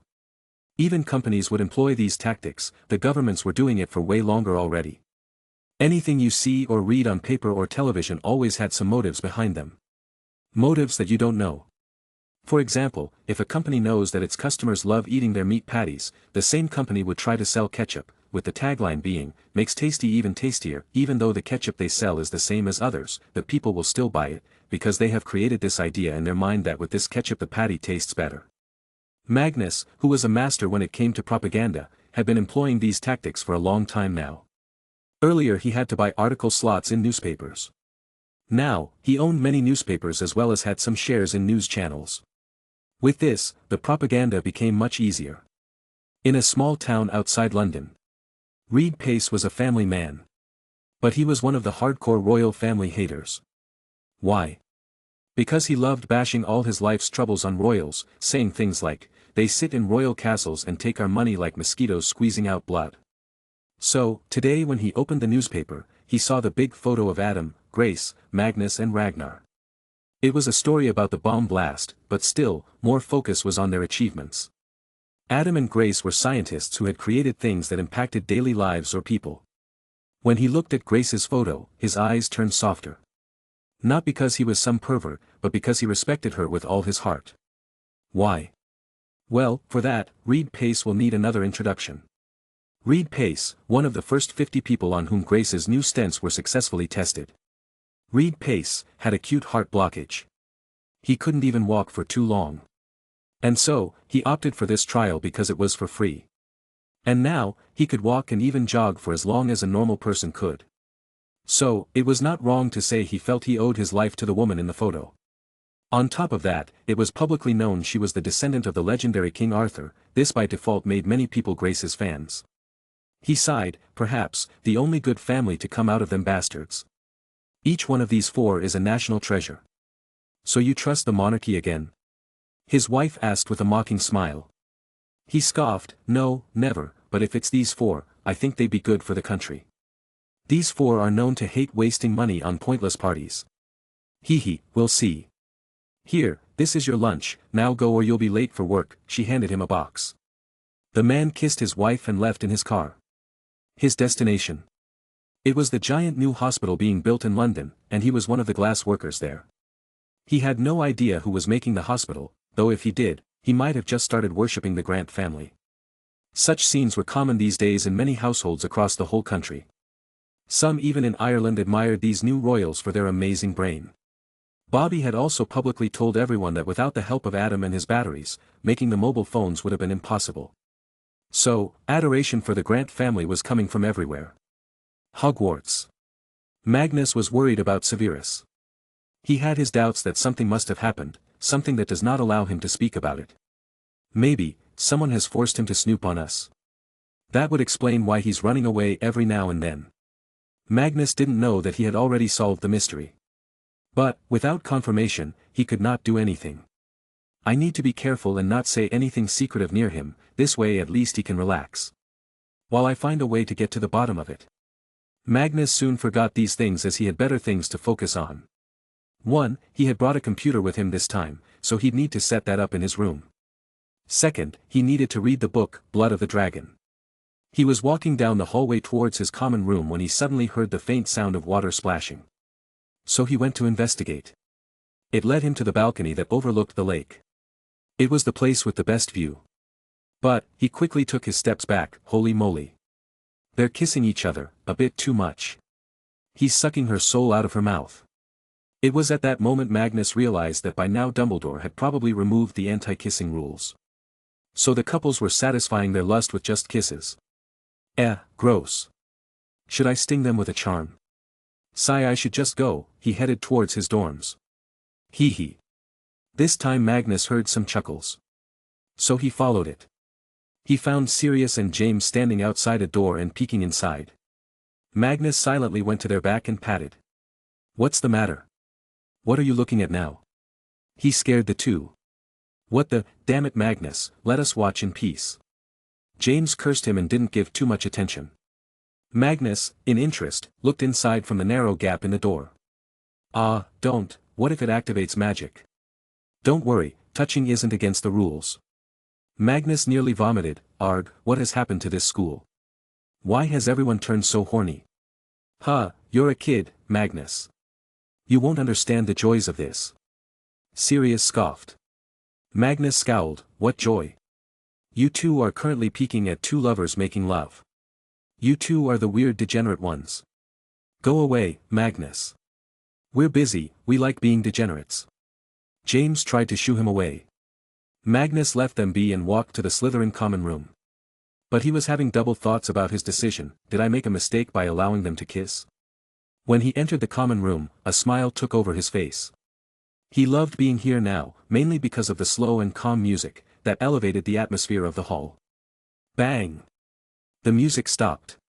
With that, Magnus' mood was also spoiled. He quickly turned to see the machine, and his anger soared up. It was one of the lackeys of the gang of Slytherin. You dare touch my personal property? And even try to break it? Get away from it, and go tell your bosses. I will break their bones if they touch my music again. And I'm putting a curse on this device from now on. He scared the boy away like someone shooing away crows from dead meat. He quickly fixed the machine and played the music again. There was obviously a hierarchy in the common hall. It used to be Lucius as the leader before, but now it was Magnus. Of course, many would try to challenge his position, but he'd also swiftly deal with them. Hey Mag, Emma came to him with another girl. She seemed to be holding her laugh. Mag, this is my friend, a 7th year, her name is Gina, she is a big fan of yours. Emma introduced the tall 7th year girl. Magnus immediately had some doubts now. Oh, hello, Miss Gina. He shook her hand, to which she suddenly let out a soft moan. Your Majesty, please teach me a lesson, Gina blurted out of the blue. Her blue eyes seemed as if they were burning. She was a pretty girl, with good height and a good figure. She also wore glasses. But, she seemed to be having a fever, as her face was all red. Magnus nodded. He never denies it when someone asked him to be taught. Sure, what lesson do you want to learn? Gina seemed ecstatic and on the verge of orgasm, the hardest one. Magnus, in confusion and some shock, looked left and right. Emma was chuckling, but hiding her mouth with her hand. Bloody hell. Hogwarts is too damn horny, he shouted internally. And unknowingly, a drop of sweat fell down his forehead. Sure, we can decide the schedule later. It was nice meeting you, Miss Gina. I must go and study now. He gave an excuse and walked away. Gina stood there. Bye-bye, my dearest Majesty. I will be prepared for your hard, long, lesson. FCK, Magnus ran this time. Chapter 266. Magnus was in his room today. He was setting up his computer. It was not very hard, all things were already fixed in the CPU. All he needed to do was connect the screen and a few other devices. This computer was the most advanced and the latest version of what future tech was making. It had the latest chip, made after extensive study of Intel's. But this one used a much smaller architecture, meaning more processing power. Magnus had specifically asked them to make an experimental unit for him with as much processing power as they could put on a chip. They did as asked, but their problem then was that cooling was not sufficient. So, Magnus was going to use magic to keep this bad boy cool. This experimental chip was called BBX, Magnus had named it personally and everyone in the company had adopted it. However, Bobby was angry at him, because the chip was literally named after his nickname that he hated so much. But, the damage was done already and he had no choice but to accept it. What are you even going to do with this computer? Ragnar asked, while he also helped Magnus unpack some items. I will use this to create programs that can help me make rune schemes. Currently, we have to try and test every time, but as long as we keep on compiling data for all our tests, we can create a program that can run the simulation and tell us if our method or runes are going to work or not. It may not be 100% perfect, but it should be able to tell us if we're going to fail or not. Magnus planned. Ragnar was honestly shocked, but then he noticed something. Whoa! This is awesome. But why are you creating a cabinet to hide this computer? It's just the three of us in the room. Exactly, it's three of us. Did you not notice? Severus always runs away when we start talking about something secretive. I suspect that someone has forced him to become a spy. But only one method can be used to make him a spy. So I have sent someone to check up on his mother. Magnus said. Ragnar felt angry, those bastards, what if they have really kidnapped his mother? Then we will kill some people and save some people. But, to make sure that Severus does not have to run away and put himself at risk, we cannot talk about any secrets. Instead, we should talk about the craziest and silliest things we can to make whoever is snooping angry. And I think it's most likely Voldemort since he sees me as one of his biggest enemies. Magnus planned. What do we talk about? We don't even know what he looks like. Ragnar asked. I have asked someone to make us a portrait of him. Based on the rumors he will make it and send it to us by evening. Magnus said. Ragnar chuckled and planned what he would say. Ting ting ta-da. Ah, it's on. Can't believe they seriously made a UI for this machine. The memory storage must have cost them a fortune. Magnus used the mouse to move the cursor around.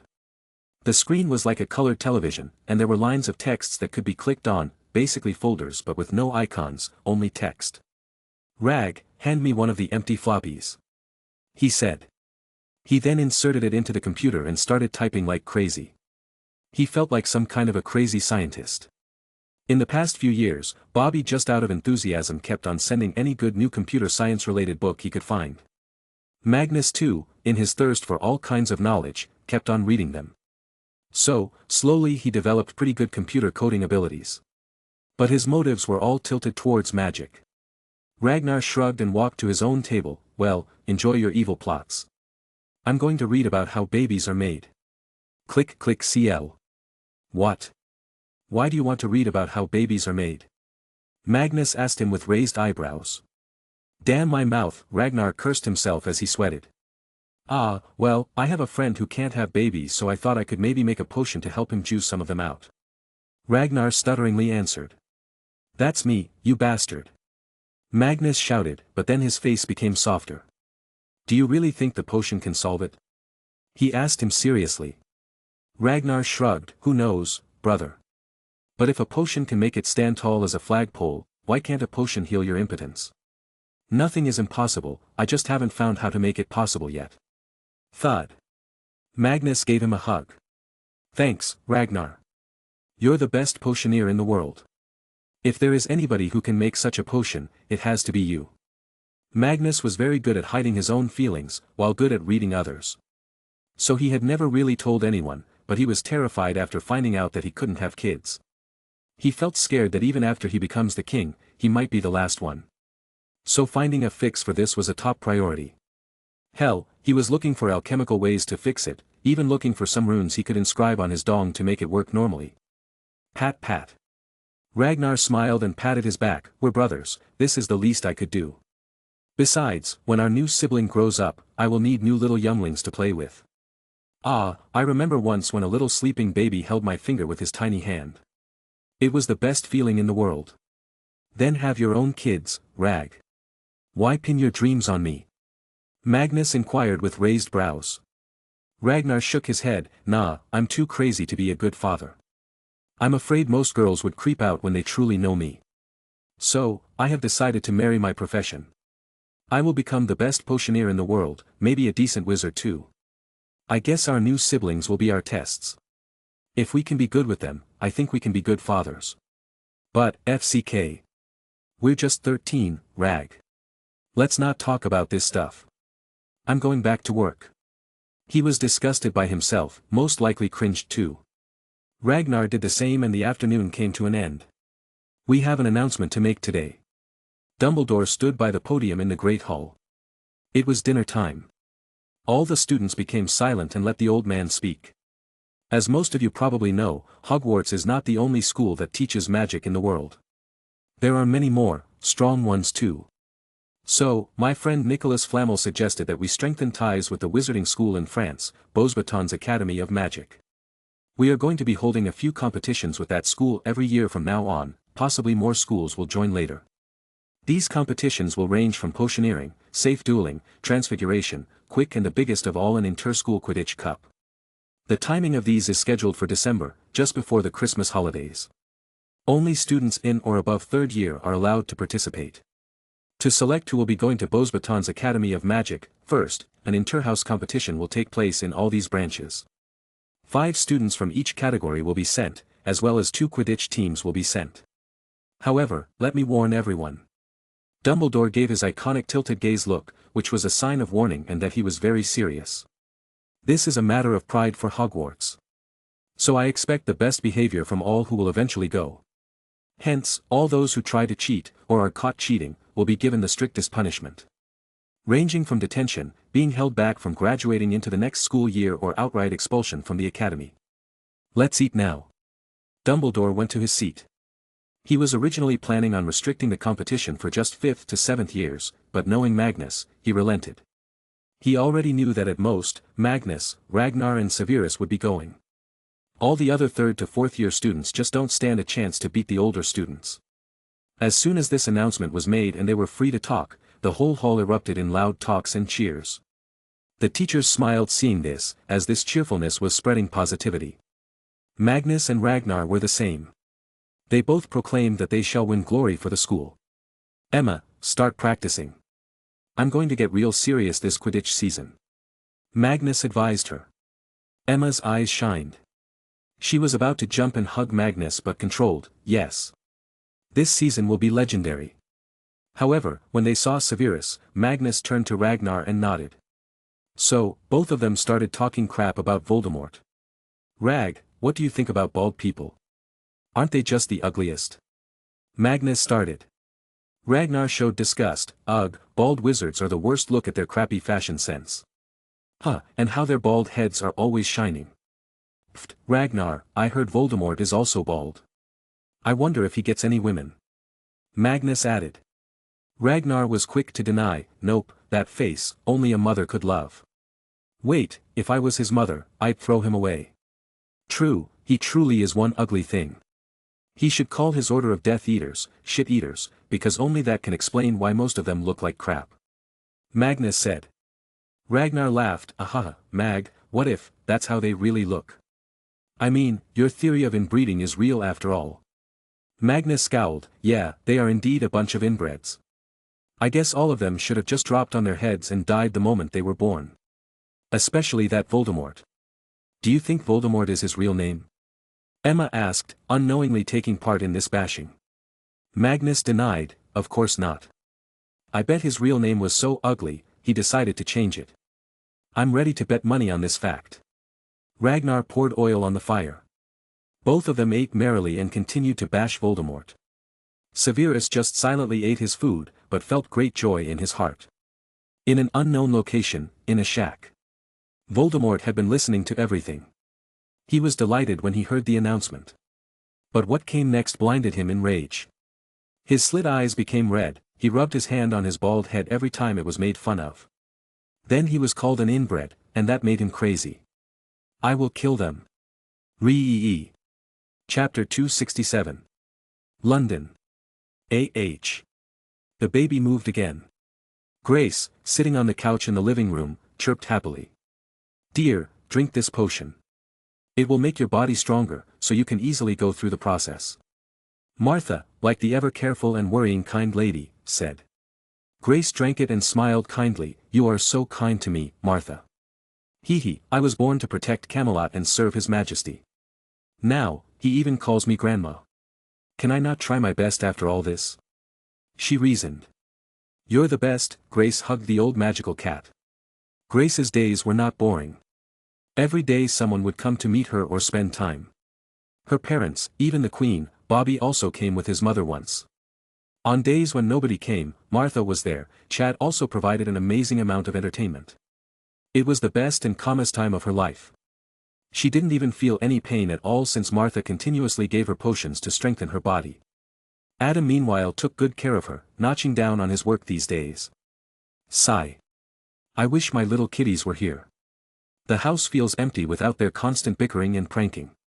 Grace sighed. Martha chuckled, Dear, you will soon have another child. When that happens, you will instead feel bad for not having enough time to focus on your two sons. Grace got scared. Oh, Martha, I'm so worried about that. I don't want to be a bad mother for the two of them. What if they start hating me? And here came the sudden mood swings. Martha patted her head, Don't worry. Magnus and Ragnar are very good kids. They will understand that the little baby needs more of your attention. Don't forget, they love you as much as you love them. This made her mood a bit better.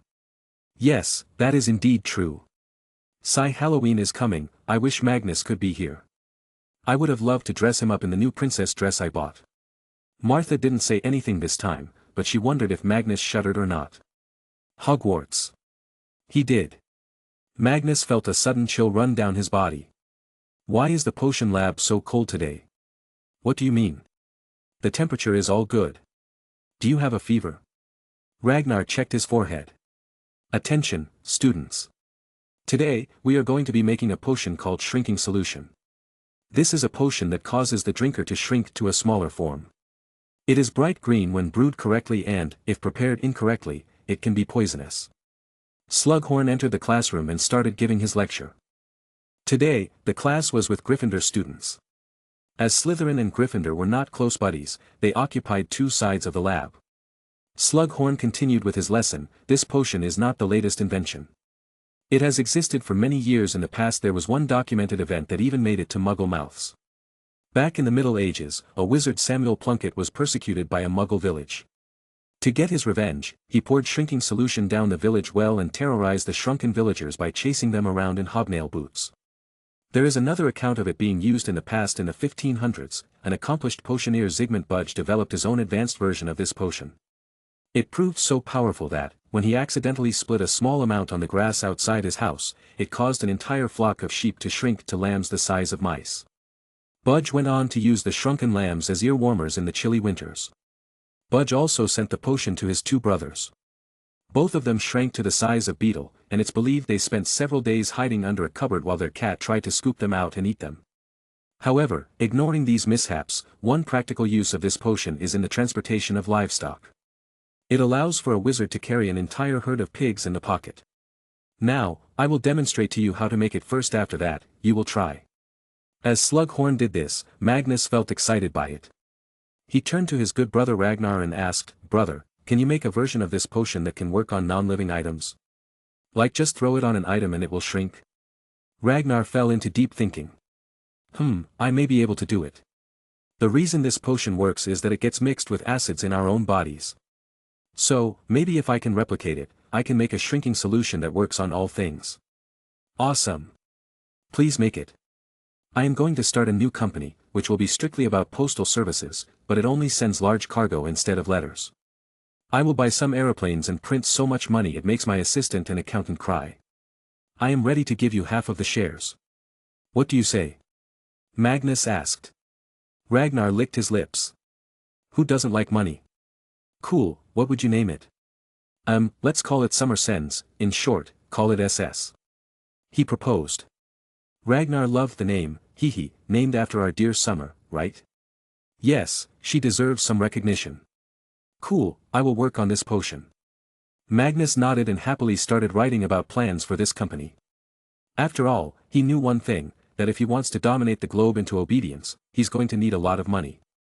A distance from Magnus and Ragnar, Severus stood in front of his cauldron. He seemed to be dozing off as he was continuously staring at the contents of the pot, instead of working on it. Sev, Hey. Sev, what happened? Severus looked left and right to see who called him. His heart softened when he saw it was Lily. Nothing, I was just thinking about something.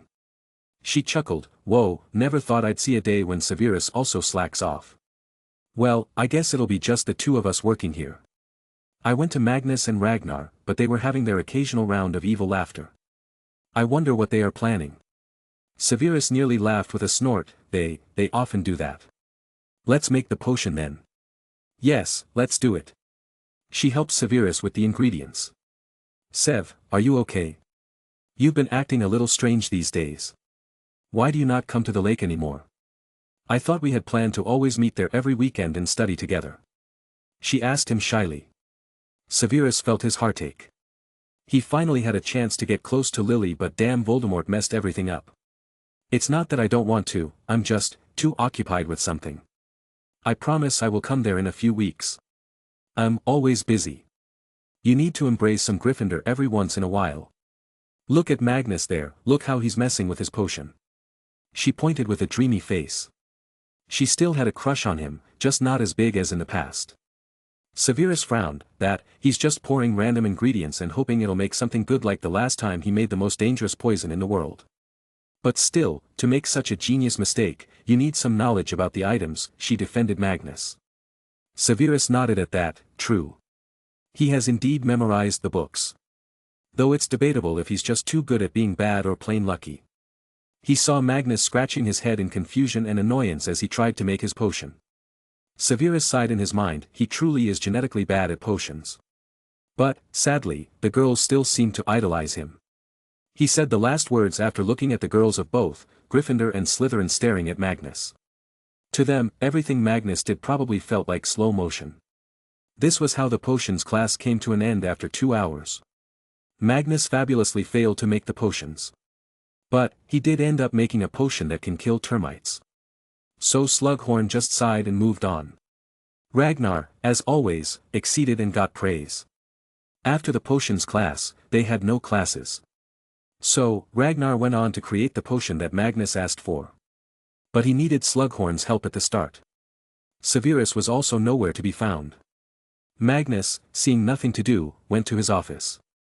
He called Adrian on the phone from there. So, did you find anything?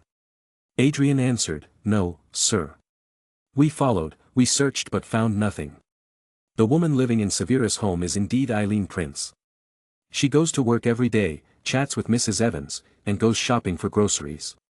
She even receives letters from Severus. Magnus rested back and thought deeply. How do people react to her? Normal. They act as they would if they knew Miss Prince. Even Mrs. Evans talks to her like close friends. Adrian answered. Sigh. Keep an eye on everything that's happening there. If you find anything out of the ordinary about her behavior, contact me. Also, try to see what's in Severus' letters without opening them. Look for any anti-intrusion charms in the letters too. I have a bad feeling about this, Adrian.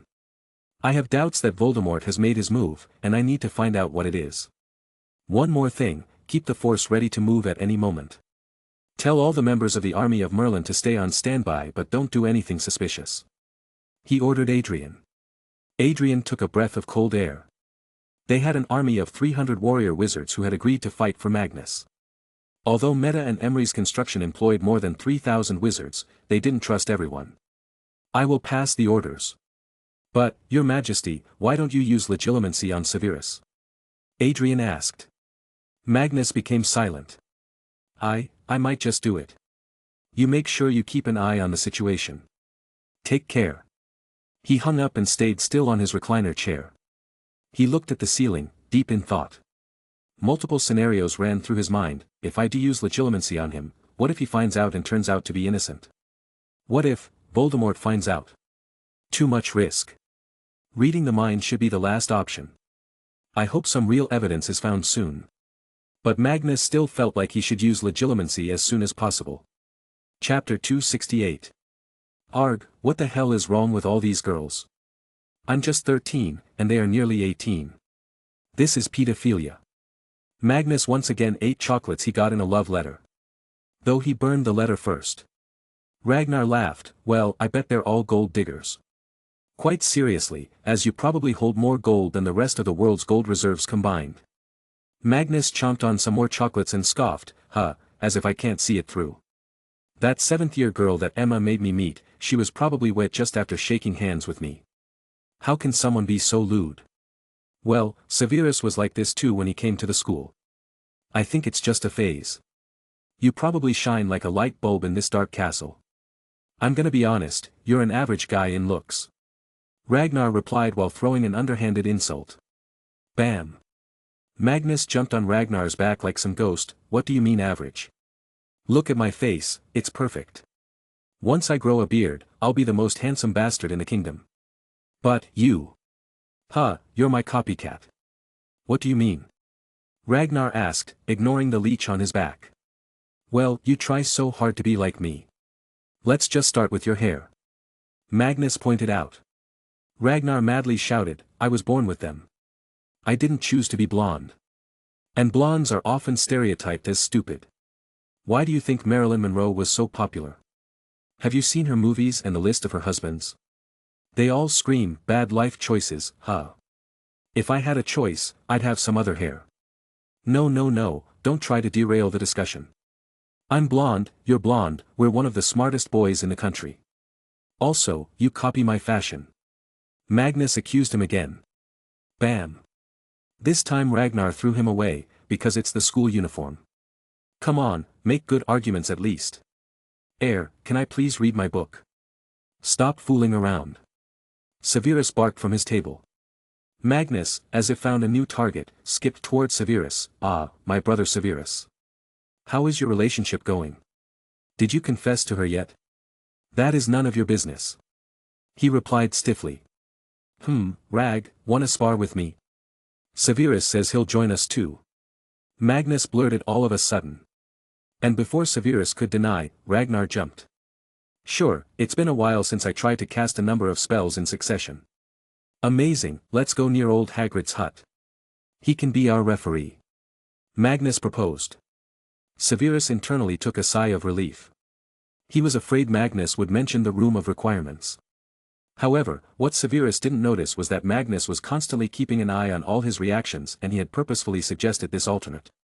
And from how Severus sighed, he was 100% sure now, is it Voldemort or someone else? They ran off to Hagrid's hut. The gentle giant was currently chopping some meat it seemed and he didn't look that gentle anymore. Oh, Magnus, Ragnar and... Severus. What are you doing here? Hagrid put his giant axe down and asked. Nothing. We just came here to spar with each other. We hoped that you could be the referee.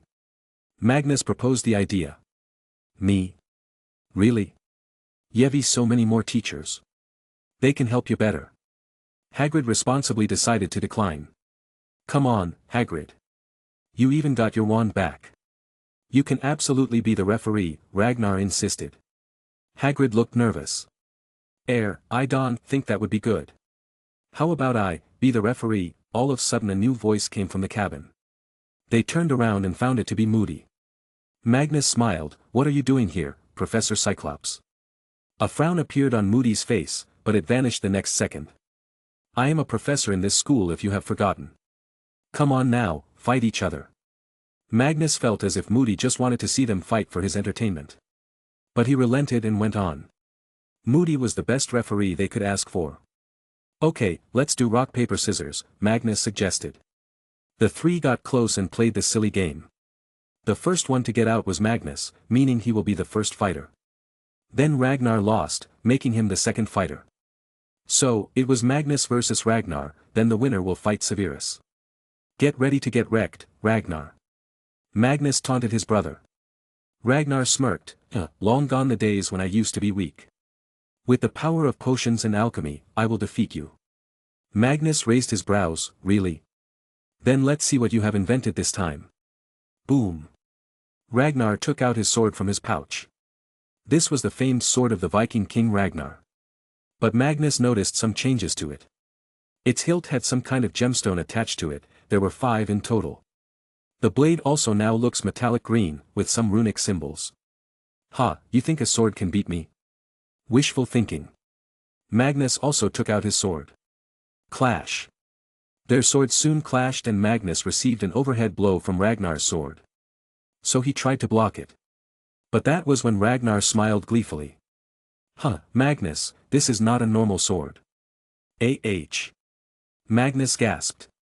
He felt that Ragnar's sword had just become hundreds of kilos heavier. Magnus already felt he could not block this much weight. Don't think this will save you, boy. I'm winning today. Ragnar excitedly proclaimed.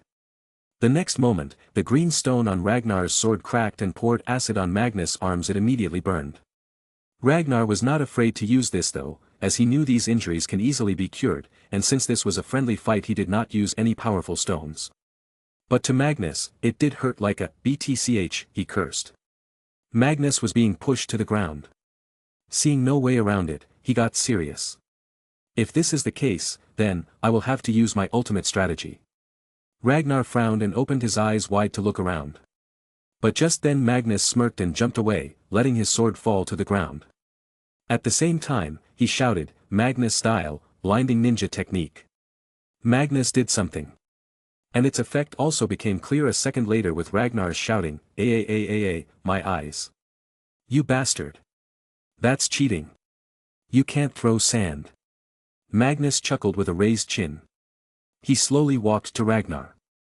Foo, everything is fair in love and war. He glanced at Moody on the side. The man was nodding proudly at Magnus' shrewdness. Indeed, in war, only winning matters. But Ragnar cursed, FCK, this ain't no war, we were sparring. And I don't love you either. Ah, you hurt me, brother. Magnus jumped and swiftly took Ragnar's sword from his hand. Then he tripped him with his leg. If I had used magic, this fight would have been over long ago. But, if you keep this progress, you will soon be able to fight all wizards with your sword and limited magical capabilities. Aguamenti.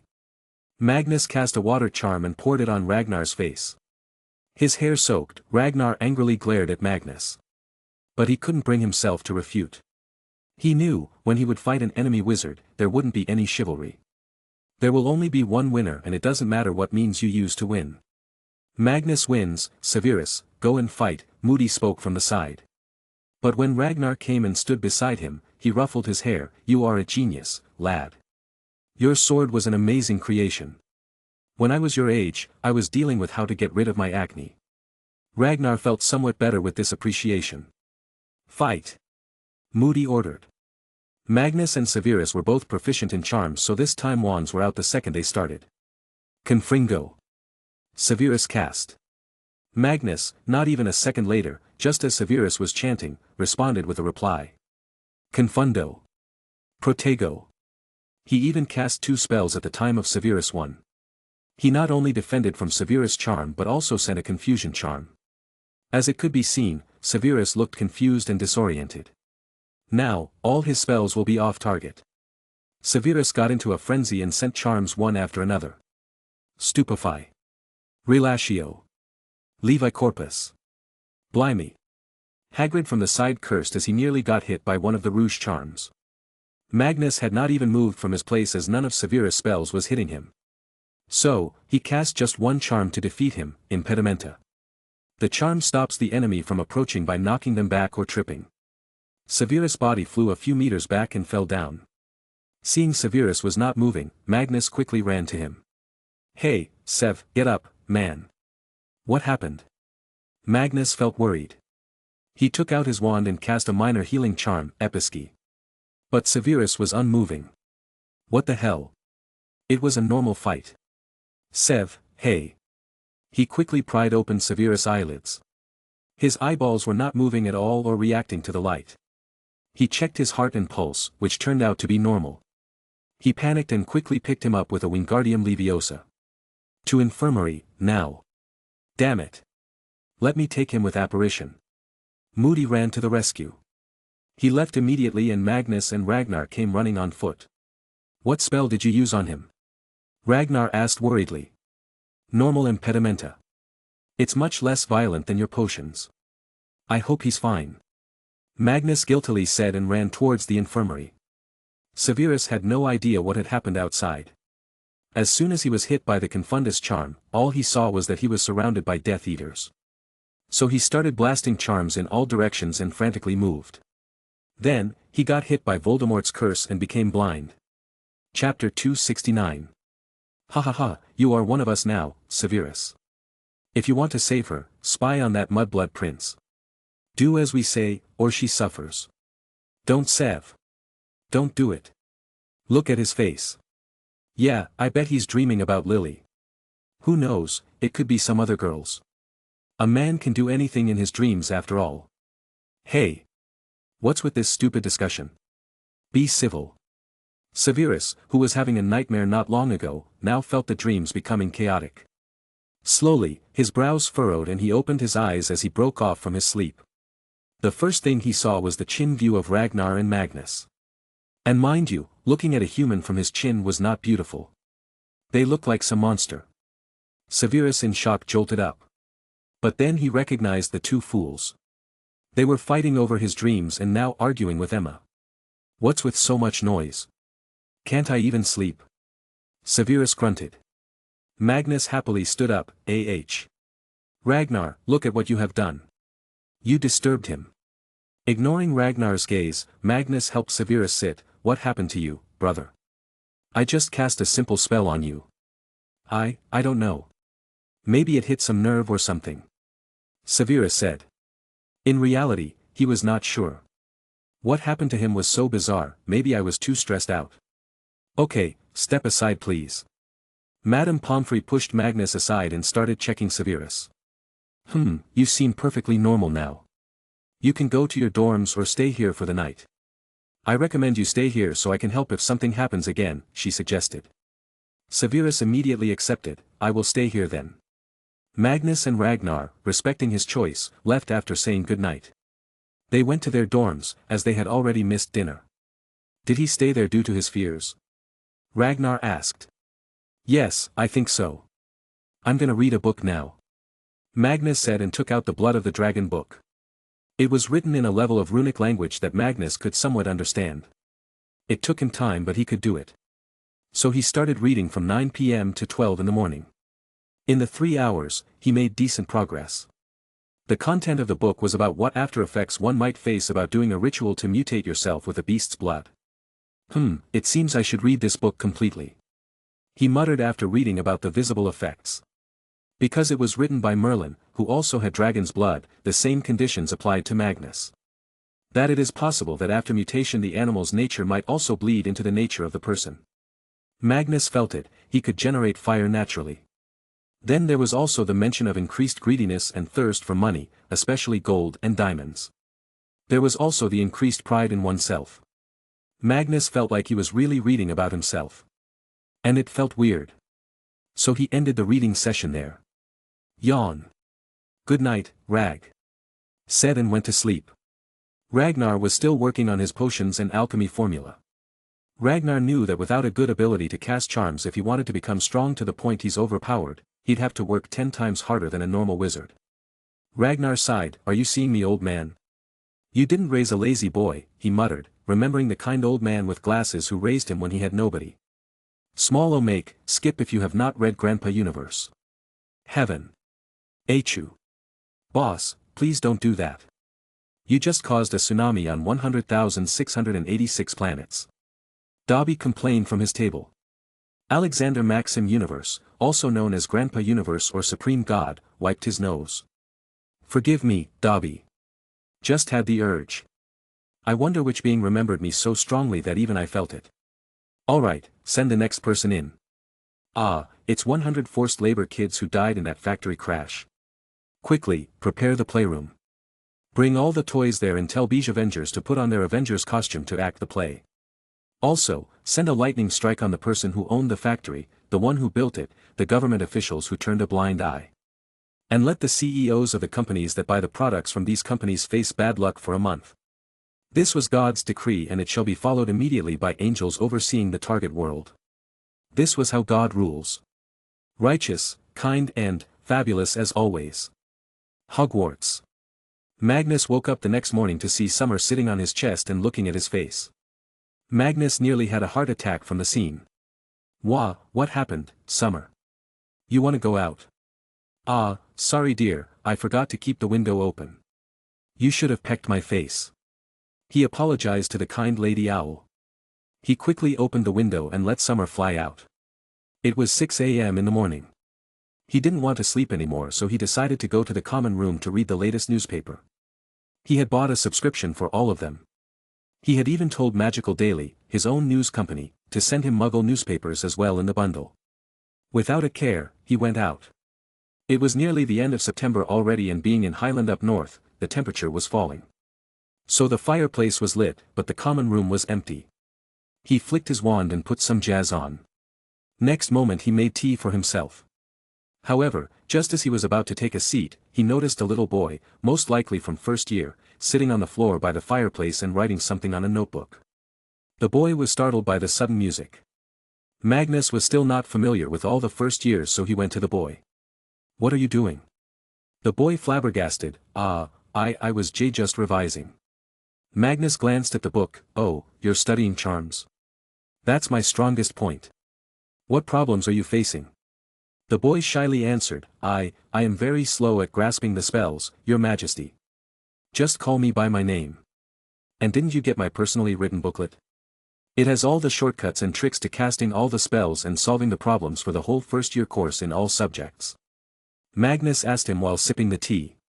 The boy looked confused. "Booklet? No, Mr. Pendragon, I did not get a booklet." Facepalm. I forgot to distribute them this year."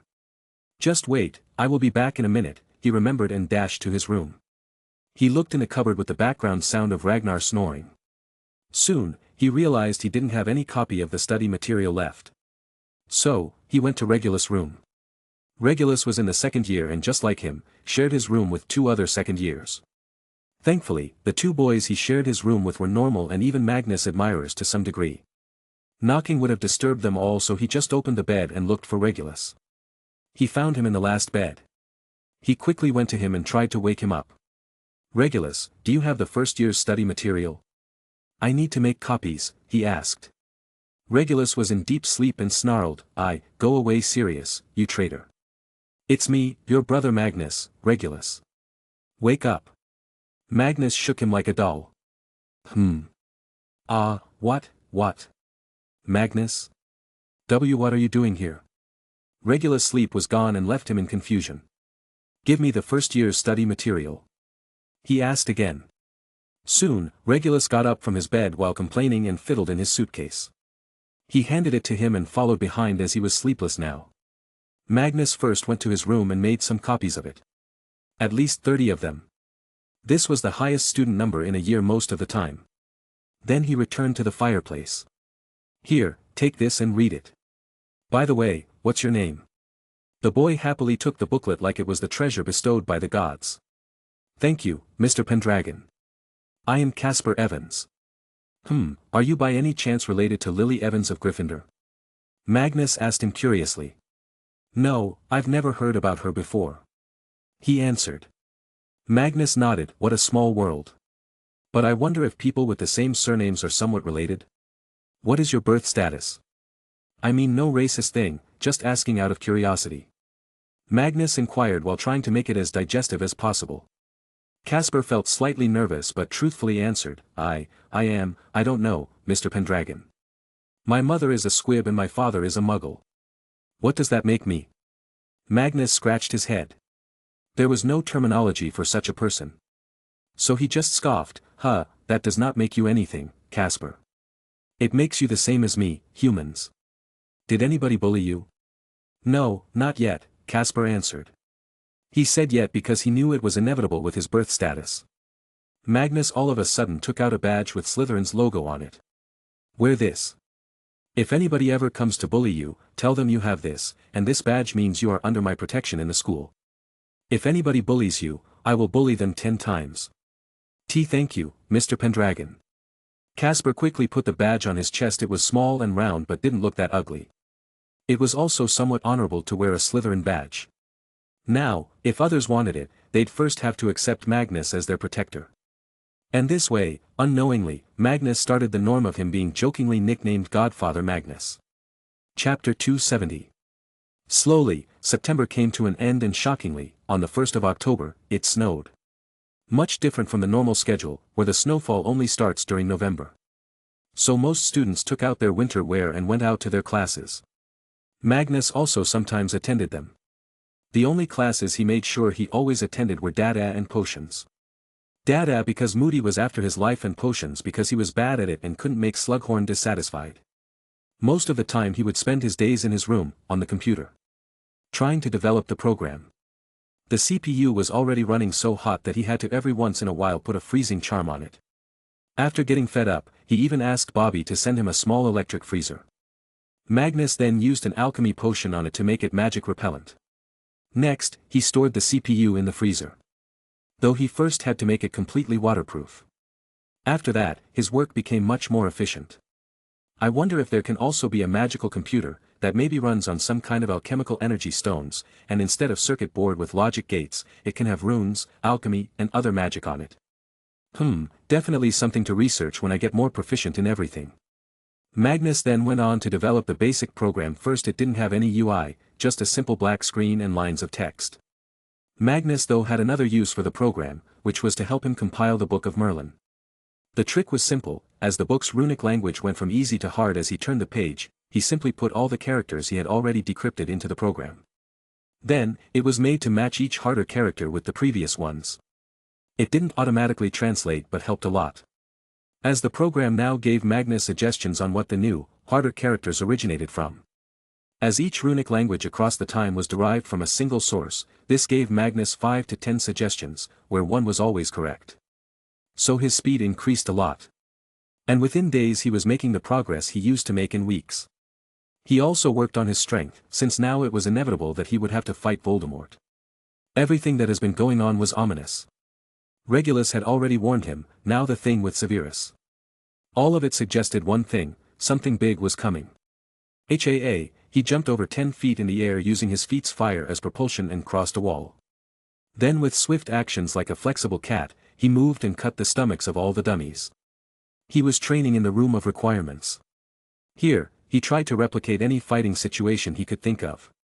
Ring ring. Magnus' phone rang all of a sudden. He picked it up with a smile, as it was from his mum. "Hello, Mum, how are you?"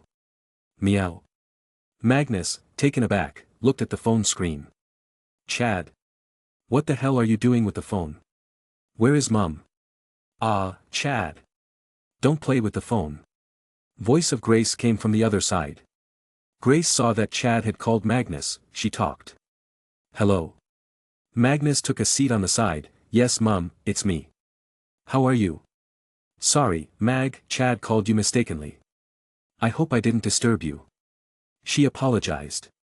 How could Magnus be angry? Even if it was in the middle of a class, he'd pick up her call, no matter what. "No Mum, I was just exercising." He couldn't really tell her he was practicing beheading a snake man. "Oh, then I guess we can talk. So how is your time going there? How is Ragnar?"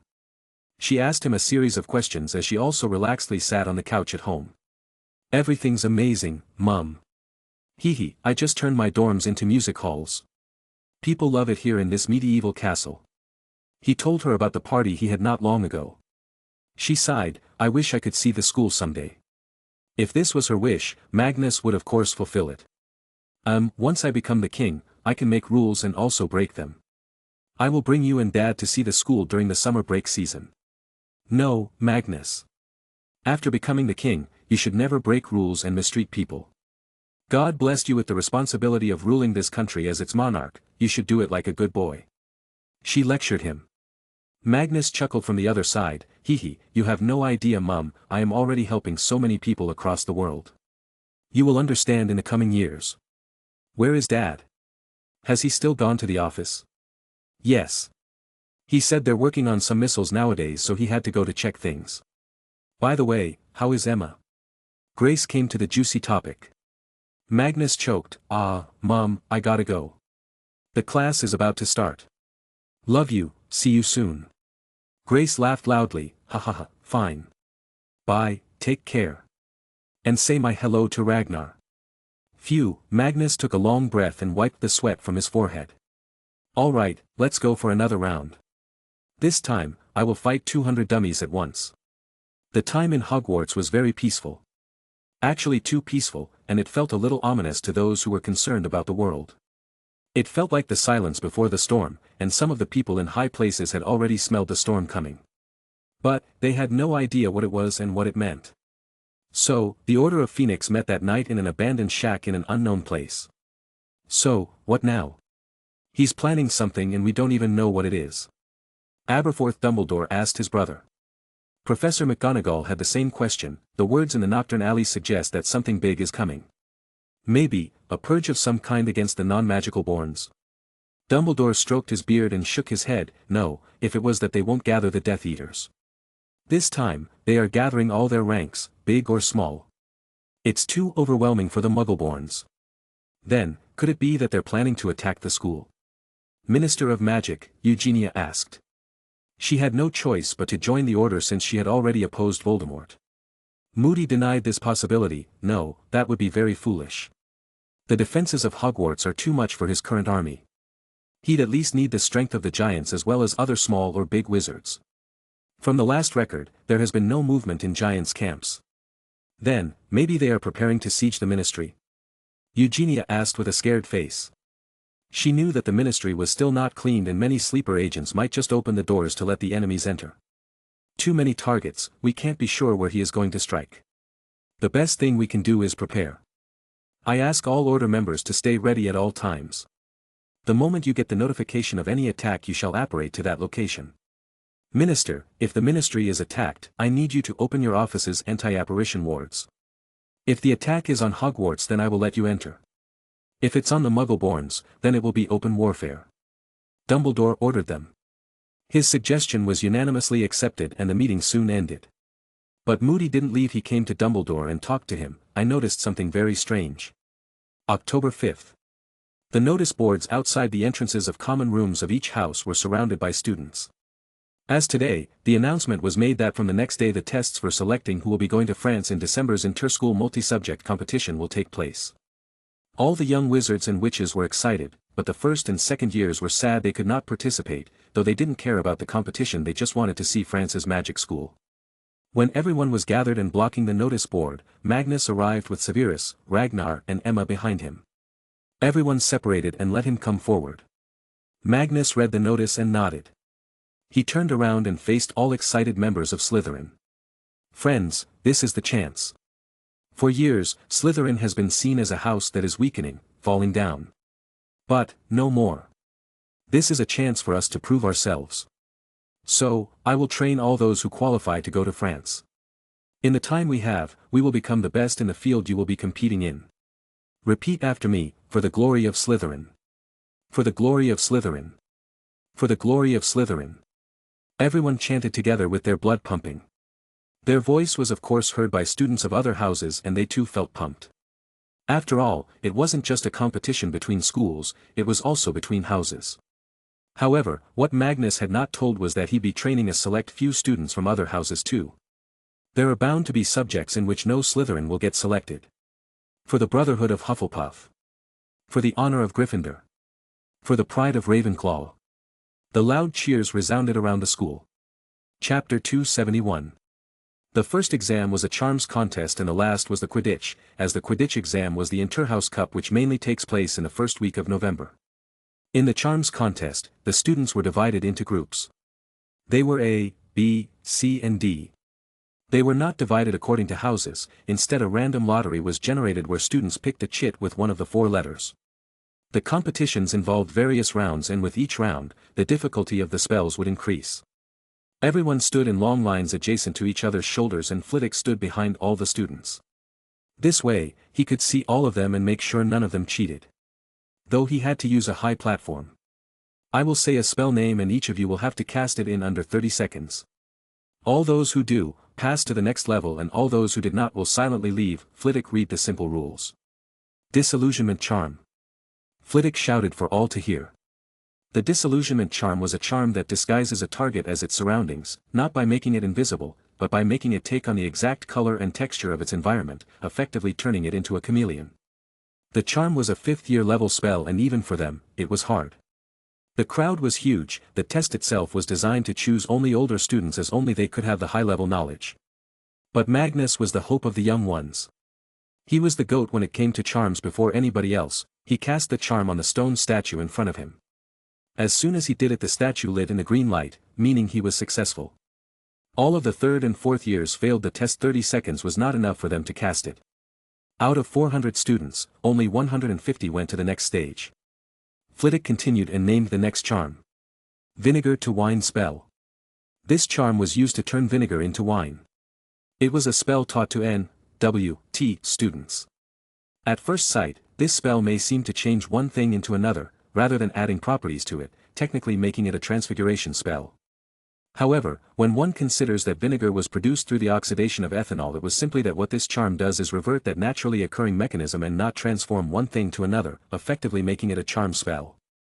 However, this charm was hard, that was why it was taught to 6th-year students.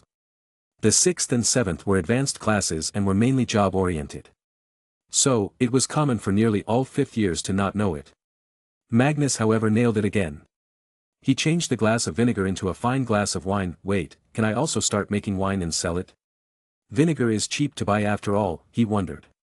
But then the next round started and now only 50 students were remaining. A few from the 5th year and the rest from the 6th and 7th. He was the only one from 3rd year and stood out like a sore thumb. The next charm is blackboard writing spell. The blackboard writing spell was a charm used to cause words or pictures to appear on a blackboard. Many teachers would use this charm during their classes so they can remain free and still write on the blackboard. The caster needs to either flick his wand or touch the board to make words appear on them. Magnus flicked his wand as it was an easy deal for him. He reckoned that this spell was heavily reliant on the caster's abilities, as some were able to cast it from a distance and some had to go to the board. The round was cleared again and now only 16 students were left. 8 from the 7th year, 7 from the 6th year and Magnus from the 3rd year. Flitwick jumped down from his platform and walked to them. Good, all of you are well qualified as charms experts. But, the next contest will select 5 students from among you. And the next test is dueling. To be a good duelist, being a good charm caster is important in most cases. Today, we will be selecting 3 duelists. The other 2 will be selected from other competitions. I will call 2 names one by one and you will fight. Magnus, seeing what was to come next, showed a toothy smile. However, his rivals felt threatened by it. Sir!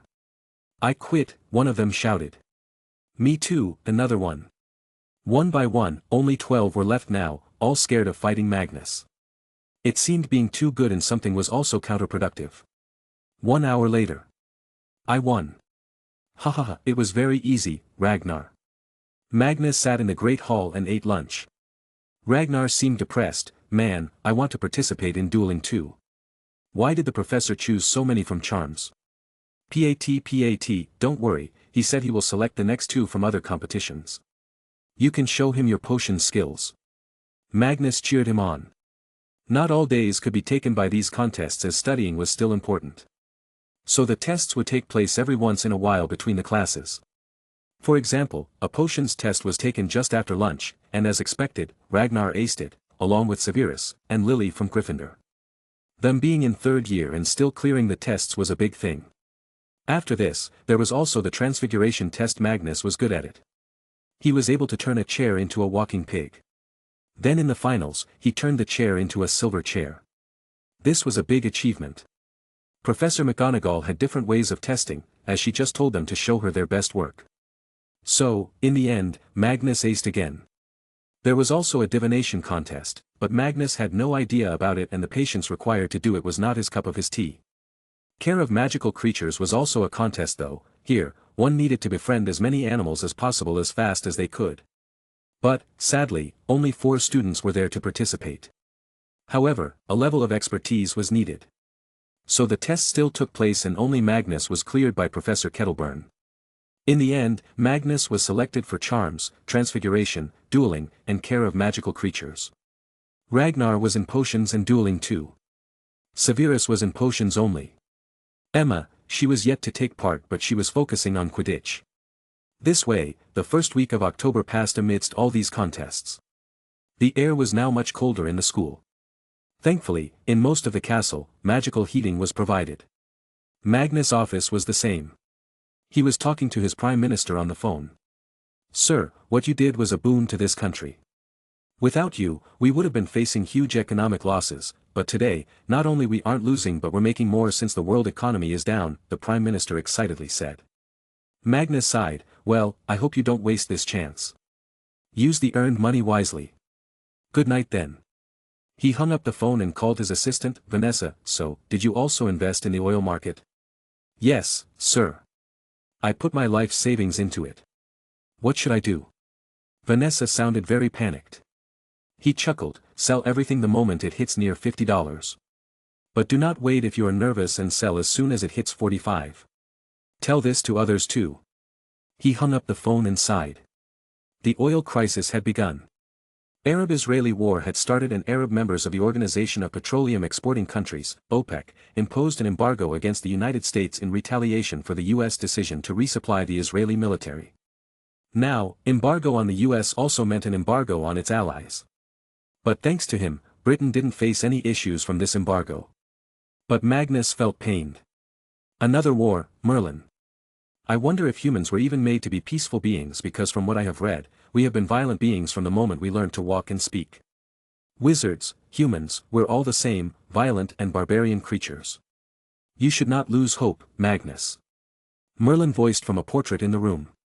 Magnus responded, I've also heard that hope gets you killed. But, thankfully, I am a dreamer who does not dwell on hope. I instead use physical work to achieve the dream. Let's dream that one day I can end all this pointless bloodshed. You will, boy. I have a feeling. That tree must have seen something in you. After all, it was 1,000 years old and knew a great deal of things. It chose you, and if even you can't do it, then nobody can. Merlin tried to reaffirm and motivate him. Perhaps this was the reason for his own existence as a portrait. Chapter 272. When the world was engulfed in wars and other crises, Magnus was busy training the team of Slytherin who would be going to France. There were in total 50 students selected and out of them 20 were from Slytherin, and this was a good number, seeing how other houses numbered less. Gryffindor at 11, Ravenclaw at 14 and Hufflepuff at 5. Most people think that Hufflepuff was a worthless house and didn't have any talent. But Magnus would say otherwise. Why? Well, the thing is, Hufflepuff was the best overall house. Sure, they didn't have many extraordinary achievers but all of the students in the house were average and above average. They would help each other and make sure the whole house gets average marks at the very least. Due to this, if you were to go to the Ministry, Diagon Alley or any other magical business you would find a lot of Hufflepuffs, maybe not in high positions but surely in decent positions. They earned good, lived earnestly and had no dreams of world dominance. And Magnus respected this house a lot. Even in his companies, Emery's Construction and Meta, the majority of wizards were from Hufflepuff. They didn't take much interest to join the army of Merlin though as they are not very good at fighting, most of those were from Ravenclaw or Gryffindor. Due to this respect, Magnus had also decided to train the 5 Hufflepuffs and would try to make sure they win the medals. Once more. Remember, fear no man who knows 1,000 spells, fear a man who has practiced one spell 1,000 times. I want you all to develop muscle memory when it comes to moving the wand. You shouldn't have to think about moving the wand correctly when you hear the name of the spell. It should be automatic and immediate. I am only 13 and have already mastered the Patronus charm, if I can do it, all of you can too. But today we're not doing it, I want you all to master the main 6-7th year charms the potions team though needed to go to Ragnar. He will advise you. The Quidditch team, you all go and practice. Transfiguration team, you can also practice all 6th to 7th year transfiguration spells. I want each of you to practice every spell at least 500 times. If you get hungry, don't worry, we got food. If you want to sleep, don't worry, I will let you sleep for 6 hours only. Remember. This is a matter of Hogwarts honor. Magnus instructed them like some dictator. And it was funny to watch, most contestants were 6-7th years, and the majority of them were taller than Magnus. So Magnus looked like a comical Napoleon. Talk about being overzealous, is he sure it's about honor and not because he's British and will be competing against the French? Ragnar muttered to Emma on his side.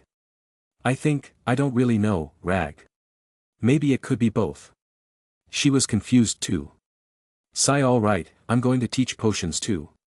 Bye, he left Magnus for his training. Headmaster's office. The current batch looks promising. I'm sure Hogwarts will win the most medals. Barty Crouch SNR, the current head of the Department of International Magical Cooperation, said. He had come to visit Dumbledore. Yes, they are getting special training from those that exceed in various subjects, Dumbledore replied uninterestedly. He had too much work and didn't need to entertain people like him. Before, Dumbledore had to greet and treat every ministry heads like they were kings because he needed their support. But now, not only was the minister on their side, but the whole Wisengamot was in his and Magnus' pocket. And whoever controls the Wisengamot controls the ministry. Just then Barty Crouch SNR had a change of look and looked shrewd. Headmaster, how is my son doing? How did he perform in the selection? I assure you, he's a bright student. If you send him along he will give his best. Dumbledore didn't even look at him and replied, Mr. Crouch, you should know this, the minimum requirement for a candidate is to be a third year. Mr. Crouch Jr. is in first year. And I should tell you that he's up to no good. He has joined the gang of Slytherins, the gang once headed by Lucius Malfoy, the well-known followers of the Dark Lord. And Mr. Pendragon is currently the leader of Slytherin House. Your son is going directly against him. The meaning behind his words was simple. Your son was a dumb kid and chose the wrong side. Barty Crouch SNR's face shrank immediately. He had no idea his son was being so stupid. He had specifically told him to become friends with Magnus as soon as possible. Because the boy was going to be the King of Britain, and most likely it won't be just King of Muggles this time. May I meet my son, Headmaster? I would like to persuade him to leave the bad company, he asked. Dumbledore allowed. One less future Death Eater was a good deal for him. Yes, you may meet him. Ah, Mr. Crouch, one more thing. The funds for the inter-school competition have not arrived yet. I hope you can rush it so I can start planning for all the expenses. Crouch was honestly afraid right now. He knew the cost of going against Magnus. Dolores Umbridge was a good example of it. Sure, Headmaster. I will immediately pass it through the bank. Crouch soon left the room silently. It may be a bad day for him, but he was soon going to make sure his son had a worse day. Later in a garden outside the palace. Hey, Halloween is coming. We should do something special. The Hogsmeade weekend is arriving on the same day, this will be the first time we are going to go out. Magnus suggested to his friend. Magnus, Emma and Ragnar were currently having an outdoor snack. Severus was still in the potions lab. What do you suggest we do? Ragnar asked. I don't know. Maybe we can go trick or treat. He suggested. Oh. We can also dress up. Why not make everyone dress up?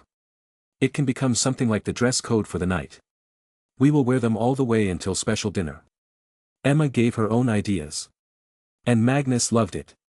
Absolutely, let's have a full party in the Great Hall instead of just dinner. I will sponsor the food and beverages and the school will do the decoration. The dress code will be scary, gothic or anything horror related. I guess you will be becoming a dragon then? Ragnar asked. Nope, I will become a nun.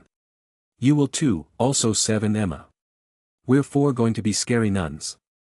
Magnus decided. Why? I don't want to wear that. Ragnar protested. I can do it. I can also make them for you three. Emma accepted immediately. And due to this Ragnar had to agree too. Cool, then let's start preparing for that day. I'm gonna host a private party in the common room too. It will be mainly to bring the other Slytherin close to each other and mainly me. I want them to openly admit that Voldemort is evil and no good. He planned. As always, nothing Magnus did was as simple as it looked. There was always some secret purpose. Later, Severus was informed about the plans for Halloween by Ragnar. And indirectly the news reached Voldemort. Voldemort was still living in the same place where he had made Severus appear. Tell all the team leaders that the date is October 31st and the location is Hogsmeade. But, my lord, there will be too many students. What if we kill bystanders? Rodolphus asked, because no matter what, he still didn't want the blood of pure-blood kids spilt. Then so be it. They are blood traitors. Tell the special team I have assembled. They are allowed to target anyone in the vicinity, but the main target will be the Mudblood Prince. This is my order. He sternly announced, eyes shining and his face was showing excitement. He could finally see the day he'd see Magnus' dead body. He could finally kill the so-called descendant of Merlin. Lucius, come here, my student. How do you want to kill that boy? With the wand? Or a blade? Voldemort asked his student, whom he had promised vengeance. Chapter 273. Magnus didn't know exactly that someone was planning to kill him, but he still had some idea that a plan was being hatched against him. For exactly this, he was preparing for the inevitable. He couldn't make any large-scale plans without knowing everything. What he could do was prepare enough to give as much damage to the Death Eaters as possible. Kill as many of them as possible, and if possible, kill Voldemort as well. Ring ring. Magnus picked up his phone. He had sent a text message to Nicholas Flamel earlier. He wanted some things from the old man. Why do you want my Philosopher's Stone? Nicholas bluntly asked. I suspect Voldemort is going to attack me soon. I need to create some alchemical bombs and weapons. The stone can help. Or, maybe you can make them bombs for me. Magnus asked him. Nicholas got serious when he heard about Voldemort. Kill that slimy good-for-nothing wizard. I will make all the bombs you need, boy. Just tell me the methods and the type. I will send you the details in a minute. Thank you, old man. I will treat you later. He hung up. After this, he went to find Ragnar. He needed to replicate the most lethal acid that he had created accidentally. He was going to use these on Death Eaters. He didn't care anymore if the scene would be gory, all that mattered was that each of his moves needed to kill some of them. Brother, are you ready to kill that Rodolphus? Magnus asked him. Ragnar looked at him with a cold glance. I've been ready for years now, Mag. But I want a promise from you. Just say it, Magnus asked. You will not interfere with my fight with him, and anything I do to him after catching him. I want him to suffer, more than any human can imagine. Ragnar requested. To Magnus, this was his plan from the start. If Ragnar wasn't going to torture him, then he would have, sure, he's all yours. But you will need some help to catch him first, and in that, I can help. Do not underestimate your enemy. That I can appreciate. Ragnar agreed to this help. The next day, it was a special class for the Dada subject. Today, Moody had decided to make them use the ridiculous spell on a boggart. Magnus was excited and also on edge. He wanted to see this non-living creature, but also didn't want to show his fears to anybody. A boggart was a mortal, shape-shifting non-being that took on the form of its observer's worst fear. Because of their shape-shifting ability, no one knew what a boggart looked like when it was alone, as it changed shape instantly upon encountering someone. Boggart was considered to be a part of a category called non-beings, aka non-human spiritus apparition. It was a type of magical spirit created out of human emotions. They were notable for the fact that they had no real equivalent in the Muggle world, and their similarity to ghosts, despite never having been truly alive. The current known non-beings are boggarts, dementors and poltergeists. Good, now that all of you know how to cast the spell, it's time to face the real thing. In this box is a boggart. I will release it and you will cast a ridiculous spell on it, turning it into what you find funny. Moody ordered them. Casting this spell was both easy and hard. To cast, the spellcaster must first acknowledge what they fear the most and then visualize it into something amusing. But, the problem was, most people freeze when they see their worst fear. Stand in line and come forward one by one. He ordered them. The class was a combination of Slytherin and Ravenclaw. They don't get much with Gryffindor this year. One by one, they went forward to face their worst fears. Some had snakes, some spiders, some vampires, there were even mums and dads of a few. Magnus wondered if it was Sirius, it might be his mother. Same with Regulus. Then finally, Severus came forward. As soon as Moody opened the box, the boggart turned into a flat-faced, bald man with snake-like eyes. He was tall and skinny. Magnus knew this was Voldemort, and him being shown in such details meant that Severus had seen him. Ridiculous. Voldemort immediately turned into a little baby sucking his own thumb and making weird noises. A round of laughter ensued, though many were wondering who this being was. Nervously, Severus stood at the side after his turn. The next turn was Ragnar's. And for this one, Magnus was ready to intervene. Moody as well, knowing Ragnar's history. When the box opened once again, he saw the Rodolphus Lestrange. Ragnar cast the spell and Rodolphus turned into a woman and started to dance around seductively like a hooker. Magnus took a sigh of relief after this. He was afraid that Ragnar might see his dead mother or something. His already broken mind didn't need this. Next, finally, Magnus' turn came. Everyone was waiting for this moment as all wondered whom does Magnus fear the most. Not just the students, Moody was interested in it too. So his big mechanical eye was very attentive. Magnus took a sigh and prepared his wand to cast the spell the second the boggart started to take shape. Boom! The box opened and the boggart started to take a shape. At first, 2 feet formed, then the rest of the body. It was a human for sure, of the same size as Magnus. Then the head started to form, and just as the blonde hair was taking shape, Magnus sent his spell, ridiculous. The boggart turned into a balloon and flew around getting deflated. However, a few people were standing still at the moment. It was Ragnar, Emma and Moody. Severus meanwhile wasn't focusing on it to not give Voldemort an advantage, but he did notice that it was a human, so he could already guess who it was because he knew Magnus. Why does he fear himself? Moody was utterly confused. He fears himself. Ah, I think I get it, Ragnar was quick to guess what it could be. All other students were just wondering what it even was as they didn't get a good look at it. Magnus silently stepped aside and stood beside Moody, letting Emma take her turn. Yes, he feared himself. Not because he was powerful or because his magic was uncontrollable. But because of who he was.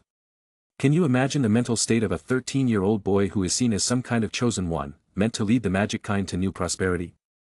That's how the wizarding world saw him. Then add more things to that already harsh job and you will get Magnus. Being the king of the United Kingdom and descendant of Merlin and King Arthur, it was his dream and job to fulfill the dream of a safe and united world. For that, Magnus works hard, harder than most can see. He makes decisions that have an effect on the entire world.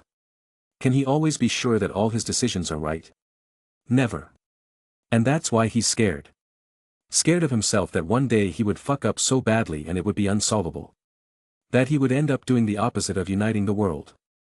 His own strength, his own powers and his own dreams were the sources of his worst fears. A 13-year-old kid, on the quest to change the world. Let's resume, Moody signaled for Emma to get ready. Bam! The box opened and the boggart started taking shape. In an instant it turned into a human form, lying on the floor, with lots of wounds all over his body, oozing out blood. And to everyone's shock, it was none other than Magnus. Ridiculous, she cast the spell quickly and Magnus' body turned into a clown's body, lying in a bundle of flower petals. She was blushing all this time. Almost everyone was shocked by her fears. Magnus too, but he could not blame her, maybe she was afraid that Voldemort might get to him and kill him. But, why was she so worried for him? Moody chuckled and spoke to Magnus in a low voice, "Boy, I may only have one eye but I can already see it. Marry this girl." Chapter 274. Magnus' view of Emma changed from that day. She wholeheartedly cared for him, the boggart does not lie. Although Emma was embarrassed and made fun of by the school for a while, Magnus warned them not to take it too far. So they soon stopped bullying her. Though many hearts were broken that day as many girls thought either Emma was dating him or she had already proven how much she liked him. After all, no other girl had her boggart related to the safety of Magnus. Emma was embarrassed but Magnus did not make fun of her. Instead, he acted much better with her now, giving her full respect and didn't always keep her out of the group. The first step to make her safe was to teach her clemency and he was doing just that. But since she was not as exceptionally smart as Ragnar and Severus, it was a slow process.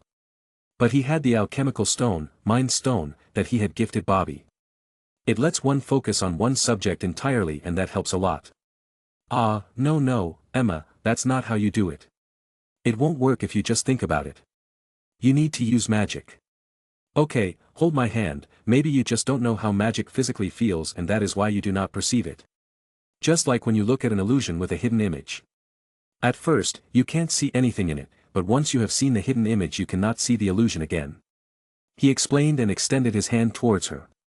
Both of them were sitting in the room of requirements, she was let in on this secret finally.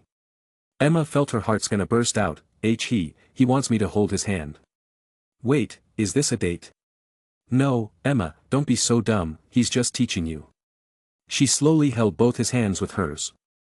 Magnus then looked straight into her sparkling grayish eyes. To be honest, he was a dense boy, but not so dense to not know that Emma liked him a lot. So he was just teasing her at this point while teaching her.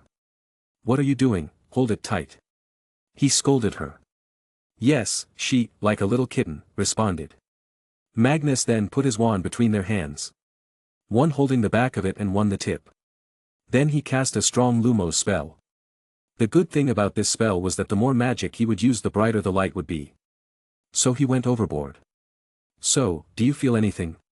Hey, stop looking at my face and focus on the magic. He was holding his laughter when she blushed and quickly turned her gaze. She focused on the feeling in her hands. It feels warm, ticklish and smooth. Degree. Yup, that's what magic is.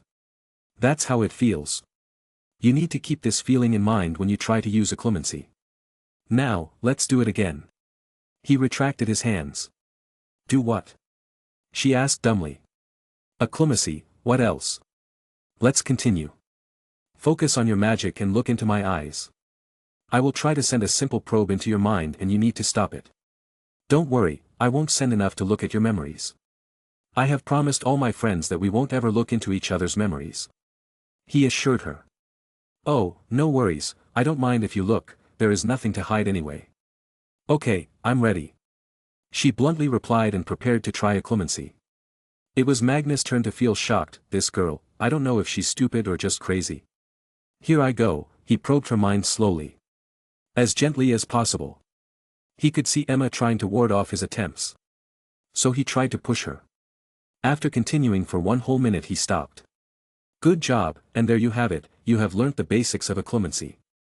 First, master this and then we can try legilimency.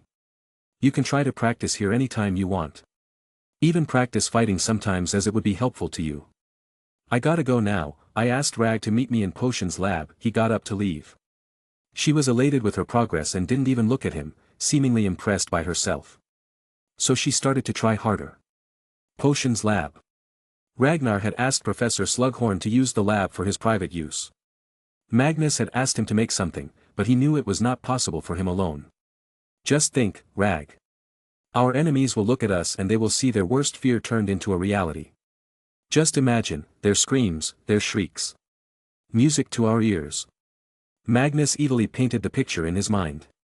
Ragnar was just working on his various potioneering apparatuses. How do we even go about making it? How the hell can you replicate what a boggart does and make a locket out of it? What about, finding a boggart, locking it into a small locket and somehow making it so all the fear it will see in our enemies will superimpose on our body? Magnus suggested. He was a genius after all. Not gonna work. Do you know how hard it is to find a boggart? We even got one because Moody is in the ministry. How are we going to find 2 or maybe 4 of them? Ragnar asked. I think I know who will know where to find them. He cheekily laughed and took out his phone. He called the number. Grandma Martha, do you know anywhere we can find boggart? What? You got a few locked in prison? Dementors too. Why? He confusedly asked. It turned out, Martha wasn't just lazing around when she had nothing to do. She researched these non-brings. Some folks from Camelot also researched them. And a few Dementors had actually come directly from Azkaban after those fools got lost in the sea. Can I get 2 boggarts? I am trying to make a locket that can house them and we can use them to cause fear in enemies. He explained the plan and hoped she may have some kind of a suggestion. Good for Magnus, she explained everything she knew about these creatures. So, contrary to what most and Magnus believed, no, boggarts do not read one's mind. Instead, what they do is amazing as well as freakish at the same time. They look at their target in great detail and keep on changing their form extremely fast, while they notice the expressions of their victim. If the victim even shows a slight change of expression, boggart catches it and moves toward turning it into that shape. It was an extremely fast process. After all, Moody said his boggart was Voldemort, but how can that thing look inside a veteran Auror's head like that? This was the only possible explanation. Thanks, Grandma, I will start working now. Please tell Dobby to bring the boggart to me at night. Bye-bye. He hung up and looked at Ragnar excitedly. Do you know when we should wear this new invention? He asked. On Halloween. It's going to be a very fun day. Ragnar was totally on board with the plan now. While all this was happening, one question was in many people's minds. What happened to Narcissa Malfoy? Well, today was the update. Because today, she marries Lucius Malfoy, Lord and the only remaining member of the Malfoy family. Was she marrying him because of love? No, it was an arranged marriage, planned and executed by her father, Cygnus Black. Her father was a cruel man but ambitious. He wanted to increase the prestige of his family, even more so after Andromeda ran away. So he immediately first married his daughter Bellatrix to Rodolphus Lestrange. Next was Narcissa's turn. Did she really love Lucius? Yes, she did. After their engagement, she truly tried to date Lucius, and Lucius also treated her very kindly. He was a well-behaving gentleman. He noticed every tiny thing about her and made her feel special. Made her feel worth something. She was expecting to spend the same quality time with her soon-to-be husband as she had just turned 18. By magical law, she was eligible to marry anyone she wanted. And so, the date was fixed. However, her dreams were soon squashed, stepped on and ripped apart. She had not personally seen Lucius in months. So she was shocked when Lucius barged into her room while she was putting makeup on after wearing the bridal gown. She was expecting a warm and cheerful marriage. "Lucius, what are you doing here?" She asked him in shock, but she seemed delighted, thinking he couldn't wait to see her. Still, though, she could see something was different about him. He looked paler, thinner, and had dark circles under his eyes. He came up to her and held her close to himself by pulling her by the waist. "Narcissa, I was waiting for this day for so long." She shyly smiled, "Me too." He also smiled and kissed her on the lips. She kissed him back, however, that was when she felt something. Lucius' hands were on her buttocks. He grabbed them and pulled her close to himself. She felt uncomfortable. Yes, they had not done it till now, the tradition of the pure-blood family denied them. They had to wait until they were married. She expected her first night with him to be very romantic. But what she was getting now was horror. And they were not even married. What are you doing, Lucius?" He didn't listen to her and forced her to turn around, making her back touch his chest. She could feel something on her lower back. But then Lucius all of a sudden groped her front and squeezed them hard. She felt pain, fear and anger. "What is wrong with you? Get off me." She tried to push him away. And soon she saw the angry and lustful eyes of Lucius. This was not just Lucius Malfoy, this was Lucius Malfoy, the heir of Lord Voldemort. He growled, "It does not matter if we get married today or tomorrow. I own you. Even if you tell your father or mother, they will tell you to do your best to please me. So, do it. Please me. What has happened to you? Why are you being like this, Lucius?" She asked, agony and heartbreak apparent on her face. Tears fell from her smooth, soft face, her wedding makeup now smushed. He cared not about her emotions, her feelings or her pain. "Just keep your mouth shut. Like how your sister does with my lord." What? It hit her like a boulder. Bellatrix she didn't want to complete those words. But she felt helpless today. Her dreams squashed, stepped on and ripped apart, like her clothes right now. Why is this happening to me, she wondered while staring at the ceiling of her room. She regretted not taking the one helping hand that was always extended towards her by a certain boy king. But it was too late now. All she could do was, endure this humiliation. Chapter 275. Nobody knew what had happened to Narcissa, and nobody really cared. Not her family, not her sister. Magnus was busy with his own things and had no time to even think about her. But even if he knew it at this point, he had no reason to help her by going out of his way. She was not Narcissa Black now. She was Narcissa Malfoy. In Hogwarts, these days were like festivals every day. Because Magnus was training the Hogwarts team, all of them would get really hungry by dinner, and for that Dumbledore made sure good food was provided in dinner. Not just that, after Magnus announced the party on Halloween night, all were excited. They started planning for their scary costumes. The Muggleborns were the most creative while others didn't have much contact with scary beings other than a few magical ones. They didn't have movies or comics after all. Magnus was still arming himself to teeth and making plans on how to inflict as much damage on Death Eaters as possible. He guessed that most likely Voldemort didn't know that he knew about his plan. So Voldemort would be overconfident, expecting no resistance. But he will be coming up with plans. October 15th. Magnus and Ragnar were successful in creating the Boggart artifact. A new invention that was meant to be kept as a secret. After all, if people knew such artifacts could be made, nobody would take their fears seriously. What they made was a locket with a seal on it. It had something like a shutter on it that could be opened by the owner's intent. Imagine Eye of Agamotto but with a Boggart instead of Time Stone. "You know what, we should go ahead and try this on a few people and see if it works," Ragnar suggested. Now, sure they knew it worked, they were just being slimy bastards. So they went out to the hallway from where most students would go to their different classrooms. They waited there for a while for the classes to end and the hall to get swarmed by people. Okay, rules. 1. Let's not become someone's bad memory. We don't want a kid to remember his dead dog or anyone. Second, if we see someone being too scared to the point they would pass out, we would stop. Magnus quickly laid out some rules. Ragnar wholeheartedly agreed with them. Yes, let's do that. Oh, they're coming. Their biggest targets were the gang of Slytherin members. Magnus and Ragnar would not show them any mercy at all. Ea, soon the first scream came as a girl saw Magnus as a snake. Surprisingly, a lot of people in all houses except Slytherin were afraid of snakes. The girls took the majority in that ranking. The boys, though, were scared of various different things. Ranging from clowns to their mother and even puppies. Seriously, who fears puppies? Magnus wanted to see in that guy's head to see what made him like this, but he stopped himself. Eventually, he found his first target.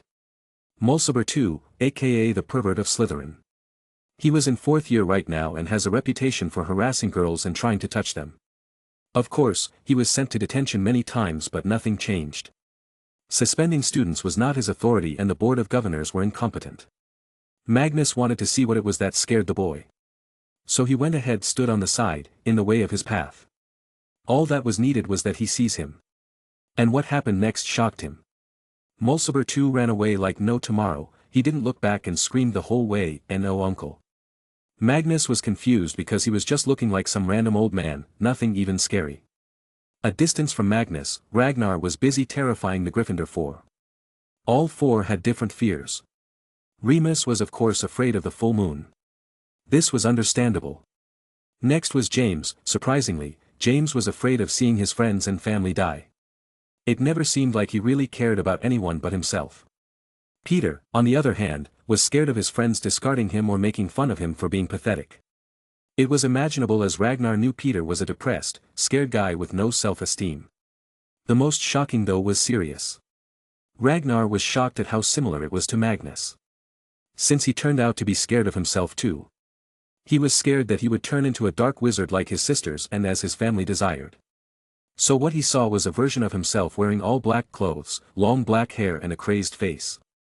Poor guy, his family really terrifies him. Ragnar pitied him, but ignored him soon to find other targets. He knew what Emma feared, so there was no point in that, but there was also Lily. So he went to her. Soon, she was in front of him, with Severus beside her. This one left him in laughter. Lily feared failing an exam and she also feared him, that he would someday become so advanced in potions that she could never catch up. "Oh little girl, who's gonna tell you, I'm already light years ahead of you." He chuckled at her nativity. That whole day, lots of students in the school were annoyed by sudden nightmares becoming a reality. Lots of screams and cries echoed. Many teachers suspected that it was a boggart on the loose. But after looking everywhere they did not find it anywhere. How could they? Magnus and Ragnar had stopped their prank spree and returned to their dorms. It was really fun. Did you see Professor Flitwick's fear? He was scared that a giant would mistakenly stop on him. Ragnar burst into laughter and laid down on his bed. Magnus chuckled and responded, that's just opposite of Hagrid. He fears that he might step on a little kid or animal mistakenly. /N, Hagrid has not seen Voldemort yet. Man, I can't wait to use this in a fight. This thing will work even better than stunning charm on enemies. Ragnar planned. Door opens. Severus entered. Ragnar and Magnus stopped talking about their new invention right then. They were waiting for something to happen so they could officially talk to him about his situation, but it never happened. What? Why are you looking at me like this? Severus asked them. Magnus chuckled. Oh, we're just looking at the guy who got a tight hug from his crush. Yes, I remember it, and oh. Never. Lily was scared for some reason and jumped in his arms, definitely suspicious. What did you do, Sev? Ragnar accused him. Severus blushed, but then it hit him. Wait, it was you too? And you were the one behind everything? They nodded. Yeah, it was just a prank. But no need to thank us. Ragnar patted his shoulder while winking. Yup, don't mention it. Don't you remember what I said once? We're brothers, I always got your back. Let's go, Ragnar. We should go and meet the elves to decide the menu of Halloween Slytherin's private party. Magnus dragged Ragnar away. Severus stood there conflicted. Did he just? Chapter 276. October 30th, a day before Halloween. Rag and Sev, here you go. These are your nun dresses. You should try it and tell me if you want any fitting correction. Emma came to Magnus' room with no care at all. It was known to all now that girls could enter boys' dorms, though thankfully there were charms placed on the school that stopped students from making love. Where is yours? Magnus asked her. I'm still working on mine, I will show you that tomorrow. For now, I need you three to try these out and check them. Oh, I've also added places to keep your wands and a few pockets. She explained her creation. Ragnar patted her shoulder. Good job, Emma. No need to try them, we can just use magic to fix them up tomorrow. Emma seemed dejected, it seemed she just wanted to see them in the costume. But how could they let themselves be laughed at by her? Anyway, I'm off to meet the boss of this school. Magnus set off. Ragnar chuckled, hee, yeah, Dumbledore is the boss. I'm off to my new lab, gonna prepare some firecrackers for tomorrow. In the past few days, he had requested Slughorn and Dumbledore to get his own small potions lab where he can research and work. He didn't ask for money, he just needed the room. The castle was already huge and there were enough empty places. So he was granted it. He was already a world-famous potioneer anyway. Severus stayed in his room though, as he was turning anxious. By now, he had already guessed that Halloween was when the attack on Magnus' life was going to take place. It was the perfect opportunity as he will be going to Hogsmeade before the dinner party. Voldemort can't attack inside, but outside, he'd have enough space to do many things. He could not tell Magnus not to go, as Voldemort would see that as an attempt by him to betray. He can only make sure he stays by Magnus' side and saves him.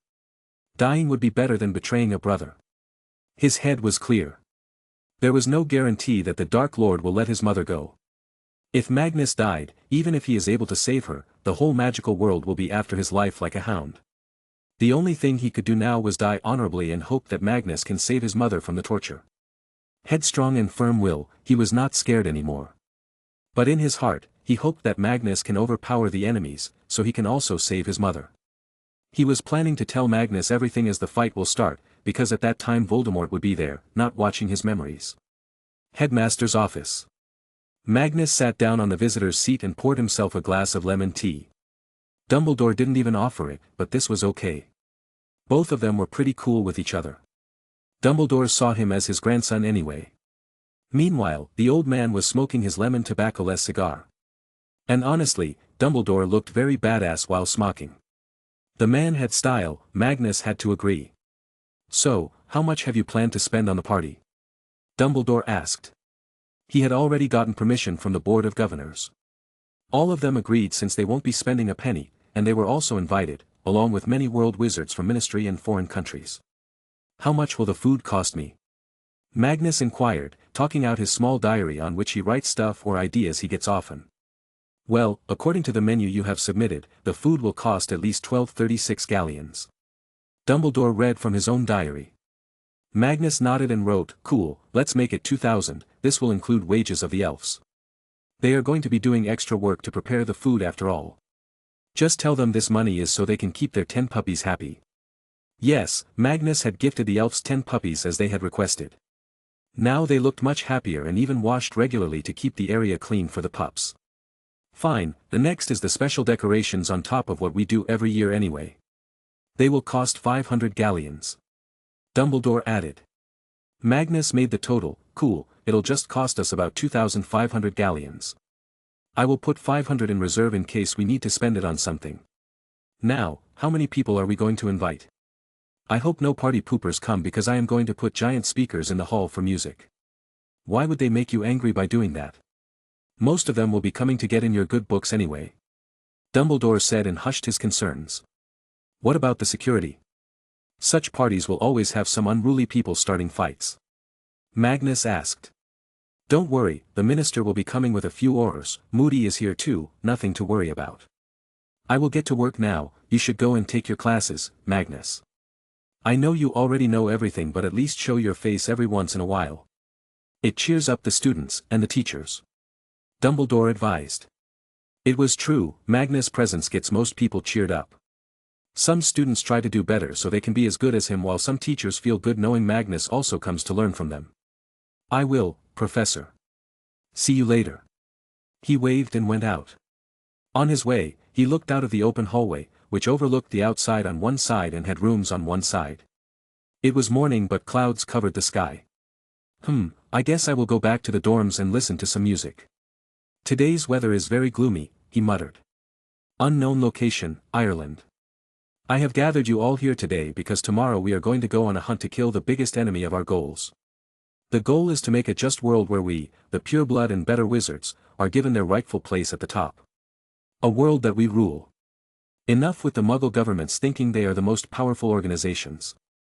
Those who still have not realized. Tomorrow, we shall kill the Mudblood Prince, the so-called descendant of Merlin. His filthy blood taints our magic. The more he lives, the more he will damage our world with his schemes and evil. People think he is some kind of a messiah, but we shall show them the truth. The reality. And once they see it, they shall accept us, bow to us. We shall rule, and they will serve us. So arm yourself, for tomorrow, we shall change the world. Voldemort stood in front of a large number of wizards, numbering more than 100. The 20 standing in the front were Death Eaters, the rest were other dark wizards, who wanted to become a Death Eater or just wanted to serve the Dark Lord. The people cheered and chanted the glorious name of their lord. Voldemort meanwhile stood still while smiling with ecstasy. To his left stood Rodolphus and to his right stood Lucius. Lucius looked dreamy, his goal was coming very close now, just one more day. I will avenge you, father. I will bring back honor to the Malfoy family. Chapter 277. October 31st. Halloween Day. London. Grace woke up at 5 in the morning. It was her schedule, as she had to work out to remain in shape even though she was pregnant. She didn't want any stretch marks, and as a doctor, she understood how they can be avoided.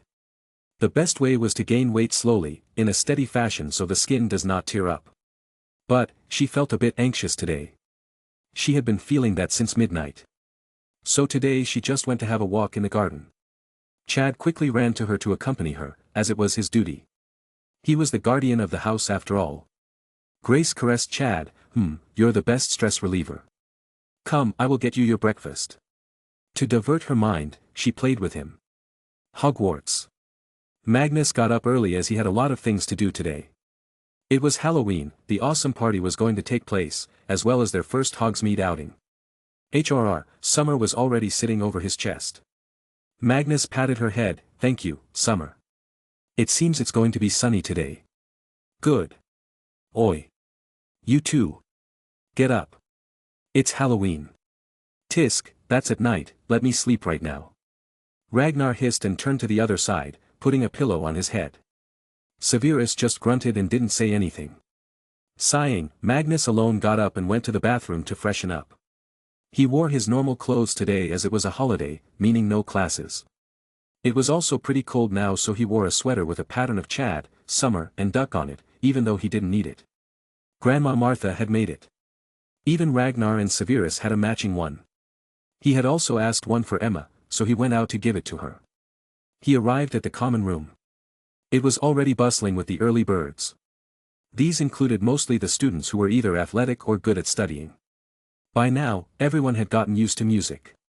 It was like a daily routine for the first student to wake up to put the music on. Most loved sitting around the fireplace in the common room and drinking hot chocolate or some other hot beverage. Especially now, in winters, the vibes were very home-like. Students would sit together, be it young or old, they would talk about school, studies, the world or anything else. Today too, many were discussing their costumes for the evening. Magnus had even invited the school to trick or treat in Hogsmeade. The shop owners and dwellers there were cheerfully expecting them tonight. He approached a girl and asked her a favor. Can you go and wake Emma up? Tell her I'm waiting for her here. She nodded and went to the girls' dorms. Meanwhile, he took a seat between the rest of his housemates by the fireplace. Whoa, Mr. Pendragon, you are radiating heat.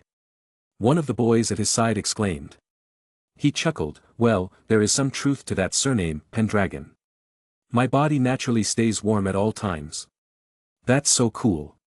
Here I am, with my balls freezing. Another one blurted. Bam. He reviewed a knock on the head by the head girl. Language. It was a very cheerful environment. Most would talk about stupid things with Magnus. But every once in a while someone would ask for advice or something. Mr. Pendragon, you are famous for your successful businesses. How do you do it? How is it that all your businesses are a success? I want to get rich too. One asked. He answered him in detail, well, the best strategy to start a successful business is to first understand the market. A product or any company can only exist and thrive when there are buyers. So, one should look around, see what people actually desire and then provide what they desire, even with better quality. But if you just want to get rich, then invest all your money in technology stocks. The technological world is soon going to be seeing a big boom. Many took his advice to heart. And unknown to Magnus, because of his words, many would become millionaires and some would actually end up starting their own companies. Mr. Pendragon, how are you so good at magic? A curious first year asked. Practice and perseverance. And maybe some talent. I may have a strong bloodline, but that means nothing if I do not learn and practice. Just like how no matter how fast a broom you give to a rookie Quidditch player, he can never beat a national player with a slower broom. He said, motivating them to train more. Slytherin House was slowly turning into a family, with Magnus at the top. And this was what he had planned from the beginning. In the future, he wanted all houses to feel like this, that they were one big family and he was at the top. This way, he will have eyes and ears inside the school even when he passes out. Also, he can recruit talents while they are like diamonds in the rough. Soon, Emma arrived and Magnus left the small crowd.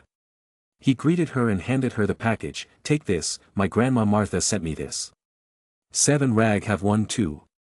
Emma opened it and found a light green sweater with patterns. She loved it and held it close to her chest. Really? For me? Awesome, it's like an early Christmas present. Thank you, Magnus. Well, what are you waiting for? Wear it already. We need to go to the Great Hall and see the decorations. Old man Dumbledore shrugged his responsibility and made me the supervisor for it. He annoyedly complained. Emma quickly wore the sweater and walked with him. She was happy that she was being included in the group more now. Not like she had many close friends in the house anyway. So, what else are you going to show me? I bet you have lots of secrets. She asked.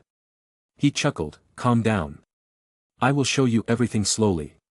It's too much to digest, to be honest, but, since I have decided to make you a good friend, I guess I will have to trust your stupid brain. Hey. I'm not stupid, I'm just not good at all subjects. And what about you? I can call you stupid too, seeing your potion classroom performance. She attacked back. Magnus argued, yet I never failed. That's because Professor Slughorn wants to be on the good side of the next king of Britain. She said. Magnus raised his finger to deny it, but he could not. He knew what she said was right. So he cursed, damn it. Hee, I guess it's Emma 1 and Mag 0 now. She proudly claimed and ran past him. Magnus followed. Since when did this become a competition? He looked around at the Great Hall. It was restricted for students right now as the elves were working to clean it and decorate it. Magnus, seeing them work so hard, decided to help. You all consider me your king. A good king always stands beside his subjects. So let me help. With this logic, they could not force him out or smash their own heads on the walls. Magnus helped them put on giant chandeliers, large showpieces and contraptions meant to scare people. Pumpkin lights were made to hang from the ceiling. Magnus also checked the gloomy sky projection on the ceiling. Once it was all checked, he headed to the kitchen to see if they needed any help. If their workload was too much, he was going to reduce some items from the menu. But, the elves seemed to have no problem. They were just so good at it. But he felt bad. Why? Well, to prepare this dinner, all elves had to work. Meaning that their normal schedule, where one group would sleep and one would work, was now disrupted. Due to this, after the dinner, the whole elf population will have to work the whole 24 hours. Magnus was not a heartless bastard. Everyone. All of you will have tomorrow afternoon off. So you all can play with the puppies and sleep. No, do not worry about the food, I will organize it myself from outside. This is an order from me. Many wanted to protest, but it was the king's decree now. Magnus triumphantly walked out of the kitchen. You are so kind to them. Emma praised him. Someone has to be kind to them because they sure are not kind to themselves, Magnus said. And maybe this was why he was able to win over the elves. But how will you get tomorrow's lunch? She inquired. He smiled, looking at her face. He knew she was going to get excited. Well, I decided to order pizzas from around the world. Really? Awesome. She jumped in excitement and hugged him. Pizza was her favorite food, but they didn't make it in school. He chuckled and pushed her slowly. Okay, let's go now and get ready for the evening. We will meet outside the castle entrance at 6 p.m. Emma had stars in her eyes. She had prepared her dress very carefully and was excited to show it to everyone, especially Magus. Cool, I will see you later. And she ran away. Chapter 278.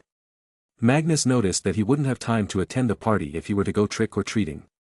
So he decided to attend the party and meet everyone before heading out.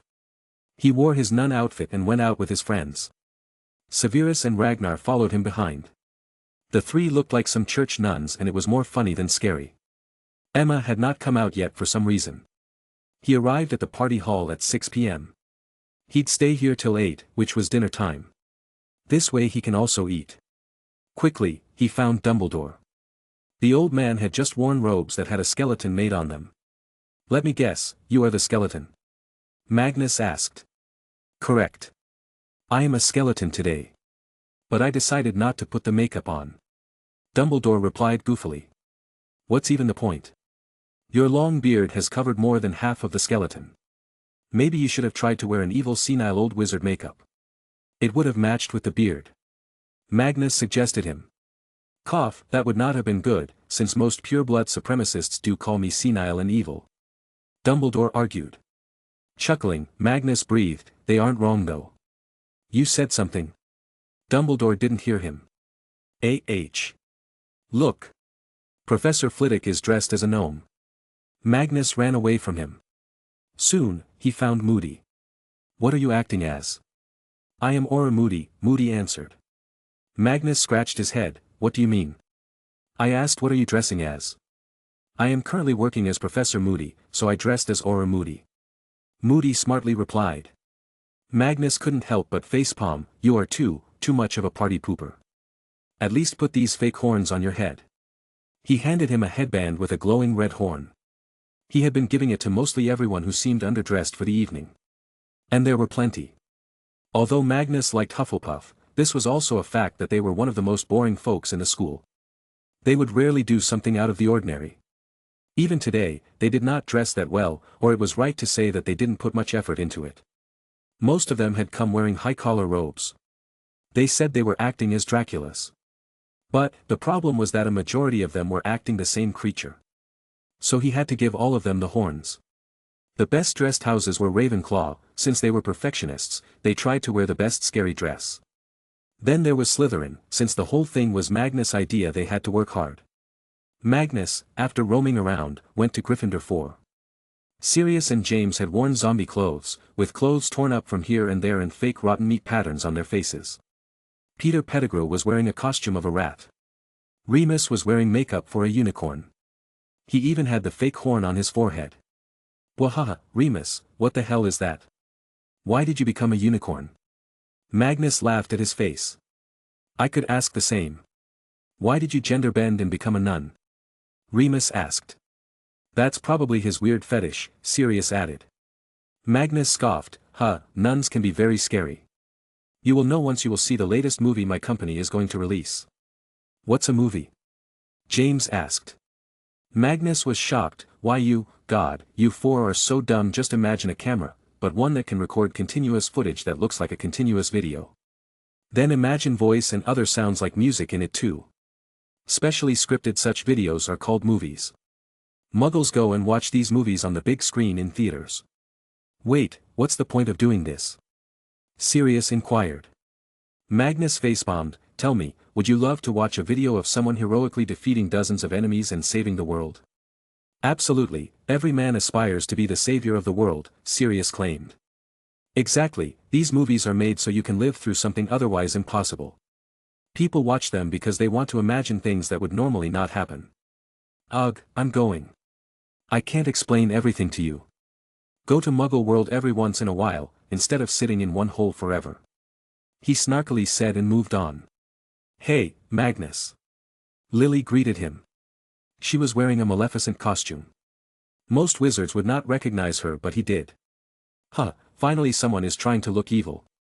But I think you made it look too beautiful, he complimented her. She blushed. I tried my best. You don't look scary either. He chuckled. Well, now that so many people have said it, I don't even know why I chose to wear this. But the harm is done. Oh, I will go now. The minister is here. He headed to greet the minister. But on his way, he saw Professor McGonagall, dressed as a Dementor. Dementor was one of the most used costumes because of how easy it was. Beside her was Professor Slughorn, who had funny enough, dressed as a slug. Hagrid stood behind them. He was probably one of those who didn't even need a dress. He already looked like a villain from some story. But, he was a gentle giant. Hey, Hagrid. Eat all you want today. He greeted the big man. Hagrid cheered after seeing him. Magnus, you've done great. This party looks amazing. I shall eat some pudding and get some fattening done. Ha ha ha. Oh, guess what I am today? You tell me, Magnus asked.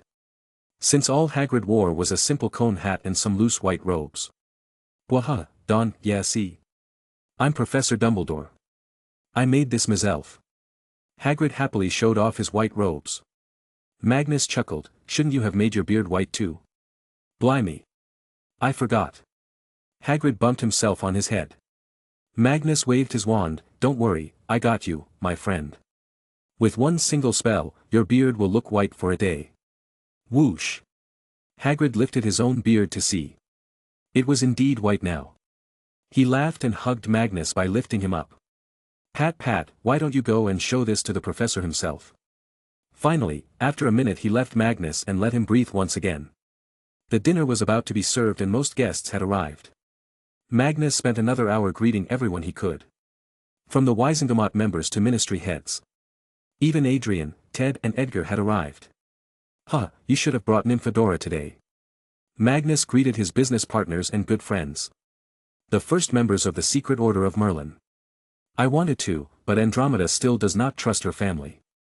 She fears they could harm Nymphadora. Ted said in concern. Adrian patted his shoulder, let's hope this Dark Lord can die soon so we all can openly live our lives. Yup. I would very much prefer his death. Magnus sighed. What have you been up to, Magnus? We know you have started some new projects. Ted asked him. Magnus sighed, well, I cannot tell you about them here. They are top secret, even state secret if you think about it. Though to formalize those plans, I will need help from you three. How is the expansion going? Adrian answered, the Golden Company now has about 40,000 personnel. Half of them are currently receiving one-year training. Once that's over, you will have the most lethal Muggle army in the world. Bobby contacted me a few weeks ago. He said he wants to try and offer some military equipment to us. I guess he finally went into the military manufacturing sector. Besides this, now Meta has about 8,000 wizards worldwide. Magnus was very happy with this development. Cap the Golden Company at 50,000. Instead, hire management staff for those 50,000 soldiers.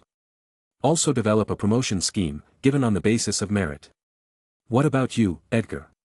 Emery's construction is a very important part of my future plans. Edgar chuckled, nobody knows that better than me, Your Majesty. The projects in Saudi will be over by April next year. In record time that is. We're already making a documentary about it. We've even started the initial planning phase of the Channel Tunnel. As for the employees, Emery's construction now has 15,000 wizards in total. We are the biggest job provider to wizards. In fact, I have contacted many wizarding schools around the world and asked them to allow magical companies to come to their school every year to offer jobs to final year students. Most European and North American schools have agreed. The Japan one might too in a few months. Magnus nodded in satisfaction. He liked the fact that these CEOs of his companies were not brain dead. They used their heads and their ideas to move the company forward. When it was just 15 minutes till dinner, he returned to Severus and Ragnar. Where is Emma? I don't know. Ragnar shrugged. Look, there she is. Severus voiced. Magnus turned to look at the door. There she stood, wearing a nun dress, fitted perfectly in a way that complemented her figure and exploding youth. But, hers was very different. She wore an inverted cross, her arms and legs portion was shredded, showing her pale skin. She was even wearing gloves. But the best part was her makeup. She had most likely used magic to make her eyes look demonic black, with her mascara smudged under the eyes in a long streak. Magnus was awestruck. He had never felt like this before, at least not for Emma. Whoa, she looks so beautiful. He unknowingly muttered. Ragnar and Severus didn't have such an effect on them. So when Ragnar heard this, he snorted and commented, Sev, you said it right, my brother. Emma is Magnus Bellatrix. Chapter 279. Hey, Magnus, Emma chirped. Good evening. You were supposed to look scary, you know, not that I mind this, Magnus said. She blushed, well, I just thought I might try this new dress. How do I look?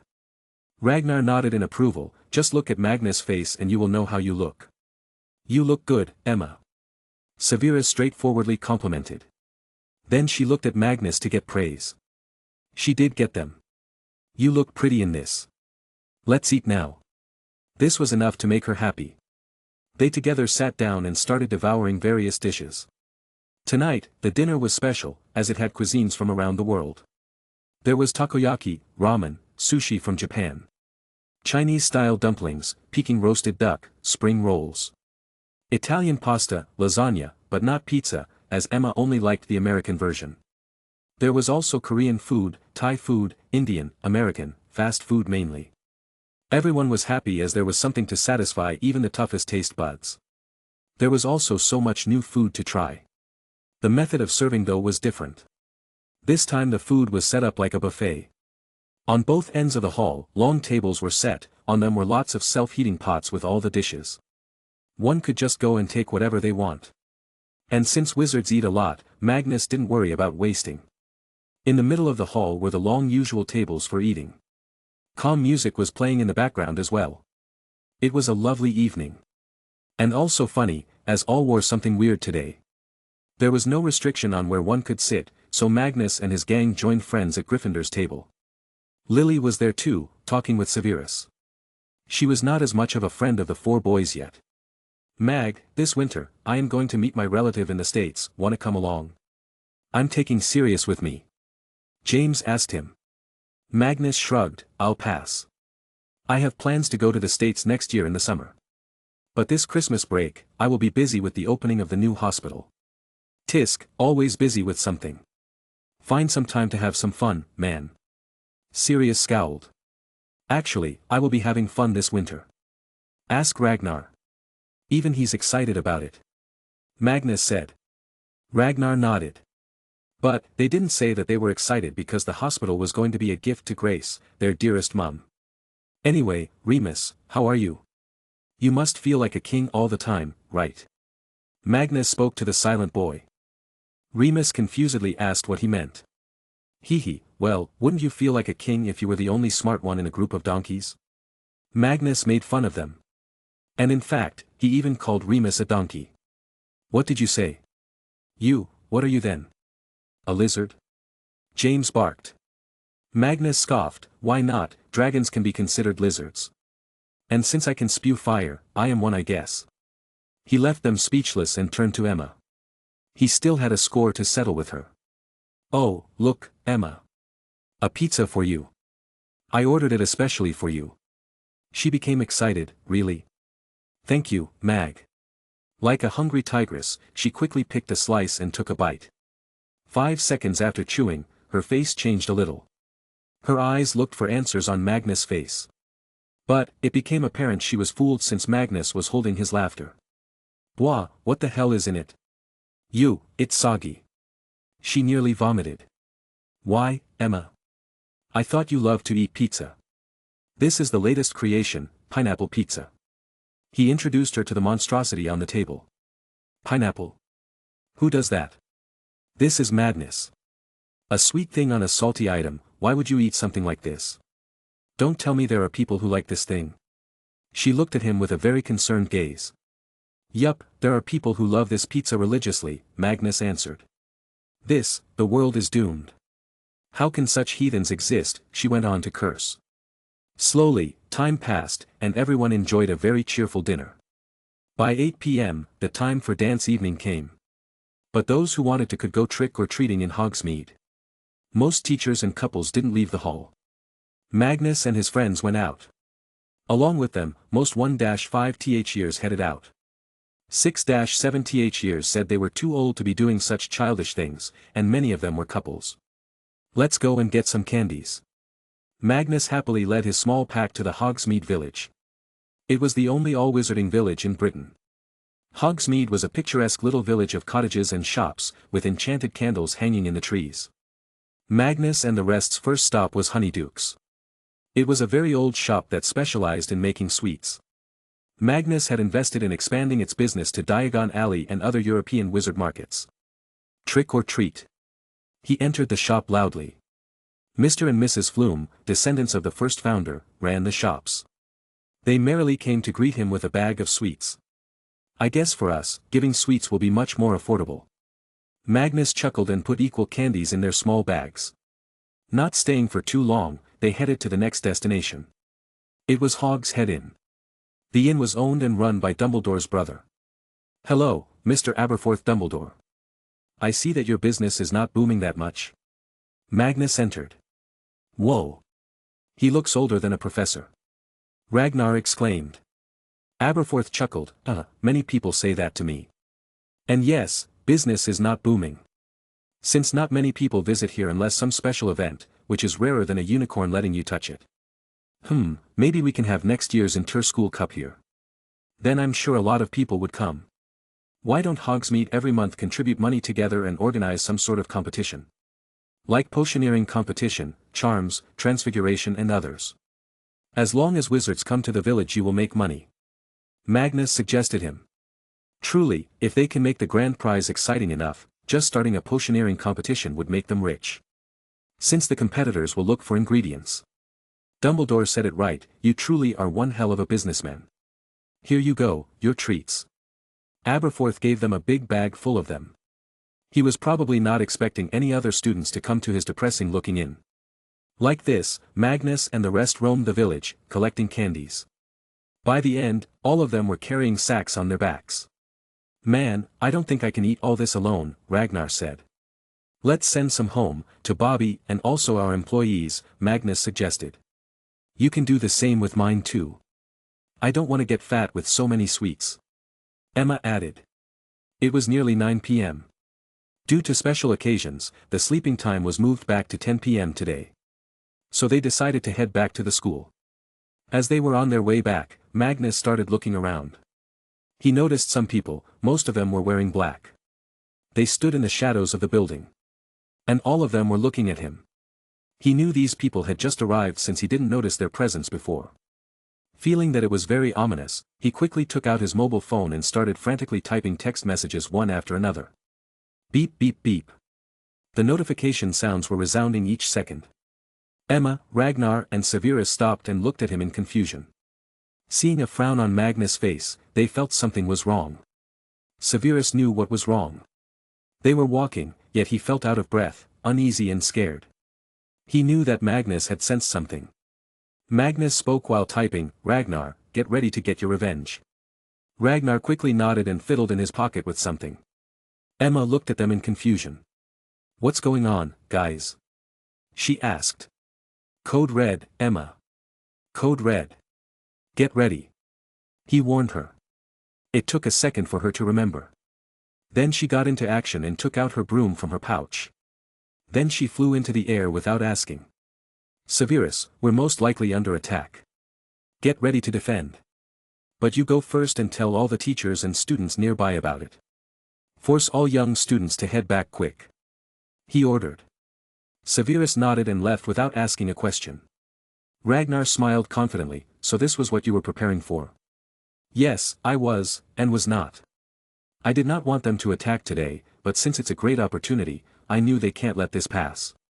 Get ready. Magnus prepared to fight. His wand was ready, stuck inside his sleeves. Chapter 280. October 31st.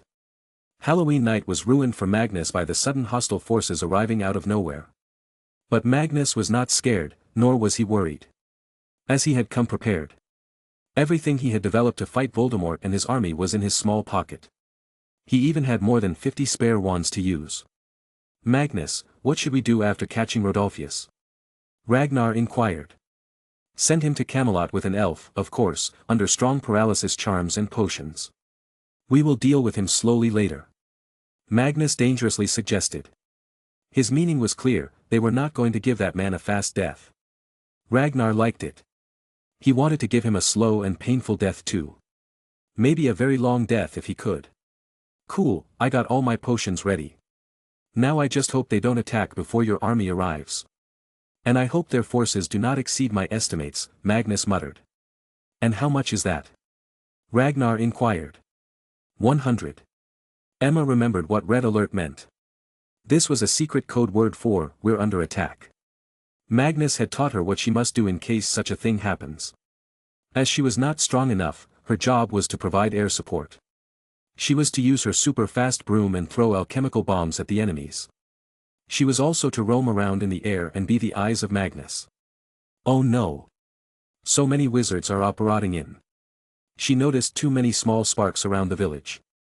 So she talked to Magnus on the walkie-talkie. "Mag. They are coming, a lot of them. I just saw at least 50 apparitions and it's continuing. You should run away." She worriedly informed him. "We can't, Emma. Not today. You stay in the air, if any danger comes you need to fly away," she received Magnus' orders. Putting the walkie-talkie back on her belt, she kept on looking around. Severus knew what was to come. But he was confused by Magnus. He sent him the way to do something that Emma could have. He didn't say no to this responsibility though, as he wanted to not reveal Magnus' plans and weapons to Voldemort. "Go go go. Hurry back to the school, headmaster is angry. It's past bedtime. For anyone who does not return in 10 minutes, they will get 50 points deducted per person." Severus shouted while running towards the school himself. It was the best thing he could come up with that could make everyone seriously return. But there were bound to be problems, he could not really go around the whole village, so there were still many left. However, his priority was to go back and tell the headmaster about this situation. However, he was also worried that if Voldemort was still watching him then he might consider this betrayal and do something to Eileen. His mind was on the verge of breaking from this tension. It felt like a 1,000-ton boulder on his shoulder, just waiting to squash him. He could only hope that his mother would be fine. Non-stop, he ran back to the castle and directly entered the Great Hall. Currently, a dance session was going on with couples slow dancing. Dumbledore was sitting with the minister on the side, drinking something. He anxiously ran up to him, tired and out of breath. "Professor. Magnus, attack is coming, in the village." Dumbledore stood up immediately, his face turning solemn. He turned to the minister and nodded. She immediately left with her orders. Meanwhile, Dumbledore cast a Patronus charm to his brother in the village, who was to give the signal for Order of the Phonics to gather up and come. Letting the students enjoy themselves, he called all the older and strong teachers. "Everyone, Magnus is about to be besieged by Voldemort and his minions. I have called for all people who can help us from outside. But until then I'm going to need you all to come with me and secure the students and people of Hogsmeade. You can count on me, headmaster." Flitwick was ready immediately. "Voldemort must be dealt with. I will come with you." Slughorn also agreed. This left McGonagall, but she was already prepared with her wand out. Hagrid also joined in, as he was half-giant, with some level of magical immunity. Also with his new wand, he was a strong wizard. "Remember, our job is not just to defeat Voldemort but also protect Magnus if he's in any danger. Let's go now," he ordered. Ragnar was laughing. We're dressed as nuns and here we are, really going to ward off evil." Magnus chuckled, now openly holding his wand out, with his sword ready to come out at any moment. "Yeah, if Voldemort really looks like the poster, he really needs some light from the Almighty Lord, Whoosh. Pop. One after another, right in front of Magnus, about 50 meters from him, many apparitions appeared. The first one to come out was a bald man, with red snake-like eyes and pale skin. He was tall and wore loose robes. He didn't look human at all. With a mocking smile, he looked at Magnus. "Ah, we finally meet, Mr. Pendragon, or should I say, Mudblood Prince." "Yes, we finally meet, Voldemort, or should I say flat-faced edgelord." "Oof, your face looks more inbred than Charles II. Magnus greeted him back. Voldemort's face contorted and anger appeared. It wasn't his fault, as he was never mocked like this before. People respected him, feared him. They didn't dare to speak as such. Laugh while your breath lasts, Voldemort growled and signaled to his followers to start. Magnus didn't have many expressions on his face. He was against the odds here. There were more than 20 wizards around Voldemort and most of them were full Death Eaters. Rag, be careful. He muttered. That I will, but where the heck is your army? Ragnar asked. Should be on their way. We gotta hold on until then, but, show no mercy. Kill the second you get a chance. Magnus advised. Just then Magnus noticed Lucius. Hello there, inbred Lucius. How are you? How is Sister Narcissa? Really strange, how did a bastard like you impress her? Magnus was going to use the inbred word with every single dark wizard here to make them angry and frustrated. As when angry, they become less rational. Lucius looked at him with a frown and disgust. He had only come today to kill him and avenge his father. Look around you, you're surrounded. Better surrender than cause damage to this little village. Magnus scoffed, I will just rebuild it then. But your deaths will bring peace to the world. So what if you've surrounded me? The truth was, the army of Voldemort that had arrived earlier was slowly encircling Magnus right now. They were probably going to launch an attack from all sides. And that was why he was going to start the fight, so he has the momentum. Slowly, he saw people accumulate. There were more than 50 wizards around him. Watching them, licking their lips. Today, they were about to kill the descendant of Merlin. To them, this was a lifetime's achievement. Rag, do you remember what we built with alchemy not long ago? He asked. Yep, I remember. Got it all ready. Ragnar affirmed. Good, I need you two to throw them in all directions the second I shout. He planned. Magnus looked at Voldemort in the eyes. He could feel the cries of the people the man had killed in all these years. This was an evil that must perish or else, their human civilization can never flourish. Now, he shouted on top of his lungs. He took out his sword in one hand and the wand in the other. The barrage of curses and charms attacked Magnus and Ragnar, but Magnus stopped them with his sword and covered Ragnar. A few scratched him, but those were just minor wounds. Ragnar in an instant took out 10 alchemical bombs from his bag and threw them around in a circle. This bomb was both going to explode in fire and also consisted of Magnus' most potent acid in the world. Ragnar made sure to roll them over.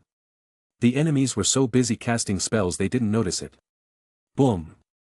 Limbs flew, left and right, cries engulfed the land, blood splattered on the ground and a mist of blood covered the blasts. Voldemort and his Death Eaters were fairly unscathed with some minor injuries, but they saw the devastation of their forces. At least 10 wizards died in an instant. Wee-ee.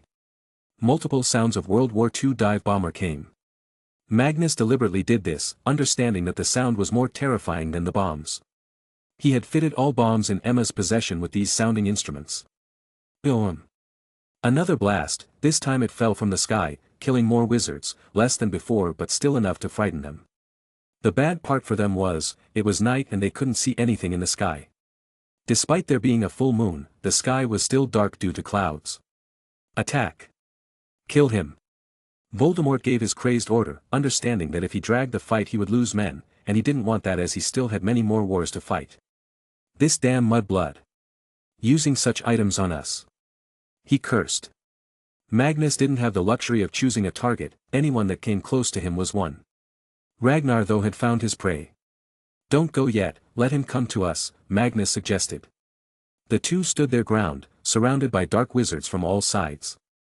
On one side Ragnar threw acid, bombs and other potions, while also blocking spells from his sword. On the other side was Magnus, holding the sword and the wand in a cross in front of him. Blocking and attacking at the same time. A few injuries had already appeared on him, but they didn't even register in his mind yet, as today, his mission was to kill. Chapter 281. Crucio. Avada Kedavra. Confringo. Bombarda.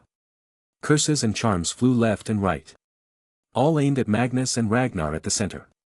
Both brothers were fanatically defending their ground until the backup arrived. Ragnar, I'm gonna apparate you out of this encirclement.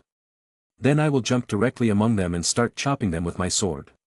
They cannot use their powerful spells in such a crowd and small distances.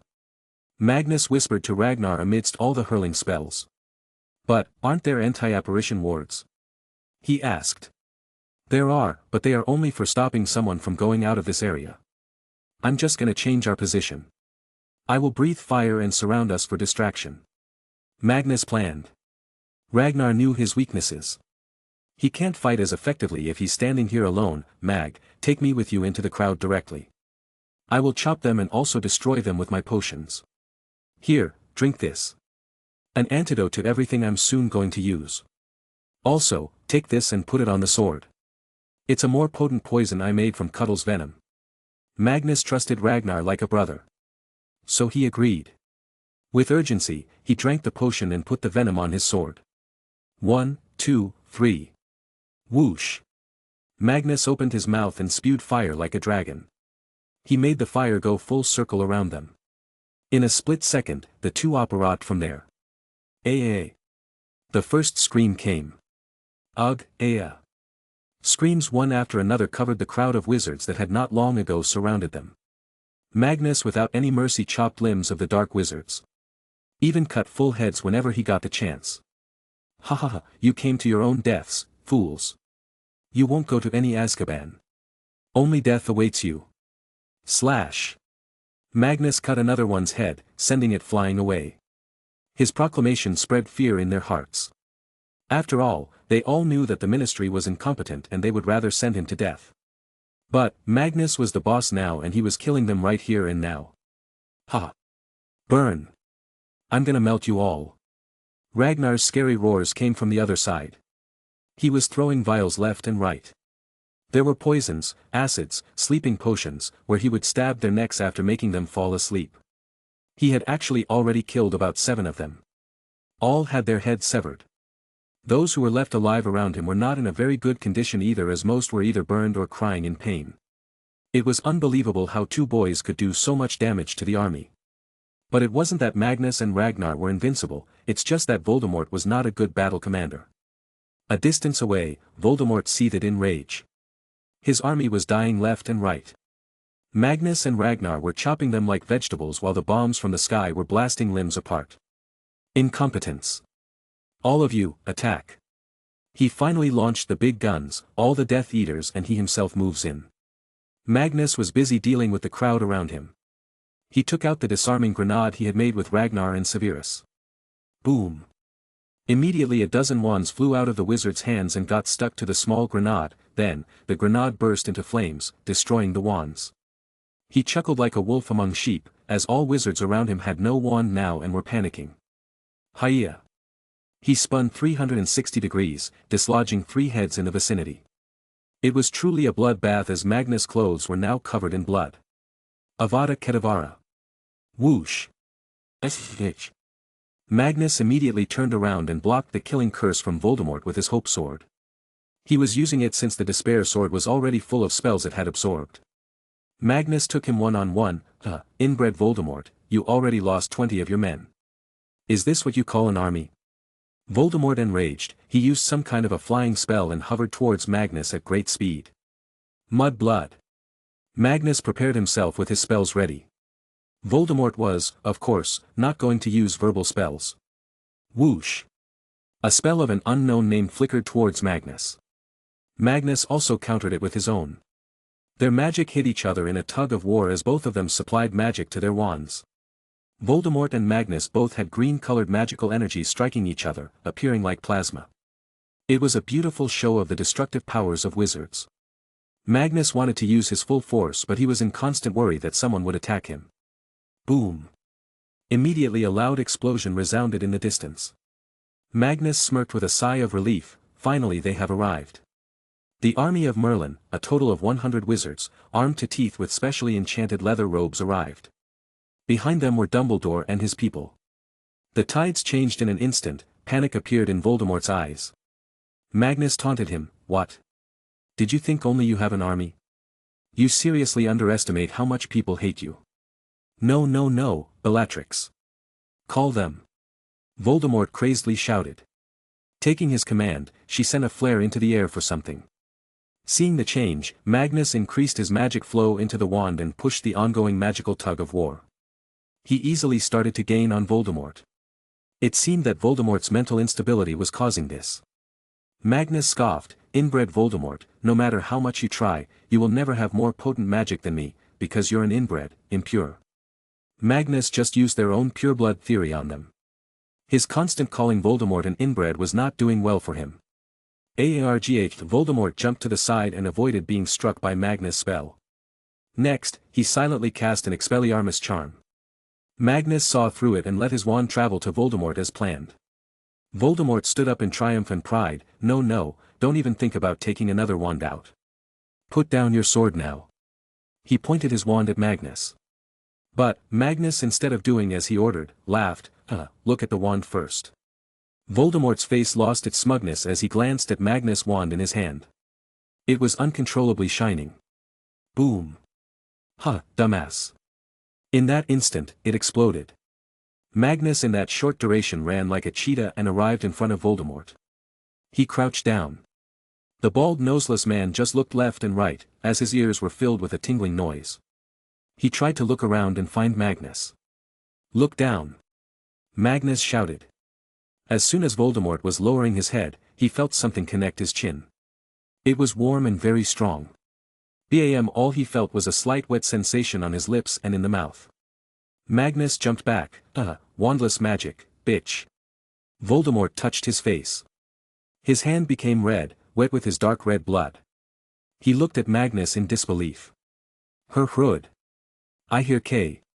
He noticed he couldn't speak correctly. That's when he realized. He immediately conjured a mirror and looked at himself. Next, he just screamed, "Yuh. I were cure Yuh," he forgot he had promised Lucius. Magnus chuckled, "Well, you did take a bombarda to your jaw, it was bound to be broken and destroyed." Voldemort's red eyes said 1,000 words of his hatred. His jaw was just hanging open, a few centimeters extra as it wasn't able to move. Magnus was satisfied, "Let's end this." Magnus. Dumbledore arrived to provide Magnus support. "You're late," Magnus complained. They had locked all apparition routes. "I needed to work to get my people here, luckily yours also came along." Dumbledore explained the reason for their delay. The old man looked at Voldemort, who truly looked like a demon at this point. "Voldemort, you're not even a human anymore." Voldemort acted scared of Dumbledore for some reason. But he also showed deep hatred, and this didn't go unnoticed by Magnus. "Let's finish him," Magnus suggested. Death Eaters and Dark Wizards were dying left and right anyway. Woo.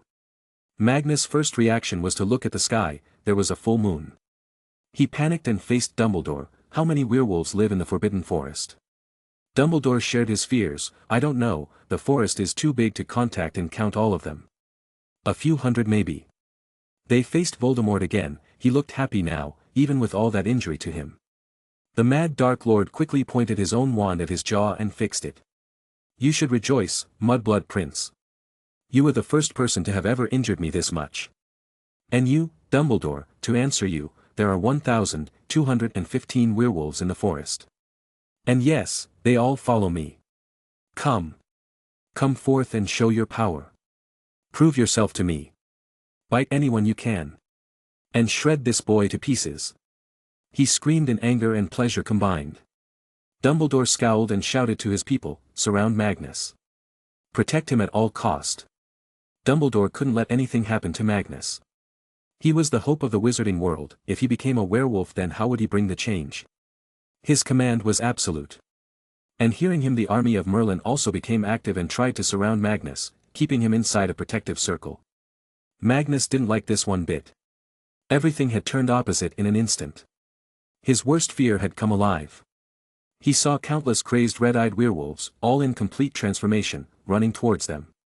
But not all of them, many were running into the village, and soon screams started to come, screams of leftover hiding Hogwarts students. Emma was trying to keep them away by dropping bombs on them. Ragnar arrived beside Magnus, "What now, Mag?" "Whoa." Growling. The army of Merlin and the Order of the Phoenix, along with some Ministry Aurors tried to keep the werewolves away.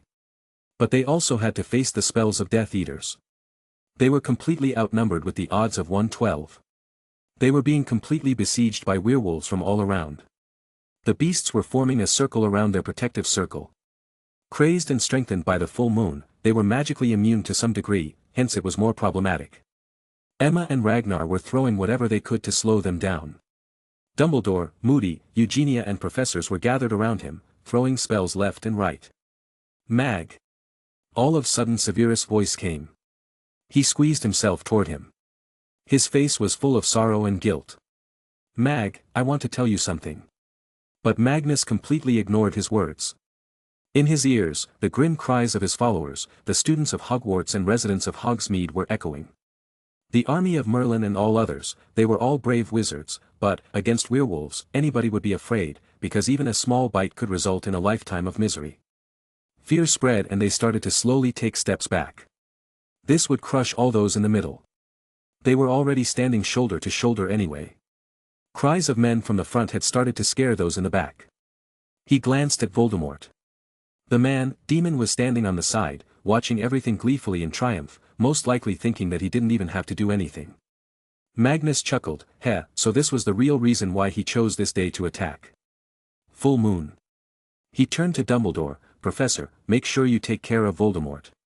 Ragnar, kill as many as you can, no need to show mercy. What do you mean? Where are you going? Ragnar asked him, glancing in his eyes.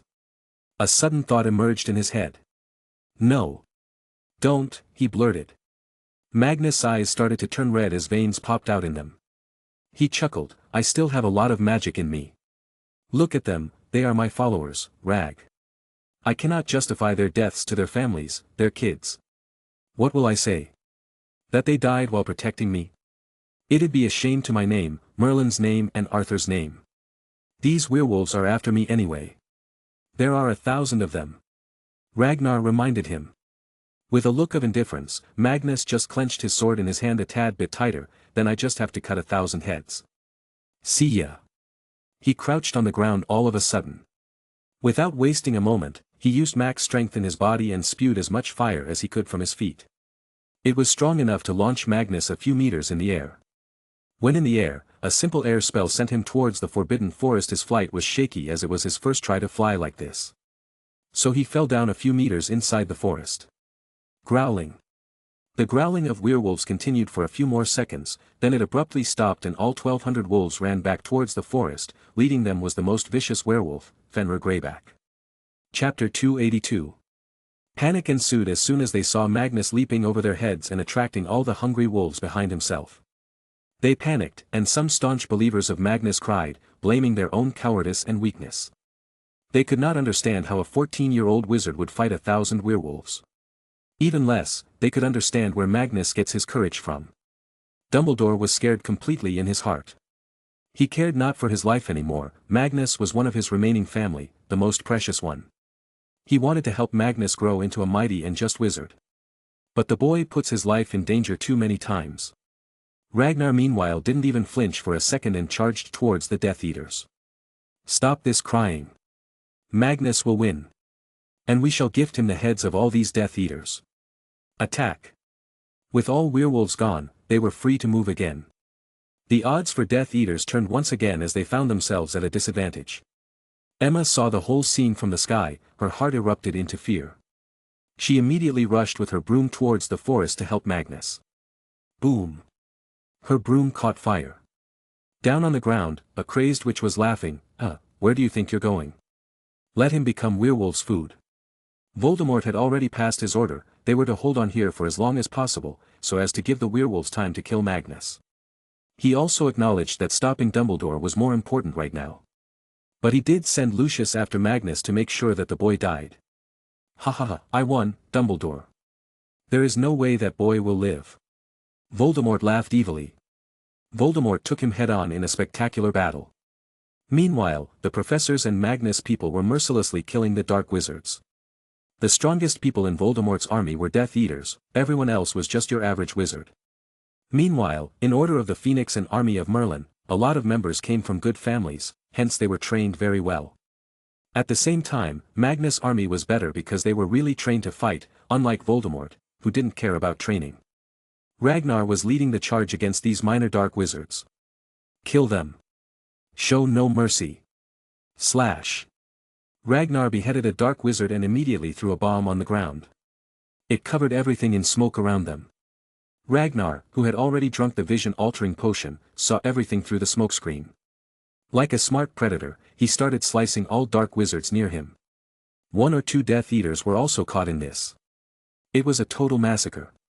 The army of Merlin finally got the chance to show their power and what they trained for. They worked as one big unit instead of going individually.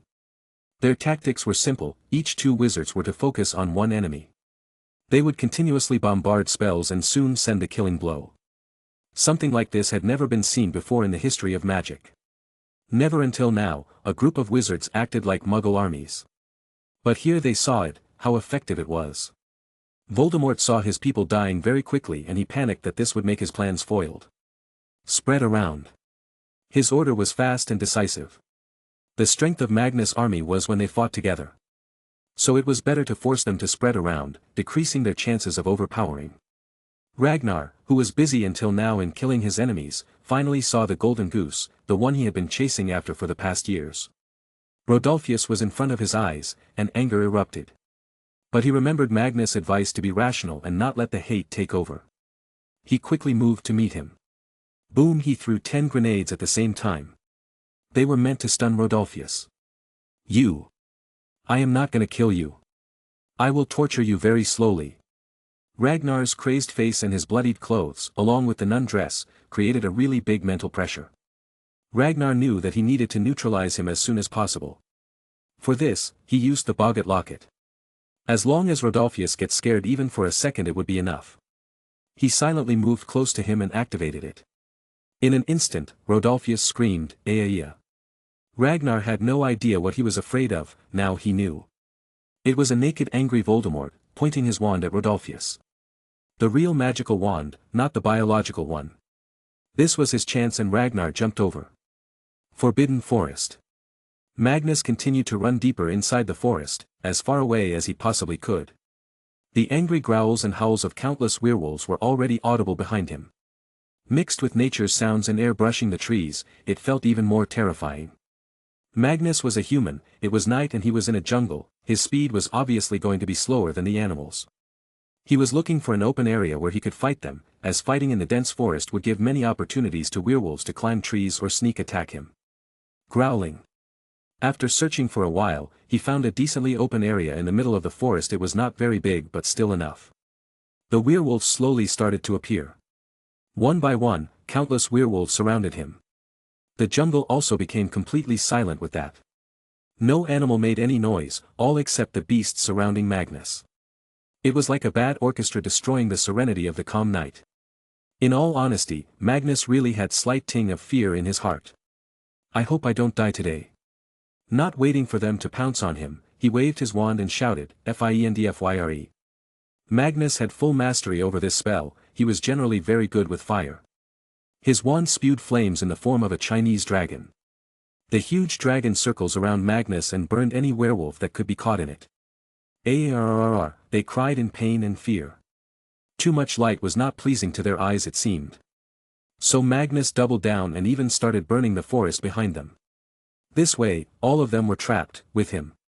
Zzzzz, he saw his wand lighting up chaotically. With a sigh, he quickly threw it away onto the werewolves. Boom. It blasted like a bomb, destroying the limbs of many and ending their lives. At heart, Magnus felt pain, all of them are actually humans, but they chose to follow the Dark Lord. Haha, they said it right. A cornered lion is a dangerous lion. All of a sudden, one of the werewolves, who looked particularly taller and vicious, spoke. Magnus recognized him, this was Fenrir Greyback, A/N. In this FIC, I have made the werewolves actually look like humanoid wolves with all their fur. I don't know why they made it look so weird in the movies. Magnus, in a show of confidence, talked back, it's you all who are cornered. Fenrir scoffed. He was taught by his lord how to deal with Magnus, what was his weakness. Are you sure? Do you really want to kill them? Don't you want to know how we found these many of them? They all aren't from the jungle, boy. Most of them lived underground, in the sewers under the Diagon Alley and Nocturne Alley.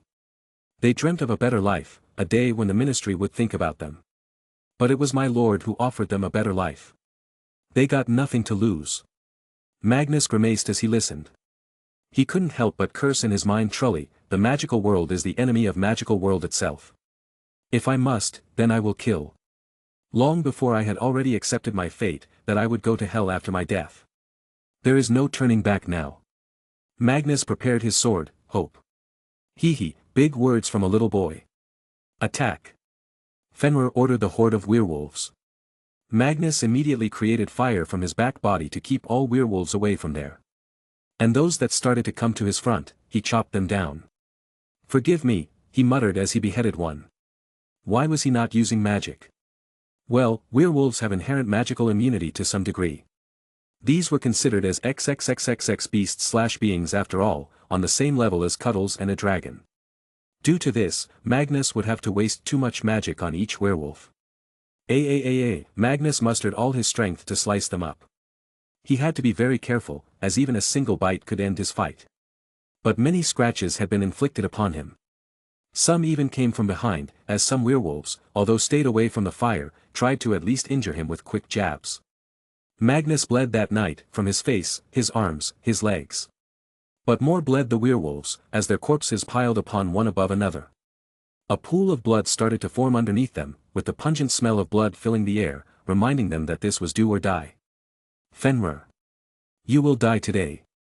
Magnus launched at Fenrir, who had also taken the field to lead the werewolves. Out of 1,200, Magnus had only killed 50 so far. It was going to be a very long night, the bright moon was going to be the witness. Magnus tried to keep his composure as the Battle of 1,000 Beasts was long from being over. A long distance away from where Magnus was fighting, Lucius entered the jungle to find him and inflict the killing blow himself. He was using Point Me Charm to search. He was slowly moving in the right direction too. However, he was stopped by an unlikely opponent. I will not allow you to pass. Severus appeared from a tree's shadow. Lucius was taken aback and chuckled, You filthy half-blood, have you forgotten your mother is with us? Away from me and she will become food for the sexual fantasies of many depraved men and beasts. And then I will beat you to death, in front of her. Severus with an unwavering will, didn't move. He took out his wand, and if I don't do this, I will be a living dead, with no dignity, honor and integrity. Chapter 283. Severus was worried about his mother. But he didn't care about any consequences anymore. Because the life of Magnus was bigger than that. It was bigger than anything in the world. If he died, it would be a great loss to the well-being of the world. Whoosh! A fight ensued. Lucius was an excellent wizard, a powerful one at that who had been getting trained by Voldemort for the past 2 years. Hence all his spells were nonverbal. Severus didn't have such luxury, he was still focused on mastery of many high-level spells, let alone going nonverbal. But, what he was good at was being fast and very observant. Hence he was able to counter each curse with nigh accuracy. However, Lucius used trick spells that make the enemy think the caster is casting the previous spell once again. Bam! Protego. Severus was hit by a stunning charm, but he was still able to conjure a shield in time, albeit slightly late, and it caused him pain as he was thrown away a few feet. His chest was hurting, most likely some broken ribs. Immediately he took out a vial and drank its potions. It was a quick healing potion, but it didn't do anything except decrease the pain and close any open wounds. He tried to use his head and think about how to defeat Lucius, who was a wizard many times stronger than him. I need to surprise him, the only way is to use a spell he does not know. After brainstorming, he decided what he would do. It was risky as he had not perfected it, but he had to use it right now. I commend you for getting up. Being a third year and able to fight me. Enemies like you can't be left alive. Lucius walked toward him. Severus all of a sudden pointed his wand at him and shouted a spell Lucius had never heard of before, Sectumsempra. Bam! Taken by surprise, Lucius was hit by the spell on his arm, and it had enough force to send him back and fall to the ground. AAA, he screamed in pain. Not even knowing what had happened to him due to the uniqueness of the spell, Lucius looked at his right arm. It had very deep cuts all over it and it bled like a waterfall. If this blood loss persisted, he'd die immediately. He turned to Severus, who was slowly walking towards him. He knew that Severus might try to kill him. But he expected the boy to at least hesitate since he had never killed someone. Severus looked at Lucius, conflicted about what he should do. He did feel immense hatred towards him, so much so he just wanted him dead. His mother cried because of these scums. At that moment, shocking Lucius, Severus waved his hand and shouted, Avada Kedavra. Boom! A green light erupted from Severus' wand and headed to Lucius on the ground. Wingardium Leviosa. Almost immediately Lucius used a verbal spell and created an obstacle for the spell by putting a large rock in between them. Bam! However, the spell only got weakened and slowed down. It still hit him. Eh! Lucius screamed at the top of his lungs. He didn't die, but the pain inflicted on his body was many times greater than Cruciatus' curse. Severus sneered. Though it was expected that Lucius would not die so easily. He tried it again then, Avada Kedavra. I will come for you, Severus. Your mother will never die now. Forever she will be tortured as a plaything of our army. You will get the photographs. Ra'ea, Severus got enraged and completed the spell. This time his killing curse was so strong it lightened up the whole area in green. D.E. Lucius cried in pain but uttered last words before disapparating, not today. Noo, Severus saw him vanish and panicked. His spell hit a tree in the distance and turned it into ashes. The jungle returned to a calm peace, no animal made any sound. But Severus' mind was in dishevel. His eyes erupted into tears, non-stop falling to the ground as he fell to his knees in defeat and pain, both mental and physical. He screamed towards the sky, wondering why this was happening to him. With his blurry eyes, he looked at his own hands. Before he entered the forest, he knew it, even if he killed Lucius, it wouldn't solve the problem he was in. His mother was in. Mother, I am sorry, I'm sorry. Somewhere in the jungle. Heavy breathing. Huff, ha, come here, Fenrir, you got nowhere to run. Just fall on my sword and die, it will be quick, I promise. Magnus mockingly called the werewolf. Magnus' situation had not changed much, as he remained in the middle, surrounded. A bigger mountain of corpses was under his feet now. He had killed around 300 werewolves already. He didn't want to, and even tried to talk sense into them many times, but they were crazed and didn't listen. Their only instinct was what was ordered. Maybe this was because of orders from their alpha, and only Fenrir looked like an alpha here. That was why he put his focus on Fenrir, as his death would mean the safety of the remaining werewolves too. However, he still had to cut down all those who came in his path. Hiya, Magnus opened his mouth and spewed fire at the growing werewolf to surprise him, followed by the quick slashing of his sword. The fire was his biggest friend in today's fight, but after so long he had started to feel heavy and tired. He had to use too much of his own energy to create all that fire. Hee, kid, nobody can kill me. People fear me for a reason. Fenrir laughed. Magnus leapt to the side to give himself a few seconds. He took out another wand as he killed werewolves with one hand. He was getting too tired and his movements were becoming sloppy, resulting in many more injuries. Number 13-year-old kid had the energy to fight 1,200 physically superior werewolves. Even with Ragnar's energy potions, it was too much. But, he had to do it. If he didn't, I don't want to die. Not before I see my little sister's face, not before I make Mum proud of me.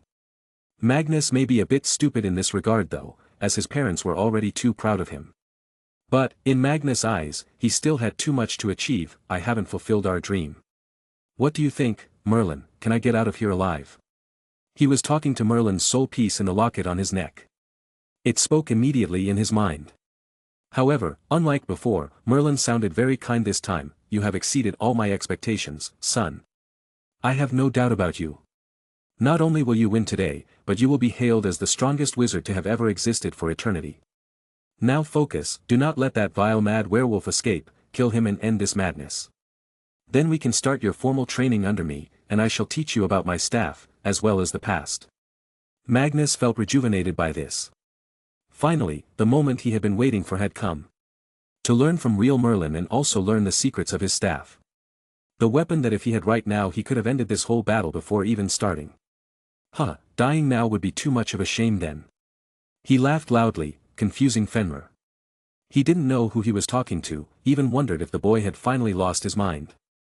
But Magnus suddenly used the entirety of the power that his spare wand could handle and cast a highly powerful dark arts spell that he had learned recently. It was so strong that he knew it would deplete his already limited energy, but it would make sure Fenrir can't run away and stay back. Protego Diabolica. Magnus shouted. Whoosh. Immediately a blue-colored fire came from the wand and created a circle overlapping the already circling fire. It created a tall blue wall of fire, soon it even consumed the normal flames of Magnus. Fenrir looked around himself. He had never seen this before and nor heard of this spell. Thinking it was a normal fire, he quickly stepped away from Magnus to check it. After all, it was his plan to let all the werewolves handle Magnus. However, unlike before, where he could jump through normal fire, this blue fire inflicted many times greater pain, even his skin had turned to ashes on the finger he had used to check it. I will turn to ashes, he realized. Magnus laughed. What did you say before? I'm stuck here with you all. Huh, no. You're stuck here with me. Hogsmeade. Dumbledore had his eyes fixated on the jungle all this time he was fighting Voldemort. He was somewhat happy to see that Magnus and his people were killing Death Eaters even now. Out of 20 Death Eaters that Voldemort brought, only 9 were remaining now. The rest were dead. Most of these were also claimed by Ragnar as he was in a maddening state, not caring about anything but beheading them. He jumped around like a maddened lion with claws aimed at the enemy's neck. But just then he saw a bright green light shined in a part of the jungle. His heart sank, wondering what it could be. However, the next thing he saw shocked him. Pop. S. Severus. An injured Lucius, crying in pain appeared, directly beside Voldemort's feet. He muttered Severus' name, telling him that he had betrayed them. Voldemort was taken aback by his appearance and got distracted for a split second. That was enough for Dumbledore and Ragnar. While Ragnar threw a whole bag full of disarming grenades, Dumbledore sent a silent disarming charm. Boom! The grenades exploded. Dumbledore's charm had disarmed Voldemort and taken away his wand. But the grenades attracted that wand towards themselves and once stuck they exploded. This left Voldemort without a wand. Surrender, Voldemort. You lost. Dumbledore voiced. Ragnar seethed in rage at that. Kill the damn bastard, Professor. He's a demon on Earth. Fking kill him. He would have done it himself if he was not bad at using his wands, and there was no point in using grenades since Voldemort could still use wandless spells. Voldemort started laughing. He won't, boy. He won't kill me. He couldn't back then, he can't right now. He's as spineless as before. Whoosh. Hee, no, Dumbledore, these low-level spells won't work on me. I am as strong without a wand as with one.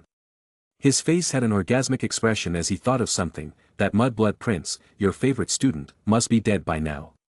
Voldemort estimated that 2 hours should have been enough. And he knew that even he would find it problematic to survive fighting 1,000 werewolves if he didn't have the ability to fly. Let alone, Magnus was just a kid. Feeling triumph, he looked around. This battle cost me a lot. But, it was worth it. I shall return soon, Dumbledore, for you. My loyal army. Return home. Whoosh. Sh. One by one, all the remaining Dark Wizards and Death Eaters started to disapparate. Nobody even tried to stop them. Except for Ragnar, who killed a few as they were leaving. Why are you stopping? Kill them. Ragnar. Dumbledore angrily called him, his eyes reddened with an unknown emotion. Magnus is the priority. The quicker they leave the faster we can find him. Voldemort was not lying, he is as strong without the wand. Ragnar stopped and cursed, FCK, Magnus better be alive, I still need to give him payback for too many things. Ragnar was scared at heart in reality and this was just his method of acting calm. He looked around, all forces of Magnus had stopped, as they also had the same idea as Dumbledore. And as soon as the last Dark Wizards left, they all ran towards the Forbidden Forest but they had no idea how deep Magnus had run in there. Emma, on the other hand, had left long ago with her spare broom to search for Magnus. Chapter 284. His tired body was covered in blood and injuries, yet he stood tall on the corpses of those who wanted to take his life. Magnus was still up and fighting, now even Fenrir had tried to fight him personally since his way out was blocked. Why did you even bite so many people? Can't you also live like normal beings? Magnus asked him while fighting. His body was tired to the point that he didn't even feel tired anymore. It was as if his body was on autopilot and just swinging the sword according to his instincts. Meanwhile, his brain focused on using magic to create fire and other distractions. However, the problem was that he felt the werewolves were also slowly adapting and learning to fight him. The previous Incendio and Lumos charm that he used to distract them didn't work anymore. Fenrir responded, why should I live normally? It is my life's aim to bite as many people as possible. I am going to create a werewolf army to defeat the wizard and take over the world. Magnus was disgusted. So this is why you bite the children? You are no better than Voldemort then. But, sad for you, your ambitions won't last too long. We'll see. Sure, you are the strongest foe I have faced until now, but certainly not the one to be able to kill me. All of you. Go at once, he ordered the remaining werewolves. About 300 were left anyway. Magnus in turn threw sticky potion on the ground around him, making the werewolves get stuck there and those behind them couldn't find a way to move forward. I should at least save a few of them, he muttered. He was afraid that this werewolf army might just be the full extent of the werewolf population in the United Kingdom. To save time, he then used Universal Hex on as many werewolves as he could. What this did was disorient them as they couldn't understand why they couldn't walk forward. Magnus found his chance and jumped, stepping over the heads of the werewolves one after another as he got closer to Fenrir with each second. The mad werewolf was already at the edge where the blue fire was, so he had nowhere to run to. Magnus hated him and would not stop unless he had killed him. Why? Because Fenrir was one step beyond what could be called evil or mad. Because Fenrir didn't even care if it was a full moon or not and he was in werewolf form or not. Even in his human form he bit people and ate human flesh. His eyes were focused, as they flashed with the moonlight. There was blood on his face, but nothing hurt anymore. The fire in his heart for stabbing his sword in Fenrir was too strong. You can't run anywhere today, scum. He leapt towards him with his sword ready to cut him in half. Fenrir faced him with a scared face. Falling to the ground and looking left and right. He acted like this until he smiled all of a sudden and jumped to the side. But, too bad for him, it was a dumb decision. His thinking was that he would let Magnus fall onto the blue fire. Not knowing that these flames were special. Protego Diabolica was a spell that allowed the user to create a protective ring of blue fire around them that completely incinerated enemies of the caster who came into contact with it while leaving their allies unharmed. Magnus had made it so that only Fenrir would get affected by the fire but not the rest of the werewolves. Without stopping, Magnus pushed his feet and changed his direction on the ground, immediately jumping towards Fenrir. Fking bastard. Fenrir ragefully tried to strike him with his big claws. Clank. Magnus blocked them with the sword and punched with his other hand on Fenrir's chest. The mad werewolf didn't think his punch would be powerful. He was wrong. Magnus was no ordinary human. His punch was very powerful and it was precisely hit on Fenrir's chest, just above the heart. Arg. He groaned in pain and fell back. Taking precautions, Magnus used the remainder of his magical power to surround himself and Fenrir with fire so that other werewolves don't come and try to stop him. He walked to Fenrir with a plain face. Say goodbye to the world of the living, scum. Fenrir fell to the ground. For once he truly felt fear that he was going to die now. Wait, I can swear allegiance to you. I don't need monsters like you working for me. Magnus had no mercy for him. Bam. Magnus stepped on his chest, pressing him on the ground and aiming his sword at his chest. Fenrir felt pure horror as he looked at his merciless bloody eyes. The raging fire around them was creating a sense of doom in his heart, and he was not very wrong about that. Despite bringing in more than 1,200 werewolves, he was losing miserably. The most prized ability of a werewolf was enhanced physical strength, magical resistance and rage. He lost in all these areas. Fenrir, with primal raging red eyes, growled his last words, "It's you." What? Magnus questioned. You are the monster, not me.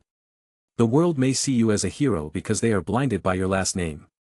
A little boy, killing hundreds of werewolves, they will fear you once they don't have Voldemort to fear.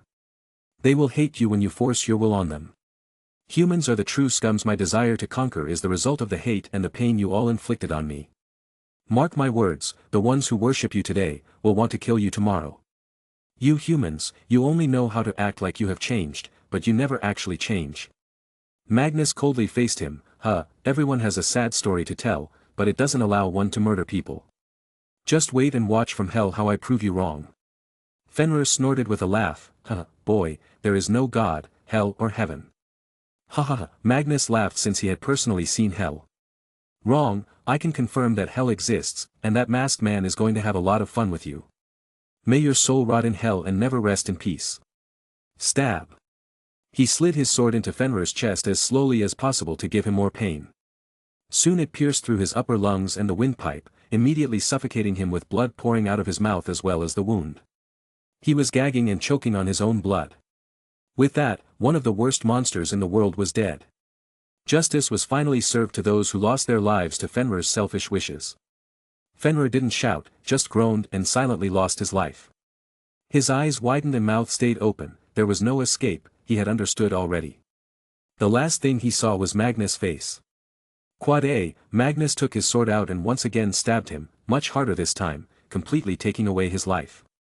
Blood pumped out from his various ruptured arteries. Image.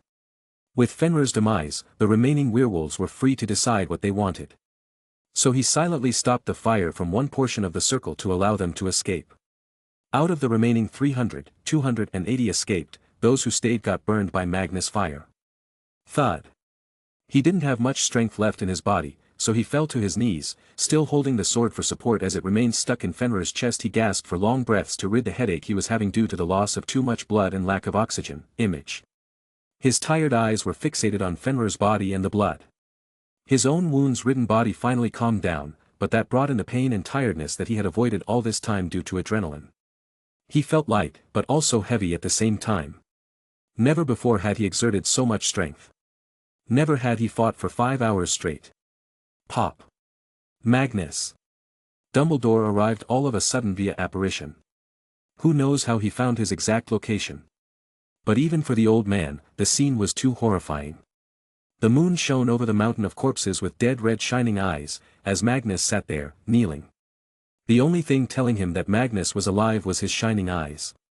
He noticed the burnt area of the jungle and could imagine the kind of intense fight it must have been. He tried to call his name, Magnus. Magnus' sullen face, tiredness washed over his eyes, turned to glance at the old Dumbledore. He wanted to say something, so Dumbledore kept his ears open. I've been trying hard not to turn into the monster they want me to be, old man, but it's getting really hard now, he breathed, surrounded by dead, headless, limbless, bisected bodies of werewolves. The meaning behind these words was impactful. He took a long loud breath again as if having trouble breathing. He had lost too much energy and blood today. And to be honest, it hurt like hell. Werewolf claws were too infectious and painful. He slowly tried to stand up with the help of his sword. Easy there. Dumbledore ran to him, stepping over the mountain of corpses and the large puddle of blood. The old man's heart ached and his mind felt numb. He couldn't begin to imagine what it must have taken to do all this. Magnus let the old man help him get up as he didn't have much strength left. Standing up, he looked at the calm sky. It was still dark, but the grim-looking full moon still lightened the jungle, as if telling him, I saw everything. Dumbledore today fully understood that being Merlin's descendant was not a blessing, it was a curse. It broke him further seeing what Magnus did next. Dumbledore didn't say anything, he couldn't, as he felt a lump in his throat. Magnus spoke before slowly starting to crookedly walk out of the jungle in a trance-like state. It's been a really long night, hasn't it? Happy Halloween, I guess. Breath sigh, just want to sleep now. Chapter 285. Dumbledore had found Magnus and they were returning to Hogsmeade. It was told to everyone via Dumbledore's Patronus. So all those involved in the search were told to return to regroup and treat their injuries. You really taught Lucius a very good lesson. Ragnar praised the dejected Severus. But Severus didn't even say anything as his mind was just thinking about his mother. He was happy that Magnus was safe, at least he was able to help by stopping Lucius. Tired and depressed, he returned to Hogsmeade with Ragnar. He just wanted to go to his dorm room and fall asleep right now, as the more he stayed up the more he thought about what would happen to his mother now. Sev. I should go sleep, her voice is echoing in my mind, he muttered to himself. Severus. This time the voice felt too real. He lifted his head and looked in the direction of the sound. His body immediately froze that instant. Mum. He exclaimed, emotions taking over his body like a tsunami. He ran to her at full speed. Not knowing if this was real or just the fragmentation of his imagination, he hugged her. And she was indeed real. A drop of tears fell from his eyes on Eileen's shoulder. How are you? Did they do anything to you? He hastily asked her. She caressed his face. I was helped by Mr. Adrian here, he attacked the place I was held and helped me escape. Adrian? Severus knew this man, he looked at the man standing not far from him and Eileen. How? Adrian solemnly explained everything. You should thank His Majesty for this. He learned about what had happened to you and secretly worked to find Miss Eileen's location. Then the moment he was attacked here he ordered me to go and save her. It was very hard to pinpoint her location, but we did find her in a jungle in Albania in the end. Severus was appalled, realizing that Magnus had knowingly entered the fight just so his mother could be saved. His eyes reddened knowing this, since, when did he know about this? It's been a while now, I think a month and a half. That was when he told me about starting this investigation. We had to keep everything a secret to make sure they didn't learn about us sniffing around. His Majesty must have used legitimacy on you. He was able to pinpoint the location with the help of the time of the day and the position of the moon and the stars in your memory. But it took a lot of work and brainstorming. Adrian explained in detail. Ragnar knew about what was going on with Severus, but Magnus had not even told him about reading Severus' mind and what happened to his mother. But he was not angry, he knew that Magnus must have had his reasons. Slughorn was new to this. What exactly happened? Eileen explained as she was in a much better state than Severus. I was kidnapped by Voldemort, Professor. He threatened Severus to spy on Magnus until they attack and kill him. Sev couldn't say anything to anyone because of the dark mark they placed on him which lets Voldemort spy on him. Slughorn was shocked. Right under his nose one of his students was facing such misfortune. It was his failure as the teacher. And Magnus knew about his attack. Severus silently muttered, yes, he knew. Everyone. They're back. Just then someone shouted. They all looked and found Magnus and Dumbledore walking towards them. It took them so long to arrive here for some reason. But Magnus seemed to be walking by himself, albeit being soaked in blood and riddled with injuries. Magnus didn't allow Dumbledore to apparate him away.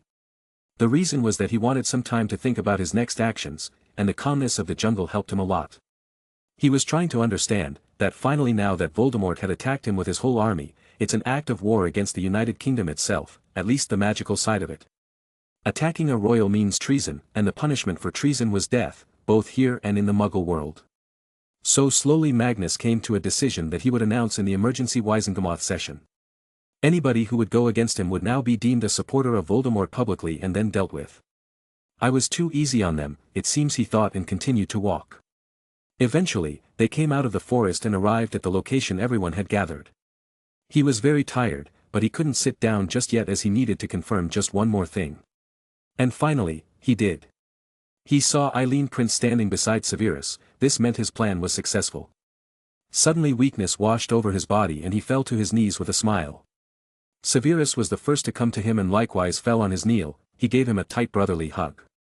Thank you, Magnus, I will never be able to repay you, thank you. He talked fast and full of emotions, something he had not shown since the start of the school year.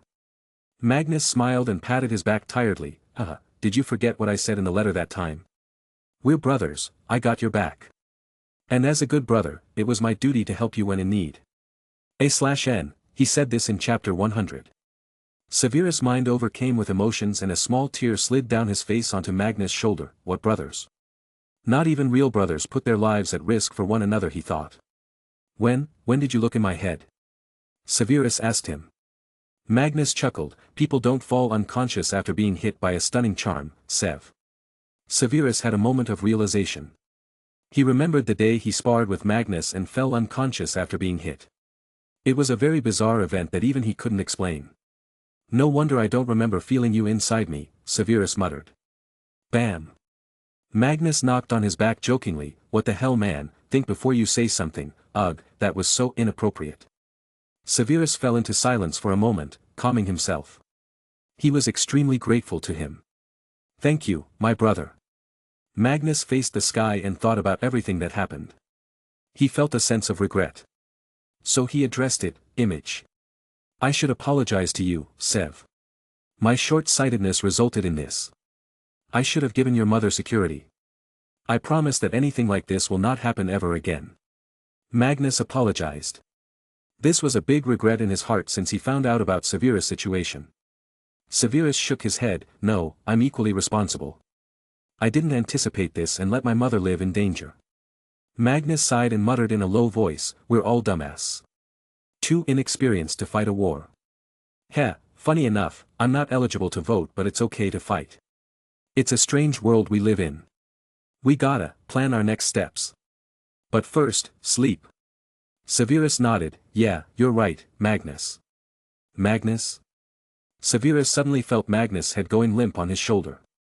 Scared that something happened, he got out of the hug and looked at his face, image. Snoring. He calmed down, seeing he was just sleeping. Severus gritted his teeth, "You've become too strong, Magnus. How can we even dream of reaching your level? How can we even help you?"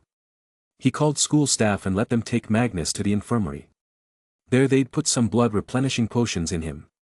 Ragnar would administer them himself. With Magnus' return, the battle came to an end.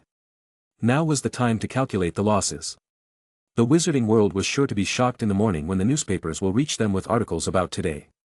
The various magical communities in the world will either show their anger at Voldemort or their mockery at the Ministry of Magic for being so useless.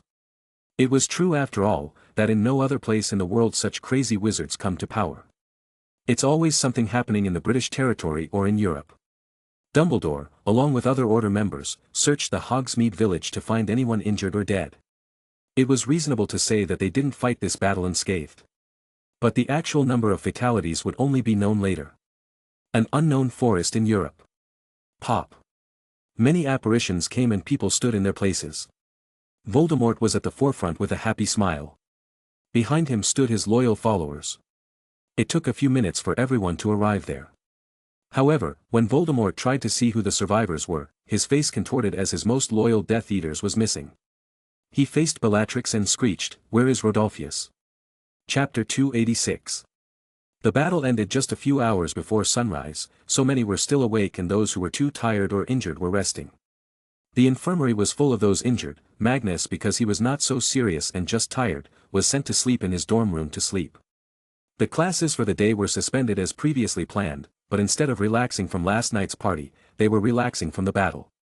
However, as the world continued to move on, many newspapers did their part and brought the breaking news to the world. The first ones to get it were the people of the British Magical Circle.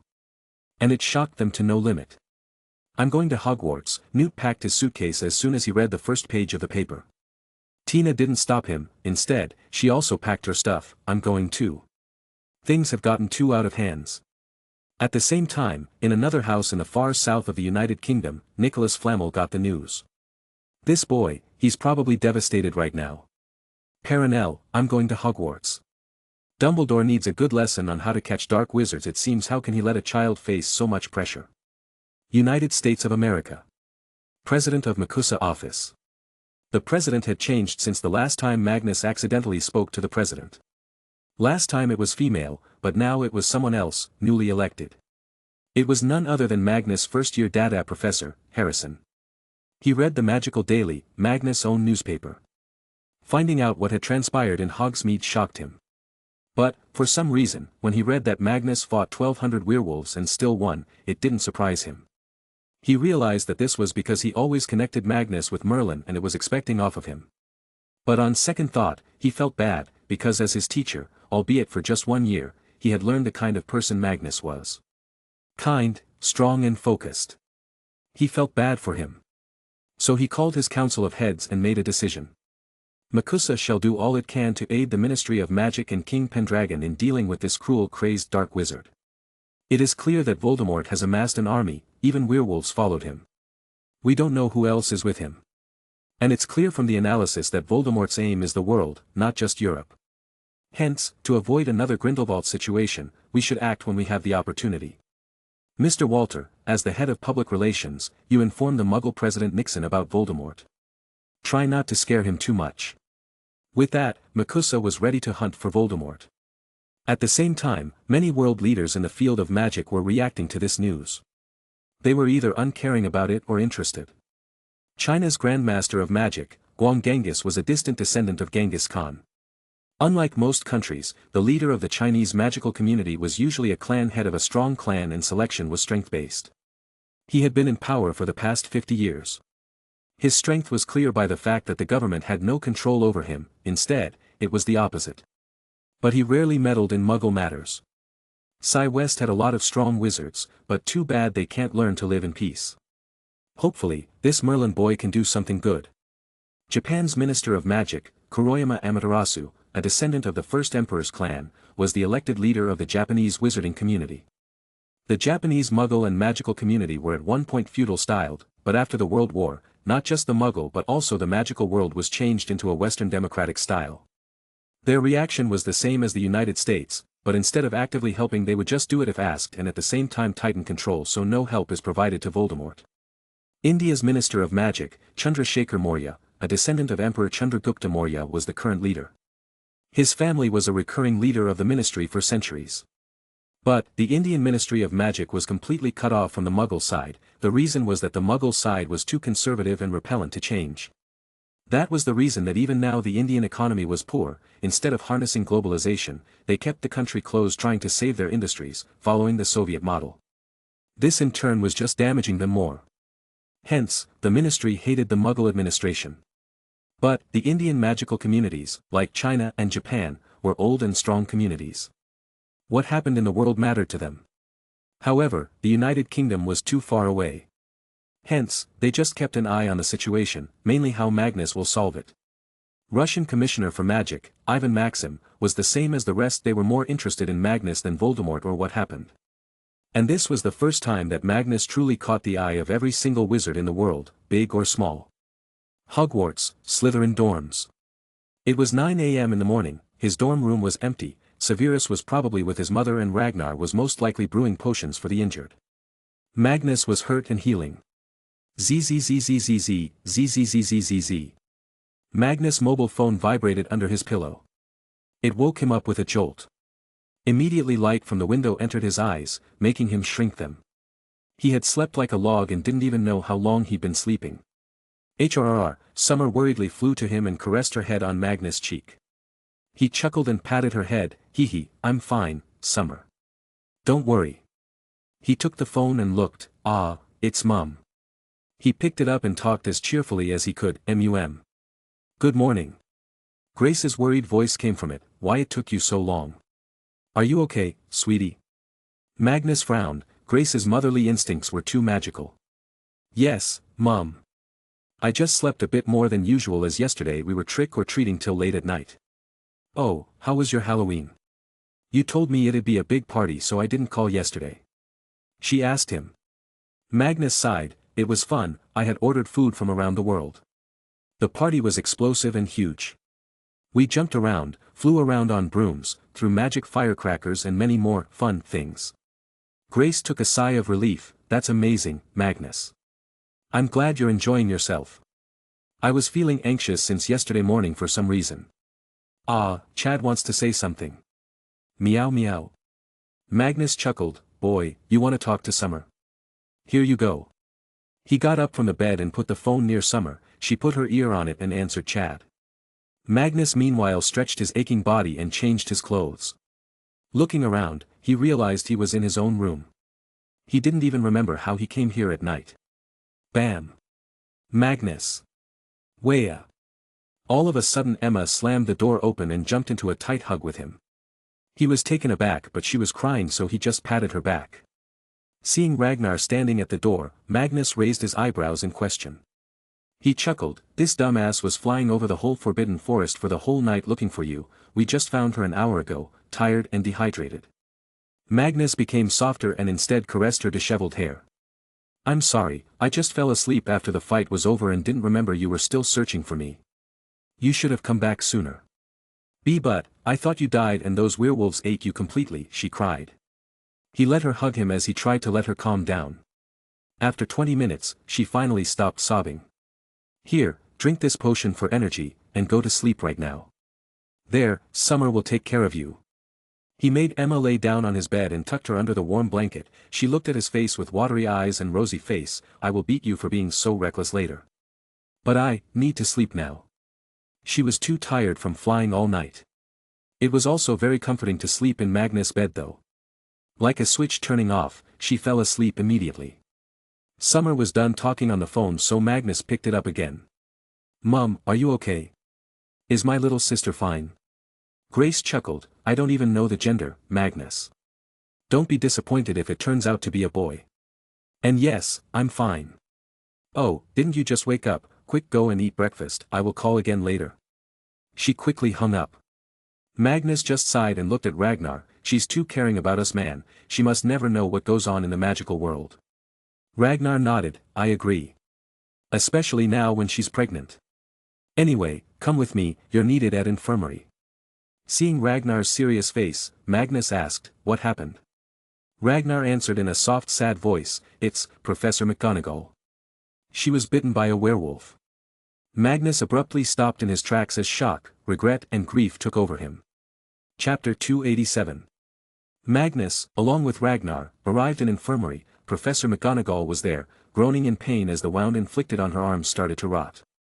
It was not easy to survive a werewolf bite, because it also turns one into a werewolf. This means there is a change going on in the body. Magnus, in grief, asked, "Why didn't you tell me this yesterday? And how did she get bitten?"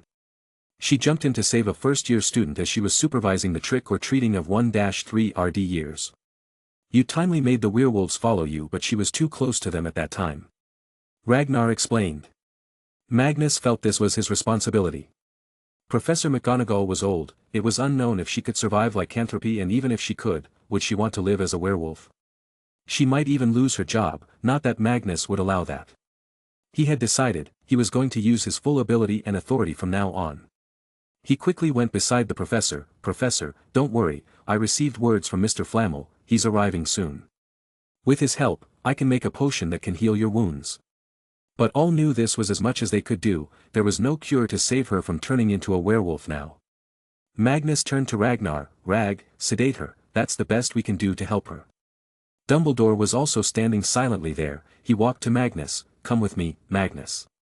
We should talk in my office." Magnus nodded and followed behind. He was probably about to receive the official report about the losses from their side. He followed Dumbledore through the empty halls of the school. Such scenes were only visible at night, but here, it felt as if not even birds wanted to enter the school today. When Magnus reached the office, he saw Moody and Eugenia present there. Newton Scamander and Nicholas Flamel had also arrived. They quickly checked Magnus as if two worried grandpas. "Are you okay, Magnus? Drink this, a potion made from Philosopher's Stone, all your injuries will be healed." Nicholas quickly handed him a vial. Newt wasn't much behind, he handed him a small box. "It has an ointment made from a special animal's sweat, it can heal any flesh wounds." Magnus felt touched by their caring gestures. "Thank you, but I will not use these. My wounds are nothing when compared to others. I will use this on Professor McGonagall, she needs it more." Newt nodded. He knew Professor McGonagall from an early age, albeit not his favorite teacher, but she was a kind person. "That will do too." There were seats set up, so Magnus sat down on one of them. "So, how many were casualties from our sides?" Dumbledore took a sigh before speaking. "We lost 10 people, 5 from the Order of the Phoenix, 4 from the Army of Merlin and 1 from Ministry. Thankfully, due to your actions, the werewolves were not able to harm anyone except Professor McGonagall." "What about their casualties?" Magnus inquired. This time Moody answered, "A grand total of 80 dark wizards were killed, and out of 20 Death Eaters 11 were killed. We have recognized all of them." Magnus nodded. Although the result was good, it only worked because Voldemort didn't expect such a big response from their side. He most likely only expected Dumbledore's order to come but not Magnus' army. Now he knows and will prepare better. But Magnus was not going to give him a chance. He started, "I am ordering Gringotts to seal all the bank accounts that belong to all these Death Eaters and Dark Wizards, no matter dead or alive. Their money shall be used to compensate the fallen good folks. The families of the 10 people who died, each one of them shall receive 100,000 galleons each." No one argued with him about this case, so he continued, "What Voldemort did crosses the line. This is Grindelwald once again, and we cannot wait to see the situation get worse. Hence, I am calling an urgent Wisengamot meeting to make some decisions. Tell all your friends and supporters to stand by me, because I will not tolerate any bigots this time." "But even Voldemort has friends in Wisengamot," Eugenia voiced. Magnus had a solution for this too. "This is why this Wisengamot is not going to be simple. I want heads of all prominent good families to come to this meeting. No matter if they are Wisengamot members or not, they won't have voting rights, but they shall see for themselves the true traitors of wizardkind. Aura Moody, I want you to conduct an investigation secretly on all members of Wisengamot, find any corruption they have committed. Especially those dark families, they most likely have a long list of crimes. People, this is the time we all come together and fight Voldemort. We cannot let this mess continue on for too long, as it will only cause death among our own people. The British wizarding community is already weak due to past wars, we can't allow another." His orders were surely not as a student of Hogwarts, instead, they were from King Magnus. And so, no one dared to anger him right now. Moody was happy to oblige, as he didn't expect such harsh actions from Eugenia. Got it, I will leave right now. Moody quickly left. Following him, Eugenia also left. Now, there were just 3 old men and a boy left. Nicholas scoffed and scolded Dumbledore. How did you become so weak, Dumbledore? I thought you were very smart and wise. It is my oversight that I didn't notice the dangers. That a student from my own school was facing such grave misery. I am, too, responsible for what happened to Severus. Dumbledore went on a guilt trip. Magnus stood up. This is not the time for you to brood over what has happened, Professor.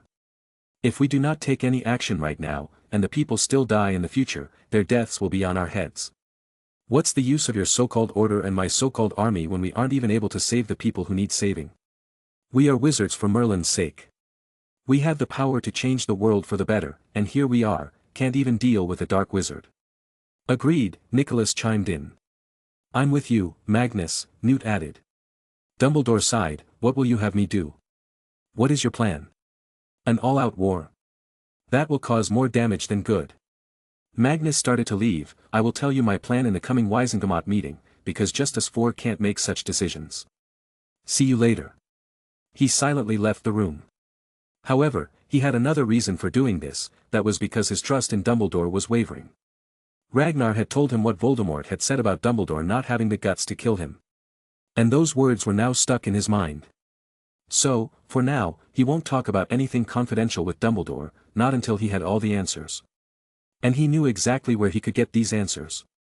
Camelot, underground. Let me out, whoever you are, Dark Lord will have your head. Rodolphus Lestrange found himself in a bit of a problem. He was completely naked and tied to a wall. A leash was put on his neck, which if he tried to take out would contract and suffocate him. On top of that, the air in the room was extremely cold while the floor was like fire. He was jumping the whole time. There was also a chair, but he couldn't sit there as it was full of sharp nails. He was screaming his lungs out, not even knowing where he was. He guessed calling Voldemort's name would scare whoever caught him, but that didn't happen. After a few hours, finally, the door opened and a few people walked in. They were Magnus, Ragnar and Goldruck, the head of the goblins of Camelot. Ragnar came to the front with a smile. Finally, we got the guy that I wanted dead for so long. Remember me? Ragnar Ouroboros? Rodolphus became silent for a split second. Then he did what he shouldn't have. You're that boy who survived that night. I knew it would become a problem someday. What are you doing, boy? Don't you value your life? Let me go and I shall forget everything. Slash. Ragnar stabbed his cheek from one end to another with a very sharp long knife to silence him. Shut up, I did not care about my life, that's how I caught you. I will have fun torturing you for eternity now. You will beg for death and cry for mercy like the lowlife you are. But before that, my dear brother here wants to ask something. Magnus came forward and took the knife out, making Rodolphus agonize in pain. I need you to tell me everything about Voldemort. About his real name, his past and his current powers. You do that, and I won't torture you. Spit. Rodolphus tried to spit on Magnus' face, but he timely got a slap from Ragnar, making his spit smudge his own face. Magnus sighed. Then I guess torture is the answer. Goldruck, call someone and tell them to use a pruning saw to skin him alive as slowly as possible. Do not let him sleep, do not give him anything to eat. Tie up his penis so he can't pee, plug his back hole so he cannot shit, then force feed him food and water. Make him truly feel what torture is. Even Voldemort's punishment will feel normal to him. Rodolphus panicked suddenly. But his pride was too high. As the lord of one of the greatest houses and the closest aide of Voldemort, his ego had reached levels it shouldn't have. And that was going to cost him a lot today. Chapter 288. AA. Rodolphus screamed, cried in pain and asked for forgiveness. But Magnus had already left and told the goblin responsible to not disturb him until he had skinned Rodolphus completely at least once. So the goblin let Rodolphus scream all he could. Nothing would stop his torment. In fact, he had already started spewing some things about Voldemort and all of it was being recorded, but Magnus had no wish to stop. Ragnar though stayed in the room and saw him scream his lungs out, damaging his voice box and making it bleed too. Magnus was meeting Duck and the rest with Martha. Boy, how have you been? He asked Duck. The big dragon had grown bigger but was cute as always in front of Magnus. He let Magnus scratch and pat his face, but then he noticed the many scars on him. What happened? Magnus always forgets that Duck is not a mindless beast and could speak. He chuckled, nothing, just a small battle. To be honest, if I had you by my side it would have been much simpler. But, I can't afford to show you to the world yet. You are my ace card after all. Hearing this, Duck puffed his chest out. Hiss. Just then, Cuddles, the basilisk, also came. She was complaining that she was also important. And as always, she wore her glasses. Magnus patted her nose. Boop, yes, you are also very important. Pebbles, Gringotts' dragon, is also very important. Where are Pebbles anyway? She's near the seashore. She likes to stand there and feel the fresh air. Duck explained. Good, by the way, Grandma Martha, I will probably stay the night here. Ragnar too, we need to get a lot of information from the prisoner. One more thing, please come to the house during the Christmas holiday. I have planned a surprise for Mom, but do not tell her anything. He told her. He had already started to plan for the eventual surprise. Absolutely, dear. But I shall go now and prepare dinner. My 2 lovely grandkids will be staying here, I must feed you till your stomachs bloat. She cheerfully hovered back. Magnus sighed, knowing she was going to go totally overboard. He turned back to face Duck. Well, it's just us now. So, let's play catch. Yes. Duck was always excited to play. When evening came, Magnus took a small tray of snacks with some tea, a meat patty and a cake to the torture chamber. He told Ragnar to clean up the room. Magnus is bringing food, clean up, Ragnar ordered. The goblin poured a healing potion on Rodolphius' skin and used magic to tidy up the place. When Magnus entered with the food tray, Rodolphius gulped in expectation. However, Magnus put the tray on the table Ragnar had placed and started eating from it. Rag, eat something, you must be tired of seeing him scream like this, Magnus called him. This infuriated Rodolphius, as he thought it was for him. Animals. You 2 cruel bastards. Ragnar chuckled. Mag, are my ears ringing?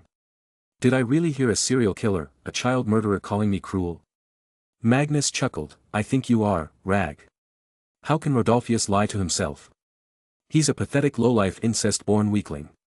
People like him can't afford to lie. Am I right, Rodolphius? Rodolphius was already broken by now. Although his skin would heal every time for the pain to be inflicted again, his insides were still burning.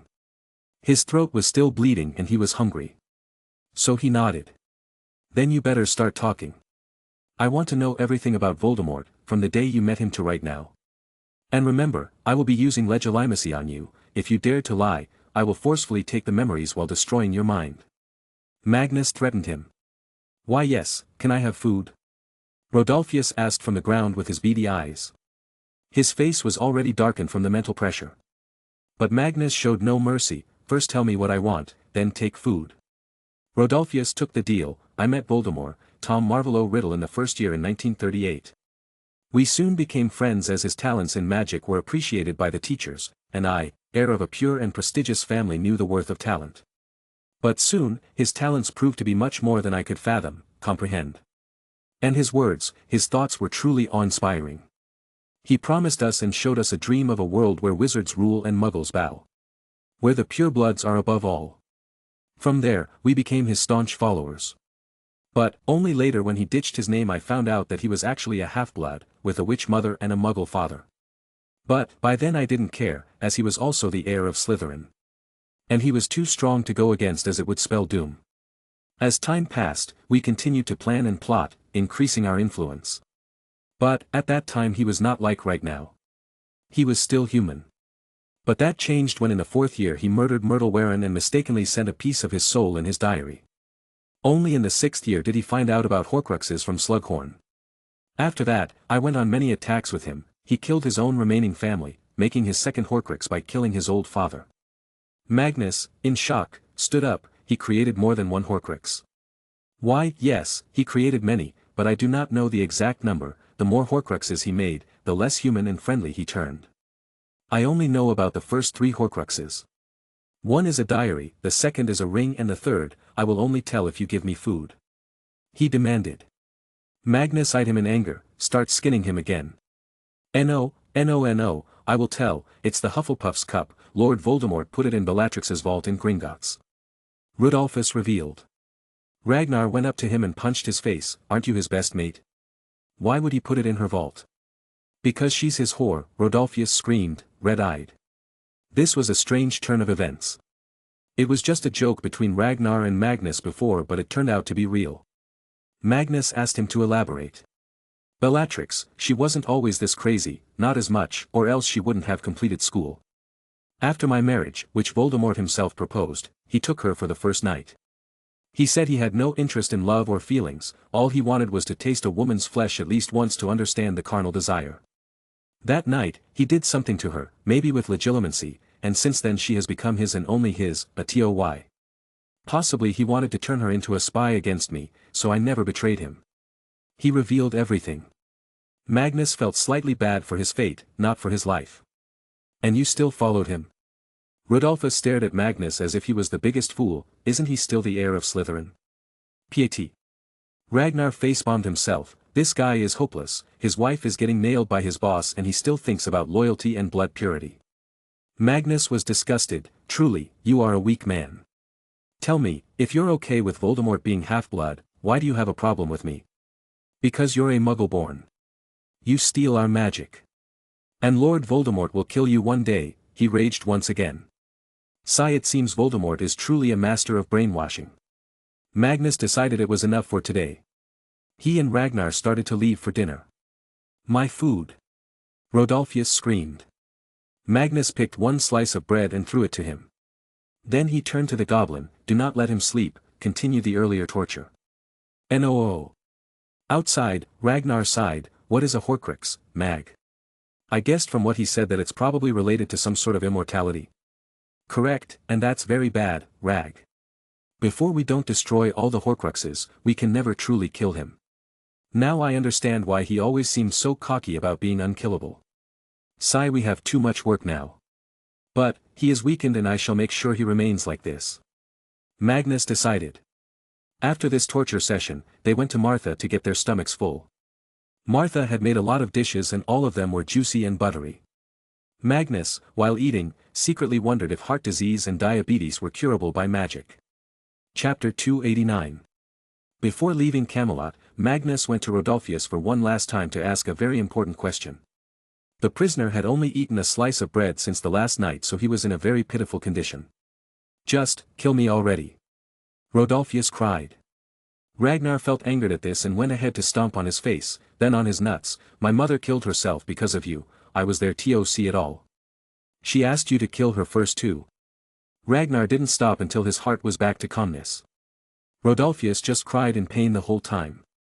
He regretted even opening his mouth unnecessarily. Magnus, once again, had no mercy for him. For a man famous as the most loyal dog of Voldemort, it was a crime to show him mercy. I will let you have some food and rest if you answer my next question truthfully. Good. He ordered him, rather than questioning. Punishment for not complying was more hunger and skinning, so he quickly nodded. Good, tell me, how many people know about Voldemort's Tom Riddle identity and the Horcruxes? Magnus inquired. I don't think anybody knows about the Horcruxes except me and a few others. Dumbledore certainly knows Voldemort is Tom Riddle, Slughorn too, since Slughorn gave him the knowledge of Horcruxes. Other than these two, Voldemort was never close to any teacher. And all those students he was close to are either dead or loyal to him, that is all I know, please give me food, water, he fell down flat on the floor and started to cry. Fine, you will get your food. I'm going back to school, Ragnar. I should better talk with Professor Dumbledore and understand what his game even is. How could he keep such crucial information from us? Magnus waved goodbye to Ragnar and left. Hogwarts. Dumbledore was in his office, alone, he was thinking about many decisions in his life. Perhaps the worst was to ever get Tom Riddle into school. He felt responsible for that boy's darkness. And what just happened, to Magnus, his own family nearly died, he felt it was about time he forgot everything about morals and honor. There was no point in giving Voldemort a second chance. But perhaps he realized this too late. Dumbledore, a man of many secrets, made the mistake of keeping too many secrets. And this mistake was coming back to bite him in the back. Magnus entered his office, with a plain face. He was angry, but not to the point he would jump around and start shouting. He just took a seat and asked, "Why didn't you tell me about Tom Riddle? And that Voldemort is half-blood?" Dumbledore's eyes nearly popped out. Where did you get this information? That doesn't matter. What matters is that I got it now. He was your precious student, is this why you don't kill him even when given a chance? Have you gone so senile that you don't see the deaths of innocent people? Hell, the man killed his own father to make a Horcrux out of it, he has no love for the living and you still want to give him a chance. Magnus asked him straight up. But, Dumbledore was already up and looking shocked, he made Horcrux. So he didn't know. Magnus was just trying to see if Dumbledore knew this too. Yes, not one, but 3, probably even more, but I don't know about them, he revealed. Dumbledore took a long breath, this was much more than what he had thought about Voldemort. He always wondered what worse than murder can Voldemort do, but once again, he was surprised. Dumbledore quickly went to his pensieve and poured a shining blue gelly thread in it. Come here, Magnus, I want to show you something.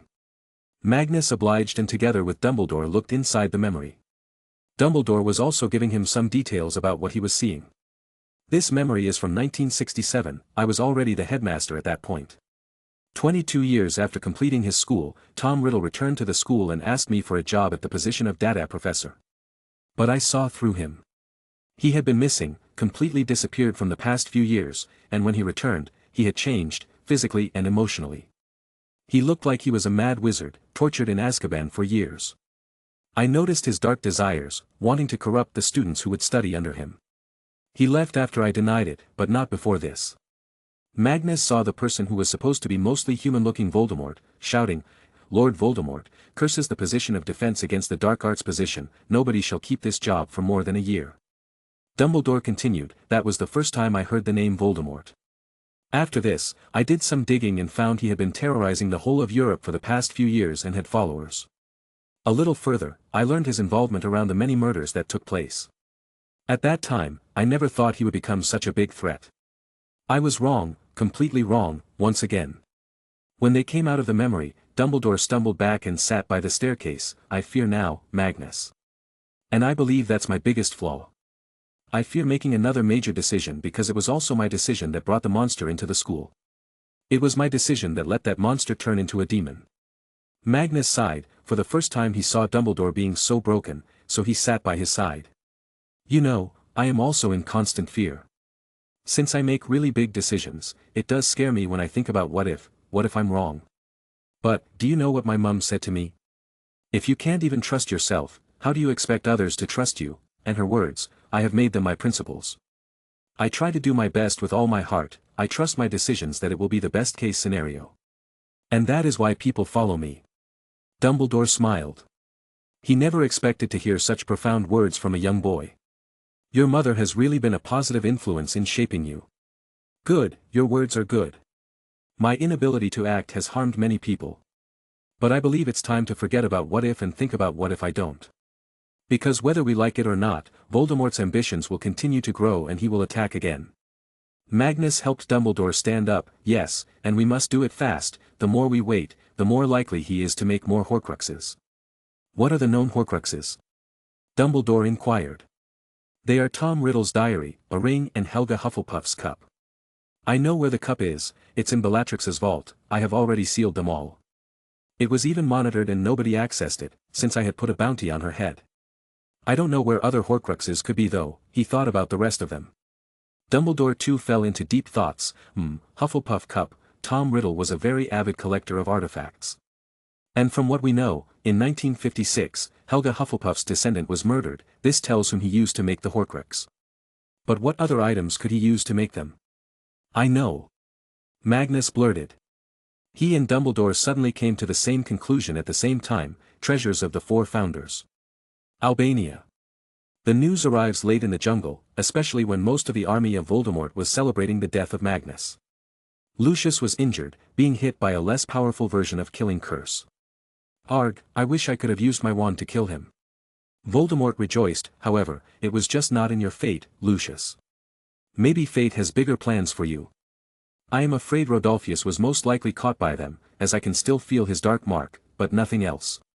It will take time for us to break him out of Azkaban. Until then, you shall become my second in command. Lucius felt honored. The one thing he desired in his life the most was recognition. He wanted it from his father, but he was dead. So, Voldemort was a replacement. He felt happy being praised by one of the most powerful wizards in the world. No, Bellatrix all of a sudden screamed and came running to Voldemort. My lord! My lord, look, that filth is alive! She screamed in rage.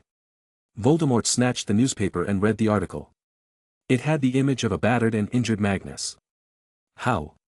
How did he survive this? How did he fight so many werewolves?